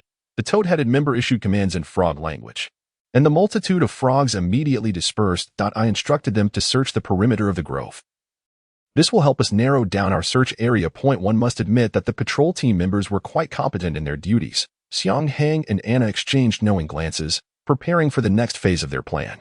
Anna slowly extended her nails, while Xiang Heng moved to stand in front of the toad-headed member to draw his attention. How long have you been a member of the patrol team? The toad-headed individual raised a finger. A year, one question, one iron coin. Damn. Xiang Heng quietly cursed under his breath as he retrieved an iron coin from his backpack and tossed it over. The toad-headed creature caught the iron coin and stated, 1 year. Xiang Heng suppressed the simmering anger within him and threw another iron coin, maintaining a congenial demeanor as he inquired, what must one do to become a member of the patrol squad? The number of patrol squad members is fixed. Currently, there are no new recruitments. Xiang Heng understood. He would have the opportunity to join the patrol squad only when a vacancy arose. Correct. The toad-headed creature furrowed his brow, asking, what do you mean? Suddenly, 5 sharp claws pierced through the back of the toad's head and emerged from its chest. Xiang Heng smiled. That is precisely what I mean. The toad-headed creature attempted to retaliate, extending its extraordinarily long tongue in an effort to ensnare Xiang Heng. Its tongue was coated with a corrosive slime that would erode anything it touched. However, Anna was much faster, with a swift strike. She severed the toad's head from its body. In any case, I am quite full, and frankly, you do not appear appetizing, Anna said as she slowly retracted her claws. Xiang Heng then extracted a fire axe from his backpack and dismembered the toad-headed creature, chopping its torso into several pieces to conceal the claw marks on its chest. The horror of this game far exceeded that of the real world.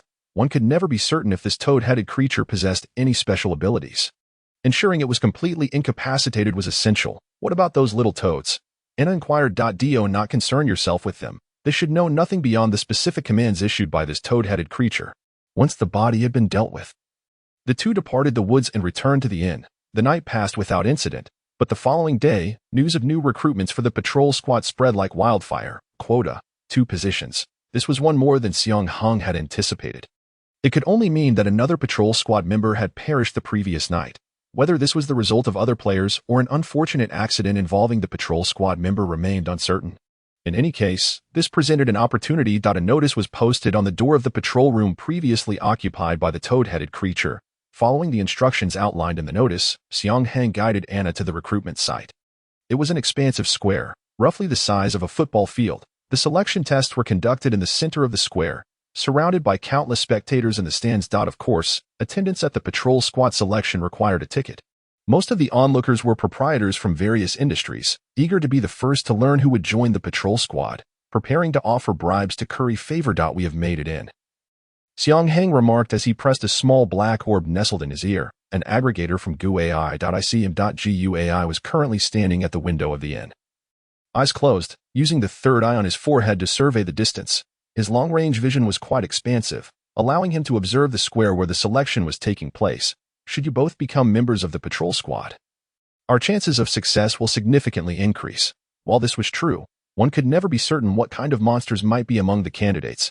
After paying the registration fee at the entrance of the square, Xiang Heng and Anna received their identification numbers 97 and 90-8. It appeared there were quite a few participants. By the end of the registration period, nearly 160 individuals had signed up for the selection. The first test was a physical fitness assessment, which posed a challenge for Xiang Heng. In this world teeming with monsters, he wondered if his physical capabilities would even pass the test. Anna, on the other hand, would undoubtedly excel, with her strength and speed placing her at the forefront of the results. When it was Xiang Heng's turn, he rubbed the spirit mark on the back of his hand, muttering, "Big brother, please lend me some strength. I know you are more than just a decoration, right?" To his surprise, the spirit mark began to glow. Immediately, a series of notifications flooded in. Ding. Constitution 100. Ding. Health 100. Ding. Stamina 100. Wow. The divine spirits have manifested. Xiang Heng had inadvertently triggered the enhancement of the spirit mark. It felt akin to activating a form of ninjutsu. In a previous zombie scenario, he had utilized a shuriken shadow clone technique, which he activated by touching the seals on a scroll. This experience was similar, as he received physical boosts through contact with the mark. This would allow him to conserve a vial of superhero serum. After all, the superhero serum was a consumable item, and Xiang Heng wished to use it sparingly. Of course, had he not triggered the spirit mark, he would have used the serum regardless. With the enhancement from the spirit mark, he managed to barely pass the physical fitness assessment. Following the conclusion of the assessment, nearly half of the participants were eliminated, leaving a mere 88 individuals. They would be assigned to 4 platforms for combat testing, which would follow an elimination format to determine 4 participants for the final assessment. After the draw, Xiang Heng and Anna found themselves assigned to different platforms, just as he was secretly relieved. He heard the host call his number. It dawned on him that he was among the two individuals participating in the first round of combat. Upon arriving at the platform, he faced a towering Cyclopean Minotaur. Good heavens, in a test of arm wrestling, I would stand no chance against him. The Minotaur belonged to the Orc race, boasting above-average physical attributes among all races, although Xiang Heng bore the mark of the Elven race. Elves were not known for their physical prowess, meaning the mark's enhancement was limited, barely allowing him to pass the fitness test. However, he possessed other items. Within the zombie summoning scroll was sealed a white zombie. Utilizing its abilities should allow him to hold his own against the Minotaur, enabling him to capitalize on any opportunities. However, the scroll was a one-time use. The random ninjutsu scroll was a valuable item, but he had no way of knowing what ninjutsu it would yield. Additionally, Xiang Heng had the ability to summon a black zombie, though the black zombie could not operate under sunlight. Ultimately, he held one particularly powerful item, which he had identified as his trump card upon reading its description, the malicious doll. Clearly, this was not suitable for dealing with a minion like the Minotaur. He decided to reserve the white zombie for future use. Sighing, he withdrew a vial of superhero serum from his pocket. The serum's effects would last half an hour, sufficient to handle the battles that lay ahead. Begin. With the host's command, the Minotaur launched the first attack. Xiang Heng did not evade. It was evident he intended to meet force with force. During the return home scenario, after injecting a vial of superhero serum, he had similarly opted for a head-on clash against Lin Qin, who had injected 2 vials. Bang! Their fists collided. Xiang Heng staggered back a step, while the Minotaur merely returned to its original position. Ha! Xiang Heng grinned broadly. At last, it is my turn to inflict pain upon others.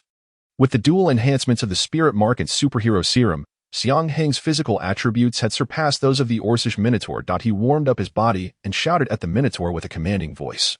Now, it is my turn to attack. The Minotaur raised a white flag. I surrender. You coward. Why not show some backbone? Xiang Heng exclaimed in exasperation. Could you not hold out for just a moment longer? The Minotaur rolled its eyes dramatically. I cannot win against you. Why risk injury and waste time? Xiang Heng was left speechless after being rebuked. The host dismissed the two. Introducing the next combatants. It goes without saying that Xiang Heng felt quite frustrated. He had anticipated showcasing his abilities, only to find himself unable to exert his strength. However, from a strategic standpoint, this time-efficient outcome was arguably the most favorable development. Anna had also smoothly dispatched her first opponent. Before long, it was time for Xiang Heng's second battle. This opponent was of similar stature, but the only distinction was that he was a werewolf. Damn it, why wasn't the recruitment held during a full moon? I would have undoubtedly succeeded then. From the moment he stepped onto the stage, the werewolf babbled incessantly. The mutant of the orc race, Guai, reminded Xiang Heng through the communicator. A typical werewolf is human most of the time and transforms into a wolf during a full moon. Whereas this one is the opposite. He remains a wolf until the full moon. When he turns human, this mutant werewolf retains the characteristics of a wolf, making him exceptionally powerful. However, this does not imply that he becomes feeble during the full moon. He still benefits from the lunar enhancement, becoming even stronger than in his usual state. The match commenced. Xiang Heng charged forward first. Armed with Guai's intel, he was aware that the werewolf's wolf form was not his peak condition. The werewolf, well aware of this fact, had observed the match between Xiang Heng and the one-eyed bull and realized that his physical prowess was slightly inferior compared to that of the one-eyed bull, making him no match for Xiang Heng. Thus, he opted to keep his distance, preparing to find an opportunity to counterattack. Xiang Heng, of course, recognized his opponent's cautious strategy and accelerated his pursuit. Damn it. Why are you coming at me with full force right from the start? Don't you understand the rules? The werewolf thought that all matches should begin with a test of strength. Do you think I'll give you that opportunity? Dream on. Even lions exert their utmost against rabbits. Moreover, Xiang Heng knew he was stronger than his opponent, so utilizing his full strength right from the outset was the most prudent choice. At this juncture, Xiang Heng was no longer focused on showcasing his abilities. Instead, he aimed to either force his opponent to concede or defeat him as swiftly as possible to conserve time. Under his relentless pressure, the werewolf ultimately could not withstand it any longer and raised his hand to signal his surrender. Damn it! Why wasn't the recruitment held during a full moon? I would have definitely won. The werewolf, as he descended from the stage, continued to mumble that Anna's second battle was fortunate, as she had a bye. Both of them emerged victorious in their third battles as well. Next came the final showdown, a three-way melee to determine the ultimate victor. If the three of them were to perish simultaneously, it could only be deemed a stroke of bad luck. However, in this realm, no one would gamble with their life. Even without the chance to become a member of the patrol team, no one would act recklessly. One of Xiang Heng's opponents bore a striking resemblance to a human, the only difference being his dual pupils. The other opponent remained an orc, and upon his entrance, Xiang Heng involuntarily exclaimed the name Captain Gorilla. Among the participants in the selection process, orcs constituted a significant portion, as their physical attributes surpassed those of other races. The match began. With the host's command, the three did not make any hasty moves. As the old adage goes, when the clam and the snipe quarrel, it is the fisherman who profits. Each aspired to be the fisherman, the one who reaped the spoils. Yet, none of the three on stage were fools. After a moment of contemplation, Xiang Heng charged at the seemingly easier target, the dual-pupiled individual. This maneuver caught Captain Gorilla's attention, bringing him joy. The dual-pupiled individual frowned but did not engage Xiang Heng. Instead, he turned to confront Captain Gorilla. Aiming to draw him into the fray, Captain Gorilla cursed the dual-pupiled individual under his breath and pivoted to pursue Xiang Heng. All three understood that entangling with their respective opponents would only provide the other with an opportunity for victory. Thus, an amusing scene unfolded. Xiang Heng chased the dual-pupiled individual, who in turn pursued Captain Gorilla, while Captain Gorilla chased Xiang Heng. This peculiar situation lasted only a brief moment before Xiang Heng suddenly veered towards Captain Gorilla. "What the hell? Are you insane?" Captain Gorilla erupted in anger. Xiang Heng's intent was straightforward, to forcibly initiate the battle. The duration of the serum was steadily dwindling. Every second counted. Captain Gorilla, being straightforward himself, disregarded the complexities and collided with Xiang Heng. The outcome was that Xiang Heng was sent staggering backward. In terms of sheer strength, Captain Gorilla was indeed somewhat stronger than him. Observing this, the dual-pupiled individual charged at Captain Gorilla as well. He could see that Captain Gorilla was stronger than Xiang Heng. So he intended to join forces with Xiang Heng to defeat Captain Gorilla. Eliminating the strong and leaving the weak behind was the path to victory in a three-way melee. Fine, if you're both going to team up. Let's see what you've got. Captain Gorilla cast aside all hesitation, confident in his superior physical attributes among orcs, believing he could win against two opponents. "I'll take you on." Xiang Heng charged directly at Captain Gorilla. Showing no concern for the dual-pupiled individual behind him, the dual-pupiled individual felt slighted. Xiang Heng had left his back exposed, which, as an opponent, was certainly not a sign of trust, but rather one of contempt. Unbeknownst to him, Xiang Heng's disregard for his rear was due to Guai's distant warnings. Guai had been monitoring the situation closely. Should the dual-pupiled individual attempt a sneak attack from behind, he would alert Xiang Heng immediately. The dual-pupiled individual sighed, shaking off his distractions, and charged towards Captain Gorilla. With their combined efforts, even Captain Gorilla's immense strength proved futile. His speed was far too slow to land a hit on the dual-pupiled individual. Together, they cornered him to the edge of the arena, where Xiang Heng delivered a decisive kick, sending him flying off the platform. According to the rules, any part of the body that touches the area outside the arena constitutes a loss. Thus, Captain Gorilla's aspirations of joining the patrol team came to an abrupt end. The moment Captain Gorilla was ejected from the arena, the dual-pupiled individual had already shifted his focus onto Xiang Heng, launching a kick from behind. However, Xiang Heng, as if he had eyes on the back of his head, swiftly turned and evaded the dual-pupiled individual's strike with precision. This caught the dual-pupiled individual by surprise. "It seems you are constantly on guard against me." "Well, of course, this is a three-way melee. You didn't think I truly considered you a teammate, did you?" Based on his observations, Xiang Heng understood that the dual-pupiled individual was slightly faster than him. Yet, this was not a concern, for Guai was there to assist. Guai would anticipate the dual-pupiled individual's movements and warn Xiang Heng accordingly. With Guai's guidance, the dual-pupiled individual's attacks posed no threat to Xiang Heng. Was this cheating? Yes, but undetected cheating was inconsequential. With Guai's assistance, Xiang Heng emerged as the victor of this arena. In contrast, the battle on the other side was considerably simpler. Anna had no intention of teaming up with anyone, so she faced two opponents alone and held her ground. Her two adversaries had already formed an alliance, yet they were still unable to contend with Anna. Anna licked her lips, having heard that this competition allowed for the elimination of opponents. "Hey, I just happened to have skipped breakfast." The two battered opponents felt a chill run down their spines at her words and promptly raised their hands in surrender. They had no doubt about the authenticity of Anna's threat. Over 20 minutes had elapsed since Xiang Heng injected the serum. The four champions of the arenas were finally determined. They proceeded to the designated area to face the final test. To Xiang Heng's dismay, his expression suddenly became quite pained as he pointed dramatically. "Show off." To my astonishment, among the four victors, one of them is Guo Ruoyu. Naturally, Guo Ruoyu has noticed Xiang Heng, whose middle finger is itching with impatience. It turns out that another deceased member of the patrol team fell by Guo Ruoyu's hand. Guo Ruoyu learned of the patrol team's recruitment rules through certain means, which led him to decide to carry out an assassination against a patrol team member. Thus, there are 2 vacancies for patrol team members today. TSK.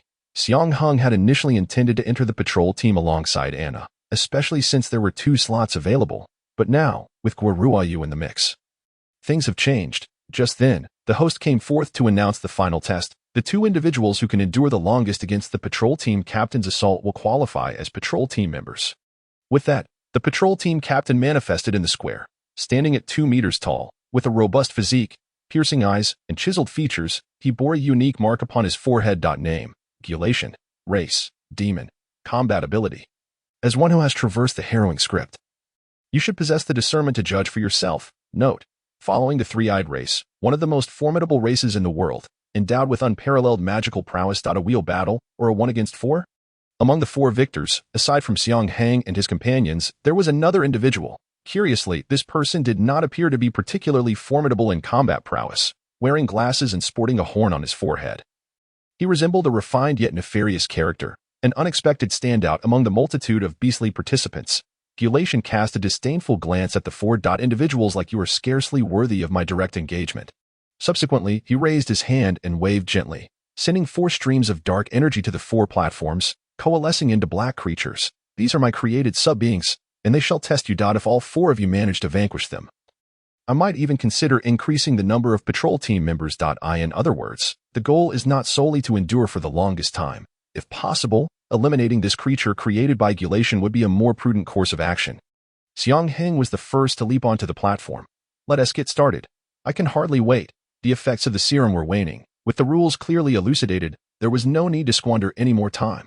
The host urged the remaining 3 to return to their respective platforms and then declared the final test commenced. Name, Gulation's little demon, race, demon, combat ability, as one who has traversed the harrowing script. You should possess the discernment to judge for yourself. Note, a sub-being crafted by Gulation, devoid of independent consciousness. It will obey only his commands. Its physical attributes are not inferior to those of the beastmen. Strive to defeat this demon and transcend the limitations of the selection quotas. Galai communicated through the aggregator. However, Xiang Heng held a different perspective. It was impossible for Galai to join the patrol team, for otherwise, his identity would be compromised. Longjia had not explicated why the existence of the three-eyed race was no longer permitted in this world, yet Xiang Heng could surmise a few reasons. One prominent cause was undoubtedly the oppression by powerful races such as the demon race. They feared the resurgence of the three-eyed race, making the possibility of their eradication a grim reality. Since Galai could not participate in the patrol team, it was imperative that he retain talent by his side. Allowing him to operate solo was far too perilous. If he were to join the patrol team, it would become inconvenient for him to remain close to Galai at all times. This was one of the reasons Longjia had consented to Xiang Heng and Anna joining their ranks. If Guo Ruoyu had appeared earlier, I would not have needed to waste that super serum. The combat capabilities of the little demon were formidable, and with Xiang Heng's double enhancement, he could merely hold his ground against it. Eliminating it would be no easy feat. With the serum's effects waning, he was no longer a match for the little demon. He promptly raised his hand in surrender, becoming the first of the 4 victors to withdraw from the selection. Anna and Guo Ruoyu remained unaffected. Prior to the competition, Xiang Heng had advised Anna to remain undeterred, keeping her goal of becoming a patrol team member firmly in mind. As long as Xiang Heng's life was not in jeopardy, Anna would not forget his counsel. Guo Ruoyu's hard power was evident. Even if he did not eliminate the little demon immediately, he would not be defeated. What concerned Xiang Heng most was the battle of the Horned Glasses Man. On the platform, the Horned Glasses Man exhibited a graceful composure, refraining from initiating an attack, instead evading the little demon's strikes with an air of tranquility. Was this fellow feigning weakness? Xiang Heng discerned that the Horned Glasses Man was entirely capable of launching an assault. He simply chose not to. Just as his curiosity piqued, the Horned Glasses Man raised his hand in a gesture of surrender. This action left Xiang Heng further perplexed. He scrutinized the Horned Glasses Man, and a property window gradually materialized before him. Name, Kate, race, demon, combat ability. As one who has traversed the harrowing script, you should possess the discernment to judge for yourself. Note, a race superior to the little demon, prevalent in this world. Lacking powerful physical attributes or extraordinary abilities, many formidable races employ them as laborers. Upon reviewing the property window, the situation became even more peculiar. According to the system's information, demons were a rather commonplace race with minimal abilities. A stark contrast to Kate's performance. Could he be an elder or leader of the demon race? Yet, if he was indeed capable of defeating the little demon created by Gulation, why would he choose to concede? Bewildered, Xiang Heng shook his head in resignation. As long as he did not obstruct their progress, it mattered little, with both Xiang Heng and Kate having withdrawn, according to the rules. Anna and Guoruayu had secured their qualifications to become patrol team members. Yet, the host did not call a halt, and Gulation, along with the audience, continued to watch with great interest. At that moment, Anna raised her hand to signal her surrender. Gulation regarded Anna with keen interest. Judging by her performance, Anna had excelled among the four. Not only had she not been overpowered, but she had also maintained the upper hand against the little demon. Had it not been for Xiang Heng's restraint, Anna would have unleashed her claws and dispatched the little demon long ago. Her formidable strength combined with her strategic surrender in pursuit of becoming a patrol team member indicated a certain cunning. Drawing Gulation's attention, Guoruayu, even if he were to surrender now, would not face repercussions, yet he did not. His intentions ran deeper than Xiang Heng's. He intended to persist in the battle, exerting himself until he vanquished the little demon. He aimed to cultivate an image of an earnest and dedicated individual to gain the trust of someone like Gulation. However, his combat style was overly tedious, engaging in a back-and-forth with the little demon akin to a turn-based game. Gulation stifled a yawn and nonchalantly gestured, causing the little demons to dissipate into black smoke. Enough. The personnel have been determined. You may proceed with the arrangements, Gulation instructed the host before departing. The selection concluded, and the patrol team members began to manage the scene, dispersing the onlookers, including those who had not succeeded in the selection. Before leaving, Xiang Heng gestured to Anna, indicating Guoruayu, then pointed to his ear and chest. Anna observed keenly, fully grasping his intent. First, heed Guoruayu's words. Second, contact him through the aggregator when necessary. Third, exercise caution. Anna smiled sweetly and nodded in agreement.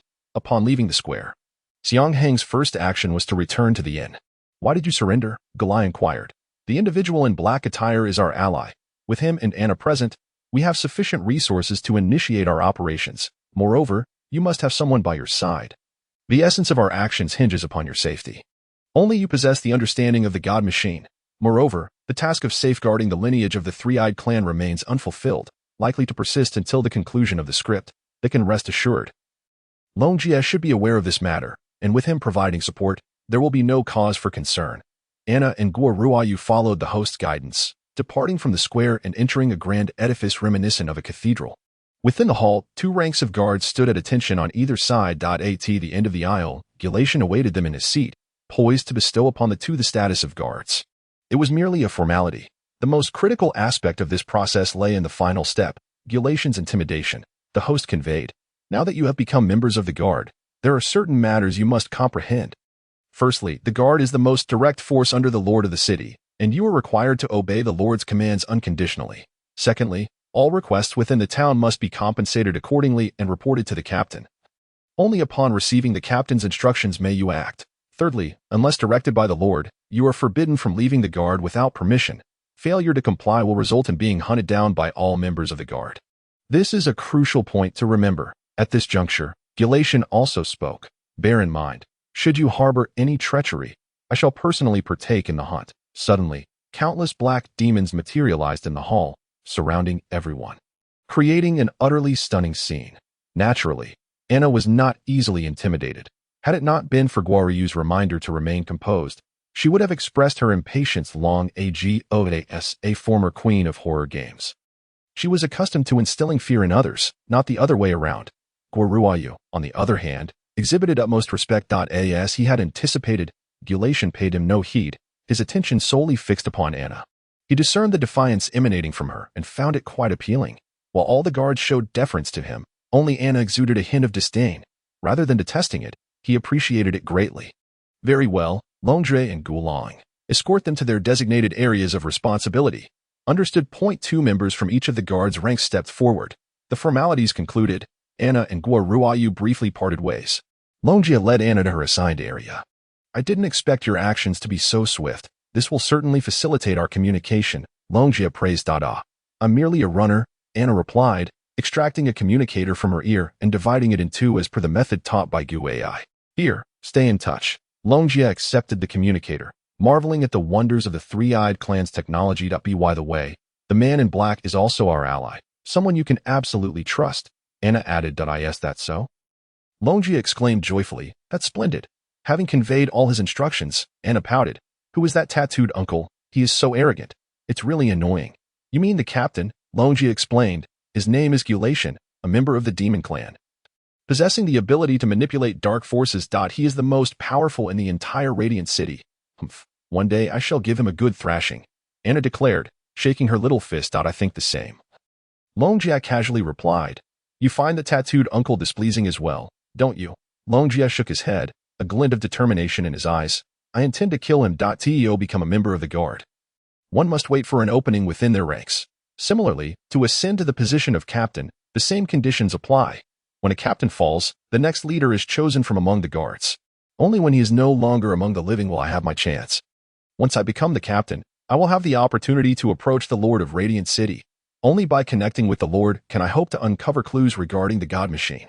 Anna's expression grew serious once more. Understood. I will report the information to Bauer.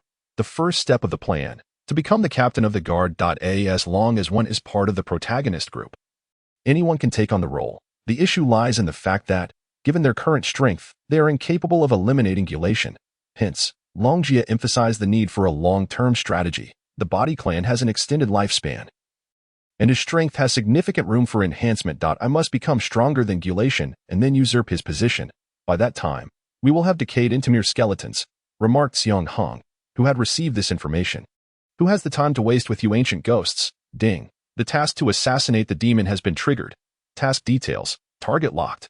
Task rewards. Experience points 60, monster coins 60, demon clan bone 1. This task has arrived splendidly. Xiang Heng secretly rejoiced. Isn't it just assassinating someone? A matter of minutes. Let us not forget, Xiang Heng possesses a trump card. As long as he can approach Gulation, he is confident in his ability to eliminate him. But how can he get close to Gulation? This was no concern. Xiang Heng had already devised a plan. He approached the guard station where Anna was stationed. Unless in exceptional circumstances, Anna would not depart from this location. She would simply rest her head here, gazing dreamily at passers-by. Xiang Heng knocked on the window of the guard station, and upon seeing him, Anna beamed with delight and promptly invited him inside. Did you miss me? Xiang Heng nodded, pointing to his ear, then making a gesture with his hand to signify turning off the communicator. Anna understood immediately. After she switched off the communicator, Xiang Heng revealed his intention. Since Gulation seems interested in you, we can use this to our advantage and get you closer to him. Xiang Heng did not disclose this matter to Gu AI or Longjia. He only confided in Anna. What, you want me to use my looks to seduce him? Anna puffed her cheeks, disbelief and anger flashing across her face, her cheeks turning a rosy hue. Fortunately, there were not many people around the guard station. You would actually have me resort to such tactics? Anna huffed. Xiang Heng, you better explain yourself. The absence of her usual affectionate nickname for him indicated her genuine annoyance. Xiang Heng scratched his head. When did I say I wanted you to use your looks? Aren't you asking me to entice that tattooed uncle? I said to find a way to get close to him. I never asked you to seduce him. Is there a difference? Anna's anger had diminished somewhat. Of course there is. First, I have no idea whether Gulation is interested in men or women. I wouldn't dare use such tactics lightly. Secondly, even if he prefers women, I wouldn't want you to go through with that. That's the most important part. With Xiang Heng's explanation, Anna gradually calmed down. Then why do you want me to get close to that detestable uncle? Anna raised an eyebrow in inquiry. Humph. The corners of Xiang Heng's mouth curled upwards, of course, to kill him. Hearing this, Anna's spirits lifted. You find that tattooed uncle displeasing too, don't you? I've always found him intolerable. That is partly the reason, Xiang Heng nodded. But mainly, we cannot follow Longjia's pace. By the time he gains the strength to kill the captain of the guard, the grass on my grave will be several meters tall. Since we now have the opportunity to eliminate Gulation, why not act swiftly? Bauer, though that is true, Anna's expression grew serious again. That annoying uncle is truly formidable. The black demons he summons are only slightly weaker than the white zombies from the last world. He can conjure a vast number of these demons in an instant. While they may not be a direct threat, they are exceedingly troublesome. Based on the strength of these demons, it's likely that the tattooed uncle's power is quite considerable. Anna pouted, seemingly reluctant to admit, he might be far stronger than I am. Xiang Heng grasped Anna's hand. I'm glad you can acknowledge that. I thought you would only be stubborn. Humph. Do you think I'm like you? I don't enjoy making light of serious matters. With a chuckle, Xiang Heng smiled at himself. Very well. I shall momentarily adopt a more serious demeanor, judging solely by combat prowess. It is evident that none among the protagonist group can match Gula Itten. Yet, should we join forces, we risk prolonging the conflict, allowing other members of the patrol team to arrive for assistance, which would spell doom for us all. Thus, there remains but one course of action: assassination. Executed with swiftness to eliminate Gula Itten in an instant. Anna blinked her large eyes. Is there truly someone among us capable of such a feat? Only you can accomplish it, Xiang Heng replied. Retrieving an object from his backpack, roughly the size of a fist. Is this a doll? Indeed, Xiang Heng said, gazing solemnly at the doll. This is my trump card, the sole item capable of swiftly dispatching Gula Itten. Name: malicious doll type. Weapon effect: upon the user inflicting damage upon the doll, all damage sustained will be transferred to the first contact made, excluding the user. Remarks: a cursed doll crafted by a nun harboring hatred for humanity. Upon reading the description of the object, Xiang Heng envisioned countless applications. If the doll's arm were to be twisted off, the first contact would suffer the same fate. And what if the neck were broken? It is no wonder that a seemingly innocuous doll is classified as a weapon. I hereby transfer ownership of this doll to you. Carry it with you and seize the opportunity for assassination when it arises. Anna accepted the doll, examining it closely. This is quite a remarkable item. Who would have thought such an adorable doll could possess such extraordinary capabilities? One might call it cruel. Xiang Heng interjected. Very well. I shall take my leave now. Leaving already? Anna said reluctantly. Won't you stay and keep me company a little longer? I cannot linger here too long, lest I alert the enemy. Fear not. I shall visit you whenever time permits. You must promise to come, Anna said, watching Xiang Heng depart with a forlorn expression. Xiang Heng had another matter to attend to: seeking out Guo Ruyu. This plan necessitated Guo Ruyu's cooperation. Both Guo Ruyu and Anna were newcomers to the patrol team. Thus they would likely have more opportunities to encounter Gula Itten. If Anna approached Gula Itten alone, it would appear somewhat out of place. Guo Ruyu's role would be that of a wingman. In other words, I simply need to assist Anna in her endeavors without raising suspicion. Indeed, Xiang Heng nodded. Though she is the only one in this world capable of lying, her impulsive nature will prevent her from effectively utilizing this advantage. I fear her temperament may lead her into trouble, so your protection is essential. You are merely worried about her, Guo Ruyu remarked, voicing Xiang Heng's unspoken thoughts. Xiang Heng fell silent for a moment before conceding. However, currently, she was the only one likely to approach Gula Itten, thus the task must fall to her. Hey, I'm done with this. Early in the morning, Anna shouted in the patrol room. The operator, with ringing ears, inquired, What is going on? It's too complicated to explain in a few words. I need to speak with the captain. Anna, this isn't the time for a tantrum, the operator kindly reminded. I don't care if I can't see the captain. I quit. Anna demonstrated what it meant to be unreasonable. Upon hearing this, the operator's expression changed immediately. You better know what you're saying. Anna, not one to be easily intimidated, shifted her tone. I just won't accept any missions. You can't dictate that, can you? Taking her words seriously, the operator found himself at a loss and sighed. Fine, I'll consult about it. Gula Itten had instructed special care for Anna, or else the operator would have hung up long ago. Before long, the operator returned to the call. The captain requests your presence. Anna smiled slightly. Where to? The Radiant Cathedral. Outside the cathedral, Anna spotted Guo Ruyu approaching. Fancy that. I have a bit of business, she remarked, unaware that Guo Ruyu was intentionally following her. Upon entering the cathedral, the vast space was occupied solely by Gula Itten. Are there no outsiders? This is a splendid opportunity. Why participate in the patrol team if you're afraid of trouble? Indeed, Gula Itten's gaze was fixed solely on Anna. Neglecting Guo Ruyu completely, Guo Ruyu quietly stepped aside, remaining silent. I only see patrol team members flaunting their power in the streets. Who knew they had to endure such arduous tasks? Anna complained. What do you mean by arduous tasks? Anna pondered. Like being played for a fool without compensation, bathing kittens, cleaning up after puppies, and even a mischievous child insisting I draw on his father's chest with a permanent marker. Ugh, Gula Itten listened with keen interest. Then why didn't you report these matters to me? Report what? I refuse to engage in such nonsense. Anna feigned anger. I mean, Captain Gula, my surname is Gula. Very well, Captain Gula. I shall make it clear, now and in the future. I will not acquiesce to any absurd requests. Were you not compensated for your efforts? Regardless of the amount, I refuse to undertake such tasks. It appears you are not aware of who truly holds authority in the City of Radiance. At that moment, dark mist began to emanate from Gula Itin's vicinity. Guoruayu, sensing the shift in atmosphere, interjected, "Captain, I wish to discuss the matter of patrol team members' deaths with you." Gula Itin's eyes narrowed with displeasure. "Who permitted you to interject?" With that, a surge of black energy surged toward Guoruayu. Guoruayu swiftly drew his Xiang Heng sword, using the scabbard to disperse the dark mist. "I apologize, Captain. Gula Itin's gaze shifted. "Intrigued, you possess hidden strength. Fascinating." He paused, leaning back slightly. "Speak. Do you know how they perished?" Guoruayu avoided answering directly. "I have a method to prevent such occurrences in the future." "Why should we prevent such occurrences?" Gula Itin retorted. "Their deaths indicate a lack of strength. Why should my patrol team allow such individuals to exist? In other words, their demise allows for the recruitment of stronger patrol members, if that is the case." "Why not amend the rules?" Guoruayu suggested. "Allowing anyone to challenge current patrol members would be far better." This statement piqued Gula Itin's interest, prompting him to urge Guoruayu to elaborate. Challenges could be held in a small square, generating revenue through ticket sales. Furthermore, challengers would also need to pay a challenge fee, resulting in a substantial sum altogether. Guoruayu met Gula Itin's gaze unwaveringly. "Is this not the very purpose of the patrol team?" "Your reasoning is sound." Gula Itin seemed pleased. "You possess keen insight. I shall give this matter due consideration." At that moment, Anna pointed at Gula Itin's head, declaring, "So, I can challenge you as well? You wish to challenge me?" Gula Itin burst into laughter. "Woman, you always manage to capture my attention. Don't get any ideas. I have a boyfriend," Anna reminded him.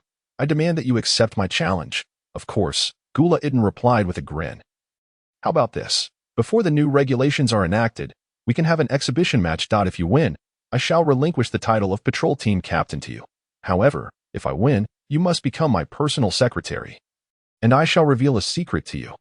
What do you say? Are you certain you can win? Are you afraid?" Confronted with Gula Itin's provocation, Anna's anger surged uncontrollably. "Who would dare? Do you think your height intimidates me? Let me tell you, it won't be long before I absorb your brain matter. Just wait for your demise." Anna's demeanor clearly indicated that she had completely forgotten her mission. Guoruayu observed everything but refrained from intervening. "Very well, it's settled then. Choose your day."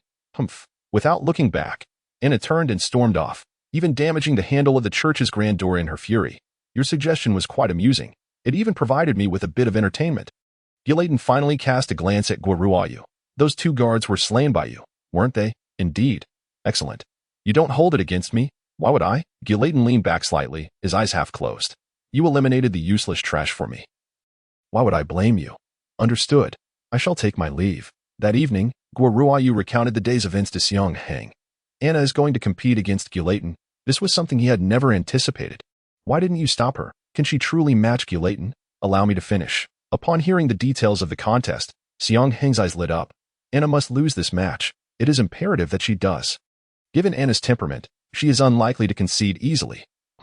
Xiang Heng pondered. "It seems we must allow her to fight with full vigor, but there is one matter in which I require your assistance. Ladies and gentlemen, you are in for a treat today. You shall witness Gula Itin himself in battle." "How delightful! How delightful!" "Ha!" Xiang Heng quipped. The host's words are truly invigorating today. The match was to take place in a modest arena. In the center stood a stage, surrounded by an iron cage. A cage challenge. Above the cage, a platform was erected where the host provided live commentary. The audience consisted of industry moguls closely monitoring the fluctuations within the guard ranks, many of whom had direct ties to the patrols. Although the venue was not particularly large, it was not fully occupied. Numerous spectators were absent. Even those present chose to sit far from the edge of the stage. Fear not, dear audience, for the iron cage is constructed from a special metal known as thunder steel, which effectively contains any excess force, ensuring your safety. To witness such an unprecedented match is truly a blessing. How delightful! How delightful! Thunder steel is one of the hardest metals in this world, possessing the remarkable ability to absorb all forms of energy. Now, let us welcome our challenger, the guard member known as the Slit-Mouthed Woman. Anna. Amidst the applause, Anna emerged from the preparation room and entered the arena. Contrary to expectations, her expression had steadied. Just before stepping on stage, Xiang Heng had conveyed a message through the aggregator. "Anna, regardless of the match's outcome, you are not permitted to sustain any injuries. Otherwise, I shall confront Gula Itin with fury." Indeed, Anna was impulsive by nature, but she was not one to act recklessly. She valued Xiang Heng's life above her own. Thus, she maintained her composure. Simultaneously, she recalled her mission to approach Guillaume. Should she lose the match, she could seamlessly become Guillaume's personal secretary, presenting ample opportunity to eliminate him later, after the host introduced Anna. His tone rose further. Next, we have the much-anticipated, most formidable captain of the City of Radiance's patrol, Guillaume. The applause grew even more fervent. A wave of dark energy surged forth as Guillaume appeared at the entrance of the cage. Once he entered, the entrance sealed shut. Ladies and gentlemen, the moment we have long awaited is about to commence. How delightful! How delightful! There are no time limits or combat rules. Victory is determined by the death, incapacitation, or surrender of one party. Please prepare, Anna and the captain. The host immediately declared the match underway, yet neither combatant moved. What? Not going to attack me right away? Guillaume inquired with a smile. Humph. With so many minions at your disposal, it is only prudent for me to be cautious. Anna referred to the sub-beast Guillaume had once created. Guillaume understood this as well. Rest assured, since it is a challenge, I shall fight personally. Really? Is there truly anyone in this world who would speak falsely? Guillaume's retort was undeniably persuasive. He continued. I know you concealed your strength during the selection process, so I am curious just how powerful you truly are to possess the confidence to challenge me. You shall find out shortly. Anna crossed her arms over her chest, her 10 sharp nails extending slowly, appearing quite lethal. Why not test your own body against it? With a whoosh, Anna launched herself at Guillaume like an arrow released from its bow. The arena was relatively small, a 30 by 30 square, perfectly suited for Anna's south penchant for close combat. In an instant, she was before Guillaume, swiping at him with a claw. Guillaume, unhurried, merely sidestepped to evade her attack. Anna would not allow him a moment's respite, unleashing a relentless barrage of strikes. Guillaume deftly avoided her, making the slightest adjustments to ensure her attacks met only air. That I didn't expect someone of your stature to be so agile. Anna exclaimed, frustration evident in her tone. Ha! Guillaume laughed. My size is merely average among the myriad races of this world. Look, everyone, from the outset, Anna has launched a series of attacks against our captain, who appears to be handling them with ease. How delightful! How delightful! Why are you not attacking? Are you underestimating me? Anna's irritation intensified. You truly expect me to take a child's brawl seriously? You scoundrel! Anna accelerated once more, initially hoping to gauge Guillaume's capabilities. But it seemed he had yet to reveal his full potential. With this in mind, Anna decided to unleash her full power. Observing Anna's sudden burst of speed, Guillaume furrowed his brow and swiftly distanced himself. Now, this is your true speed. As Guillaume uttered the word speed, Anna's claws were but a centimeter from his eyes. However, his reflexes were even quicker. With a casual swipe, he sent Anna flying. Anna rolled upon impact, regaining her footing and fixing her gaze on Guillaume. Faced with Anna's explosive acceleration, our captain finally adopted a serious demeanor and launched his first attack. How delightful! How delightful! How would Anna respond to a captain who had now become earnest? She shook her hands and charged once more. As before, her claws aimed for Guillaume's eyes. Attempting the same attack as before, Guillaume swiped again, intending to swat Anna away. Yet this time, his strike met only air. Anna's true aim was never his eyes. She had feigned the attack, retracting her claws midway. Swiftly, she maneuvered behind Guillaume, targeting the nape of his neck. Interesting. Guillaume ducked, evading the strike, while simultaneously swinging his arm to send Anna flying once more. This time, the force was greater, propelling Anna directly into the iron cage before she crashed to the ground. Ugh, damn it. Anna immediately sprang to her feet, as if nothing had transpired. Your resilience is quite formidable. Guillaume remarked. I hardly see anything commendable about enduring constant blows. Anna replied, rubbing her abdomen, aware that her stored energy was nearly depleted. Should she sustain further injury, recovery would be impossible. It is indeed not in my nature to merely retaliate passively, Guillaume declared, raising a hand. I shall now initiate my own assault. Did everyone see that? The captain, who has been evading attacks all this while, has finally raised his hand. Is he about to strike? Let us await the outcome with eager anticipation. How delightful! How delightful! Guillaume waved his hand nonchalantly, unleashing a powerful gale mingled with dark energy that surged towards Anna. The speed was astonishing. Anna barely had time to react before being struck and crashing against the iron cage. Fortunately, this attack did not inflict significant harm upon her. Without waiting to touch the ground, she swiftly maneuvered. Guillaume's pupils flickered, ensuring Anna remained within his line of sight. He curled his fingers and then abruptly flicked them outward. If his previous attack resembled Angela charging at you with a door panel, this one was akin to a pistol-wielding Pikachu firing bullets your way. In contrast to the broader range of his prior assault, this strike was more concentrated and swifter. Mere evasion would not suffice for Anna. She would need to deflect the unavoidable attacks with her nails. Although these strikes appeared diminutive, each bore substantial weight. Damn it. Merely coping with these assaults has already drained a considerable amount of my stamina. The spectators outside the iron cage watched in trepidation, fearing Guillotin's attacks might slip through the cage and strike them instead. Fortunately, the strength of the thunder steel was intact, absorbing all incoming attacks. The residual force felt akin to a soap bubble bursting against one's face, illustrating the remarkable energy-absorbing capabilities of the thunder steel. Not only did it mitigate the pressure of the attacks, but it also nearly consumed all the dark energy within. This metal is quite intriguing. If feasible, acquiring some to fabricate armor would be splendid. Xiang Heng mused, having disguised himself among the spectators, likely unrecognizable even to Anna. Watch out. Anna evaded during the moment Guillotin curled his fingers, decisively charging forward and retracting her nails to deliver a punch. Guillotin, as if playing with a child, gently grasped Anna's fist. Not bad. Your strength is indeed commendable. Anna dismissed Guillotin's flattery, swinging her other hand in a clawing motion. Guillotin countered by pinching her nails with his other hand. You should be aware of the disparity in our power. Shall we continue? Upon finishing his words, Guillotin released his grip. As he did, Anna swiftly distanced herself. You are indeed strong, and his voice conveyed a palpable reluctance. I ought to concede, but Guillotin, assuming she was ready to surrender, relaxed his vigilance. Unexpectedly, Anna abruptly swung her hand, launching something at him. Guillotin reacted a moment too late, only managing to shield himself with his arm. Consequently, 5 broken nails pierced deeply into his forearm. Did I hurt you? Anna had snapped her own nails off, flinging them like concealed weapons. Guillotin frowned slightly. He was aware that Anna lacked long-range capabilities. Yet he had not anticipated such a tactic from her. Too bad I didn't poke your eyes out. Guillotin fell silent.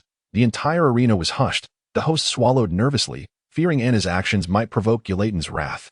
He could scarcely imagine what would transpire should Guillotin unleash his fury. His surprise. Guillotin chuckled lightly before bursting into hearty laughter, entirely unconcerned with his previous demeanor or the possibility that Anna might seize the opportunity to attack. Anna, indeed, found herself momentarily bewildered by his laughter. The laughter persisted for a full minute before Guillotin finally turned his attention back to Anna. How amusing, exceedingly amusing. My decision was indeed correct. I have not misjudged you. You are a remarkable woman. Surrender now. I would never concede. If you have the capability, then kill me. Guo had accurately predicted that compelling Anna to yield would not be a simple endeavor. Guillotin regained his composure, vanishing from Anna's side in an instant, leaving behind a wisp of black smoke. Xiang Heng failed to grasp what had transpired when the host and the audience regained their bearings. Guillotin had already appeared behind Anna, lightly flicking her on the back of her head, causing her to lose consciousness. Panic surged through Xiang Heng as he prepared to rise, only to be restrained by Guo from behind. Do not fret. She is unharmed. With Guo intervention, Xiang Heng gradually calmed down. Acknowledging that Guillotin had no motive to harm Anna, it could only be said that concern had clouded his judgment. You instructed me to investigate the city lord, yet no matter how I searched, I could find not a single shred of information regarding him. Guo swiftly stated before departing. Is it any wonder that only the captain of the patrol team can approach the city lord? Xiang Heng pondered. The city is indeed more complex than it seems. The ultimate authority in the city of Radiance resides with the city lord. Beneath him, the greatest power lies with the captain of the patrol team, namely Guillotin. Following that is the entire patrol team, directly under Guillotin's control. This stage, it is purely a matter of strength. Whoever possesses them might hold sway. Below them are the heads of various industries, ranked according to their financial clout. Those devoid of wealth, power, or strength risk becoming mere laborers in the city of Radiance. Yet, they are permitted to request assistance from the patrol team for a modest fee. In essence, the patrol team's primary duty is to aid the city lord in amassing wealth, regardless of who the client may be, the amount of money involved, or the nature of the task. Anna was the first to dare refuse such a mission. At this moment, Anna had lost consciousness, incapable of continuing the fight. Guillotin raised his hand in a cradling gesture, dark mist enveloping Anna's form. He commanded the host to open the entrance of the iron cage, instructing him to handle matters thereafter, before departing with Anna in tow. Everyone, are you not left speechless by the captain's astounding prowess? I am as well.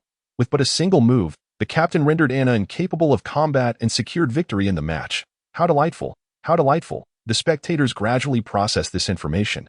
The host continued, as you have witnessed. The purpose of this exhibition match is to unveil new rules. Henceforth, anyone who believes themselves sufficiently strong may challenge the patrol team. Those who succeed in their challenges may replace the challenged individual within the patrol team. Of course, should you believe you can defeat the captain, feel free to issue a challenge, but do not expect him to show any mercy. In Guillotin's chamber, Anna lay on the sofa, slowly opening her eyes. Awake, are we? She shook her head. What do you think? I have never been countered in such a manner. Guillotin chuckled. So this is how it feels. Humph, Anna crossed her legs. What have you brought me here for? Surely not for some indecent purpose. Ha! I appreciate your humor, Guillotin laughed. However, I brought you here for a serious discussion. Did I not mention that I would reveal a secret? A secret?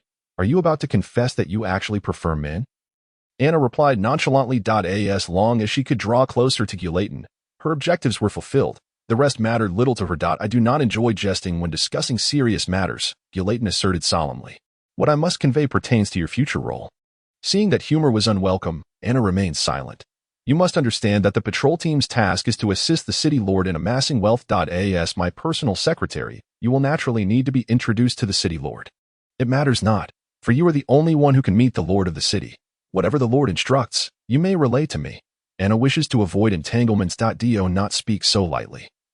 Guillotin will certainly disregard Anna's counsel, and you shall understand when you encounter the lord. Upon finishing his words, he snapped his fingers. From behind the partition of the room emerged a strikingly handsome young man. This was the lord of Radiant City. However, there was something amiss about him. His face was devoid of expression, and his gaze appeared vacant, as if lacking any independent thought. Is he truly the lord? Anna pondered. Is he a simpleton? Ha ha ha! Guillotin erupted in laughter. At that moment, Anna sensed that matters were not so straightforward. What is it? Did I speak out of turn? She glanced at the lord, stating, Do not presume that because you are the lord, I will refrain from saying you resemble a fool. I shall speak freely. Yet, the young man remained unresponsive. Could he genuinely be the lord? Why does he act like a simpleton? Anna inquired. He, indeed, is no fool. Guillotin replied, I cannot permit any flaws in him, for he is my most vital pawn. The lord is your pawn. Indeed. Guillotin settled comfortably on the sofa, lifting a glass of crimson liquid to his lips. Radiant City is, after all, my domain. The more Anna listened, the more confused she became. This lord, oh, fret not. He is merely under my control. Guillotin had employed a dark sorcery to imprison the lord's consciousness deep within his body. In essence, the lord who stands before them is merely a shell. So, you are the true master of Radiant City. One might say that. Anna pouted, attempting to uncover inconsistencies in Guillotin's words. However, she was not adept at such endeavors. Observing Anna's distress, Guillotin anticipated her struggle and proceeded to recount the unfolding events. After the decline of the Three-Eyed Clan, the ambitions of numerous powerful races began to manifest, vying for world domination. The Demon Clan was among them. Unlike the robust physique of the Titan Clan or the wondrous abilities of the Elf Clan, the Demon Clan did not evolve in a singular direction. Members of the Demon Clan possessed both formidable physiques and enigmatic powers. The family to which Guillotin belonged was one of the most formidable branches of the Demon Clan, possessing great physical strength. The ability to wield dark forces and an array of secret arts. The seal of demons was one such art. The caster could imprison the consciousness of the one being sealed deep within their body, rendering them eternally unable to emerge. The body of the sealed individual would fall under the caster's control. After arriving in this city, Guillotin began to execute his plan, gradually earning the lord's trust until he ultimately utilized the seal of demons upon him. In his usual state, the lord would merely act like a fool. Yet, Guillotin could create subservient beings, creatures directly under his mental dominion, with simple self-awareness. Through this ability, Guillotin could endow the lord's body with a separate consciousness, which he would control directly. He established the patrol corps through the lord's hand, commencing the exploitation of the populace. As for his ultimate purpose, Guillotin refrained from divulging it for the time being. While playing with the doll, Anna listened to Guillotin's narration. At last, she comprehended why Guillotin claimed Radiant City as his own.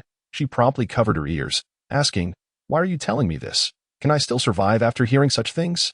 Ha ha ha.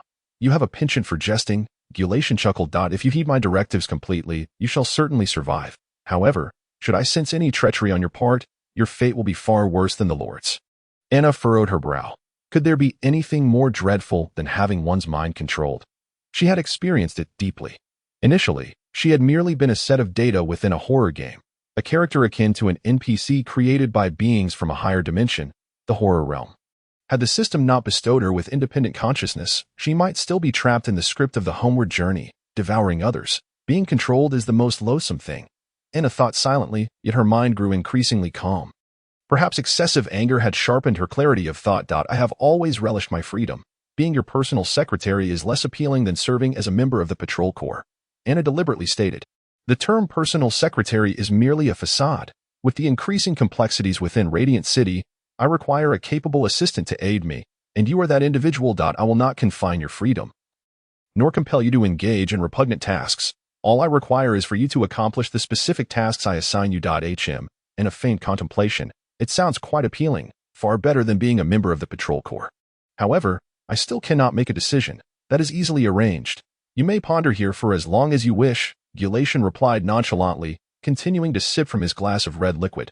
The implication of his words was clear. Should you refuse, do not expect to leave this place. Anna pretended to deliberate, battling within her mind, her actions growing increasingly erratic. Then, in a moment of carelessness, she broke the doll's head off. I broke it. Anna's voice carried a note of disappointment. If you desire a doll, I can procure you thousands or even tens of thousands. Gulation seized the opportunity to say, why must you choose me? There are many who could perform such tasks. Are there not? Anna shifted the conversation. Gulation smiled but offered no reply. As for the reason, perhaps it was a manifestation of his desire for conquest. All of Radiant City's inhabitants heed my command. And you alone dare to contradict me. You have successfully captured my attention. Thus, I must ensure you comply with my wishes. It is likely a sentiment of this nature. If you do not wish to speak, so be it. Anna pouted, extending the broken doll toward Gulation. Here, I do not want the damaged doll. Ding. The mission to assassinate the demon has been completed. Rewards obtained. Experience points 60, monster coins 60, demon bone 1. At the end, Xiang Heng suddenly received a system notification. He had not anticipated Anna would complete the task so swiftly. Thundersteel was a product of the Demon Realm Mountains, a mysterious metal guarded by the Demon Clan for generations. Gu AI had been explaining this metal to him. Thundersteel can absorb most forms of energy, particularly dark power. It is indeed the nemesis of the Demon Clan. Possessing armor forged from Thundersteel would significantly increase the odds of victory against Gulation in battle. Logically, the Demon Clan would never permit such a metal to leak out, and Gulation would certainly not allow his nemesis to exist within Radiant City. If that is the case, then how did such metal come to be in Radiant City? How strange, Xiang Heng mused. It is indeed unusual. Although the fact that Thundersteel counters the Demon Clan is not widely known, powerful races are somewhat aware. Otherwise, the Demon Clan would have long since dominated the world. And Gulation would not be unfamiliar with Thundersteel. Could it be that the Lord is also a member of the Demon Clan? Xiang Heng speculated. Indeed, Gu AI concurred. If the Demon Clan controlled Radiant City, it would not be surprising for Thundersteel to be present there as well. All will await Anna's intelligence. With his head twisted 180 degrees, Gulation lay lifeless on the ground, never suspecting that the inconspicuous doll in his hand would ultimately be the cause of his demise. If given another chance, he would undoubtedly refuse the object presented to him by Anna, regardless of its trivial nature. Observing the now serene form of Gulation, Anna appeared far more composed than one might expect. Lacking the anticipated excitement, she silently gazed at him, relieved to have rid the world of a menace. Yet, in truth, he was merely an NPC, controlled and predetermined. Contemplating this, Anna felt a surge of emotions. She harbored no hatred towards her creator, only a profound dissatisfaction. Suddenly, a voice emanated from the Lord, who was on his knees, clutching his head in agony. Anna rose to assist him to the bed, inquiring, "How do you feel?" "I need a moment to adjust," he replied, his expression still pained. It was akin to a comatose individual awakening after a decade, their body neglected and slowly stiffening. Upon regaining consciousness, it felt as if the body was no longer their own, rendering movement and control frustratingly elusive. The psychological torment accompanied the physical discomfort. After a while, the Lord's expression gradually softened. Seizing the moment, Anna pointed to the fallen Gulation and remarked, "I have slain this man." "He claimed to have you. No need to explain," the Lord interrupted. "I clearly observed everything in this body. I am Casalis, the Lord of this illustrious realm. I know. I am aware you are the Lord. But it's the first time I've heard your name. It's rather cumbersome, so henceforth, I shall call you Little Ka. This remark elicited a chuckle from Casales, his physical suffering seemingly alleviated. As you wish. You are my savior, as well as the savior of Radiant City. Anna scratched her head. I was merely following orders from someone else. Hehehe. The thought of Xiang Heng made her laugh uncontrollably. She took pride in having such a capable boyfriend, albeit unilaterally.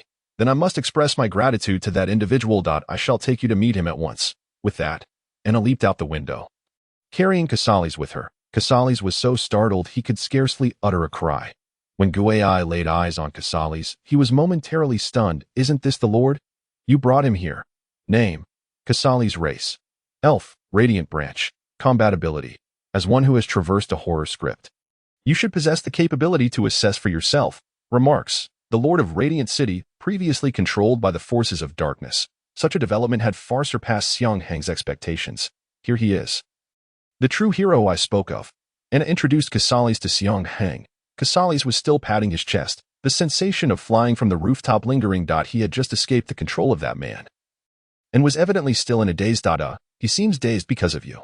Seizing the opportunity, Anna elaborated on the events, embellishing them with dramatic flair. Upon mentioning the Seal of Darkness, Guai asserted his knowledge. I have indeed heard of a nefarious sealing technique employed by the dark forces.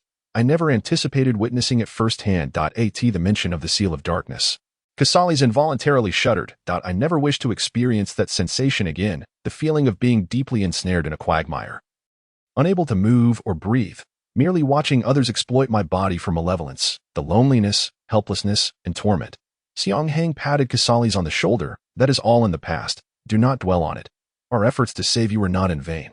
The implication being, it was time for some reciprocity. Guai worried Xiang Heng might make unreasonable demands, but Anna intervened. Fear not. I shall do my utmost to fulfill your desires, even if you wish for this Radiant City. For it is you who rescued it. Casales spoke earnestly. What would we want with your city? For Xiang Heng, who intends to leave upon completing his task, this city holds no allure. We merely seek to gather a bit of intelligence.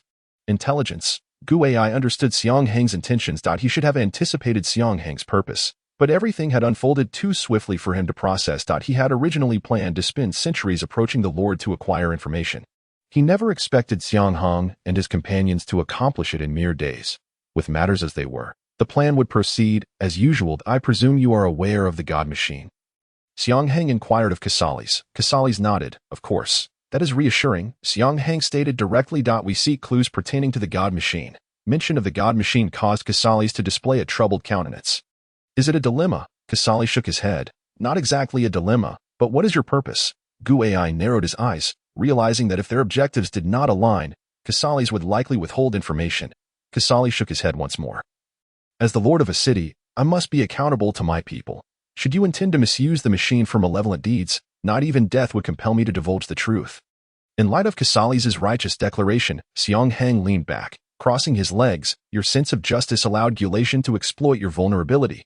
At this, Casales lowered his gaze, acknowledging, indeed, that was my failing. Gulation expressed admiration for me. Desiring to possess a city of his own. I believed that someone with such aspirations, even if they hailed from the dark forces, could not harbor ill intentions, thus lowering my guard. I had no inkling that the city he coveted was my Radiant City. You're far too trusting, Xiang Heng remarked in disbelief. In a world devoid of deception, it was astonishing that anyone could fall prey to such a scheme. Were Xiang Heng the lord of Radiant City, he would interrogate outsiders thoroughly. Alas, I have only recently assumed the role of lord over Radiant City. My experience is lacking, and I fell victim to his machinations. Casales reflected ruefully. This is not your fault. Guai reassured him. The Radiant clan is the most benevolent among all the elven races. However, in today's society, benevolence has become a pejorative. Despite this, Casales took the lesson to heart, vowing never to trust anyone lightly again. Even his savior. Who could say what ulterior motives his savior might have harbored? Xiang Heng's next course of action involved alleviating Casales' suspicions, a task that would rely on Guai. I haven't introduced myself. Have I? Without hesitation, he removed his headband, revealing the third eye upon his forehead. You, Casales gasped in shock, having believed the Three-Eyed Clan had vanished from this world. I am a descendant of the Three-Eyed Clan, having lived in seclusion with my kin. Nonetheless, the numbers of our clan continued to dwindle, including my brother, the creator of the God Machine. You are the brother of Gushi, Casales inquired, to which Guai nodded. I have come to fulfill my brother's dying wish. to destroy the God Machine. After Gushi created the God Machine, he disregarded the objections of his kin and departed from his race with the device in tow. At that time, the three-eyed tribe had already retreated into seclusion, striving to preserve their dwindling bloodline. Gushi's actions, however, posed an even greater risk of extinction for the three-eyed people. Yet, he remained resolute, convinced that this machine would undoubtedly transform the world and rescue his near-extinct kin. Contrary to his hopes, the machine did not incite much of a stir. Just as despair began to settle in, several powerful families approached him, expressing keen interest in his invention. He was elated, but little did he know that from that moment, the world would undergo a profound change. These families seized the God Machine for themselves, and the rationale was simple: to render the populace incapable of resistance. Indeed, they sought to wield the God Machine to dominate the world. This was far from Gushi's original intent, yet he found himself powerless to alter the course of events. Upon his return to his tribe, he was consumed by melancholy and soon passed away. He refrained from mentioning the outside world or the whereabouts of the God Machine to his people, but he did confide in Gu Ai that he regretted his actions, stating that if given another chance, he would never have created the God Machine. Therefore, you need not doubt my resolve. I shall pursue what my brother aspired to achieve, Gu Ai asserted with determination.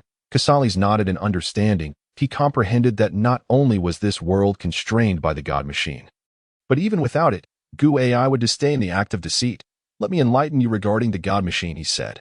However, the information Casales could provide was limited. The God Machine was jointly guarded by several prominent families, including the Demon Clan, the Elves, and the Nature Deities. They all vied for ownership of the God Machine, yet none succeeded, and it was precisely due to the mutual checks among these families that the world had not spiraled into further chaos. Subsequently, Casales pointed the way to Heng and the others. I have not seen the God Machine with my own eyes, but I know where it is, at the ancient Divine Mountain, beneath the Tree of Sephiros. Ding! The quest journey to the ancient Divine Mountain has been activated. Quest details. Please proceed to the ancient Divine Mountain as indicated by the arrow. Just kidding, there are no arrows. Quest rewards. Experience points 100.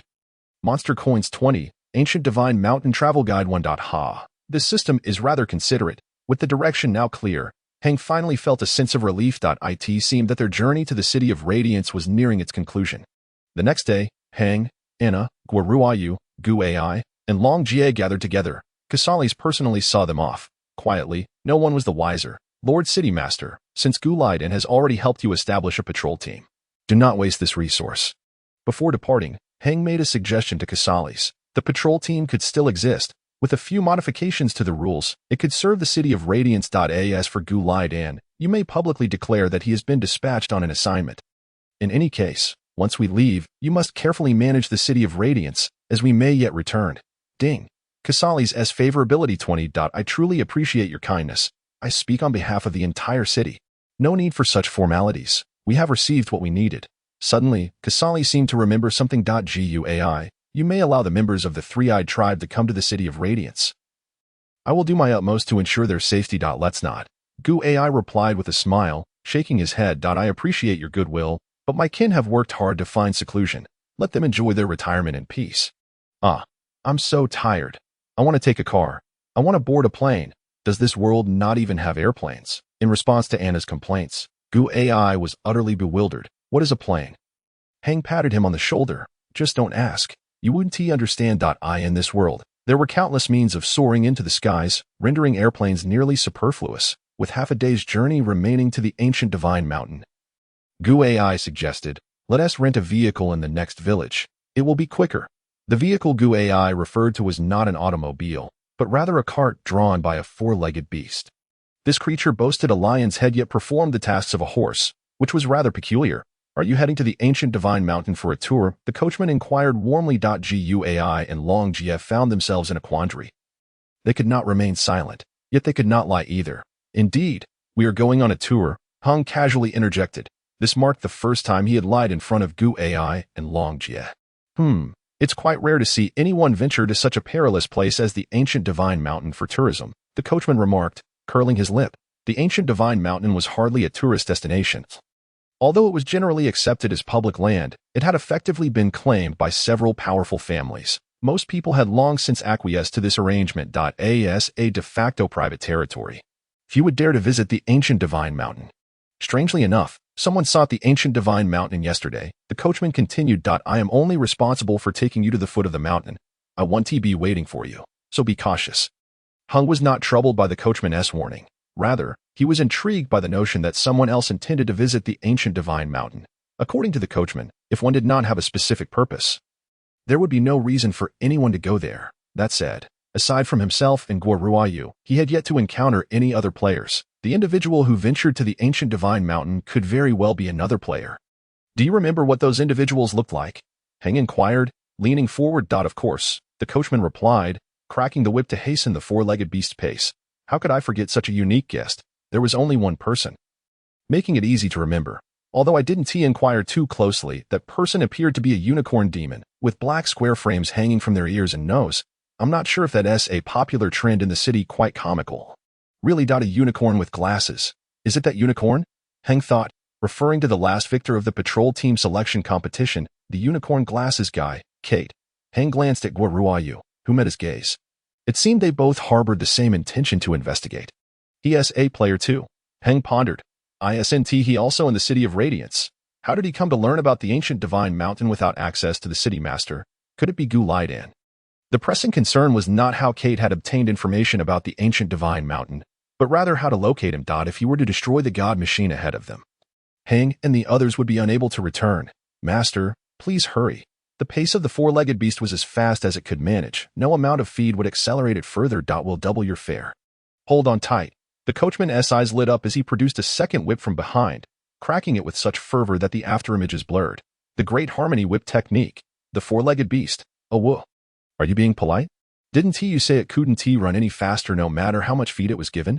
Heng was at a loss for words. I'll return and switch it to better feed. Originally a 2-hour journey, the coachman somehow managed to cut the time in half. Even Gu Ai was astonished. Master, take thrice the fare. No need for change. Just go buy some good feed to reward this four-legged beast. All right. The coachman accepted the money and left in high spirits. We're almost at the ancient divine mountain.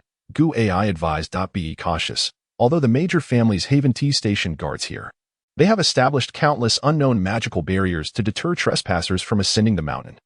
To protect the god machine, I presume. Indeed. If that is the case, even if Kate is a player, it should not be so easy for him to access the machine. What needs to be done now is not only to locate the god machine but also to ascertain Kate's identity. Where is the Sephiroth tree? At the summit. If Kate has also acquired information about the Sephiroth tree, he will undoubtedly rush there. Very well, let us also make our way to the summit. Ding. The task Sephiroth tree has been activated. Task details. To discover the whereabouts of the god machine, one must investigate the Sephiroth tree.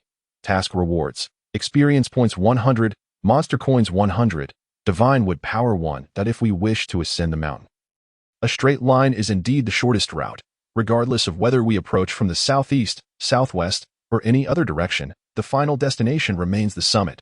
The group decided to proceed together, providing mutual support. And upon triggering secret arts, they could address challenges collectively. The base of the mountain was shrouded in thick mist, requiring the group to carefully discern their direction as they ascended. Everyone, do not fall behind. The higher we go, the denser the fog becomes.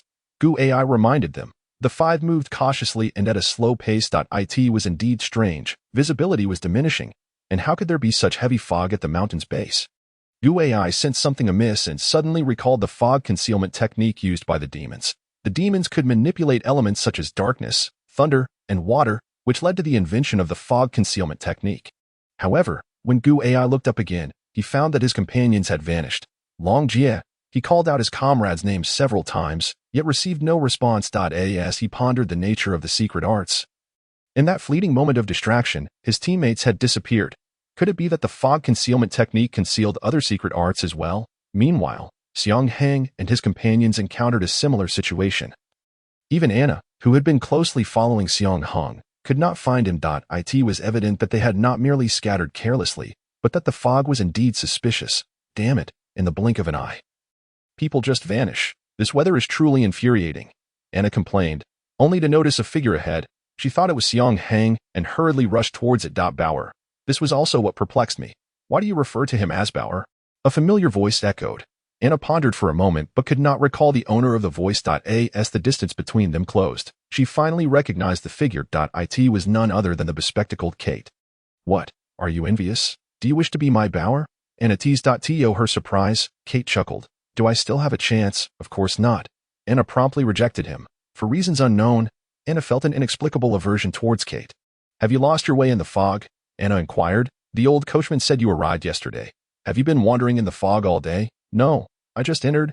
Kate gazed meaningfully at Anna. I came in shortly after you did. Anna could scarcely believe her ears. You were following me. Did you come here a day early just to stalk me? Ha ha ha. One could say that. Kate's laughter grew more boisterous. EW. Pervert. Kate rolled his eyes. It's the first time I've been called a pervert. There will be a second time soon. Pervert. Wait, that's not right.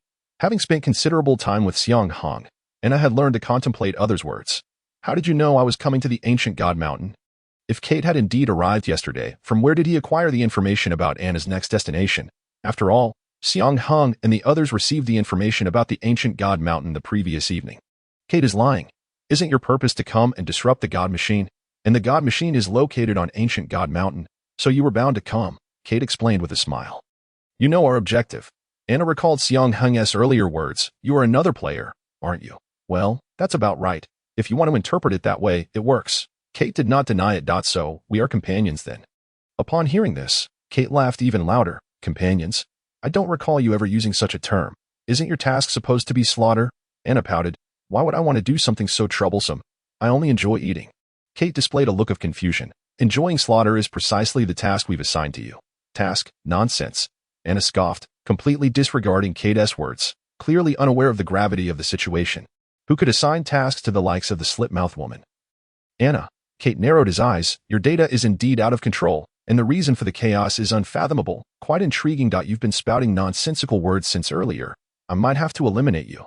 Kate gestured to his own head. Care to have a bite? To his surprise, Anna stared at Kate's head for a moment and actually began to salivate. She glanced left and right, ensuring no one was around, which was hardly possible given the limited visibility. And truly prepared to devour the annoying man before her. Wait a moment, Kate interjected. That's against the rules. Before you eat me, shouldn't you first ask, am I beautiful? Oh, then am I beautiful? Hurry up and answer. I am busy. You were created by me, so of course, you are beautiful. Upon hearing such a response, Anna opened her gaping maw. And now, of course, you're still beautiful. Anna was displeased. Hey, you're not following the script. You're supposed to be scared. Otherwise, how would I eat you? All right, you are not beautiful. I am scared now. Is that satisfactory? Instead of lunging at Kate with her gaping maw as she had imagined, Anna closed her mouth and adopted a serious expression. Despite possessing an independent personality, she indeed enjoyed eating, playing, and freedom, but she was no fool. How can you utter such words? She challenged Kate. How can you provide two different answers? In this world, how can you lie? Xiang Heng had mentioned that only she could lie recklessly in this world. Even the players participating in the horror game could not do so. Kate sighed. It's quite simple, with a slight modification of data. I can free myself from the constraints of this world's rules. By the way, I keep forgetting to ask. Anna's expression grew more solemn. Where did you obtain the information about the ancient god mountain? No need to source it from elsewhere, Kate replied with a smile. I have known the location of the god machine since I entered the script. Anna's hands trembled slightly, her voice quivering. You truly are from that world. I simply pondered the situation, and my teammates vanished. Xiang Heng wore a grim expression. He had long suspected that such thick fog must be suspicious, and concluded that they should have tied themselves together with a rope. It was too late to mention such things now, as they had already separated from the main group. Now, they had to either reunite with the main group or hastily escape the mist. Neither option was realistic, as they could not even discern east from west. Xiang Heng looked up at the sky, finding no sun in sight. He had a habit of relying on the sun to determine direction. Otherwise, he would be lost. Just as he was contemplating solutions, he spotted a figure not far ahead. The build resembled that of Guoruayu. Hey, I'm over here, Xiang Heng called out to the figure. However, the person did not respond. This was indeed typical of Guoruayu's reaction. As he approached, he realized that the figure was not Guoruayu at all, but rather, a unicorn. You seem to enjoy giving others nicknames. I don't know your name. So I had to come up with one. Ha ha ha. Xiang Heng scratched his head, feigning ignorance. Allow me to introduce myself. I am Kate. Are you a participant in the horror game? Xiang Heng interrupted Kate's words. Hastily making a guess, Kate shook her head, indicating he was mistaken. In this script, the only remaining players are you and Guoruayu. This seemingly simple statement contained a wealth of information. Kate was aware of the horror game and recognized that Xiang Heng and Guo Ruoyu were players. While he himself was not. So, who exactly was he? As Xiang Heng pondered this, Kate continued to speak to herself. There are 5 players in this script. Apart from you and Guo Ryu, there's another player who has participated in several horror games, as well as 2 novice players. Unfortunately, those 2 novices were eliminated by the blue demon right at the start of the script. The blue demon that Kate referred to as the blue giant that Xiang Heng encountered upon entering the script. The experienced player did not choose to collect clues in the town, but instead tracked the blue demon back to its lair. There, he discovered a map of the ancient god mountain and arrived 2 days ago, only to meet his demise shortly thereafter at the hands of the demon clan's dark magic. TSK, Kate sighed. He was quite an excellent player, yet after persevering for just a few days, he ultimately perished. Xiang Heng's countenance had turned ashen, for he had already formed a conclusion in his mind. Your expression suggests that you might already know. Kate smiled. So I shall not keep it a secret any longer. I hail from the horror world and am one of the designers of the horror game. I look forward to your guidance. It seemed he was indeed telling the truth, although Kate's words were absurd. Xiang Heng did not doubt him. Firstly, he had spoken of matters pertaining to the horror game and the horror world, knowledge that a mere character within the script could not possess. Thus, he must be a player. Yet, Kate's behavior did not resemble that of a typical player. He had completely disregarded the destruction of the god machine as a top priority. Moreover, claiming to be a designer of the horror game was rather foolish, offering no apparent advantage, something a typical player would not do. Thus, Xiang Heng chose to believe his words. May I ask what brings you to this script? Has there been a problem with it? Xiang Heng inquired politely, fully aware that offending a designer of the horror game would yield no benefit. Indeed, there has been a minor issue, but it is not with this script, Kate replied. In a previous script, a data anomaly occurred. Xiang Heng immediately understood whom Kate was referring to. He had long contemplated that bringing monsters from the horror game into the real world would attract the attention of the horror world. Yet, he had not anticipated them arriving so swiftly. This was merely Anna's 3rd script, and yet individuals from the horror world had come in person. Were they here to reclaim Anna? To revert her back into a mere flesh-eating creature known only for devouring human brains?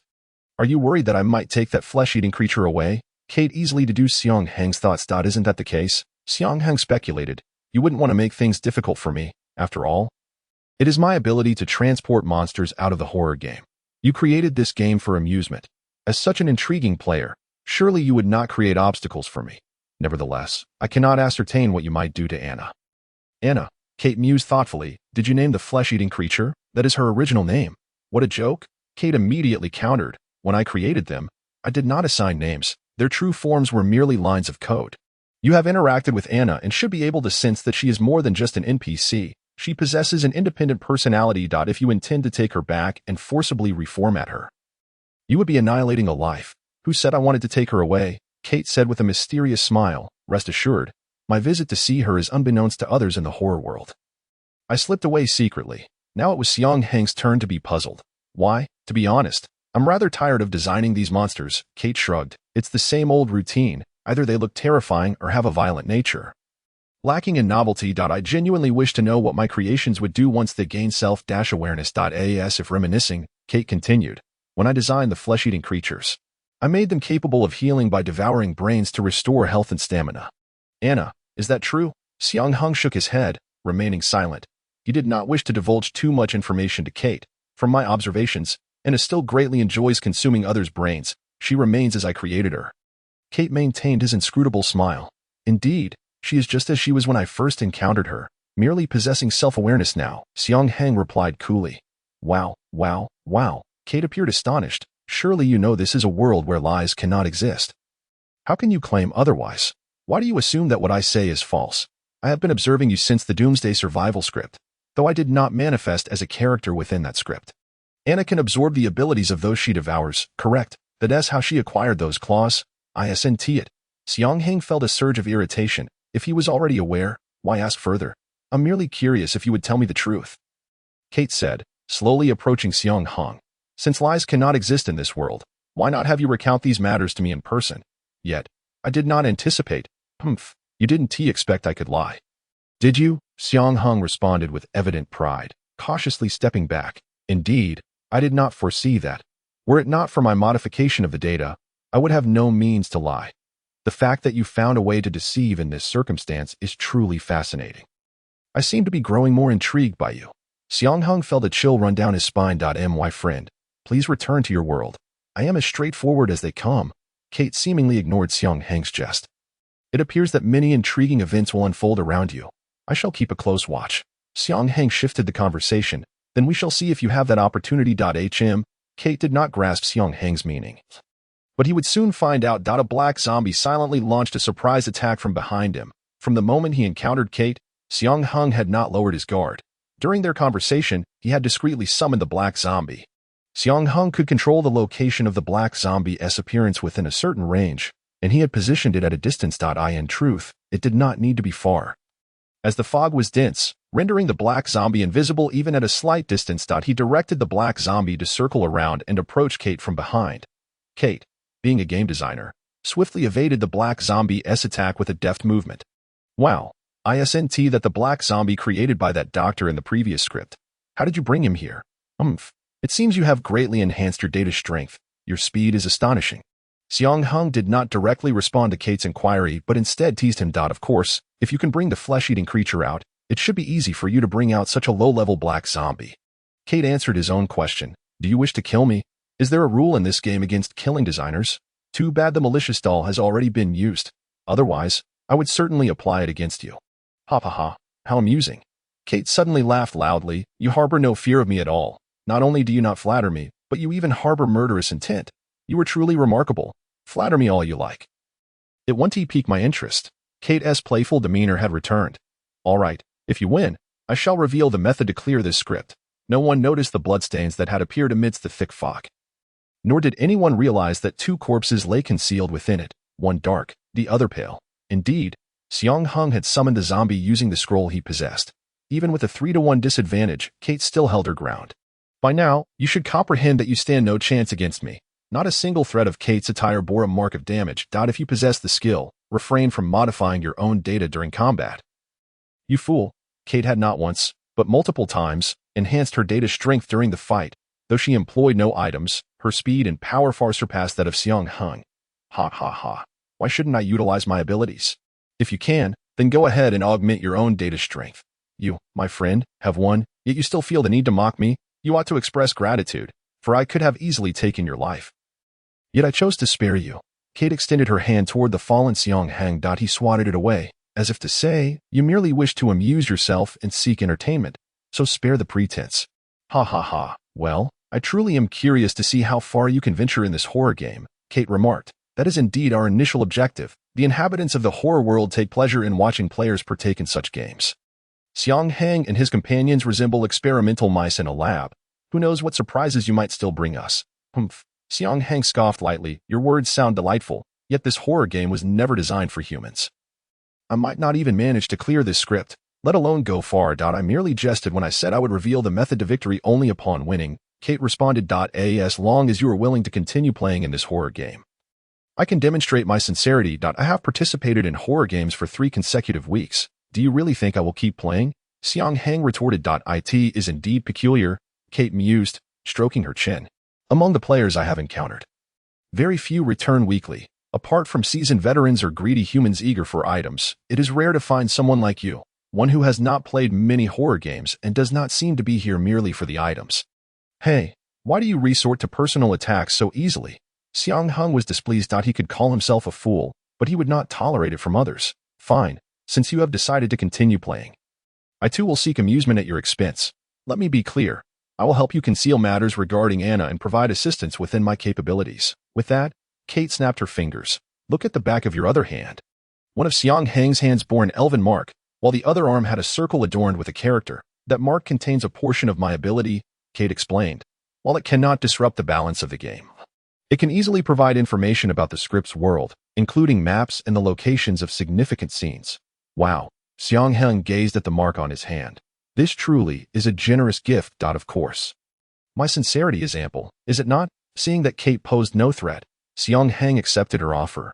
Whether or not Kate had made a request, he intended to play the horror game regardless. As long as he agreed to continue, he could obtain items designed by the game creators. Why not embrace the opportunity? But I have one condition, Xiang Heng suddenly declared. Oh, Kate had not anticipated that Xiang Heng would dare to propose terms. And he was intrigued to learn what condition he would present. Speak your mind. Anna is under my protection. You are not to harm her, Xiang Heng stated with utmost seriousness. Wow, your expression is quite terrifying.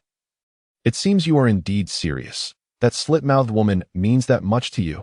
That is none of your concern that I have made my stance clear. Should you dare to harm her, do not expect to find amusement at my expense. I truly cannot discern whether you are a fool or simply naive. What benefit do you gain from threatening me? Apologies, but in this world, lying is exceedingly difficult. I simply speak what I genuinely think. Xiang Heng's face was cold and indifferent. He inherently despised the manner in which you all derive entertainment from the lives of people in the real world. Dislike the horror world, do you? Ha ha ha, Kate laughed. Then come and find us if you dare. With that, he removed the horns from his head. To blend in as a resident of this world, he had to endure the inconvenience of wearing them. Now that my business is concluded, I shall take my leave. May we meet again by chance. Immediately after, Kate transformed into Data and vanished before Xiang Heng's eyes. Xiang Heng felt a deep sense of discontent. Despite having acquired items from the horror game designer, he sensed that he was merely a pawn in the hands of the inhabitants of that world. One day, I shall ensure that you all partake in the horror game and experience its true essence. Xiang Heng slowly rose from the ground, his health reduced to approximately 30%. The 2 combat items in his backpack had already been expended. There was no time to linger. He had to clear the game immediately. For any further mishap could lead to his demise. Yet, in this fog where direction was indiscernible, how could he possibly escape? Just as Xiang Heng was at a loss, the thick fog began to dissipate. No need for thanks, a voice echoed in his mind. It was Kate. Damn it. He acutely felt what it was like to be manipulated at someone's whim. As the fog cleared, everyone discovered that they had not been far apart at all. Merely a few hundred meters. Yet, despite such proximity, no one had heard the battle between Xiang Heng and Kate, indicating that this fog technique did more than merely obscure direction. It could truly ensnare one within its depths. Ordinary people trapped in such fog might never find their way out in their lifetime. Why did the fog suddenly lift? Gu Ai inquired. Has anyone among us discovered the means to dispel it? That would be me. Xiang Heng had already prepared a response, believing it wholeheartedly. I found the key point of this technique in the fog, commonly referred to as the eye of the formation.